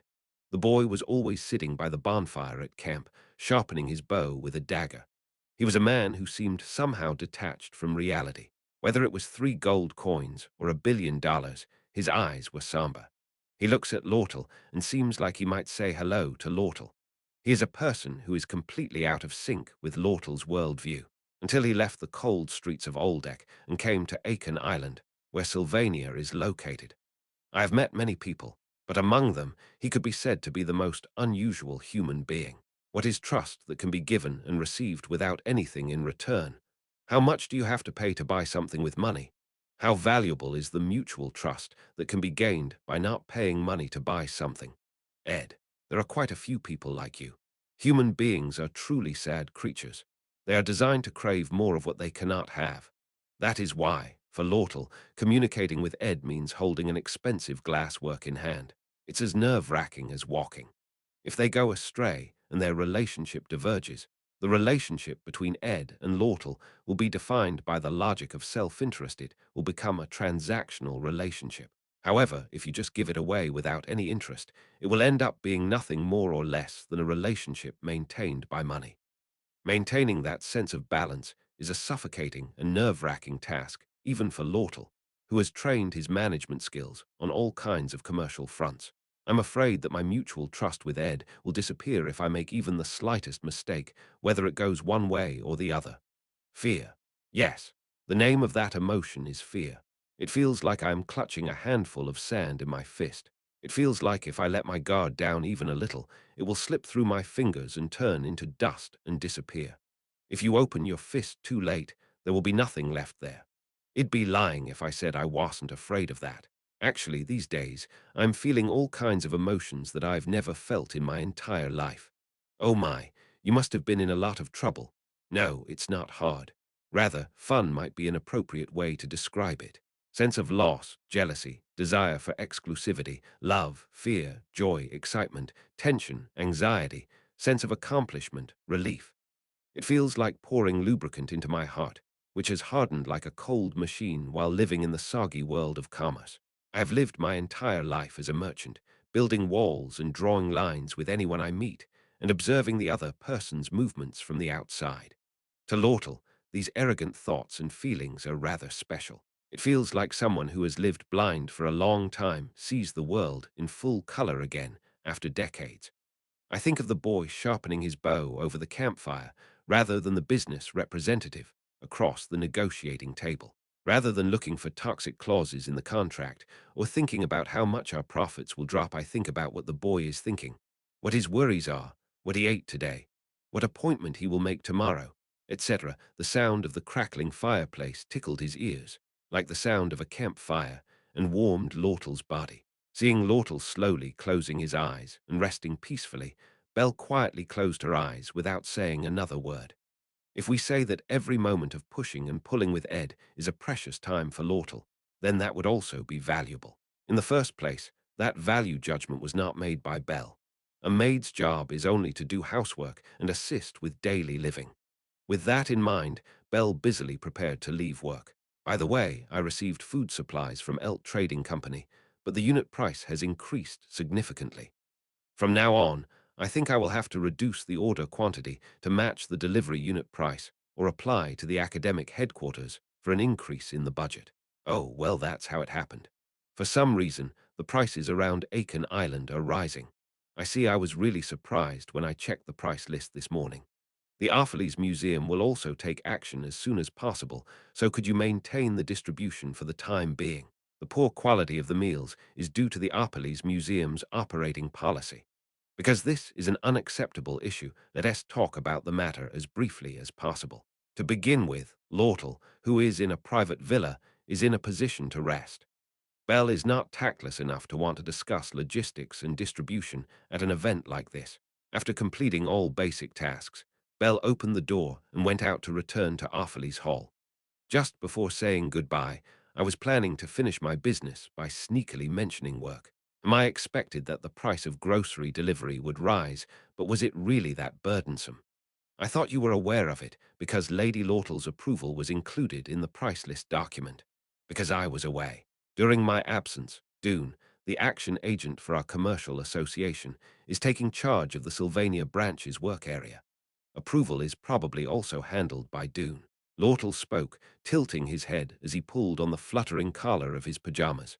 However, I was expecting a rise in prices, but I didn't know it would be to that extent. I'll have to check it myself tomorrow. I wonder if there's any data left in the file room of the Chamber of Commerce branch. It was probably finalized yesterday or today, so it will probably remain. Okay, I'll maintain the distribution volume itself. Arfeles is a good customer, so we should accommodate that level of convenience. From the looks of it, the distribution volume is so large that it doesn't look like there will be a loss. Thank you for your consideration. So Bell politely greeted Lortle. I thought it would be enough to end the work conversation here.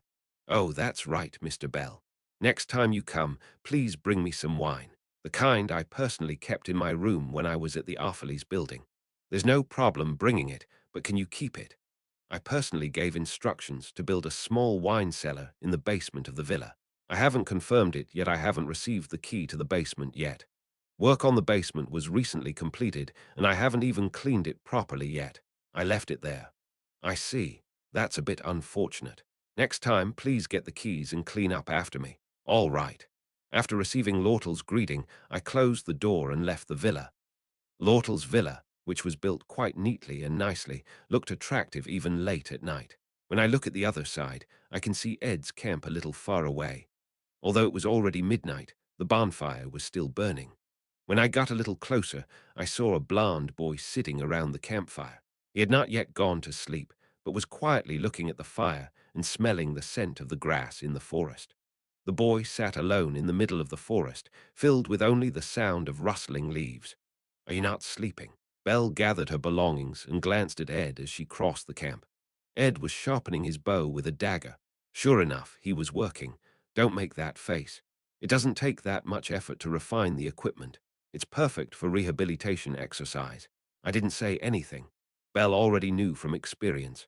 Ed is not a person who will be stopped just because he is stopped.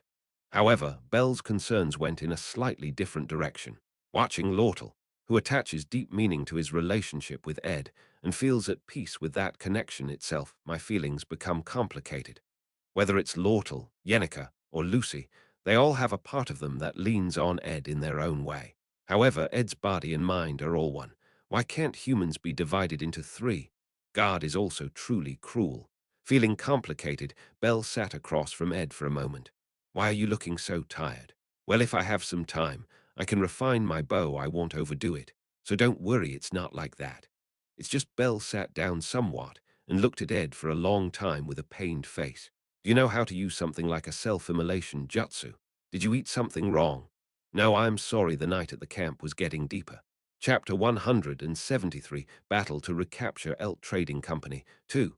If you take away money and power, what is left? When you lose everything and are thrown into the gutter without even a chance to recover, do you think there will be a person who will reach out to you? Once you surround yourself with the scent of money and power, only flies attracted by that scent will be attracted to you. Once you're thrown to the ground like that, there's no one left around. Ending their lives by being weeded out in that way is the end that most great merchants face. Among those who made a name for themselves as great merchants in Old Deck, there are only a handful who lived happily in their later years. Do you think it's any different for you? Do you think there will be a happy ending in a life full of betrayal and fraud? Your ending, like most realities, ends in a dark grey mud pit. Either you chose it because you wanted to, or you were forced to do it to survive. That doesn't matter. Once you enter this bondage, you can never get out again. Elt Ketchelm, with a bitter laugh and his neck turning back and forth, uttered a curse. Covered in blood inside the convoy, he showed his teeth with a creepy face and laughed for a long time. Tweet, tweet. Just like that, Lortle opened his eyes. I could feel the refreshing air unique to the northern forest morning. Inside the villa, bathed in morning sunlight, neatly designed wooden furniture is lined up in an orderly manner. Lortle's expression was infinitely calm as he slowly pushed off the blanket and raised his upper body. I don't really make a fuss or feel uncomfortable just because I had a dream like this, because it was like everyday life. Siang Changryong Bellbroke. I tried reciting that name quietly to myself, a mythical spear dragon that has not yet seen the light of day, as it was sealed by Luden MacLaw, the first sword saint, and maintained and repaired by the great sage Sylvania. Known as the God-eating dragon, the monster tried to burn the world several times during the mythical era and has attempted to devour the world several times since. However, it was stopped by the heroes representing that era and eventually became an old story beyond history. The roar of Bellbroke that split the sky has become a story in history books, and the generation that remembered its majesty has all passed away. The final boss that marks the end of is resurrected without any warning, a disaster that blows away half of the island with a single wave of the hand and slaughters thousands of people with just a roar filled with scales and magical power. The Xianqingriang of creation, who could not even get a scratch on his body, even when famous great wizards and warriors came rushing at him. Even Lucy, who was treated as an outcast, was able to deal with the attacks the best she could do. And even the saint's guardian, Obel Fortius, was a powerful enemy who ultimately led to his death. As the boss that concludes every story, this is an opponent that boasts such power that you wonder how you can defeat it. To put it bluntly, you can't win. The tooltip clearly stated that the scales that Velbroek was wearing could only be pierced by special means. The only special means is the main character, Taylor McLaura's sword Saint's ceremony. At least in the game, no matter what other powerful means were used, Velbroek's scales could not be pierced. No sword, spear, or magic could pierce Velbroek's extremities, but they could never pierce his vital points. In particular, the part of the heart that must be stabbed did not even move unless it was Taylor's sword training. It goes beyond absurdity to the point of being unnatural. It seems as if the world has made a concerted effort to make Taylor a hero. It has to be that way. Taylor is born with the fate of a protagonist, since it is a sword saint ritual designed by Luden MacLaw, who sealed the Holy Spear dragon a long time ago. It is only natural that only Taylor, who inherited the sword saint ritual, can pierce the Holy Spear dragon's scales. There is a strangely unconvincing, but also irrefutable reason added. I didn't know you would call me. I didn't really want to call you either. Neither you nor Taylina like me that much. The location was a terrace cafe near Max's Bridge. The commercial district of Xiangdangdang was most active around the entrance to Max's Bridge, so there were quite a lot of people around. The girl sitting crouching across the cafe table was someone I hadn't seen in quite some time, Isla Triss. The girl with the largest and deepest proportions among the four failed sword, saint heroines of Sylvania. As a childhood friend of Taylor MacLaw, he supported her whenever he was tired or tired. Anyone who has played Sylvania's failed sword master would have become attached to him. Her short chestnut hair falls down cutely and ends around her shoulders. The slightly curled ends of her hair, giving her an elegant look, go well with her personality. However, every time he saw me, I could see that he was wary. As if he were seeing a monster, I didn't even bother to approach him. It was only confirmed through occasional rumors that he was staying next to Taylor, who was steadily progressing through the main scenario. As time has passed, I have developed a special relationship with Taylor. As I walk around the academy, I often hear various love stories and rumors. What about me? I just applaud from afar. After retirement, I spent a long time locked in my room, unable to adapt to the peaceful world. At a time when I was devastated in many ways because my body was injured and my mind was injured at will, I was healed quite a bit by seeing them. Although both of them are grumpy and aggressive to me, as a player, they are quite friendly characters. I didn't have any hard feelings against them. The mindset was to just watch from a distance. Still, things have changed a lot.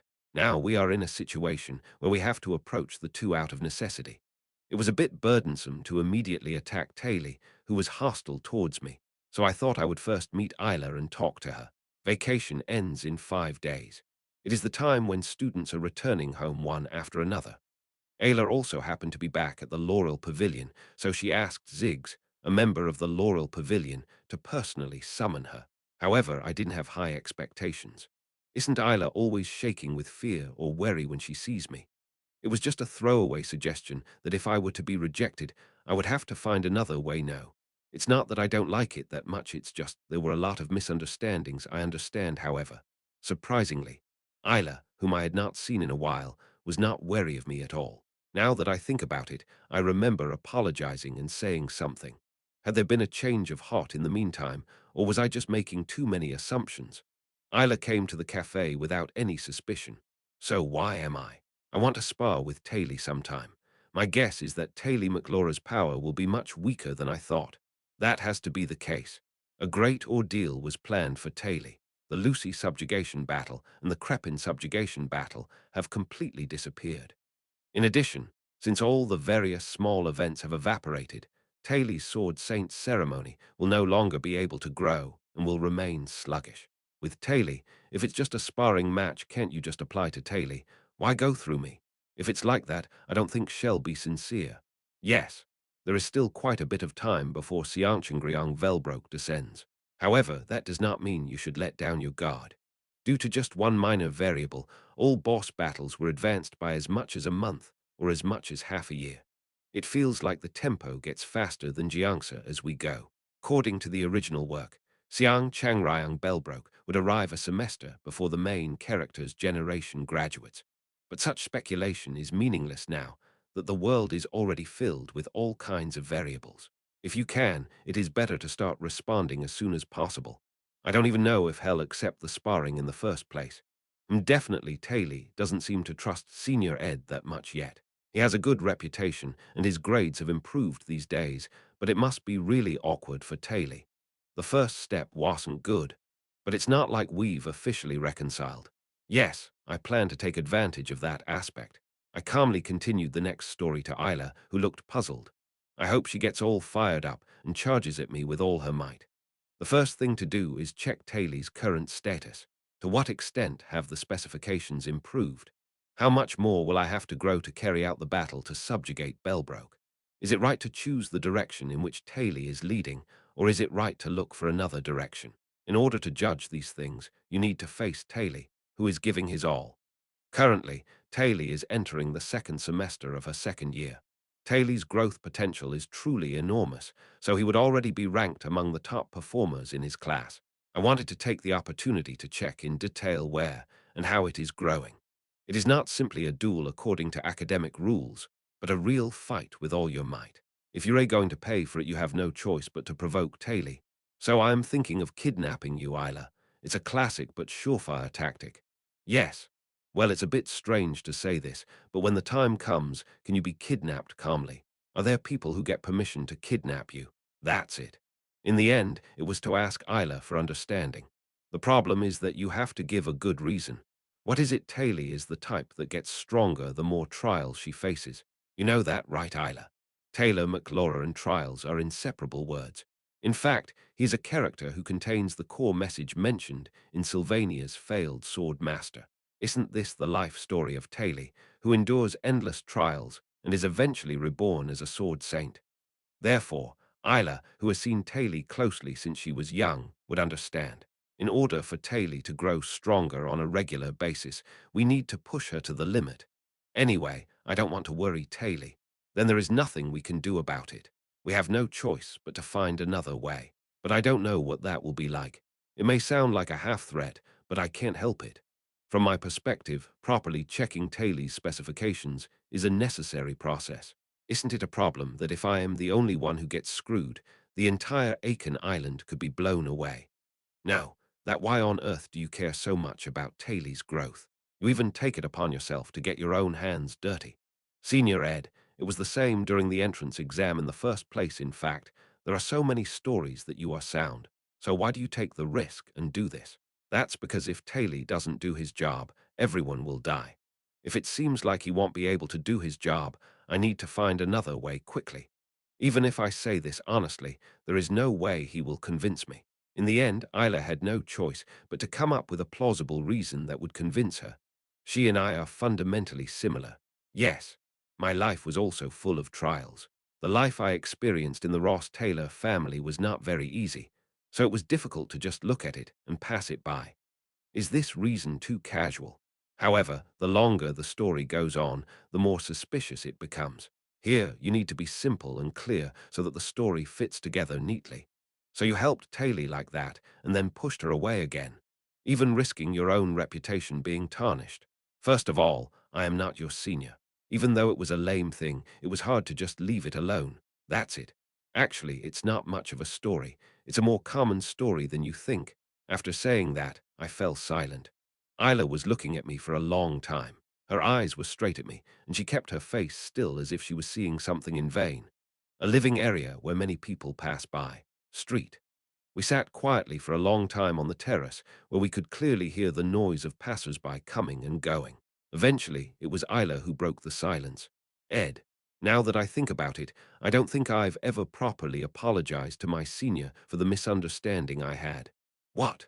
I'm really sorry for treating you so harshly. Our insight was very short. I withheld my response to the unexpected reaction. I felt slightly embarrassed. Oh, there's nothing else to talk about that much. No, I think we were too quick to judge Ed. You said you could apologize, but I still wanted to apologize since I had the chance. Well, if you really want to do it, I understand. Just do it in moderation. After saying that, Isla looked at me quietly and said, I will cooperate if you need it. That means I'm actually good at getting kidnapped. Isla is a gentle, scholar-type girl. She seems far from a combat position.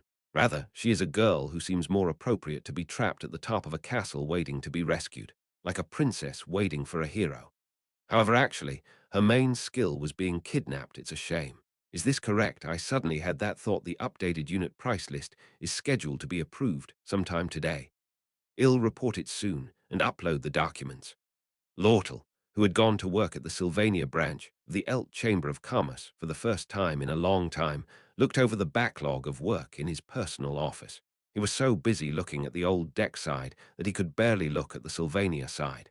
As the period had accumulated, Lortle's desk was filled with all kinds of documents that needed to be checked. In the end, even after returning to Sylvania, he couldn't escape the swamp of work. Thinking about this, Lortle sighed and rolled up his sleeves. First, he had to check everything that happened while Lortle was away and check all the ledgers. In the meantime, Lortle remembered what Belle had said and ordered Dune to bring him the most updated grocery price list. However, what came back from Dune was that the unit price list had not yet been updated. However, I was expecting the price increase itself, but I did not know it would be to that extent. I will have to check it myself tomorrow. In the file room of the Chamber of Commerce branch. Is there any data left? It was probably finalized yesterday or today, so it will probably remain. Bell said that the grocery price list that takes into account the latest inflation was definitely set by Dune. However, Dune reported that the price list had not yet been updated. Lortle felt a moment of harshness at the gap, looking at Dune, looking at it. Lortle's expression hardened. Dune. Yes, assistant manager. Lortle uses a mixture of honorific and deferential treatment toward his employees. Lortle's treatment, which changes at will depending on the need, is an insult to the employees. It was a means to wake the mood. Bring the updated price list. Just now, it was clear that the price list had not been updated yet. Nevertheless, Lortle ordered the same task once more. Dune stood still for a moment. Standing upright across from the office table, he was pondering Lortle's instructions. Lortle knows that Dune is not an employee with pure integrity. He often uses loopholes in the ledgers to commit petty embezzlement, was turning a blind eye. Dune itself must have known this to some extent. Nevertheless, what Lortle did not take issue with was the unspoken warning to do it in moderation. However, if that too crosses the line, there is a need to maintain discipline. In any case, when an issue is formally raised, Dune is always the one who is disappointed. Since the power dynamics are set up that way, Dune is always in the position of lowering its tail. If the unit price list itself is manipulated to raise the purchase price, then the difference is paid. Dune's embezzlement had already surpassed the light level. It felt a bit uncomfortable. No matter how recently Lortle had been neglecting the Sylvania branch while focusing on the situation in Oldeck, Dune had taken such a bold step. He was not someone who would dabble in embezzlement. At best, he used the stolen money to collect precious liquor from overseas. He was just an ordinary employee with a bit of a tendency to collect. To be honest, in the world of cold-blooded merchants, this level of corruption is unbelievable. It doesn't even fall into the axis of corruption. It's not a big problem for Lortle, who has lived his life watching all kinds of vile scenes. However, his behavior clearly crosses the line. There is a feeling that some external variable was at work. Is this not Dune's own judgment, but someone else's encouragement? Or was there some other change of heart? In any case, it was a problem that could not be ignored. Lortle glared at Dune with a cold face. However, Dune was staring straight at Lortle without moving a single inch. It didn't even occur to me to quickly bring in the adjusted price list and ask for forgiveness. However, I thought she would at least come up with an excuse, but Dune just looked at Lortle with creepy eyes for some reason. My name is Rihanna Clemson, the secretary directly under the management of Elt Chamber of Commerce. Lortle, I was in the middle of a conversation with Isla. A short, shy woman with red hair approached the table where we were sitting. A4 Elt Trading Company. Isla was momentarily taken aback, as if she hadn't expected the girl to talk to her. However, Secretary Rihanna paid no heed to Isla's reaction and spoke straight while looking at me. "Are you Ed Ross Taylor?" "That's right." Secretary Rihanna spoke slowly as she put down the bundle of documents she was holding in her arms. Elt Trading Company came to me because I had something to offer from my perspective. It was a sudden event. It felt as if something big was happening. Chapter 174, before recapturing Elt Trading Company. 3. There is almost no shaking, perhaps because the carriage is large. Inside, there was a sofa filled with soft cotton, and there was even a wooden table with an old-fashioned design in the very center. From the beautiful lace decorations hanging from the ceiling to the magnificent gold patterns on the walls, Princess Phineas and Lucy Merrill were sitting facing each other in a carriage that was difficult for an ordinary person to ride even once in their lifetime. Lucy had her face on the table and her arms were spread out. I was looking at the scenery outside lazily, and Princess Phineas was looking at Lucy intently. While attending Sylvania Academy, I heard rumors about Lucy Merrill and her evaluation. During his childhood, he lived as a genius buried in exile in the Raymond Mountains. He is a talented person whose skills began to be revealed to the world only after he came to Aiken Island and entered Sylvania Academy. During this vacation, the royal family members had a hard time due to the joyful playing of the cymbals. If he hadn't been the hero who single-handedly destroyed the evil god Mebula, he would have been imprisoned in the dungeon. However, his accomplishments and his own skills were so enormous that he could not be treated carelessly. He was truly a bad boy who could not be helped. I am hungry. Thinking about the terrible days at the imperial court, Princess Phineas couldn't help but sigh.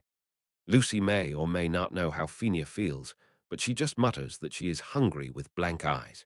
There was no reason to make such a fuss, Lucy Merrill. I might have been able to persuade her if I had just spoken politely. I don't listen when you tell me, but should I listen when I tell you what I am saying?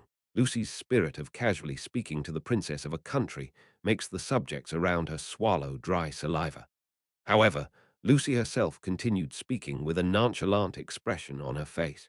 "I'm not good at resolving things with words. That is truly a terrifying statement." Princess Phineas sighed and did not reply further.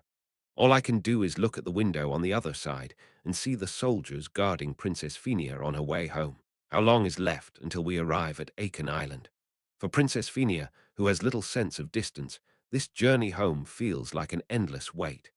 Anyway, it feels like Lucy caused an uproar in the royal family, and the attention of the royal family was drawn to Ed Ross Taylor, whom Lucy openly defends. His position as the surviving heir of the Ross Taylor family is already unique.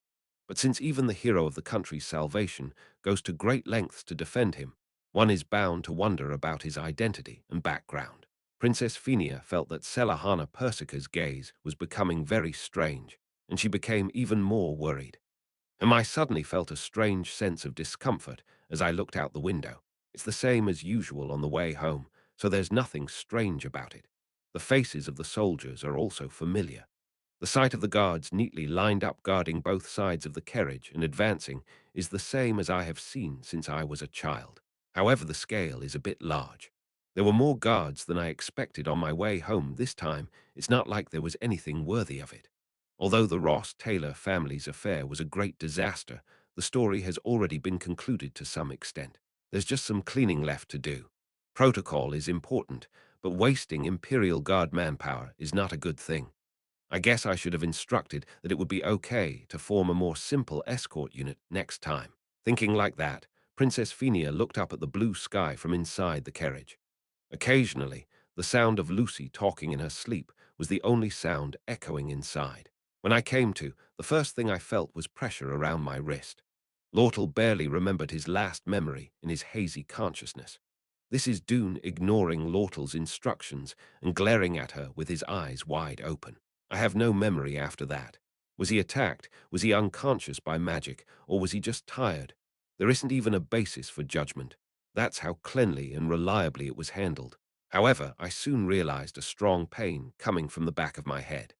The reason Dune ignored Lortle's words and kept his eyes wide open was that he was waiting for the movement of the insider who would attack Lortle while he was paying attention. The place didn't change. This is Lortle's personal office. Since Lortle is relatively safe, it is the best place to attack. As soon as Lortle's vision returned, he assessed the situation in an instant. The body is not free. Both hands are tied behind the chair. The scent at the tip of my nose is that of nightshade flower-scented candle. It is a famous item that can temporarily subdue a wizard by twisting the flow of magical power. However, it is an expensive product that is about the size of a fingernail and worth about 15 gold coins, and it is not easy to obtain. It is also difficult to obtain because it is effective only if you smell the scented candle for a long period of time.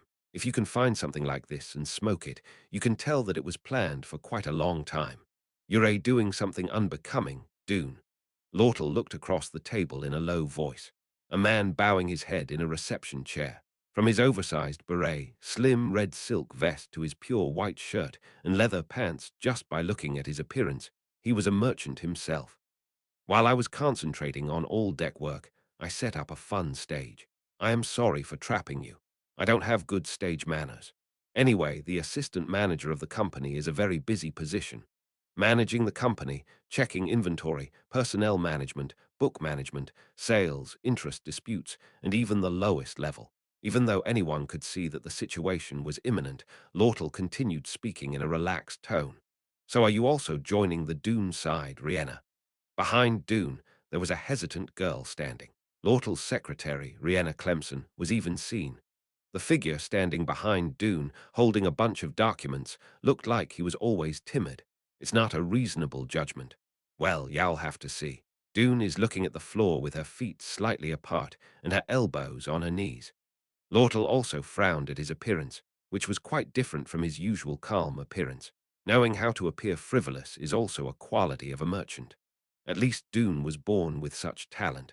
However, it is difficult to know what it is like on a daily basis unless you are an employee of the company. You've been in Sylvania, a place with beautiful scenery and a lot of romance. For a long time it seems like you've lost a lot of the poison.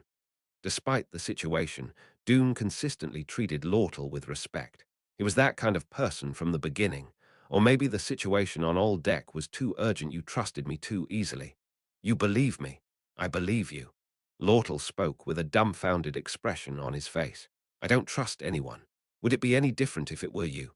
I've been working with you for quite a long time, but I wonder if I didn't know that you were dark inside. Why did I steal a few pennies from the ledger to buy some alcohol and luxury goods, and now I look like a bang? Kagang thump. While Lortle was speaking, busy noises could be heard from all over the store. Although school is only a few days away, it is still vacation. Anyway, it is still the off-season. Nevertheless, looking at the seemingly busy atmosphere of the store, Lortle was able to easily infer what was so busy. Do you think the evidence of your embezzlement will remain within this company? Common sense would dictate that it be taken out to the outside world. I told you, I don't trust anyone. Dune, who was listening quietly, skimmed the wooden floor with her leather shoes and eventually answered. Well, I ordered you to search as much as possible inside the chamber, but I didn't think I would find that evidence. There was no need to do that in the first place. What? What's the point of talking about it in detail? However, it would be better for you to step down from your position as the deputy head of the company. Lortle tried hard to hide his puzzled feelings. There was nothing good about being looked down upon here. However, Dune also hides his true feelings as much as possible. Why on earth did he suddenly betray Lortle? What did he believe in to do this? And how specifically would he push Lortle into a corner? Even the slightest clue is not revealed.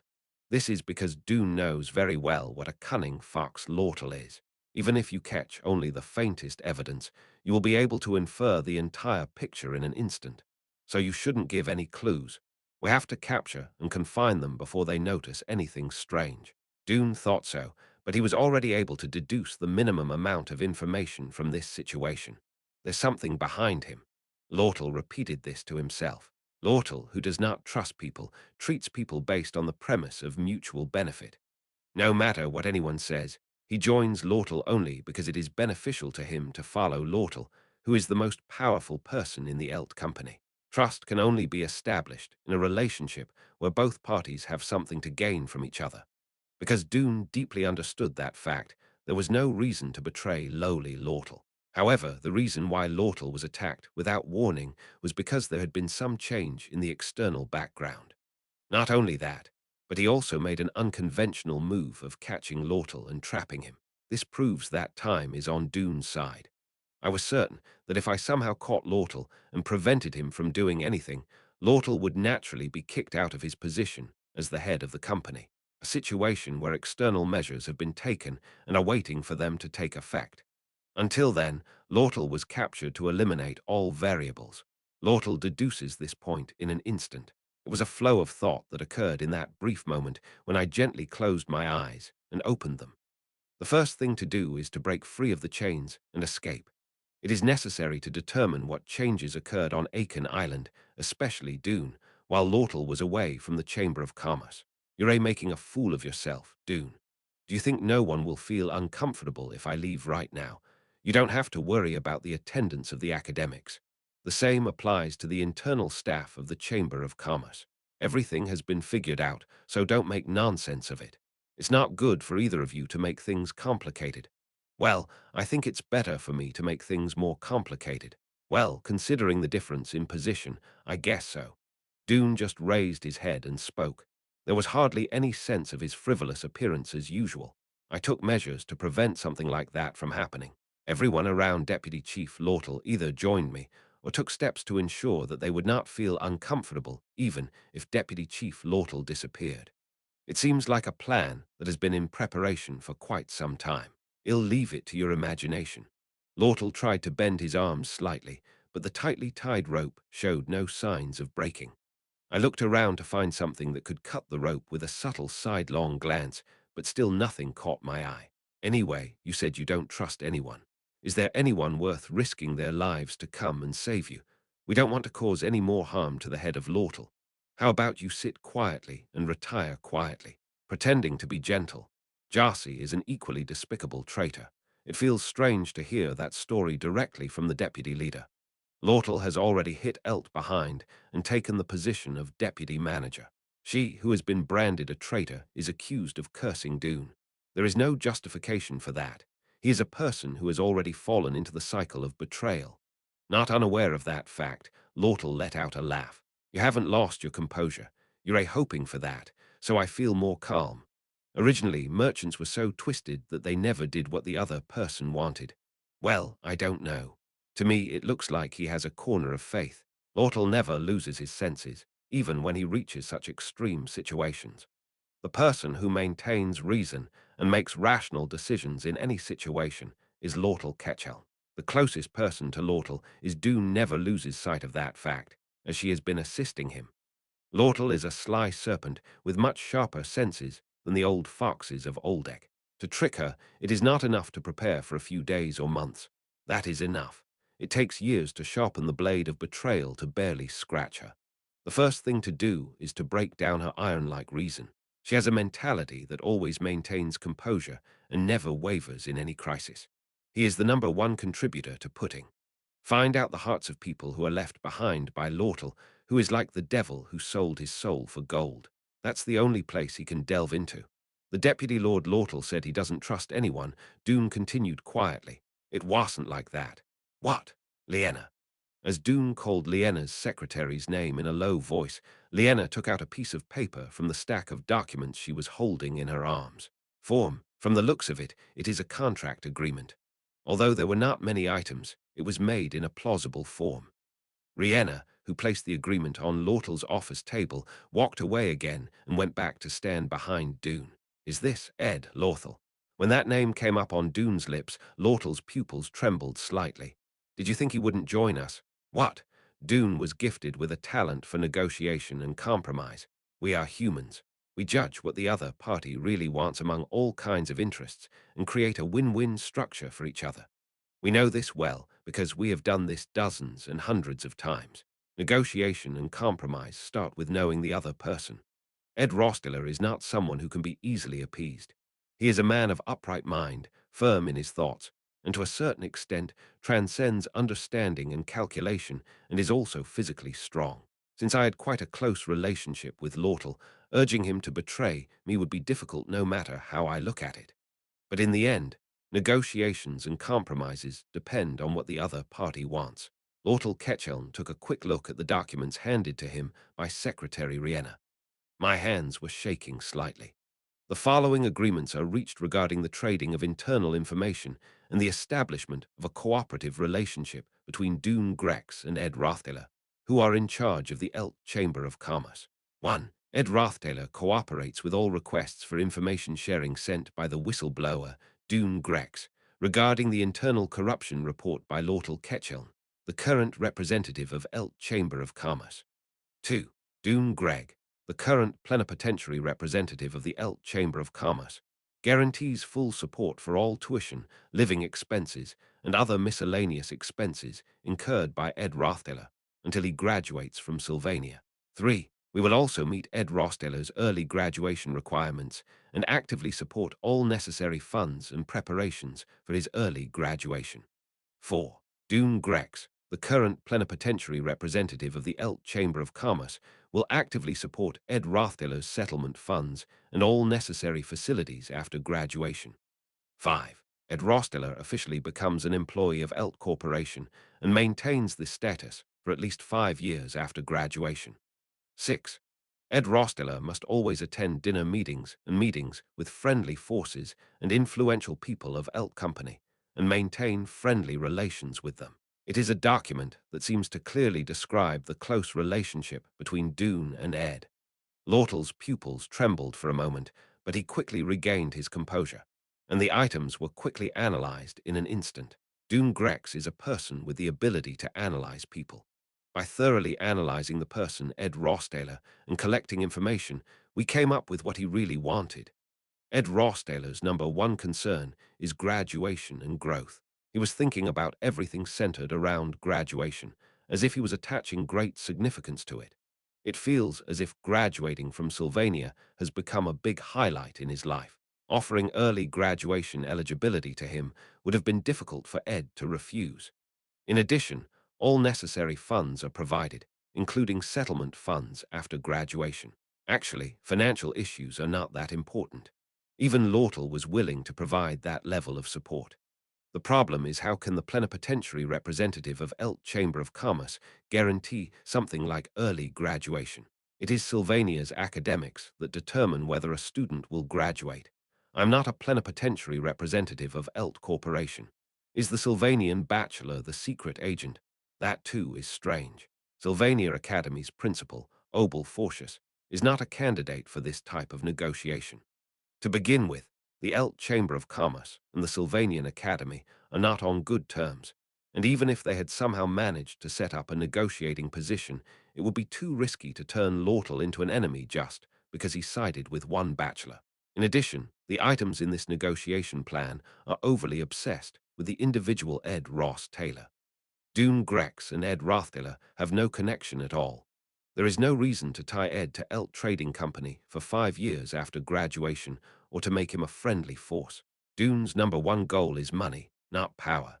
Suspicious after reading up to that point, Lortel smiled leisurely. It's a negotiation plan full of extortion. Do you think there's anyone in the world who would sign something like this? This is a negotiated agreement that has already been concluded. What? Dune said nothing more and just stared at Lortel. Lortel Ketchelm appears perplexed. There is no need to explain in detail how much it means.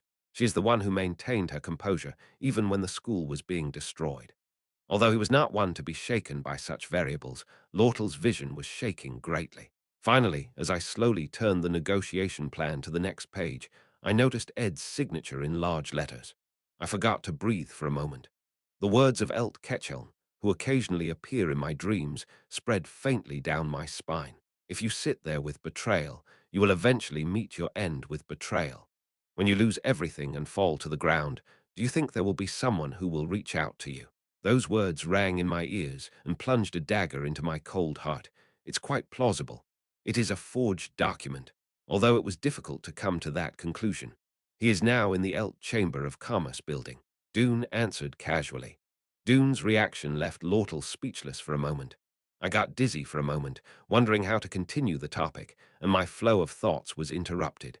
It is difficult to see Lortel losing his composure. On the commercial front, She is always a rational and reasonable fox. However, just by focusing his eyes, he felt like he was losing consciousness. Lortle had to grit his molars. Squeak, the person who opened the door and came in at that time, was Ed Rosteller. A blond nobleman with a tall appearance quietly walked into the office and received several documents from Secretary Rienna. It was the Elt Trading Company, employee manual, and several employment contracts. Ed Sr. There is no movement on the face. Ed Rosteller, looking at Lortle, was as expressionless as always. He was wearing a small cloak. On the outside of the light brown cloak was a picture of a small scale, symbolizing the employees of Elt Company. He was already an employee of Elt Trading Company, maintaining composure in any situation and observing the situation. Breaking down the frighteningly cool-headed Lortle is really not easy. However, the figure of Ed Rothdeller, casually standing behind Dune and accepting the documents, fills Lortle's field of vision. He looks at Lortle with a sour expression and speaks. That's it. A nightmare featuring Elt Ketchelm, who turns his face at a bizarre angle and curses Lortle. The dream that came to mind whenever he could forget it is engraved in Lortle's mind.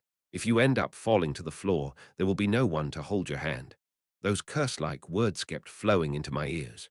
First, you go back to the dormitory and do as I say. After talking with the secretary of the Elt Chamber of Commerce, who came by unexpectedly, Ed Rosteller sent Isla back to the dormitory. It's so sudden, I don't know what's going on. Laurel Hall, the honor student dormitory. As Isla crossed the neatly cleaned hallway, she held a simple writing utensil and paper in her hands. Even though she took a lot of notes in class, it had been a while since she had written a letter, so Isla felt a bit strange. The conversation between Elt Company and Ed Rosteller was unusual, but from Isla's perspective, there was much more that she could not understand. Ed, what are you so worried about? However, after the conversation with Elt Trading Company, the image of Ed Rothdeller sitting quietly at the cafe table, rubbing his chin and lost in thought, remained strongly in my mind. We are assessing the situation. Isla was a bit embarrassed because it was her first time seeing Ed look so serious. Chapter 175, War to Recapture Elt Chamber of Commerce. 4. I am thinking of taking down the acting chairman of Lortle at the chamber level and reorganizing the power structure within the chamber. The deputy Lord Lortle, the adopted daughter of the previous Lord Elt Ketchelm, is a remnant of the old era and has been imprinted as someone who should be erased from within the society. Secretary Rienna, who came with documents in hand, hesitantly presented a negotiation plan. As I walked along the trading floor, the employees looked sideways at me wearing a robe with the trading company's mark on it. I've been to the Sylvania branch of Elt Chamber of Commerce quite a few times, so most of them are old. The employees of the trading company, whom I had occasionally exchanged greetings with, were all looking at me with one eye. After becoming close to Lortle, the employees at the store became noticeably friendlier and spoke to me a lot more often. Now that I am naturally sticking to Dune, I feel like I am attracting more attention. The sight of him casually splitting up with Lortle, with whom he had been so close, may have impressed them. Of course, you won't hear people say you're the scum of the world, or how you can do that. First of all, the reason Dune is able to stand against Lortle to such an extent is because Dune's voice has become louder within the company. The employees of the Commercial Association are also merchants to their core. These are people who can join anywhere depending on the trends of the leadership and the flow of power. The environment Lortle has lived in since he was young has always been like this. As you know, Lortle is not a person who can be solved by tying his arms like that. Dune, who was walking side by side, smiled and answered, "You're not going to say that you completely defeated Lortle, who is treated as the real power even at the Elt Company's main branch, just because you took over the Sylvania branch of the Elt Company, right? Of course, I never make a move without a certain level of confidence." I passed the commercial warehouse, which was full of vitality, and went up the stairs and passed through the employees' offices. There was some kind of movement on the part of the Elt Chamber of Commerce head office to push out the deputy CEO of Lortle. Of course, taking advantage of the vacation, the assistant manager himself went down and suppressed them all. But in the meantime, our Sylvania branch was out of sight, so we were able to move freely. How do you plan to subdue Lortle, who can't even do it at the headquarters? I don't think they'll come up with the bizarre idea of killing him and burying him. There's no way it can be solved that way. The character Dune Grex never moves without any basis. This was an opinion directly given by Lortel Ketchelm, who had been his subordinate for several years. Although he cleverly takes advantage of small-scale embezzlement, he never crosses the line if you really want to be honest. He is said to be close to a petty person. The reason Dune is making such a radical move is probably because he has a backing. Vacation will end soon, and a new semester will begin in Sylvania. This will be resolved as long as we keep Deputy Lortel from doing anything until then. I need to know what you believe in so I can deal with it too. When I said that, Dune turned around and looked at me and smiled softly. You will know when you watch. This means I won't tell you. Even though I signed the agreement and declared in front of Lortel that I had stabbed you in the back, Dune never believed me. In any case, merchants do not easily trust people. This is why I don't like merchants very much. I didn't expect Mr. Ed to join in so quickly. I'm quite close with Deputy Lortel, so I thought it'd take some time to persuade him. I stick wherever the conditions are good. As someone who attaches great importance to Sylvania's diploma, graduating early is definitely an attractive proposition. But I have to guarantee you what you can guarantee. Are you really capable of subduing Lortel? How can you, a mere member of a small company, let him graduate early? I walked along Dune and soon stopped in the hallway. Dune, who was walking down the hallway alone, turned around and looked at me. If you don't have that confidence, there is no cooperative relationship. If the terms of the contract are not followed, there is no reason to hang on to the contract just because you are me. Don't just talk, give me confidence. Otherwise, I won't be able to cooperate any further. From my perspective, this is a request that is reasonable enough. Do you know how risky it is to break the contact with Lortel Ketchelm with your own hands? I showed my sincerity. If you continue to want my cooperation, give me a reasonable guarantee. Dune observed my expression for a while, then smiled and opened a door in the hallway. This is the office space that Dune used personally. When I went inside, I couldn't help but hold out my tongue. In a space of about 5 to 6 pyong, there is a large work table, a bulletin board that acts like a blackboard, and a pile of documents. If you look at the documents stuck to all the walls and furniture, everything from documents indicating the logistics distribution details to changes in the macroscopic power structure were analyzed. This is not the amount of data accumulated through 1 or 2 months of hard work. He has been rotting here for several years, studying the flow of power in the Chamber of Commerce and the entire continent. Such things cannot be learned simply by studying them in the corner of one's room. This is something that can only be done by investing time and labor while going to and from the site. It's already been more than 5 years since I was attached to Elt Trading Company and was looking for a chance to succeed. He is a man who gave up all his studies at a young age and decided to live solely as a merchant. Even when the Golden King Elt came down from his position, even when Aldec was in chaos due to the logistics crisis, and even when Sylvania faced several crises, I sat quietly and waited for the right time. It is not the time yet. A more golden opportunity will come while thinking about it. You, who had been holding your breath despite so many variables, saw this as an opportunity and made your move. There are many things worth doing, so I hope Mr. Ed will trust me and let me do it.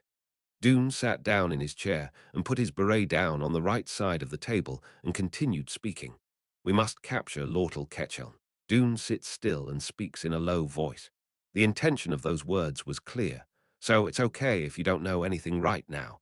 If you insist on knowing, it will actually make me more anxious. You look at me too much.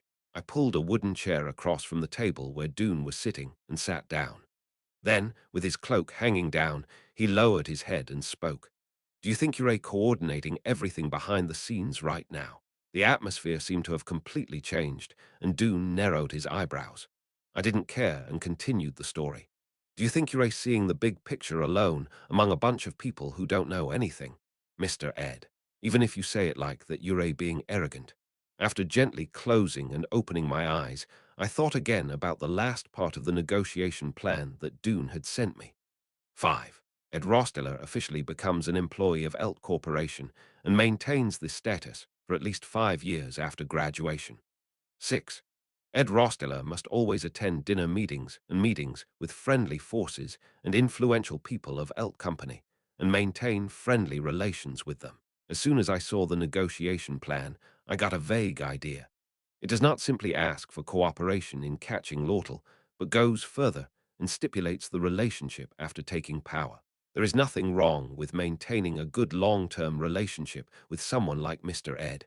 You're kidding, Dune. There's no reason to put something like that in the contract.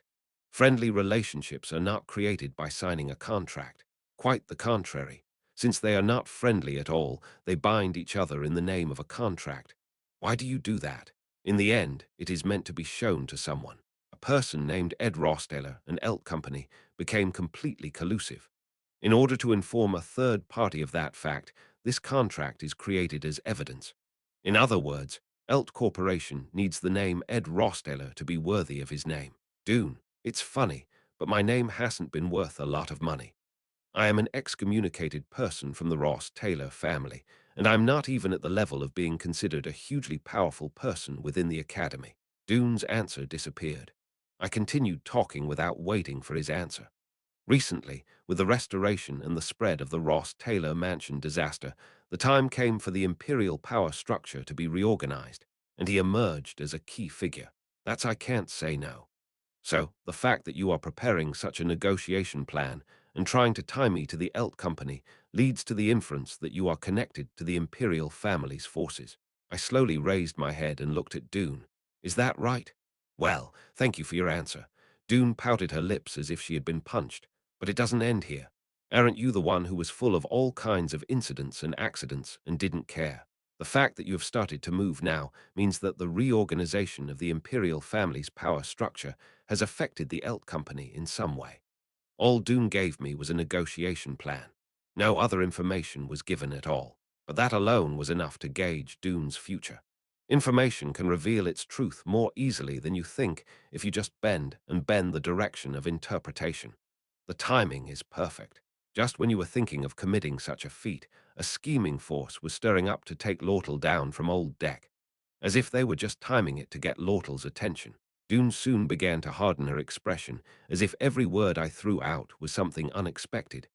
I have a suspicion that what happened in Old Deck in the first place was all part of the plan. Doubts are just suspicions. How could I, a low-level employee of a trading company, intervene in the affairs of the Old Deck headquarters? Because you are not the mastermind. I don't know much about Old Deck's power structure. After coming to this world, I spent most of my time on Aiken Island, so I don't know the atmosphere of the place very well. I never thought from the beginning that you would be the mastermind. You are also just a chess piece. I am looking at the picture behind you. I don't know if you can think of Dune as drawing a bigger picture, but I also see the composition that Dune sees.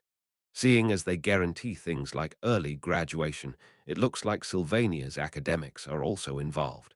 The logistics monopoly of the Elt Chamber of Commerce was clearly led by Lortle, so that could be a burden. However, Obel Fortius is stingy with such backroom deals. If we had negotiated, it would probably be at the level of Vice Principal Rachel. Obel is a person who has a lot of things to do without his knowledge. Elt Trading Company monopolizes distribution of ever-increasing prices. Dune was the one who made profit in the process, but it would have seemed as if Lortle was in charge. Because I have been sitting as the assistant manager of the association for a long time. For Dune, it would be easy to get the support of the Bachelor. If you help him jeopardize Lortle's position, he will promise to relax the monopoly after he takes over. It will be in the form of giving up exclusive rights to some key products exclusively distributed by Elt Trading Company. Giving up exclusive rights to logistics can never happen to a commercial company pursuing profit, but it is a different story if there is a political background behind it. From a bachelor's perspective, this may seem like a no-brainer. They are fighting over interests among themselves, and it is a situation in which the academics are in trouble. There is no reason to refuse this. Yes, I will admit it. You have good insight as expected, Mr. Ed. Dune listened to the story up to this point and burst into laughter. It is absolutely absurd to say that they figured it out with just one copy of the negotiated contract. It was a good decision not to turn them into enemies. Dune let out a laugh as if he was dumbfounded, then returned to talking with a serious face. But if you've noticed that far, you can get a feel for what kind of situation Deputy Lortle Hoju is in, right? Lortle Ketcheln is being restrained, and restrained in his private office. She is now in a situation where it would not be strange to say that she has turned the entire world against her.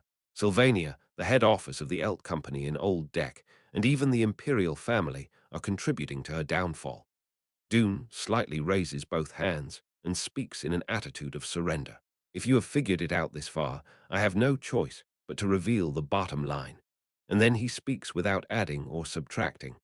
The next chairman of the Elt Chamber of Commerce is scheduled to be chosen by Slag, the elder of the sixth Colossus. He has always been at odds with the acting chairman of Lortel. This is a name I heard in passing when the lower-class students occupied the Arfeles building and caused a stir. Although I am not familiar with the local situation in Old Deck, I have heard well about how self-centered the Old Deck merchants are. It is a very sensitive issue for the imperial family as to who will take the position of chairman of the Elt Chamber of Commerce, the continent's leading commercial association. It is one of the largest chambers that holds economic power. So, the three imperial power candidates would also want to appoint someone who is friendly to them as the chairman of the Elt Chamber of Commerce. It is a huge political advantage to have the support of such an influential person. Dune, who is good at judging the situation, figured out the results of all the flows by only looking at the documents flowing here and there. So there are frequent cases of trick-or-treating, where a merchant who supports him is helped under the water so that he can sit in the position of governor. Now that the dispute over the imperial power has intensified, it is a good time to devise a plan. Then who does the giant called Slag support? In response to that question, Dune smiled softly and spoke. Persica Delphinier Clole. It feels like the sketch is finally being revealed. I'm the second princess of the Clole imperial family. Second Princess Persica Delphinier Clole Oldex Colossus. Slag Einduk Sylvania Academy. Vice Principal Rachel Taslin, Elt Chamber Executive Committee member Dune Grex. This is the name of the opponent that Lortel Ketcheln must face. Having lost the real power of the Elt Chamber of Commerce, and being tied up in his office without even the power to move with no one left around him. From the princess of the empire to the vice principal of Colossus Academy to the traitor who was under me. The enemies were too great to be dealt with shabby hands that had nothing left. Now that the whole story has been revealed, I can see why Dune revealed the background without adding or subtracting anything. Even though the situation has come this far, taking Lortel's side is suicidal. Above all, Lortel himself would know this. I've only just confirmed the contents of the negotiation plan, so I don't have much of a grasp on the situation, but I've probably finished organizing my thoughts by now. Lortel, who has senses, will be able to easily infer what I have inferred. If you look at the situation objectively like that, Lortel will probably come to his own conclusion. No one would make a choice to help themselves at this point. Same goes for me. The reason I have maintained a friendly relationship with Lortel so far is because her position as the person with real power at the top was of great help to me. Whether it's camp life or navigating a scenario, the support of a powerful person named Lortel Ketcheln has always been of great help. Lortel is now on the verge of losing all control. The reason I was always able to survive in this wild life was because I did not ignore reason and rationality, no matter how extreme the situation. If you want to make a rational decision, the right answer is to throw her out here. If you're going to reach out to her, there has to be some other rational reason. She is already on the verge of collapse, and there is even a mouth-watering escape route called Dune's negotiation plan right in front of her. If you think about it in terms of understanding and calculation, no matter how you think about it, what helps her is a handshake. Lortel Ketcheln probably thinks so too. As she was always rational, she must have accepted without hesitation that no one would take her side. If you want to reach out to Lortel any further than this, what you need is a reason beyond rationality. In other words, human-to-human communication must be assumed. I'm not siding with the owner of Elt Trading Company, nor am I siding with the powerful person in power. You just have to grab the hand of the human Lortel Ketcheln and drag him along. The cost of that decision may be greater than you think. However, traces of the people I saw on the battlefield bloom in my memories. Even in times of war so horrendous that the life of Paris is considered more precious, people's hearts sprout. Whether it was love, friendship, or camaraderie. As you make your way through hell in some way, you will find people who will casually die on someone's behalf, share their supplies, or protect the corpses of their comrades instead of running away. What defines a person? It is irrationality. It is only possible for humans to save someone who has fallen into a gutter. In addition, there is nothing more to say if that person came to the camp once in a while to chat, showed interest as a member of the opposite sex, became a companion by the campfire on a cold winter's day, or tried to help in some way when times were tough. It was only then that I realized something. It is a fact that it is hard to even guess when it started because it has seeped in like melting snow. At some point, she was not accepted as the owner of the Elt Company, but as a person called Lortel Ketchel. Once my thoughts reached that point, I was able to easily come to a conclusion. First, find it and see it. Even such a monologue was so obvious that there was no reason to say it. Okay, by the way, I also want to ask you a favor. If you help me with one personal errand, I will definitely join your plan. Only after all the conclusions had been reached did I open my eyes and speak. What is it? I'm going to kidnap someone. From here on, the plan is entirely mine to lead. Please help me at the Elt Company level. Dune smiled vaguely at those words. I don't know the circumstances, but you aren't a clean person either. It's all like that. Chapter 176 Recapture of Elt Trading Company. 3 days before the start of school. Students began to return to the dormitories one by one, and news of the catastrophe that occurred at Ross Taylor Mansion also began to come to Aiken Island. As students who had returned to their homes during vacation returned to Aiken Island with news about him also came in. After going to Elt's store and getting my face stamped, I returned to camp and immediately started making contacts here and there. The reorganization of power in the Elt Chamber of Commerce is deeply intertwined with the reorganization of power in the imperial family. Since there were more than one big name mentioned in the background, it was burdensome to ask anyone for help. I heard that the student council president will be returning to school soon. I hope the work at home goes well. Still, I was thinking of gathering people who could help right away and sharing information about my plan. But Ziggs, why are your cheeks like that? I had a fight with Elka. Do you guys fight too? It's a bit long to explain. Ziggs Eppelstein, the current second-year deputy head of the Ministry of Magic, had red, swollen cheeks in the shape of palms. There was no need to ask who the culprit was, as he wasn't someone worth going anywhere and getting beaten up. I tried to help Elka in various ways to support her life at the Laurel Museum, but I guess my method was too wildlife-friendly. What on earth did you do that the meek librarian slapped you in the face? Is that right? When I was at the Island Mansion or the Arfeli's house, an attendant was always there to wash my body. So I was worried that Elka, who suffers from asthma, would have a hard time washing her body. So I took it upon myself. No, that's enough, just stop there. It's entirely your fault. One of the first people I contacted after returning from Elt Company was Ziggs. This is because I heard that Elka returned home early due to academic work, and that Ziggs returned as well. I heard from Yenica. He said he ran into Yenica at the dock. Yes, I returned to school around the same time as Senior Yenica. We talked about various things at the dock. What are you talking about? What does it matter what we talked about? I can't even remember. What a great story it must have been. Arg. Arg. Incidentally, Yenica was also sitting around the bonfire. It was a bit awkward to desperately try to explain what I had discussed with Ziggs at the dock, but since it wasn't that important, I decided to move on. And there was more than just Yenica and Ziggs. But for Senior Ed, he appeared in a quite low manner, so I was embarrassed. Elvira Aniston, senior in the second-year pension department. It may have been a somewhat unfamiliar sight for her, as it was her first time coming to the camp. But upon seeing Ziggs and Yenica casually sitting near the campfire, she took a seat nearby. He was definitely a person who could adapt quickly. The person who always spoke confidently, even when asked for a favor. What happened to bring us together this time, as if he were so regretful. I spent a full day visiting the Laurel Museum, the Tricks Museum, and the Arfeli's Museum. I tried contacting everyone I could, but there were only a few people who would come and help me get to the camp. Because vacation was not over yet, there were quite a few students who did not return to school, and most of the faculty and staff did not even come to work. I think this time it will be more troublesome than I thought, and it seems like it will create a very uncomfortable situation for you guys. The Sylvania branch of the Elt Company is now almost entirely in Dune's hands. Based on the support of the Elt Trading Company head office and the support of subordinates, employees were recruited one by one within the trading company. Even though it was a large scale for something accomplished in just 1 month of vacation, it is not unreasonable when you think about the circumstances behind it.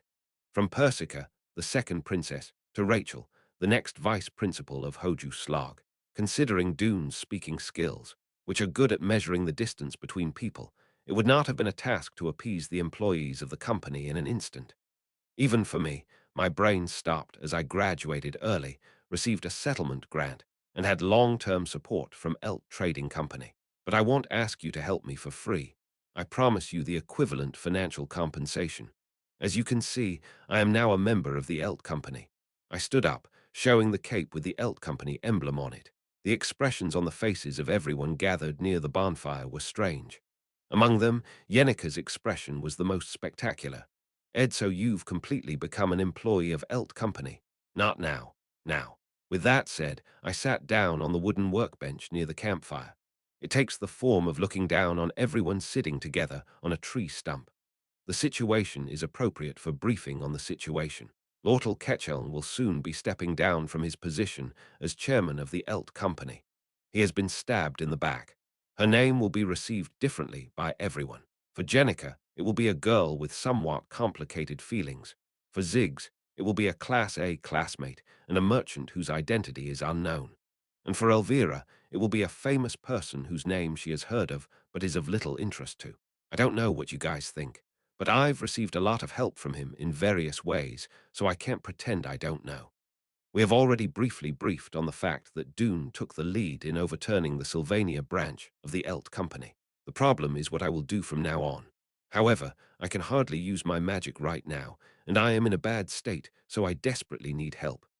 Ahaha, so you're asking us to invade the Elt Company and steal Lortel.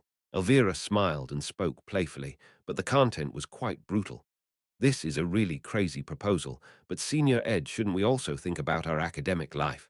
That's right, Senior Ed. And I don't think everything will be resolved just by blindly taking out Lortel's recruits. What Elvira and Ziggs said also made sense. Just rushing in, beating up everyone, and securing new recruits for Lortel is meaningless unless the fundamental background, such as the reorganization of power centered on Old Deck or the support of the Princess of Persica, is resolved. That's right, but that doesn't mean it's easy for us to take the lead and change the macro-political trend. There's someone else qualified for that. Are you the right person? Princess Phenia will be back before school starts. I also received a letter. She is bringing Lucy with her. A carriage departing from the imperial capital Cloran is heading to Aiken Island with Lucy on board. First of all, if you have Lucy, there is nothing to worry about in terms of powerlessness. And if you have Princess Phenia, who can fight a war of nerves on an equal footing with the Princess of Persica, you will have something to rely on in the political aspect as well. Hold on until Princess Phenia comes. If you have imperial power, Yao will be able to do it somehow. I don't like Lortel very much. It was a sentence that suddenly struck me. These words came from a spiritus girl who was hugging her knees tightly and warming herself by the campfire. Ziggs, who was sitting diagonally, swallowed dry saliva and looked at Yenica. Yes, Senior Yenica. To put it bluntly, I hope Ed doesn't take that kind of risk to save Lortel. For a moment, there was silence between the camps. Elvira was the only one tilting her head, as if she was relaxed. Suddenly, I looked at Yenica and saw that she had puffed out cheeks and a grumpy face. The sight of him running at all costs to save Lortel is not received very pleasantly by her. He said he would help with anything, but it seems like he didn't feel comfortable contributing to rescuing Lortel. In fact, just because Yenica doesn't mean she doesn't have a human heart. No matter how much Lortel fought with each other, if he was cornered and pushed into a situation where he was on the verge of being thrown into the gutter, he would be heartbroken. However, it seemed like Yenica did not want to put me in danger in order to save Lortel. But Ed, even if I try to stop him, once he's decided, hell push through. I can't survive. And then silence again. The moment I left Ziggs, who was strangely watching Yenica, and was about to say something, Yenica raised her voice again. So what I can do is make Ed a little less dangerous. It seems like I always end up worrying about you. No, it's because I worry a lot about everything in the first place. So what are we going to do? Yenica's eyes were already full of life. I don't like Lortle, but the distinction between public and private is clear. Above all, Lortle was someone who always treated me kindly. It is better for me to have someone like that as the head of Elt Trading Company. I came to such a strange conclusion, but in reality, it was all just self-compromise. Yenica just participates in my actions and agrees with my opinions. Let's be thankful for that fact itself. Like I said, even if we steal Lortle, the timing is important. There's no need to steal it, right?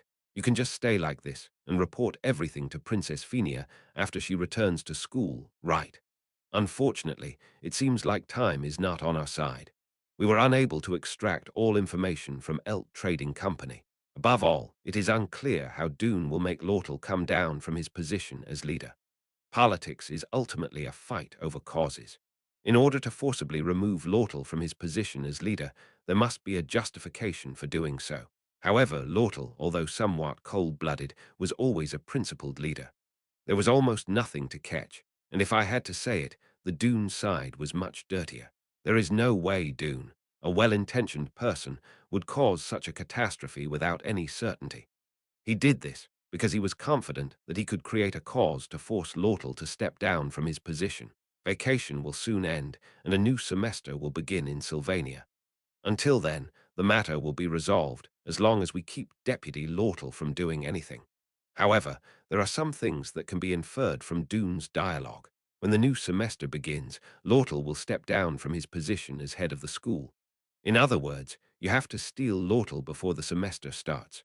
So, are you saying we should go out there on our own, beat them all up, and take Lortle out? As Elvira spoke without hesitation, I shook my head. Then you guys won't join in. At those words, Elvira smiled as if she had hit the nail on the head.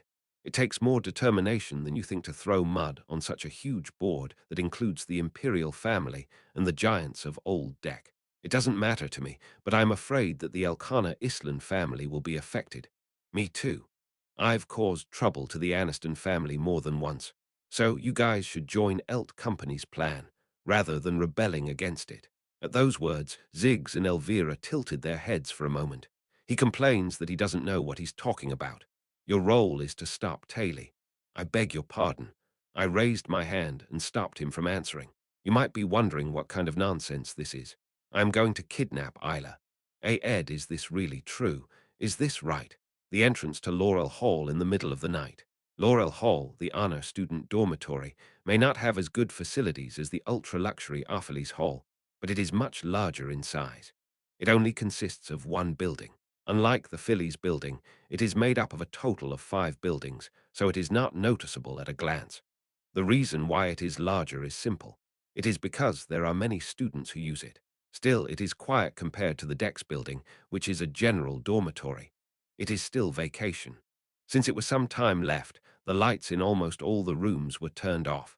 Still, some of the rooms of students who returned home early had lights on. But among them, only a few lights on the second floor, which was the target, were not turned on. After wandering around for a while, I quickly found Isla's room. Do nt worry, Yenica. I heard that I have a solution. After I declared that I would kidnap Isla myself, Yenica was shocked and followed me. I've done everything so that we can handle it cleanly without any problems. That's— What do you mean? Yenica seemed to be having a major internal conflict as she followed behind me. Even so, isn't kidnapping someone an act that goes beyond the line? Is she thinking something like that? What am I? She's not a person who has lived a clean life to the point where she can decide between right and wrong. It is funny that she feels guilty and hesitates now. However, Yenica seems to be deeply conflicted as to whether she also feels hesitation in attracting innocent people. Although she said that she would do anything for her, if you were to ask her if she could really engage in such a blatant crime that harms others, Yenica had to worry. Yes, but it's Ed, so it all means something. I guess there is this. It's difficult to blindly trust that much. It would be better to show it directly rather than explain it in detail. However, Jenica clasped both hands, as if she had put an end to numerous internal conflicts on her own. He holds it and says, "Okay, let's go, Ed. I said it with my own mouth, whatever you ask. Just say it, yes." I was more than happy to see his appearance being more solemn than necessary. I swallowed my dry saliva. Let's do it. After saying that, we headed towards the second floor window leading to Isla's room. Climbing up using the spirit that Yenica had quietly made manifest was more difficult than we thought. No. So I approached the window on the second floor of the Laurel building and quietly lifted it up. The door was unlocked, so it opened right away. I am coming in. Yenica closed her eyes tightly and hurriedly rushed inside. And we also went in together. Inside the student's private room in the Laurel building. Isla's neatly organized room came into view at a glance. It wasn't that large, but it still had everything you needed. A study desk, a closet, a bed, a small table, and even a private bathroom. Strangely girly. It's a room full of elegance. A few cute dolls, portraits of family back home, and things like hair care combs and hand mirrors are scattered here and there. The moonlight becomes the only light source and softly illuminates the room. In the center of the room, Isla Triss, a girl with chestnut brown hair, was sitting quietly. He looks eerily calm, looking straight at the window we entered through. Ha ha! As soon as she made eye contact with Isla, Yenica was surprised, and her shoulders trembled. He was immediately caught trespassing into someone else's room without permission. Did he think he was asleep because the room was dark? Isla slowly raised her head, looked at us, and spoke. "You're here. Wait a minute. I packed my luggage. Let me take out my luggage bag." Ah, Isla didn't look that surprised and took out the luggage bag she had prepared in advance. One change of clothes would be enough, right? Would it have been better to bring toiletries too? Would I be tied to a rope or something? Would it be better to wear clothes that I don't mind getting hurt going out to play? That's not true, so you should minimize your luggage. But since you don't know what the environment will be like where you will be staying after being kidnapped, it would be a good idea to prepare as thoroughly as possible. Is this really a skilled teaching assistant? It's not a skill I've experienced after being kidnapped once or twice, but since I am this skilled at it, even from the kidnapper's point of view, I feel strangely awakened. What is that strange expression? There is no soul in Yenica's expression as she looks at Isla's face and mine. I feel like I'm asking with my face why it is happening so naturally and smoothly. It's the business of the merchant, the tailies, etc. Well, it's a complicated feeling in many ways, but since they say they need me, there's nothing I can do. They owe me a lot of things. Even though I am a humble person, I'll ask you to take care of me. Senior Ed Jenica looked dumbfounded as she saw Isla greeting her so politely. I check Taylor's growth and help him grow as much as possible, while also taking care of the business at the same time. With this one issue, I aim to finish all my worries about the scenario, my curiosity about Taylor's specs in the power dispute with the Elt Company, and my preparations for the upcoming battle to subdue Belbroke. I quietly took Isla out. Oh, wait a minute. I came out without folding my blanket.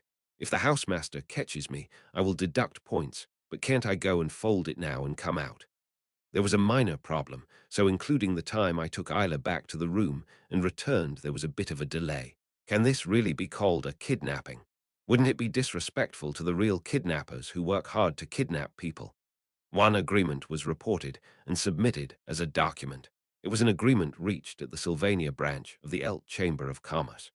When I opened the contents, I found out that it was the contents of a secret agreement between Ed Rossdaler, a student at Sylvania, and Dune Grex, a working committee member of the Sylvania branch of the Elt Company. The content wasn't very complicated. It was a document symbolizing the collusion between Ed Rothdaler and Elt Corporation. Oh my, the private room of the second princess of the Rose Palace, located inside the Clole Imperial Palace. As she received the report from her aide, Princess Persica looked at the document with interest. The man named Dune Grex is certainly resourceful and clever. They quickly figured out what position Ed Rossdaler holds in the current imperial family. By dragging him into the Elt Company and creating a collusion relationship, the imperial rulers want to take control of the Elt Company. They are accustomed to raising their own value in that way. It has a sly-like appearance that is characteristic of those who are skilled in the art of living. Therefore, Persica began to become even more interested in the name Ed Rossdaler. He is a fallen aristocrat whom Lucy Merrill, the survivor and hero of the Rossdaler family, is so obsessed with. And there are so many people within Sylvania who are trying to attract him to their side. Has Colossus Slog done something of his own? A giant slog from the Elt Company that supports the Princess of Persica. I gave him a little help to get him into the position of leader.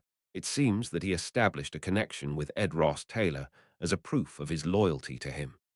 As a result, if the Elt Company comes under the influence of the Princess of Persica, they will be able to officially meet with Ed Rosteller. Ed Rosteller would also be a member of Elt Chamber of Commerce. I'd like to meet you. Princess Persica doesn't even know what Ed Ross Taylor looks like. I only heard it through news. However, according to the recent political situation, it seems clear that he is an extraordinary person. He is such an important figure that even Princess Selaha and Princess Phinia pay close attention to his movements. However, to Persica, he is a man beyond the darkness, surrounded by a veil and whose identity is unknown. Princess Persica smiled quietly and imagined Ed Ross Taylor. Scarily, imagination always unfolds in an ideal direction. For no reason, drawing the dark side of the ideal Princess Persica quietly folded the documents. Now, the competition for imperial power will become more intense. This is not the time to be lost in delusions like when you are stuck in a library reading a lot of books. Persica quietly stood up and headed outside the Rose Palace. Times are changing, and the power structure is also ready to be overturned. Persica had no intention of giving up her power. Chapter 177, Recapture of Elt Company, 6. In order to catch Siangchengriang Velbroke, you need Taily McLaw's sword Siangsik. This is a concern that has been bothering me chronically. The most fundamental solution is for Taily McLaw to become that strong and have the power to finish off Belbroke. However, Sylvania's failed swordsman has already become so twisted that it can no longer go back to the way it was before. It is clear that Taily's growth will be much slower than I thought. Sung Changryang's defeat of Belbroke is, in fact, an event that concludes all the trials I had to face after coming to this world. If Taily can't handle Velbroke, from then on it becomes completely up to me to handle it. This is because the catastrophe that will occur if Belbroke is not dealt within time is neither my nor anyone else's story. The moment Belbroke's resurrection is not properly completed on Aiken Island and begins to affect the mainland of the continent, I cannot even estimate the damage it will cause to this empire and continent. Of course, it will have a significant impact on my future. My plan to quietly leave everything to Taily and get a diploma was ruined a long time ago, but even so, Belbroke is an enemy I can't handle alone. That's why I have no choice but to pray. I hope that Taily McLaura's specs are at least a little better. The branch's backyard, surrounded by a large iron cage, is engulfed in the darkness of the night and cannot be seen by anyone. After knocking on the back door of the Sylvania branch of the Elt Company a couple of times, a worker inside opened the door. Beyond the quietly opened door, the figure of Dune Grex, who was currently fully acquainted with the Sylvania branch of the Elt Company, was visible. Behind him, I could see the employees of the company attached to Dune, along with Secretary Rihanna. Among them, there are several employees who have pledged loyalty to Lortle, making it a rather strange sight. You're hotter than I thought, Mr. Ed. The sight Dune must have seen would not have been so easy to accept. The image of me and Yenica standing somewhat behind me, violently dragging Isla, who was tightly tied with a rope. Because Dune was second to none in terms of intelligence, I didn't necessarily question why Yenica was with me. She is Yenica, who takes part in most things. She just didn't think she would get involved in the blatant kidnapping of someone like this Dune. She erased her embarrassed face with a coy smile. Yoop, yoop. Isla, whose mouth was covered with a cloth, tried to scream, but nothing came out verbally. Arrest me. The employees of the store who were standing behind Dune grabbed Isla's arms. Isla, who had completely lost the will to resist, was dragged deep inside her by the hands of her superiors. I didn't know you would reach out to her for something like this. Is there something about that girl? This child is born with an exceptional sensitivity to various high-ranking magic powers, especially star-level magic power. Aspect magic power. As I walked into the hallway with Dune, we continued our conversation. Behind us, along the corridor, Yenica, the company's workers, and Liena's secretary came in. I raised my hand and slightly increased my strength. The recall of the Phoenix Ring has been alleviated to some extent by a long rest, but its energy still remains, making it difficult to draw out magical power. However, it is possible to show even a slight hint of magical power by concentrating your mind. H-Wig. Dune narrowed her eyes at the dark red magical energy that slowly rose up. The employees of the company who followed behind Dune also swallowed their saliva. It was the magic power of an aspect that was so clearly revealed that even a person unfamiliar with magic could recognize it at a glance. Do you know how to use aspect magic? Yes. However, you can't research advanced aspect magic on your own. It may be somewhat unethical, but you need a scapegoat with good sensitivity. Actually, that was not the reason for kidnapping Isla. The purpose is simply to provoke Taylor McLaura and gauge the bottom of his bowl. However, I can't say that out loud, so that's why I put it separately. As Professor Glass did, Isla's magic sensitivity is a good cause. I'm not in very good shape right now, so it's hard to conduct research properly, but I need to secure Isla before the vacation ends. Once school starts and she starts participating in the academic schedule, Isla's absence will be more noticeable. While saying that, I glanced towards her dune. It's a natural thing to say, but it's not something you can say proudly. Taking a person and using him as a research scapegoat if it becomes a public issue, there will definitely be repercussions. I don't think even the university will sit still. What if a student who was living a normal university life was kidnapped? Okay, so I hope this news never gets out. Isla was just alone in her room and then suddenly disappeared. She ran away from home or something. The reason I tell this story is simple. It is to express I revealed my weakness to you. In fact, it's not even a weakness. This is because even Isla, who was kidnapped, is in the same boat anyway. A true trusting relationship arises when both parties embrace each other's weaknesses. If the other person has bad feelings, my plan will go wrong. Only when you have that confidence can you trust the other person and entrust everything to them. If we become a group like the Elt Company, it wouldn't be a problem to hide even a girl, right? When I asked that, Dune smiled softly. There are more than 20 empty rooms in the basement of the store. Most of them are used as a shelter for workers or for storage of supplies, but if you lock the door, it turns into a prison. I'll have to see it with my own eyes. Of course. So I went straight down to the basement with Dune. The Sylvania branch of the Elt Chamber of Commerce was built on a 4-story building on a piece of land directly adjacent to the Max's Bridge. The site is large, and the building size is quite large. It would not be easy to search the entire inside of this building to find Isla. As I went down the stairs leading to the basement, the underground space was revealed at once. Rooms crammed with various inventory items lined the basement. The workers opened a deep door in the middle and pushed Isla in. Town. Isla rolled on the floor, making a loud noise, and looked up at her workers. She must have been scared as several of her rugged-looking men were glaring at her. Her body was trembling. The room is in pretty good condition. There is no place like this to accommodate one person.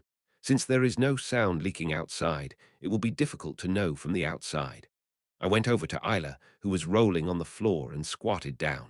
I'm sorry. You must be very embarrassed. Speaking slyly, I checked Isla's condition.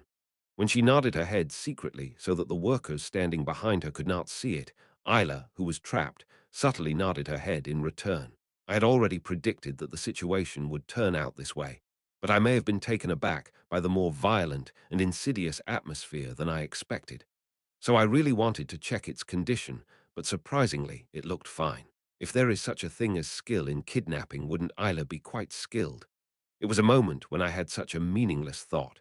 Anyway, I've made you suffer more than I thought, so I'll give you some help next time. So how do you plan on catching Lortle? You have to use the classic method. There is a certain way to bring people down from the bottom. It is to blame them. It's the same as when Lortle took down Elt. However, at that time, Elt had some self-employment gains, but Lortle was in a completely unfair position. This side is moving steadily according to plan. When the next semester in Sylvania begins, the hegemony of the Elt Chamber will have already passed to us. Dune never reveals all of his plans. He gives off the impression that he is showing his own weaknesses, and even when asked subtly what he is thinking, he only talks about the overall picture and never explains the specific methodology. Yeah, I guess you all have your own thoughts. I closed my eyes and spoke. If you try to dig further here, it will only raise suspicion. Then I guess I should take a look at Lortle. There was silence inside the magnificent imperial carriage. In fact, Lucy and Princess Fenia are not even that close. Although they had the same grade in common, how many times would Princess Fenia, who always walked around with an escort, and Lucy, who was napping in a high or remote place, meet? Only the sound of carriage wheels permeated the awkward silence. Princess Phenia continued to look out her window uncomfortably, accompanied by the sound of Lucy male wheezing. The movement among the escort soldiers is unusual. Having been escorted by soldiers since she was young, Sanfinia had developed a keen eye for such things. It seems that not only the soldiers who normally guard Phenia, but other types of soldiers also stuck to the guard. It seems as if the only purpose was not to protect Princess Phenia. She doesn't have anyone who can manipulate the princess guards. No one would hire a bodyguard to protect the imperial princess. Most of them are spherical. There are many escorts who look older and have quite a bit of experience. About half of them were soldiers whom Princess Phenia also knew.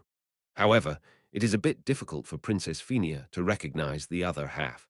It was strange that the Imperial Knights sent so many soldiers to escort Princess Phenia, but the fact that they were people we had never seen before was somewhat confusing. Still, since they are members of the Imperial family, they will not do anything special to Princess Phenia. But then, why are you joining Princess Phenia's bodyguard? They say he's part of the convoy. Suddenly, Lucy, who I thought was asleep, spoke with her head down on the table. A message came to her suddenly without even a warning. Princess Phenia looked at Lucy with a puzzled look on her face, but Lucy spoke without any sign of surprise. He said, they say he came with a convoy because he had a convict to take from Akan Island. Yes, Lucy has good ears. It's not just that he has good hearing, but if he puts his mind to it, he can spread his magical power to his surroundings even while asleep and have a cognitive range that exceeds human limits. Of course, if he is someone she completely trusts or is not particularly threatening, Lucy will not react even if he approaches her. However, Lucy, who had been living among hostile people for the past few days, was completely out of her senses. Although he appears sloppy and sleepy, Lucy always has an accurate grasp of the situation around him. Princess Phenia swallowed dry saliva once as she felt Lucy's sharp senses. The fact that her ears were pricked like this, I couldn't tell from her expression alone. She is now Phenia's ally. I reflect on that fact. Not only does she have a keen sense of force and lack of knowledge, but she also has the ability to clearly judge the situation. When he is an ally, he may feel like he has won 1,000 armies, but when he turns into an enemy, he is an opponent that I have no idea how to defeat. The story is that he is someone who should not be turned into an enemy. A convoy, a criminal. Are there any criminals on Aiken Island? No way, Ed Rosteller. As he monologues like that, Lucy slowly raises her head. His eyes, which he thought were asleep, were surprisingly clearly open. Don't be so quick to judge, Lucy Merrill. Lucy Merrill quietly raised her upper body. It feels as if a bomb driving a huge explosion has ignited the wick without permission. Princess Phenia had a sense of foreboding and decided to put an end to the catastrophe before her. She said, whether or not to escort Ed Ross Taylor is a sensitive issue that cannot be easily decided even at the central meeting of the imperial family. There is no way that anyone in the imperial power would have thoughtlessly tried to secure Ed Ross Taylor's recruits. That's an act of stepping on one's own foot politically. Even if you fall over, no one can blame you. Lucy Merrill seemed to know this well as she quietly listened to Phenia's words. Besides, I know for sure that you are accompanying me, but I wouldn't have been foolish enough to send someone with the convoy to take down Ed Rosteller. Then who else is the sinner? Well, I'll just have to wait and see. I'll just pretend I don't know anything and join the soldiers in the convoy for now.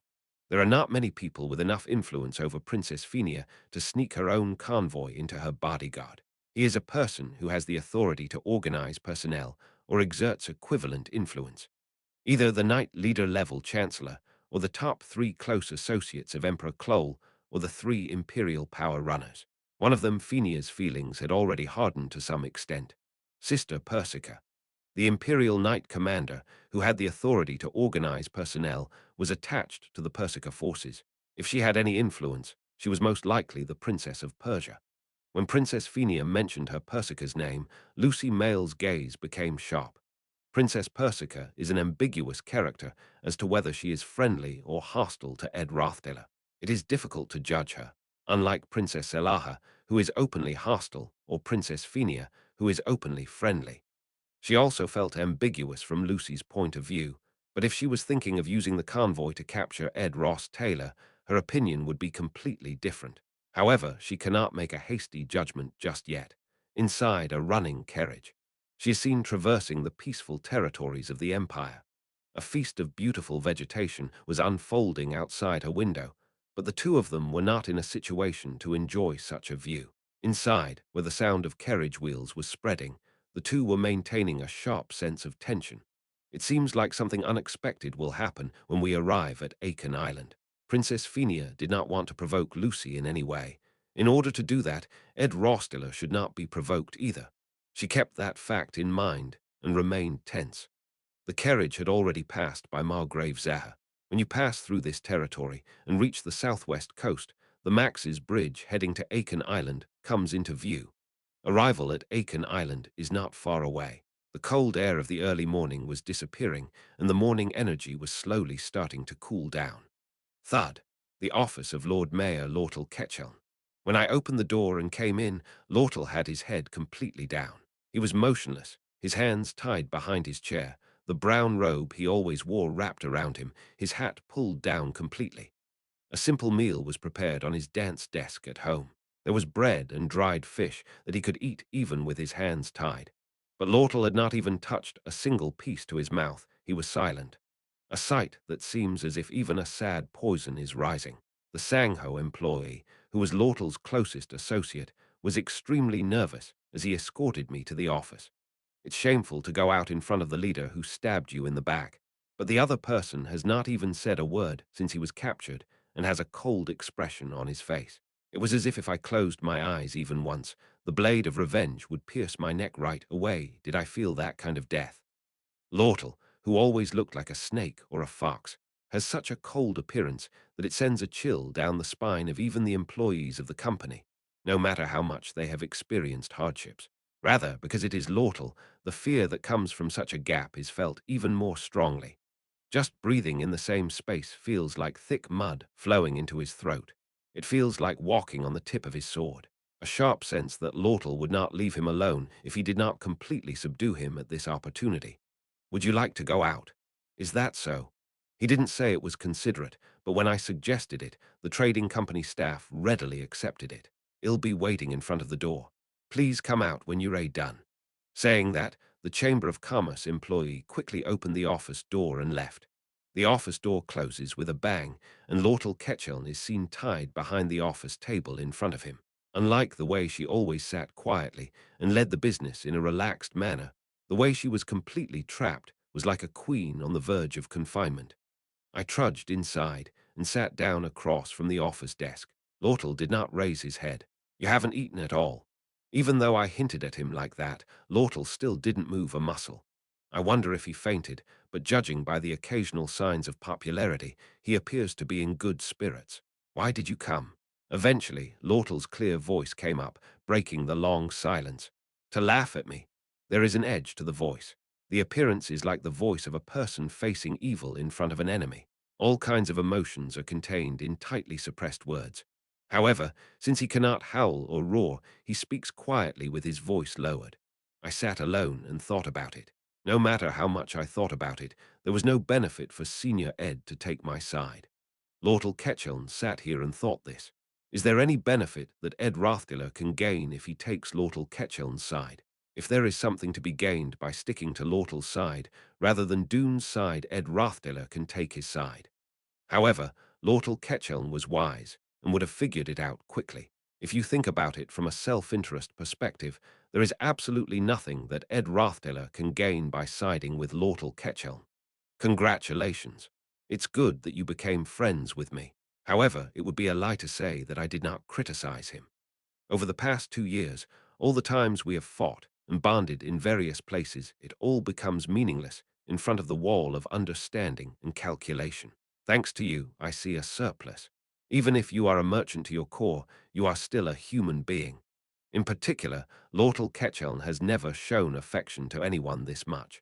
Because she stood alone without her family, friends, or trusted colleagues, she was a girl who longed for that type of relationship. Because it would have been the first time I felt the pain of loss.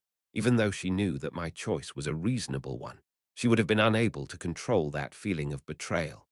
For the first time in his life, Lortle Ketchel would have understood the fear and pain that comes from the loss of a relationship. For a girl who had lived only in a calculated relationship, it must have been the first pain she experienced. That fact made me feel strangely guilty, but there weren't many options for me to choose from right now. So all I can do is tell you clearly. What are you now? So I said something somewhat unexpected. Lortel, still bowing her head under the shadow of her robe hat, did not even move a muscle. Are you the acting head of the Elt Chamber of Commerce? Are you the deputy head of the Ministry of Magic at Sylvania Academy? I ask questions that I don't understand, but there is no answer. Still, I didn't stop. Or are you a self-made merchant at a young age? Are you a business partner who supplies my magic engineering supplies? At this point, you are nothing. Nothing. This is probably the only thing she can say with certainty. You are Lortel Ketchel. I sit slouched on a wooden chair and tell you something that seems insignificant but is very important.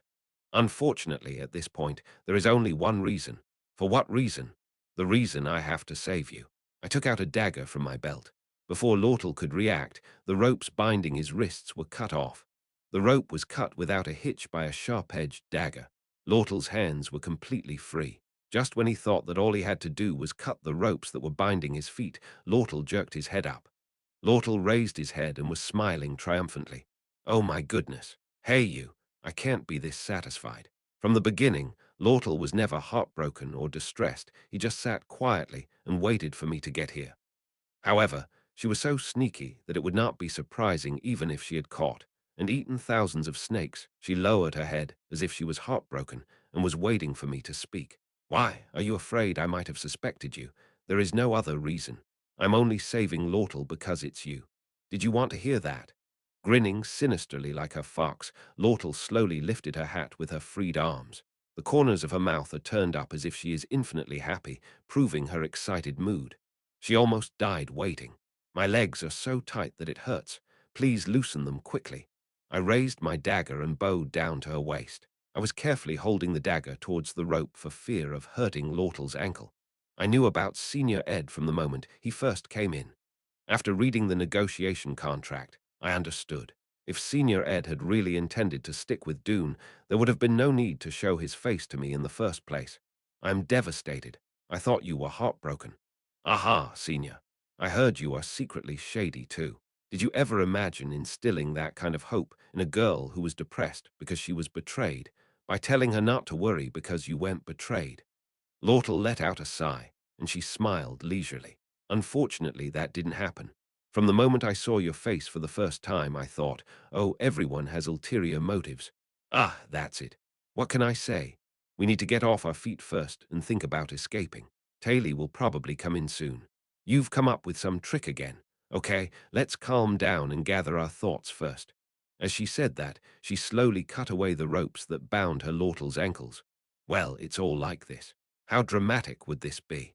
As always in the world of merchants, even though it may seem like a huge ordeal, there is always an opening to emerge. Since Lortel didn't know that fact, she wasn't even shaken. As expected, he is the embodiment of reason who always maintains calm. Lortel is exactly what I thought. There is no need to sort out your emotions. First of all, it is right to quickly brief the next move. You saved quite a bit of time. Percussion.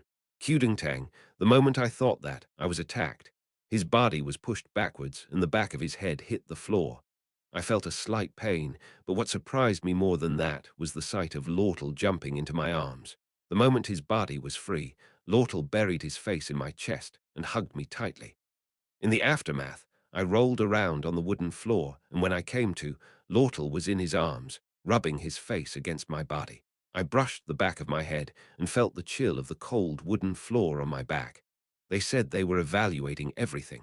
Just because you know it doesn't mean it doesn't hurt. I didn't bother to ask what that meant. A betrayal of Lortel Ketchel. Her Dune stuck by her side, selling her out, taking advantage of her mind, her future, completely abandoning her. If you imagine it, it wasn't a completely impossible future. That fact may have struck Lortel even more, sending a chill down Lortel's spine. One thing is certain. Lortel, buried in his arms, looked like nothing he had ever seen before. Seeing her, who was always cool-headed, become this soft, it will probably be hard to see her in the future. It wasn't a very pleasant experience. Without saying anything more, I quietly stroked the back of Lortel's head. I am sorry. There was a situation on my side too, but I didn't necessarily say it in detail like that. For a while I had to lie down on the office floor. Quang, bang, kagang, ku. The next thing that happened was a huge explosion was heard from the main entrance of the store. The huge vibration that shook the earth was felt all the way to the floor of the office. Chapter 178 Ed Subjugation Battle 1. After all the trials and scenarios, Taylor, who has become a swordsman, leaves school with a diploma. There is a wide world outside Sylvania. There are many incidents and accidents that remain due to the entanglement of many forces and groups. There is a close-up of Taylor's back as he leaves the Max's bridge. A large sword is strapped to his back, which has become noticeably more reliable, and both sides are full of companions. The ending credits appear along with the faint sound of music. It's a scene I've seen many times in my memory. On the black screen, the trials that Sword Saint Taylor McLaw went through begin to overlap one by one. While various names in English are posted, Taylor McLaw's life is revealed in a condensed form. Born into a poor family, he was treated with disdain without even having any talent. On the day I returned home after being beaten up by a local bully, I wandered around the streets at night because I didn't want to show my parents my scars. Behind the barn, I hug my knees and cry, but I look up at the stars and dream. I dream of the day when I can become a person who can do my part and stand proudly in front of people. As I was covered in wounds and buried in the night air, my childhood friend Isla quietly came and sat next to me. We sit together looking at the night sky, pretending not to notice the wounds, and talk about things like tomorrow's lunch. Taylor cries and lowers her voice, but her weak self does not change. That's how I went through so many hardships. Act 1, Boss Yenica Palover is revealed. She quietly continued her bachelor's life and graduated as the top student in her class and a scholarship student, but her somewhat adult, yet quiet face looks even more lonely. The scene of Act 2, Boss Glassed, also appears in a corner of the credits. His wife and assistant Professor Claire are placing a wreath in front of his tombstone when he is buried in his hometown of Cohelton. Act 3, Boss Lucy Merrill lost much of her magic sensitivity due to Taylor's sword training. However, his great power is still the same, and he appears to be wandering around the school with all kinds of mobility magic wrapped around his body. In the credits, he's staring blankly at the sea while watching the sunset in a coastal cave somewhere on Aiken Island. Act 4, Boss Crepin Rostaler is revealed as a large portrait. The image of a burning mansion passes by along with Tanya sitting quietly in front of it and lowering her head. And in Act 5, the Boss Bellbroke's scales are revealed to have fallen on the cliff area, and the amulet of great sage Sylvania is seen falling into the depths of the sea. Sylvania, who ended her life on Aiken Island to seal Bellbroke. As the figure is revealed as a portrait inside the amulet, the boss's afterlife story ends quietly. After that, as the scenario progresses, the various extras revealed quickly pass by Taylor, who has become a swordsman, appears for the last time. The place has already changed to my hometown. This is Taylor, who came back after being beaten up because he couldn't defeat a local bully. The barn still remains in my hometown when I returned after graduating. A late night with stars shining just like that time. A young Taylor from the distant past stands up, wiping her eyes. I wiped away my bruises, grabbed my training gauntlets, gritted my teeth, and stood up. Then, suddenly, he makes eye contact with the current Taylor, clenches his fists, and runs out somewhere. In the memory that remained in the empty seat, Isla looked towards Taylor, who had run out, made eye contact with Taylor now, and bowed her head. And then he runs out, following Taylor, who is out for training. Sword Saint Taylor sat quietly in the back seat of the barn, leaning back like before. The same night air as before tickles my nose. As I was doing so, great sage Isla followed me from the darkness of the night. Unlike when I was young, I have become quite mature, but my youthful energy has not completely disappeared. He quickly grabbed the collar of his neatly fitting wizard outfit and sat down next to Taylor. This is the girl who protected and sat by Taylor's side, even when everyone in the world thought of her as a loser. As it is, I rest buried in memories with my head buried in Taylor's shoulder. The credits end, and the music stops. Taylor closes her eyes. The screen goes dark. When Taylor McLaura gently closed his eyes and opened them, the shocked employees of the company were in a battle stance. I won't talk much. Even in the living area, it is a land of golden sand right in front of the Max's bridge. The large building of Elt Trading Company was built there. The iron bars were hung high and looked majestic, but they collapsed with a single sword strike from Taily McLaura. "Where is Isla Triss?" Boom. Quagwang. When Doon, who had received the report, quickly came out to the front yard of the business, he was able to sense the situation at a glance.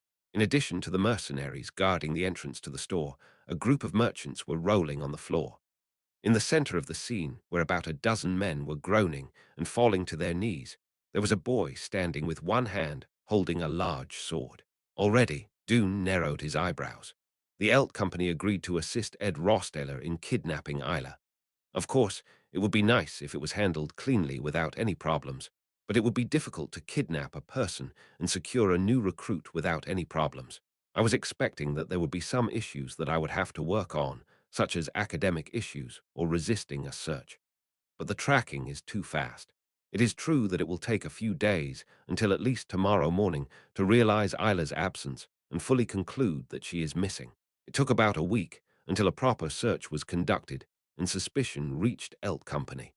However, the pursuit to Elt Trading Company in just half a day was too fast, no matter how you think about it. I know Isla is being held here, so get her out quickly. The workers who rushed to subdue Taily were also members of the Elt Company. In the first place, Elt Company is not an armed group. Although there is a mercenary force that has its own contract, there are limits to its ability to deal with truly talented people. It is not the headquarters, and there is no way a strong mercenary force from the headquarters would be dispatched to the Sylvania branch located at the southern tip of the empire. In the end, there is a limit to stopping Taily. However, since it is not an armed group, there is no reason to resolve it through force. Calm down. You are. My name is Doon Grex, and I am currently in charge of Elt Trading Company's business affairs. Doon broke into a cold sweat, but quickly put his brain to work to organize the situation. At this point, I am the actual chief executive officer of Elt Corporation. Isn't Lortel Cahelm the person in charge of the Sylvania branch of the Elt Chamber of Commerce? Currently, the assistant manager of the company is unable to participate in the company's affairs due to personal circumstances. Doon raised both hands and spoke slyly. If there's anything you want, I'll give it to you.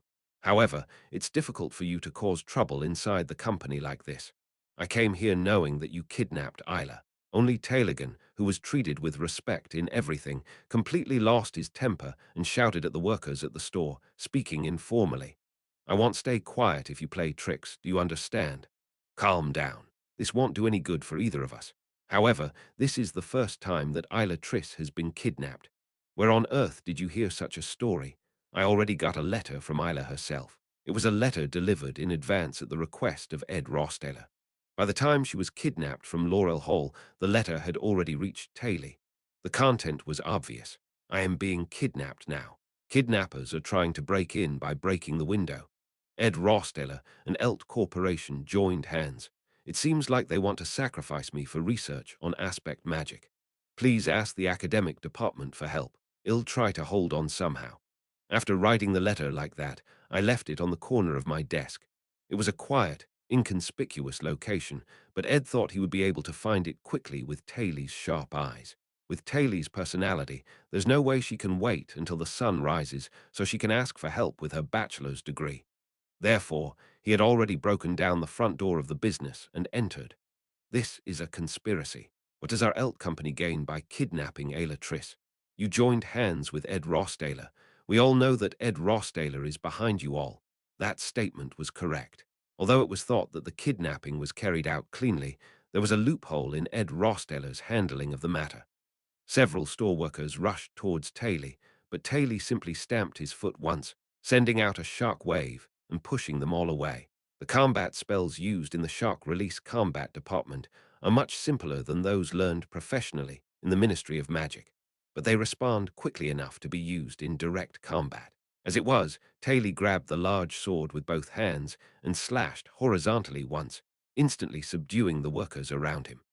Workers carrying weapons and canes kicked down the store's doors and rushed out all at once. They were much higher level and more numerous than those who initially guarded the gate. Taily narrowed her eyes, closed her eyes, and concentrated. Soon, his jet black hair turns gray and his eyes turn red. The magical power surrounding the body becomes even stronger and overwhelms the surroundings. Geom Sungsik. It is a swordsmanship invented by the first swordsman, Luden MacLaw, and has been passed down through his descendants. The sword that Luden MacLaw set as his life's goal is a sword that cuts down all existence, from things that have forms in this world to things that are invisible to the eye. He is the one who pursues the ultimate purpose of the sword, cutting down everything and erasing their existence. Elemental cutting, thought cutting, flow cutting, space cutting, explosive sword, double sword, guard killing sword, guard killing sword, Heo sword, dragon killing sword, dragon killing sword, predatory sword. Cut down everything that can be cut. Because I walked the path with that intention alone, I only pursued honing my skills. Therefore, there is no wealth or property left in the McLaura family. Although he lived his life cutting down and defeating countless monsters recorded in the history of the Empire, he accepted no reward or glory. Even meeting him was not easy, as his whereabouts were unknown. Because of his tenacity to only focus on the sword, he was able to remain as the strongest swordsman in history. The potential of Taylor McLaura, who was born with that blood, is at a level that is completely different from that of ordinary people. As he grew rapidly with just a little opportunity, he was able to overcome all the numerous trials that remained in his life. Every time the great sword is swung, 3 or 4 people fall. The workers' screams spread far and wide throughout the company's yard. Because it is late in the morning, there is no one on the street. That's why the scream echoed through the quiet night streets. First, take refuge inside the store. You will get hurt if you stay here, a worker shouted to Dune. Dune gritted his teeth and had to flee to a safe place to think about how to solve the situation immediately. As Dune and several of his entourage quickly ran inside the store, the workers closed the front door. In the end, the figure seen through the crack in the door was not a human being, but a monster. We make eye contact with the boy who uses the magic power wrapped around his body as a weapon to single-handedly cut through dozens or hundreds of workers. Only after the door slammed shut, Dune breathed a sigh of relief. However, it is still too early to be relieved. Nothing has been resolved. To stop him, the manpower within the Chamber of Commerce alone is not enough. Find Ed Rothdeller. He's probably right now in the office of Lord Lortle. A worker has already gone to look for it. It's just the worker who ran down from the store's stairs reported out of breath. There was another worker on his back. There was no one in the office. Ed Rothdeller and Lortle's CEO. What? Tyle, who was there to act as a guide, got hit, and there was a disturbance on the upper floor of the commercial building. Dune gritted his teeth as he clutched his beret tightly. What do you mean by that? According to the report, it looks like there was an intruder from the roof. As of now, it has been confirmed. Boom. Quagwang. Another explosion came in. However, the epicenter of this explosion was not at the entrance to the store, but from the upper floors. Apart from Taylor McLaura, another person was inside the store building. They had broken in. Ah! Dune barely managed to steady himself due to the sudden vibration. The store worker, who was also staggering, quickly continued speaking. Ziggs Eifelstein, guardian of the northern grasslands. The worker shouted in an urgent tone and reported to Dune. He broke through the roof of the store. What? I don't know the intention. First of all, according to what the high-rise manager reported, yes, I knew you had a tendency to have a strong sense of justice, but you probably wouldn't be the kind of person who would get involved in a behind-the-scenes fight like this, right? First, block all the entrances. Mobilize all nearby furniture and block the entrance. First of all, the most urgent task is to hide Isla. It is not easy to stop Taylor McLaura by force. However, by hiding Isla Triss somehow, she can prevent Taylor's act of force. If we remove the legitimacy, we can hold him responsible for such reckless behavior. A merchant fights like a merchant.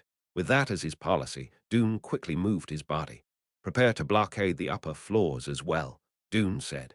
He gritted his teeth and said. Although he was distracted by the sudden change in the situation, he had to maintain his senses and find Ed Rosteller. There is a lot to do in a short period of time. Distribution of personnel is key. Dune quickly came to his senses. I calmly started to organize the situation. Bang, bang, quong. This is a building that cost a quarter of the head office's budget. Just for construction is money the problem now. I grabbed Lortle's arm and dragged him to the store. I walked quickly along the hallway. Lortle, who had calmed down even more, wrapped his arms around me and followed me with his body pressed close to me. I can't help it. But what are your future plans?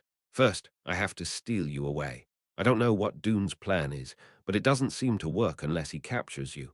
For something like that, it's pretty flashy. This is because I have something to resolve with Taylor's specs. If you want to check, now is your chance. Since you secured a good scapegoat called Elt Company, you just took advantage of it to create a place. It wasn't easy to create a place where Taylor could go on a rampage or a reason for it. However, if the situation had come to this point, Taylor, it's easier to use Lee to solve Dune. Are you Taylor McLaw? Yes. That guy is likely to be the next swordsman. Everyone recognizes his potential, but Elt Company is definitely not an armed group, so it would be troublesome if a guy like that came and suddenly went on a rampage. The mercenaries of Elt Company are quite skilled.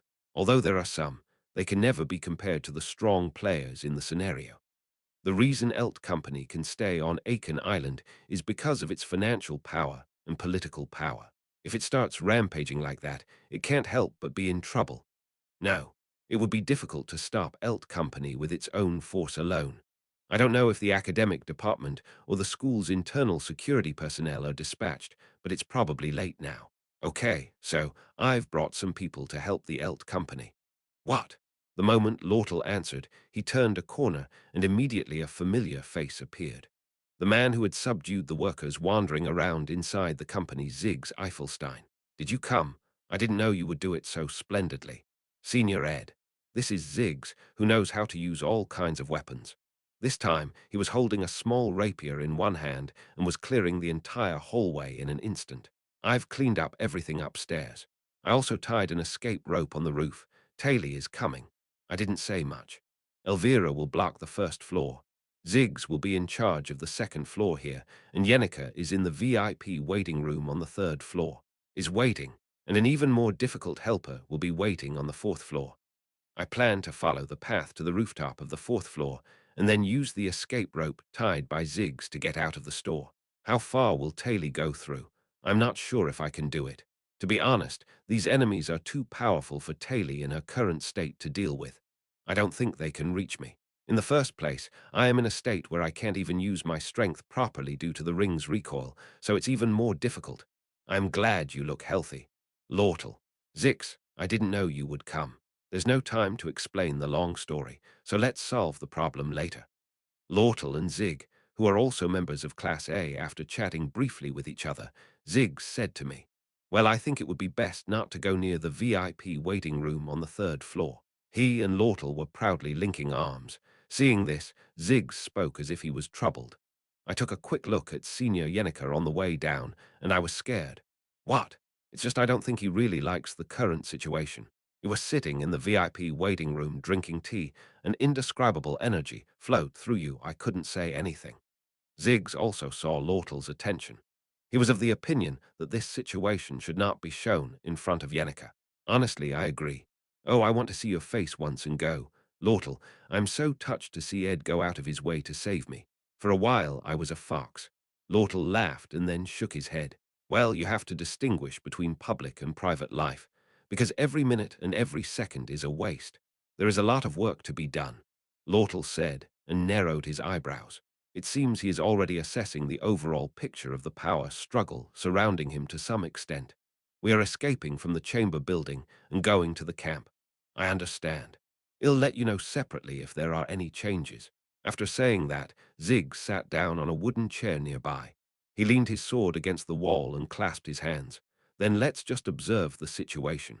I nodded. I nodded and continued to go up to the upper floor of the store building with Lortle. Hoo-woo-woo, it took less than 5 minutes to sort out the nearly 100 workers of the store. In front of the mountain of fallen workers, Taylor quietly used his sword. I shook it off several times. In the face of the overwhelming difference in skill, not even a single drop of blood flows out. It was an opponent who did not even need to kill. As I raised my frighteningly red eyes, I saw the tightly closed front door of the store. A solemn energy flowed through me. Taylor, who came out, slowly walked to the front door of the store and raised his great sword. With one sword strike, he could destroy the entire front door. Oh my, it's really not a mess. but a familiar voice tickled Taylor's ears. Workers piled up like a mountain. It was Elvira's voice walking around the area. Elvira. Elvira, wearing a shabby wizard's robe, was fully armed. Her bag was filled with all kinds of alchemy reagents and magic engineering supplies. Elvira, sitting roughly on the mountain of fallen workers, crosses her legs and smiles sinisterly. It's a nice face, Taylor. Why are you here? I am sorry, but I have to stop here. Ed Ross, Taylor and Son, the Sylvania branch of the Elt Chamber of Commerce, captured the Elvira. Elvira, who appeared in the garden on the first floor of the chamber building, did not seem to be very friendly to Taylor. Taylor sensed that fact and quietly gripped the great sword tightly. As far as sense was concerned, the boy is still sharp. According to Ed Rossdaler, he is in charge of Phase 1. Elvira Aniston, the head of the second-year pension department. When she appeared and blocked Taylor, the boy started to feel an ominous intuition. Did. Chapter 179, Ed Subjugation, Battle 2. I have to go out and come back because I have some business to do in the living area today. So don't come looking for me until tomorrow morning.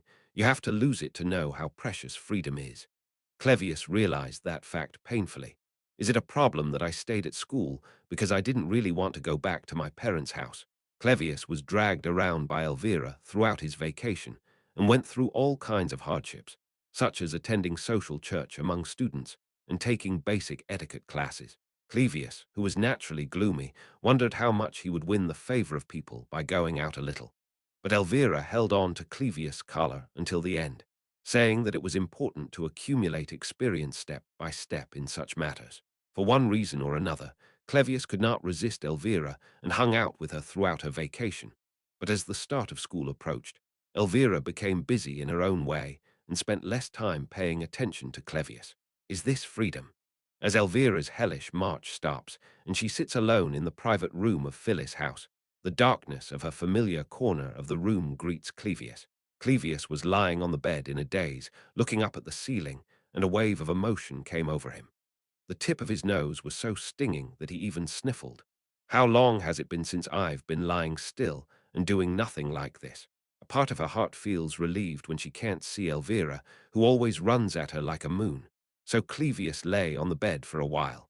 The time is midnight. Originally, Clevius was nocturnal. I decided to enjoy the quiet atmosphere, buried in the familiar darkness of the night. Sensitive silence. Now that Elvira, who was always so noisy, was gone, she returned to her quiet room as she always did. What remained there was emptiness rather than rest. I am finally crazy too. There is no need to become friends with people. Even if you engage in unsuitable extroverted activities, the only thing that remains is a scar. For Clevius, most human relationships end in hurt, so he thinks that his relationship with Elvira will be the same. She just hasn't faced catastrophe yet. Most people who interacted with Clevius either spoke poorly of him or came to despise him. Clevius himself is also aware of this. He is definitely not the type of person that anyone would like. That's why Clevius, it was his daily routine to be stuck in a corner of the room like this and look up at the ceiling blankly. He doesn't go out of his way to expand human relationships. He has his own way of life. In this way, he strengthened his shell and sighed in a gloomy voice. She said she was at peace like this without a single Elvira. It's truly ironic. Now that I think about it, I wonder why Elvira, who was always busy running around, was away for some reason. Actually, she is not very relieved. Isn't she Elvira, who talks to Cleves every time and tells her every move? It's not a day or two that Elvira is seen chatting away about things that Clevius has no interest in, such as what she ate for snack today or that a new store has opened in the living area. However, Clevius did not have a particularly good feeling about Elvira's eccentric behavior of suddenly closing her mouth and disappearing. What is she doing in the living quarters in the middle of the night like this? If you go to the living area late at night, all the facilities will be closed. Not only that, but Elvira packed up a lot of her alchemy reagents and magic school supplies right before she disappeared. She seemed to be preparing for her battle to anyone's attention. She's up to something useless again, Clevius mumbled and opened the window of his room. If you look towards Max's bridge from the upper floors of Arfeli's building, you can see a glimpse of the living complex, but it is only a small part of it. It's okay. Why should I care? Even though no one was listening, Clevius muttered that and lay down on the bed again. Now is the time to enjoy the freedom that has been in your hands for the first time in a long time. Clevius lay down on his side and concentrated on the comfort that felt over his body. But the silence of the room still tickles the back of his neck. The summer night breeze blows in through the open window. It made the curtain flutter once before hitting the back of Clevius' head and scattering. Clevius lay down and stared at the wall for a long time. Tell me without hesitation, Lortel, while running the company, have you done anything scandalous or worthy of being caught and taken down? You must tell me everything without hiding anything. To be honest, I've done so many things that suck that I am not sure what to pick. I pressed my temples and narrowed my eyebrows. However, he did not slow down his pace. As I quickly climbed the stairs and reached the fourth floor, I saw the hole in the ceiling that Ziggs had pushed through. Should I call him tough or ignorant? Moonlight was streaming down from a hole in the ceiling. The rope that Ziggs had tied also caught my eye. It was quite high, but even for me, I was worried about whether Lortel would be able to climb the rope. I glared at him, and without saying anything, Lortel nodded his head. "I'll give it a try. Hold me and come up.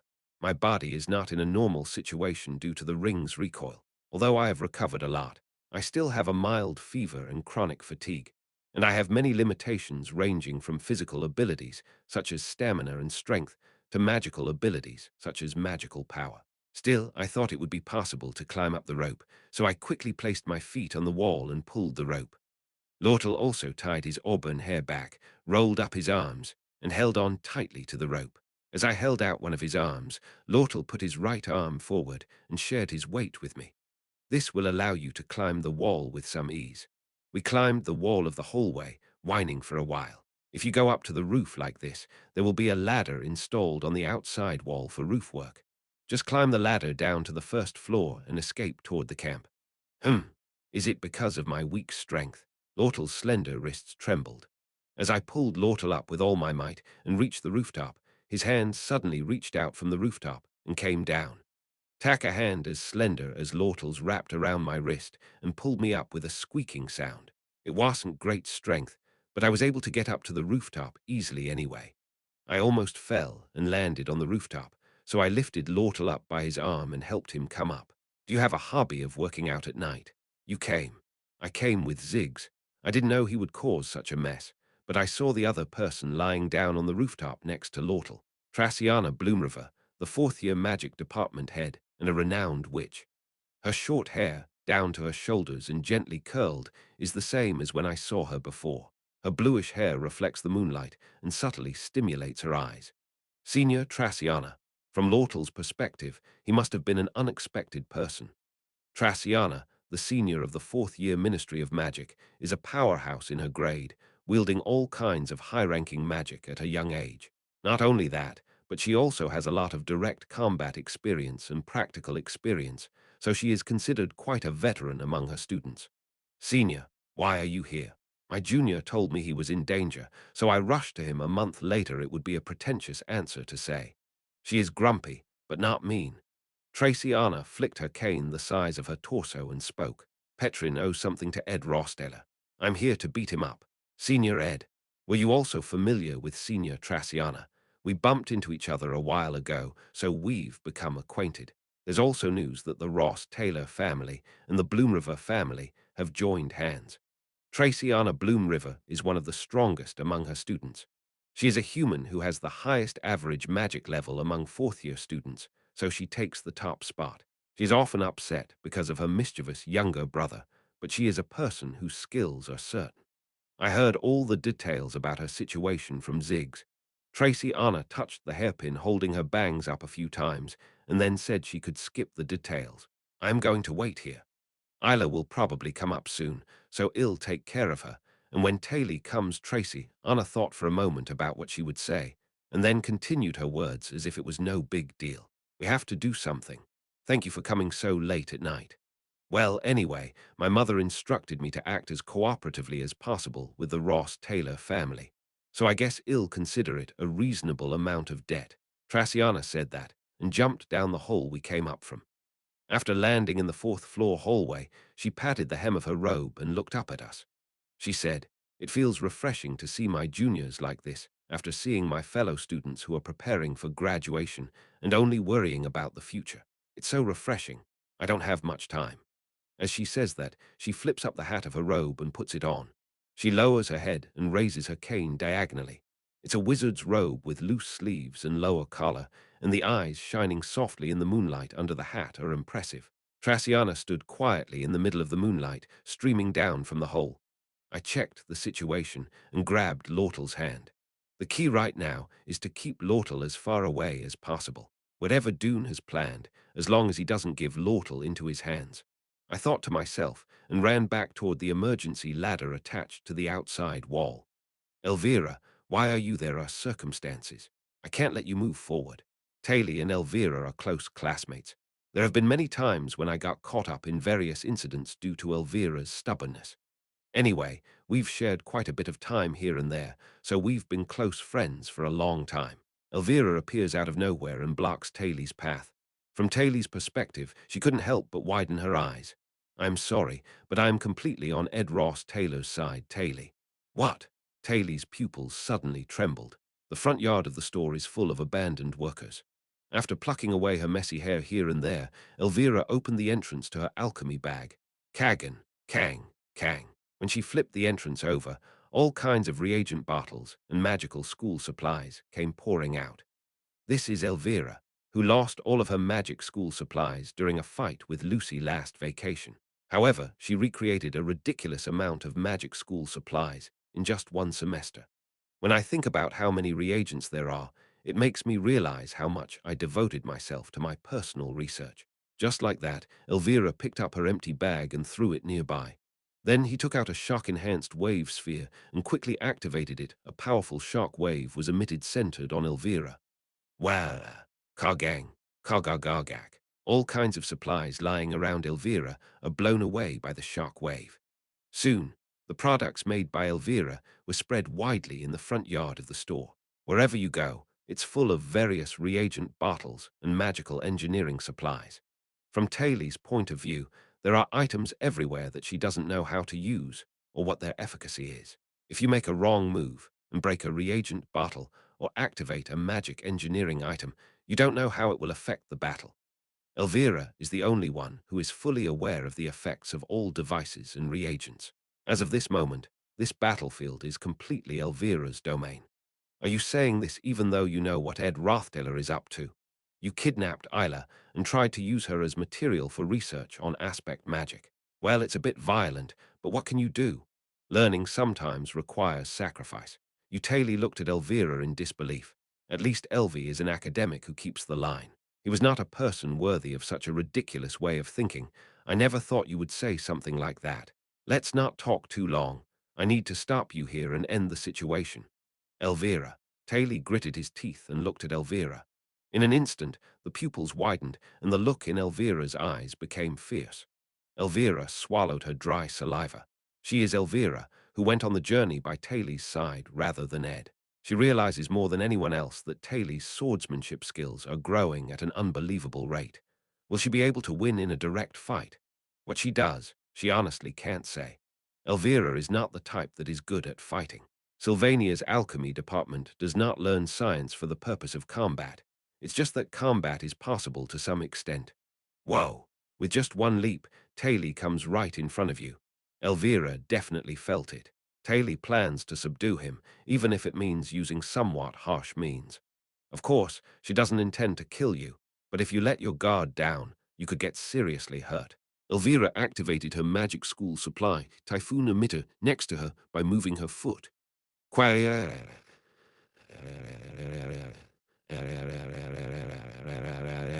Would only where possible. Suddenly, the wind rose up and kicked up dust around us, blocking our view. Taylor swung his great sword once and blew away the dust with a sword wind, but Elvira was no longer there. Elvira, who was far away from her, was in the process of taking out the red paper glue reagent from her floor and pouring it on her floor. After checking the reagent that had seeped into her floor, Elvira randomly picked up her empty bottle and threw it near her. Why are you so surprised that I am on Ed Rothtaler's side? You weren't that kind of person, Elvira. I have my own reasons. Elvira looked at Taylor with her fierce eyes. I have no obligation to explain that. From Taylor's point of view, this is such a cruel thing. There was no longer any reason to be in her hands. Taylor, who rushed forward with his great sword, tried to close the distance again to right in front of Elvira. However, after a few steps, her feet stick to the floor and do not fall off. Ah! As Taylor stumbles, losing his balance due to the weight of the great sword, the basic elemental magic water ball takes advantage of the gap and hits him. The water gathered together with great pressure hit Taylor's body, and Taylor clenched his teeth from the impact. Big gack. Elvira's elemental magic is not at a very high level. However, that does not mean there is no shock. Taylor gritted her teeth, endured the excruciating pain, and stood upright. But still, his legs did not leave the ground. It seemed like the after-effects of the reagent Elvira had just sprayed remained. Red paper paste reagent. It is an alchemy reagent that grants the power to attract everything that touches the earth. It was a reagent mainly used for mousetraps and traps. Taylor, you were born with great fighting power and potential, but there is still one thing you overlooked. Elvira glanced around and spoke. The surrounding area was full of Elvira's inventions. You have very little knowledge of alchemy, right? You can't predict where and what variables will pop up. All of those inventions are things that only Elvira can use. This is already my territory. Taylor clenched his teeth as he held his greatsword tightly. The sight of Elvira shaking off her skirt among all kinds of items makes me grit my teeth. However, Elvira paid no attention to her and pulled out her small staff from the edge of the skirt of the alchemist uniform she was wearing. Elvira's fighting style was always like this. Taylor didn't know either. However, I could not imagine the possibility of meeting her enemy. That's natural, because she thought that Elvie would be her colleague all along. There's no time to get the keys. Just break everything and go down. Dune led the workers all the way down to the basement of the store. His judgment of the situation is definitely quick. He ordered some Sangho workers to keep blocking the entrance and ordered others to search the upper floors of the Sangho. And he made the right decision to quickly go down to the basement of the company with the remaining personnel. The most likely solution now is to secure Isla, who is locked in the basement of the Chamber of Commerce, with one's own hands. Taylor McLaura's target is Isla Trees. Once you have that goal in your own hands, the scope for negotiation becomes much wider. No matter how you think about it, Ed Rosteller's movements are suspicious. Seeing that he disappeared side by side with Lortle, Ed's movements cannot be suspected or ignored. From Dune's perspective, it didn't make sense. Ed Rothsteller, judged by Dune, is by no means an emotional person to the point of giving up enormous benefits due to personal feelings. He is the type that always rationally and clearly distinguishes between interests, and clearly calculates his interests and calculations. So Dune was somewhat confident. If these conditions are met, Ed will stick to his side. However, Ed Rothsteller's choice was completely different from Dune's expectations. I saw the wrong person. Dune also lived as a merchant for more than a day or two. Was there a change in Ed's feelings in that brief moment? To him, Lortle Ketchel had value beyond simply being the owner of a store that helped him. He never thought he would do that. This is because, time and time again, Dune has met Ed in person and continues to carefully judge his character and inclinations. He is like a vulture, lonely among the corpses on the battlefield, devouring them. He is a poisonous species that can eat any corpse as long as he can fill his stomach to survive. It is easy to see by looking at his actions and values that he lived a life amid such war. Boom. In any case, there is no point in regretting past mistakes in judgment now. Just do what needs to be done right now. Dune arrived at the cellar by violently breaking down all the doors leading to the basement.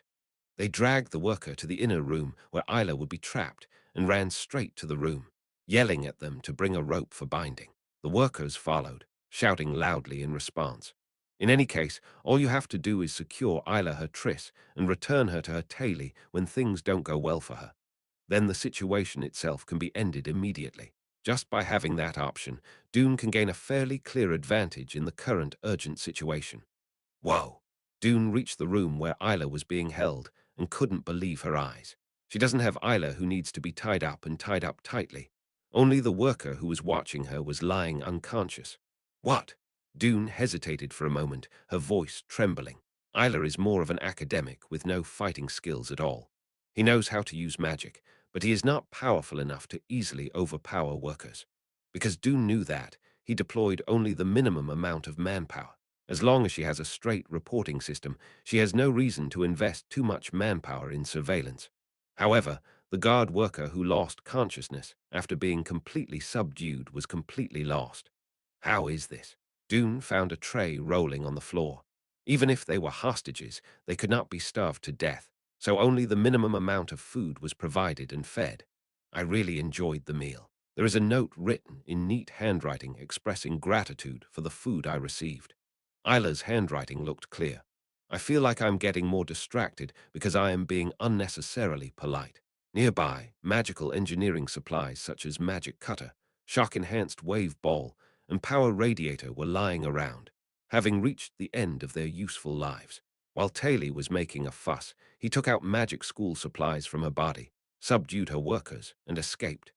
In the meantime, did he have enough time to remember the meal he got and leave a thank you note?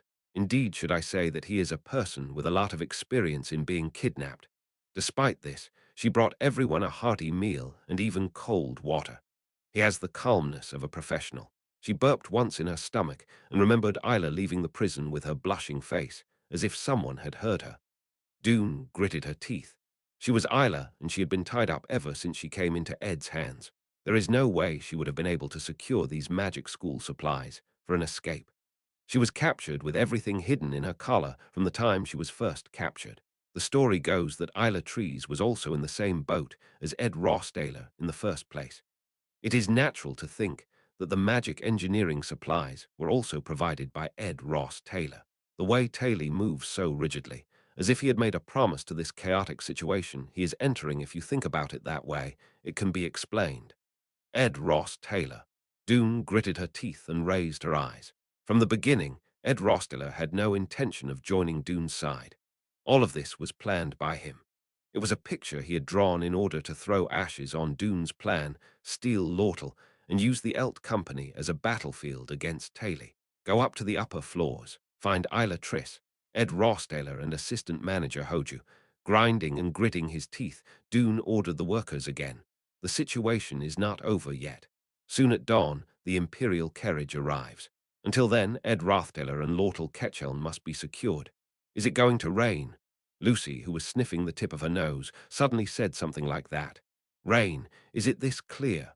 It smells like rain. When it rains, Lucy Merrill notices it like a ghost. Of course, there is no way that Princess Fenia would know that fact, so she can only hear it as a somewhat random rumor. By the way, I'm heading to Aiken Island soon. Where can I drop you off when I arrive? Aren't you going to go to the royal residence anyway? Before I go, I'll stop by the place you want and drop you off. Of course, it was common sense to follow the princess movements, but Princess Fenia, out of her consideration, told Lucy Mayle as much. Of course, Lucy had no reason to read the intention of his actions, so he just answered indifferently. Lucy, who was looking up at the late dawn sky through the window, suddenly imagined the falling rain and sighed. Near the North Forest. It was an answer Fenia expected to some extent. I want to go to camp. So the Imperial carriage moves forward. In the far corner of the field of view, the small Maxith Bridge leading to Aiken Island was visible. Chapter 180 Ed Subjugation War 3. I used to agree with the saying that trials make people stronger. However, a life filled with trials rather confines people in darkness. Whatever is appropriate is important. The same thought occurred to me while watching the life of Taylor McLaura. It's cool, but I don't want to live like that. I think it wasn't just me. Everyone thought similarly. The life of a hero who overcomes numerous trials and proves his worth in the end is shining. But at least I don't want to live like that. Is there anyone in the world who would gladly accept the ordeal itself? Even if there is a decided ending where I win in the end, I just want a peaceful life. In a way, it was natural to feel that way. That's how difficult Taylor's life was. Only the sound of an owl hooting occasionally dispersed through the bushes. I was running through the forest, dragging Lortle's wrist. The only source of light is a small light magic created by Lortle. However, the road is already fully known in my mind. This is why you can move quickly even in the dark. Lortle followed my steps, moving forward without hesitation, lowering his body to avoid bumping into rocks or twigs. Go towards my camp and Belle will be waiting for you. This late. I gave you advice in advance. When on earth does that maid sleep? I heard that he basically sleeps 3 hours a day and takes an hour's nap whenever he has free time during work.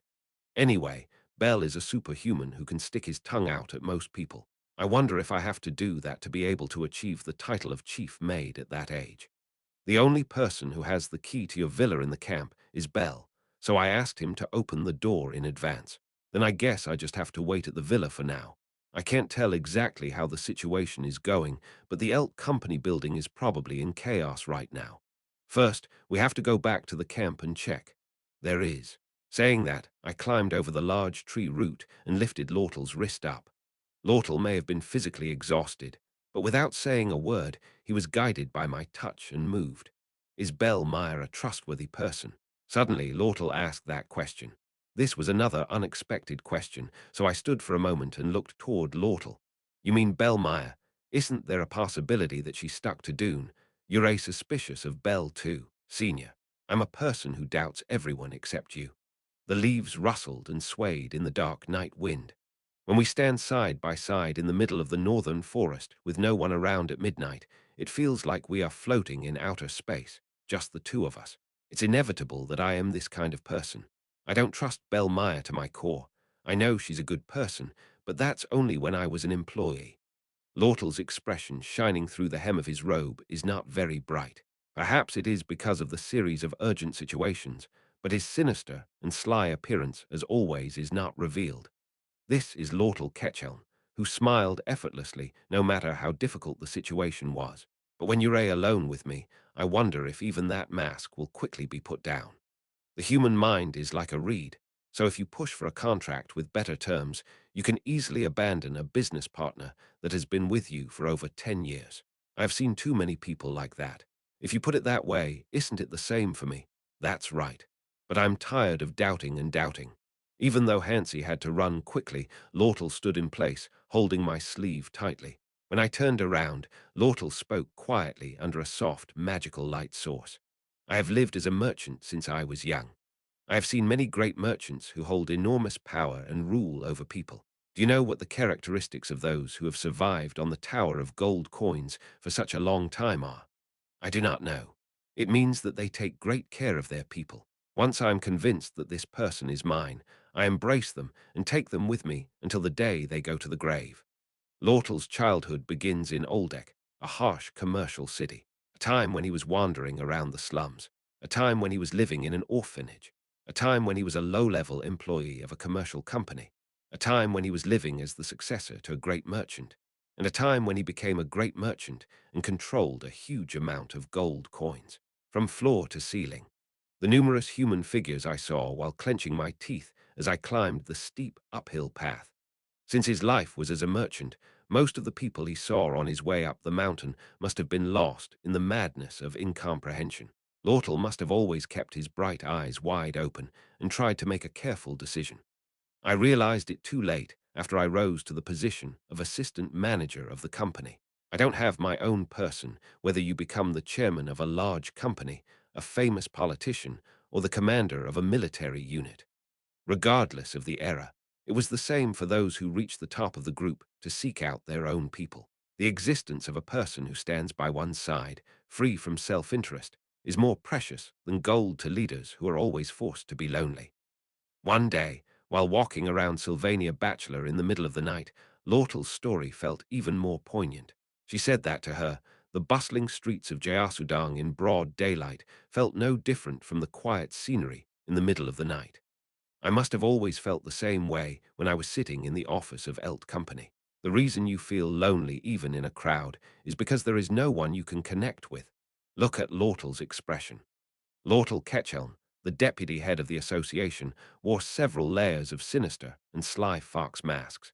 This is the true face of the girl who became cold-blooded and led the company in the end. Was it because I thought it was just the two of us in a dark forest with no one around? It was only then that I could see the appearance of a girl of that age, looking down her gaze forlornly. Lortle Ketchelm yanked the sleeve of my clothes, grabbed the collar around my neck, and brought his face in. Lortle's bright eyes were right in front of my nose. I was startled by her uncharacteristically weak expression, but Lortle spoke without paying any heed. Please be mine. As if he was finally relieved that there was no one around to spy on him. I'll be that person too, just like that he ended up revealing the bottom of his heart. Nothing is free in this world. This is an interdependent contract. You are making a ridiculous suggestion, Lortle. The corners of Lortle's lips turned downward, as if my reaction sent a burning sensation down his spine. It was a sight that made me doubt my eyes. This is Lortle Ketchelm, who looks like he is about to cry. Not anyone else, but Lortle Ketchelm. It's not like he'd get such a good reaction, so I continued the story right away. I've already been yours from a long time ago. There's no way I wouldn't know the importance of finding and taking care of your people. Same goes for me. Once I am convinced that this person is mine, I stick with it until the end, even if it means some loss of interest. There are real interests that cannot be replaced by financial relationships. This is a fact that most people realize through experience. I am already the one shaking my head at Dune's suggestion. You say that, aren't you mine? That's why I question Lortle. Although we talk about loneliness in a crowd, Lortle and I have already known each other for almost 2 years. At that level, wouldn't they already know everything there is to know about each other? There are cases where there is a sudden change one day, but in most cases, human values and the environment change slowly and gradually. It is the law of human change that when you open your eyes, you have already changed a lot without even noticing it yourself, like a frog in a boiling pot being slowly cooked alive. Therefore, recognizing change is always bound to be late. From the poor slums to the top of Elk Chamber of Commerce, isn't the kid who used to walk wearing shabby bedding now walking down the corridors of the store wearing a merchant's robe embroidered with gold thread? Even though that moment may seem like an ordinary moment, if you look back on your past steps, you have come higher than you thought. The same goes for the concerns of discussing loneliness and being a person. I wandered and longed for my person for so long, but when I came to my senses, my person was right in front of me. It's not even the 1001 bill I found in my pocket. It seems so pointless that I am humming to myself, wondering what kind of rice cake this is. Still, the change itself did not disappear, so Lortle Ketchelm ended up sniffling. Hey, why are you suddenly crying? It's noisy. It's my first time sobbing in front of others. The humid voice makes even me embarrassed. In fact, there is no way that the bare face underneath the mask can be anything special, although he has lived his life with a sly face, showing off the appearance of a sinister merchant. In the end, Lortle Ketchelm is no different from other people.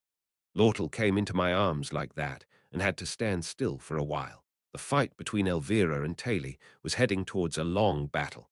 Elvira has the battlefield itself under her control, but that doesn't mean she has the means to directly harm Taylor.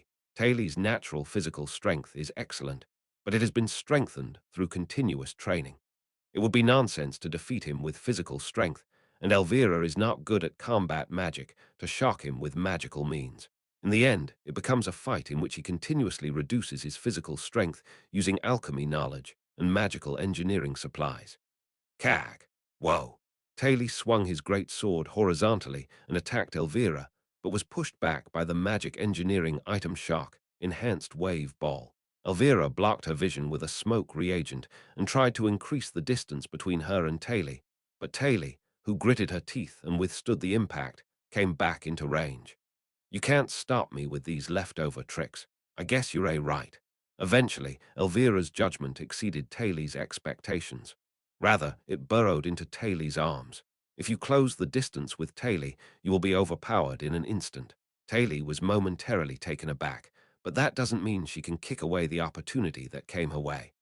The moment the great sword's trajectory was turned in Elvira's direction, Elvira took out a reagent bottle from her bosom, not even caring that her shoulder was brushed by the sword.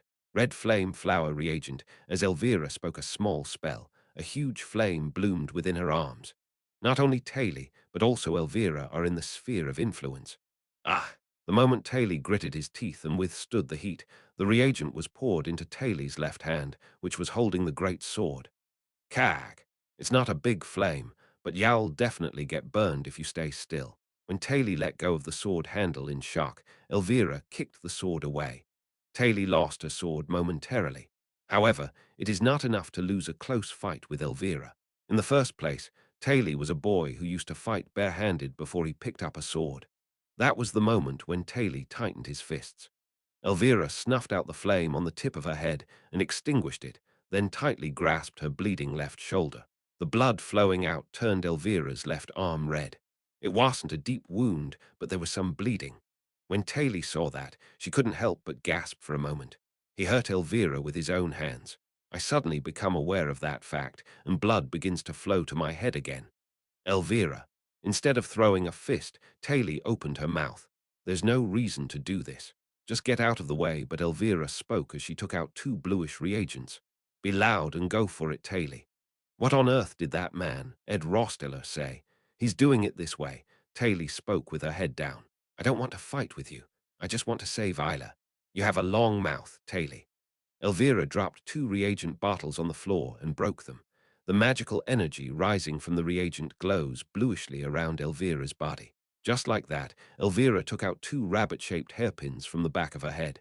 The back of Elvira's loose hair was blowing in the night wind. Are you going to fight with your mouth? Get serious. Taylor was sitting on the dirt floor, quietly looking at Elvira. There is no will to fight. However, if Elvira attacks you, you have no choice but to deal with it. No matter how precious Elvira is, she cannot be more precious than Isla. That's why Taylor gathers magical energy into her body. Hwara. Elvira's hairpin grew huge, and two huge rabbit familiars appeared. Although it looks like a rabbit, its ugly, bulky molars and creepy red eyes are unusual. Each ministry was created by mixing the characteristics of a wolf and a rabbit. It was the moment when Elvira was about to draw out her magical power and even manifest elemental magic. Get it? Quagga gagagag. From then on, it all happened in an instant. Taylor McLaura is a boy who lives every moment. The same goes for the effort you put into training. His swordsmanship has also grown a lot, and he is now quite a famous powerhouse within the school. Elvira knew that too, so she was seriously waiting for him to come out. I didn't know how serious Taylor would be at this level. In any case, he is not an opponent to beat, at least not as someone who specializes in combat. I knew it well enough. Elvira's role is simply to make Taylor sincere. That's why I became sincere to some extent. You have to do that much for the other person to show sincerity. However, Taylor's sincere sword attack Elvira couldn't even follow it with her eyes. A fleeting moment felt like Ian's. Is it long enough to close and open your eyes once? The two rabbit familiars were all split in two. It's strange. There is no sword in Taylor's hand. Taylor's great sword, rolling around on the floor, is clearly in sight. However, the rabbit familiar was cut into two pieces neatly, as if it had been cut by a sword. Finally, the third strike. Only then did Elvira realize. A mythical swordsmanship invented by Ludin, the first swordsman, and passed down to those born with McLaw blood. Geom Sungsik. Among those ancient techniques include numerous sword techniques, using swordsmanship without a sword Hyojumsel. It was a part of magical swordsmanship that cut down the opponent by forging the raised magical power. There is no point in realizing that fact too late. Taylor's third sword strike, which opened its eyes wide in the darkness, was already flying towards Elvira's main body. There is a trace of determination on Taylor's face as he clenches his teeth. Anyone who threatens Isla's life, even Elvira, will be cut down. There was even nobility in that decision. Kang. However, the sword strike did not reach Elvira. The sword strike that did not reach the end disappeared, leaving only a small wound to Elvira. This is because the sword of another man who came in the middle of the attack was deflected away. Hwara. There is a fishy smell of blood, darkness of night. Inside, there is a monster with red eyes. Elvira, who had closed her eyes tightly, soon turned her gaze forward again. Elvira, who was lying on the floor, could only see her back. If you look up along the bleeding sword, face a swordsman with a grim expression comes into view. What are you doing now, Taylor? A man who was bleeding from his shoulder was glaring at Taylor, exhaling the night air. At that moment, Elvira quickly took a breath and raised her voice. Clevius this is. It's noisy. Be quiet, Elvira. He was a man who was always suffering under Elvira's hands, but with a single word, he stamped out Elvira's voice and suppressed it. It proves that the demonic energy flowing through his body is completely different from the usual Clevius. Taylor slowly lifted the great sword and faced Clevius. With his upper body hanging down like a zombie, he is absorbing magical power from the blood flowing along the sword held in one hand. It's a rumor that Taylor McLaura has also heard once or twice. It was quite famous in this area. A sword spirit lives in the Nortondale family. There were not as many people as expected who saw with their own eyes the truth of those terrible rumors. I left the villa door open. When we returned to camp, Bell had lit a bonfire and had the villa all cleaned up. Lortel and I were just warming up by the campfire when we arrived. It was as if he was camping, or something. He seemed to be dazed, alone, with his palms in the heat of the campfire. Somehow this camp has the power to make people slack off. After finishing all the work, he looks at the fire and zoned out. She seemed embarrassed to have been caught showing off her loose side, which was quite unusual for Belle, so she spoke with an embarrassed expression on her face. If you stay inside the villa, we will report to you whenever someone comes from outside or something unusual happens. Thank you, Belle. After saying that, I led Lortel by the hand and entered the villa. Leave the bell outside and wait for a change in the situation inside the villa. Meanwhile, by exchanging information with Lortel, you have to deduce what kind of trick Doone was up to. Doone will be overwhelmed just trying to deal with Taylor's rampage at the business meeting. I have quite a bit of time to spare. It's safe to say that Taylor will never reach this point anyway. The opponents prepared are two harsh trials for Taylor to face alone. It is said that the life of the protagonist overcomes any hardship and moves on, but there are degrees to that. Thinking like that, I led Lortel into the villa. Somehow I get my Elt company back. That was the #1 goal.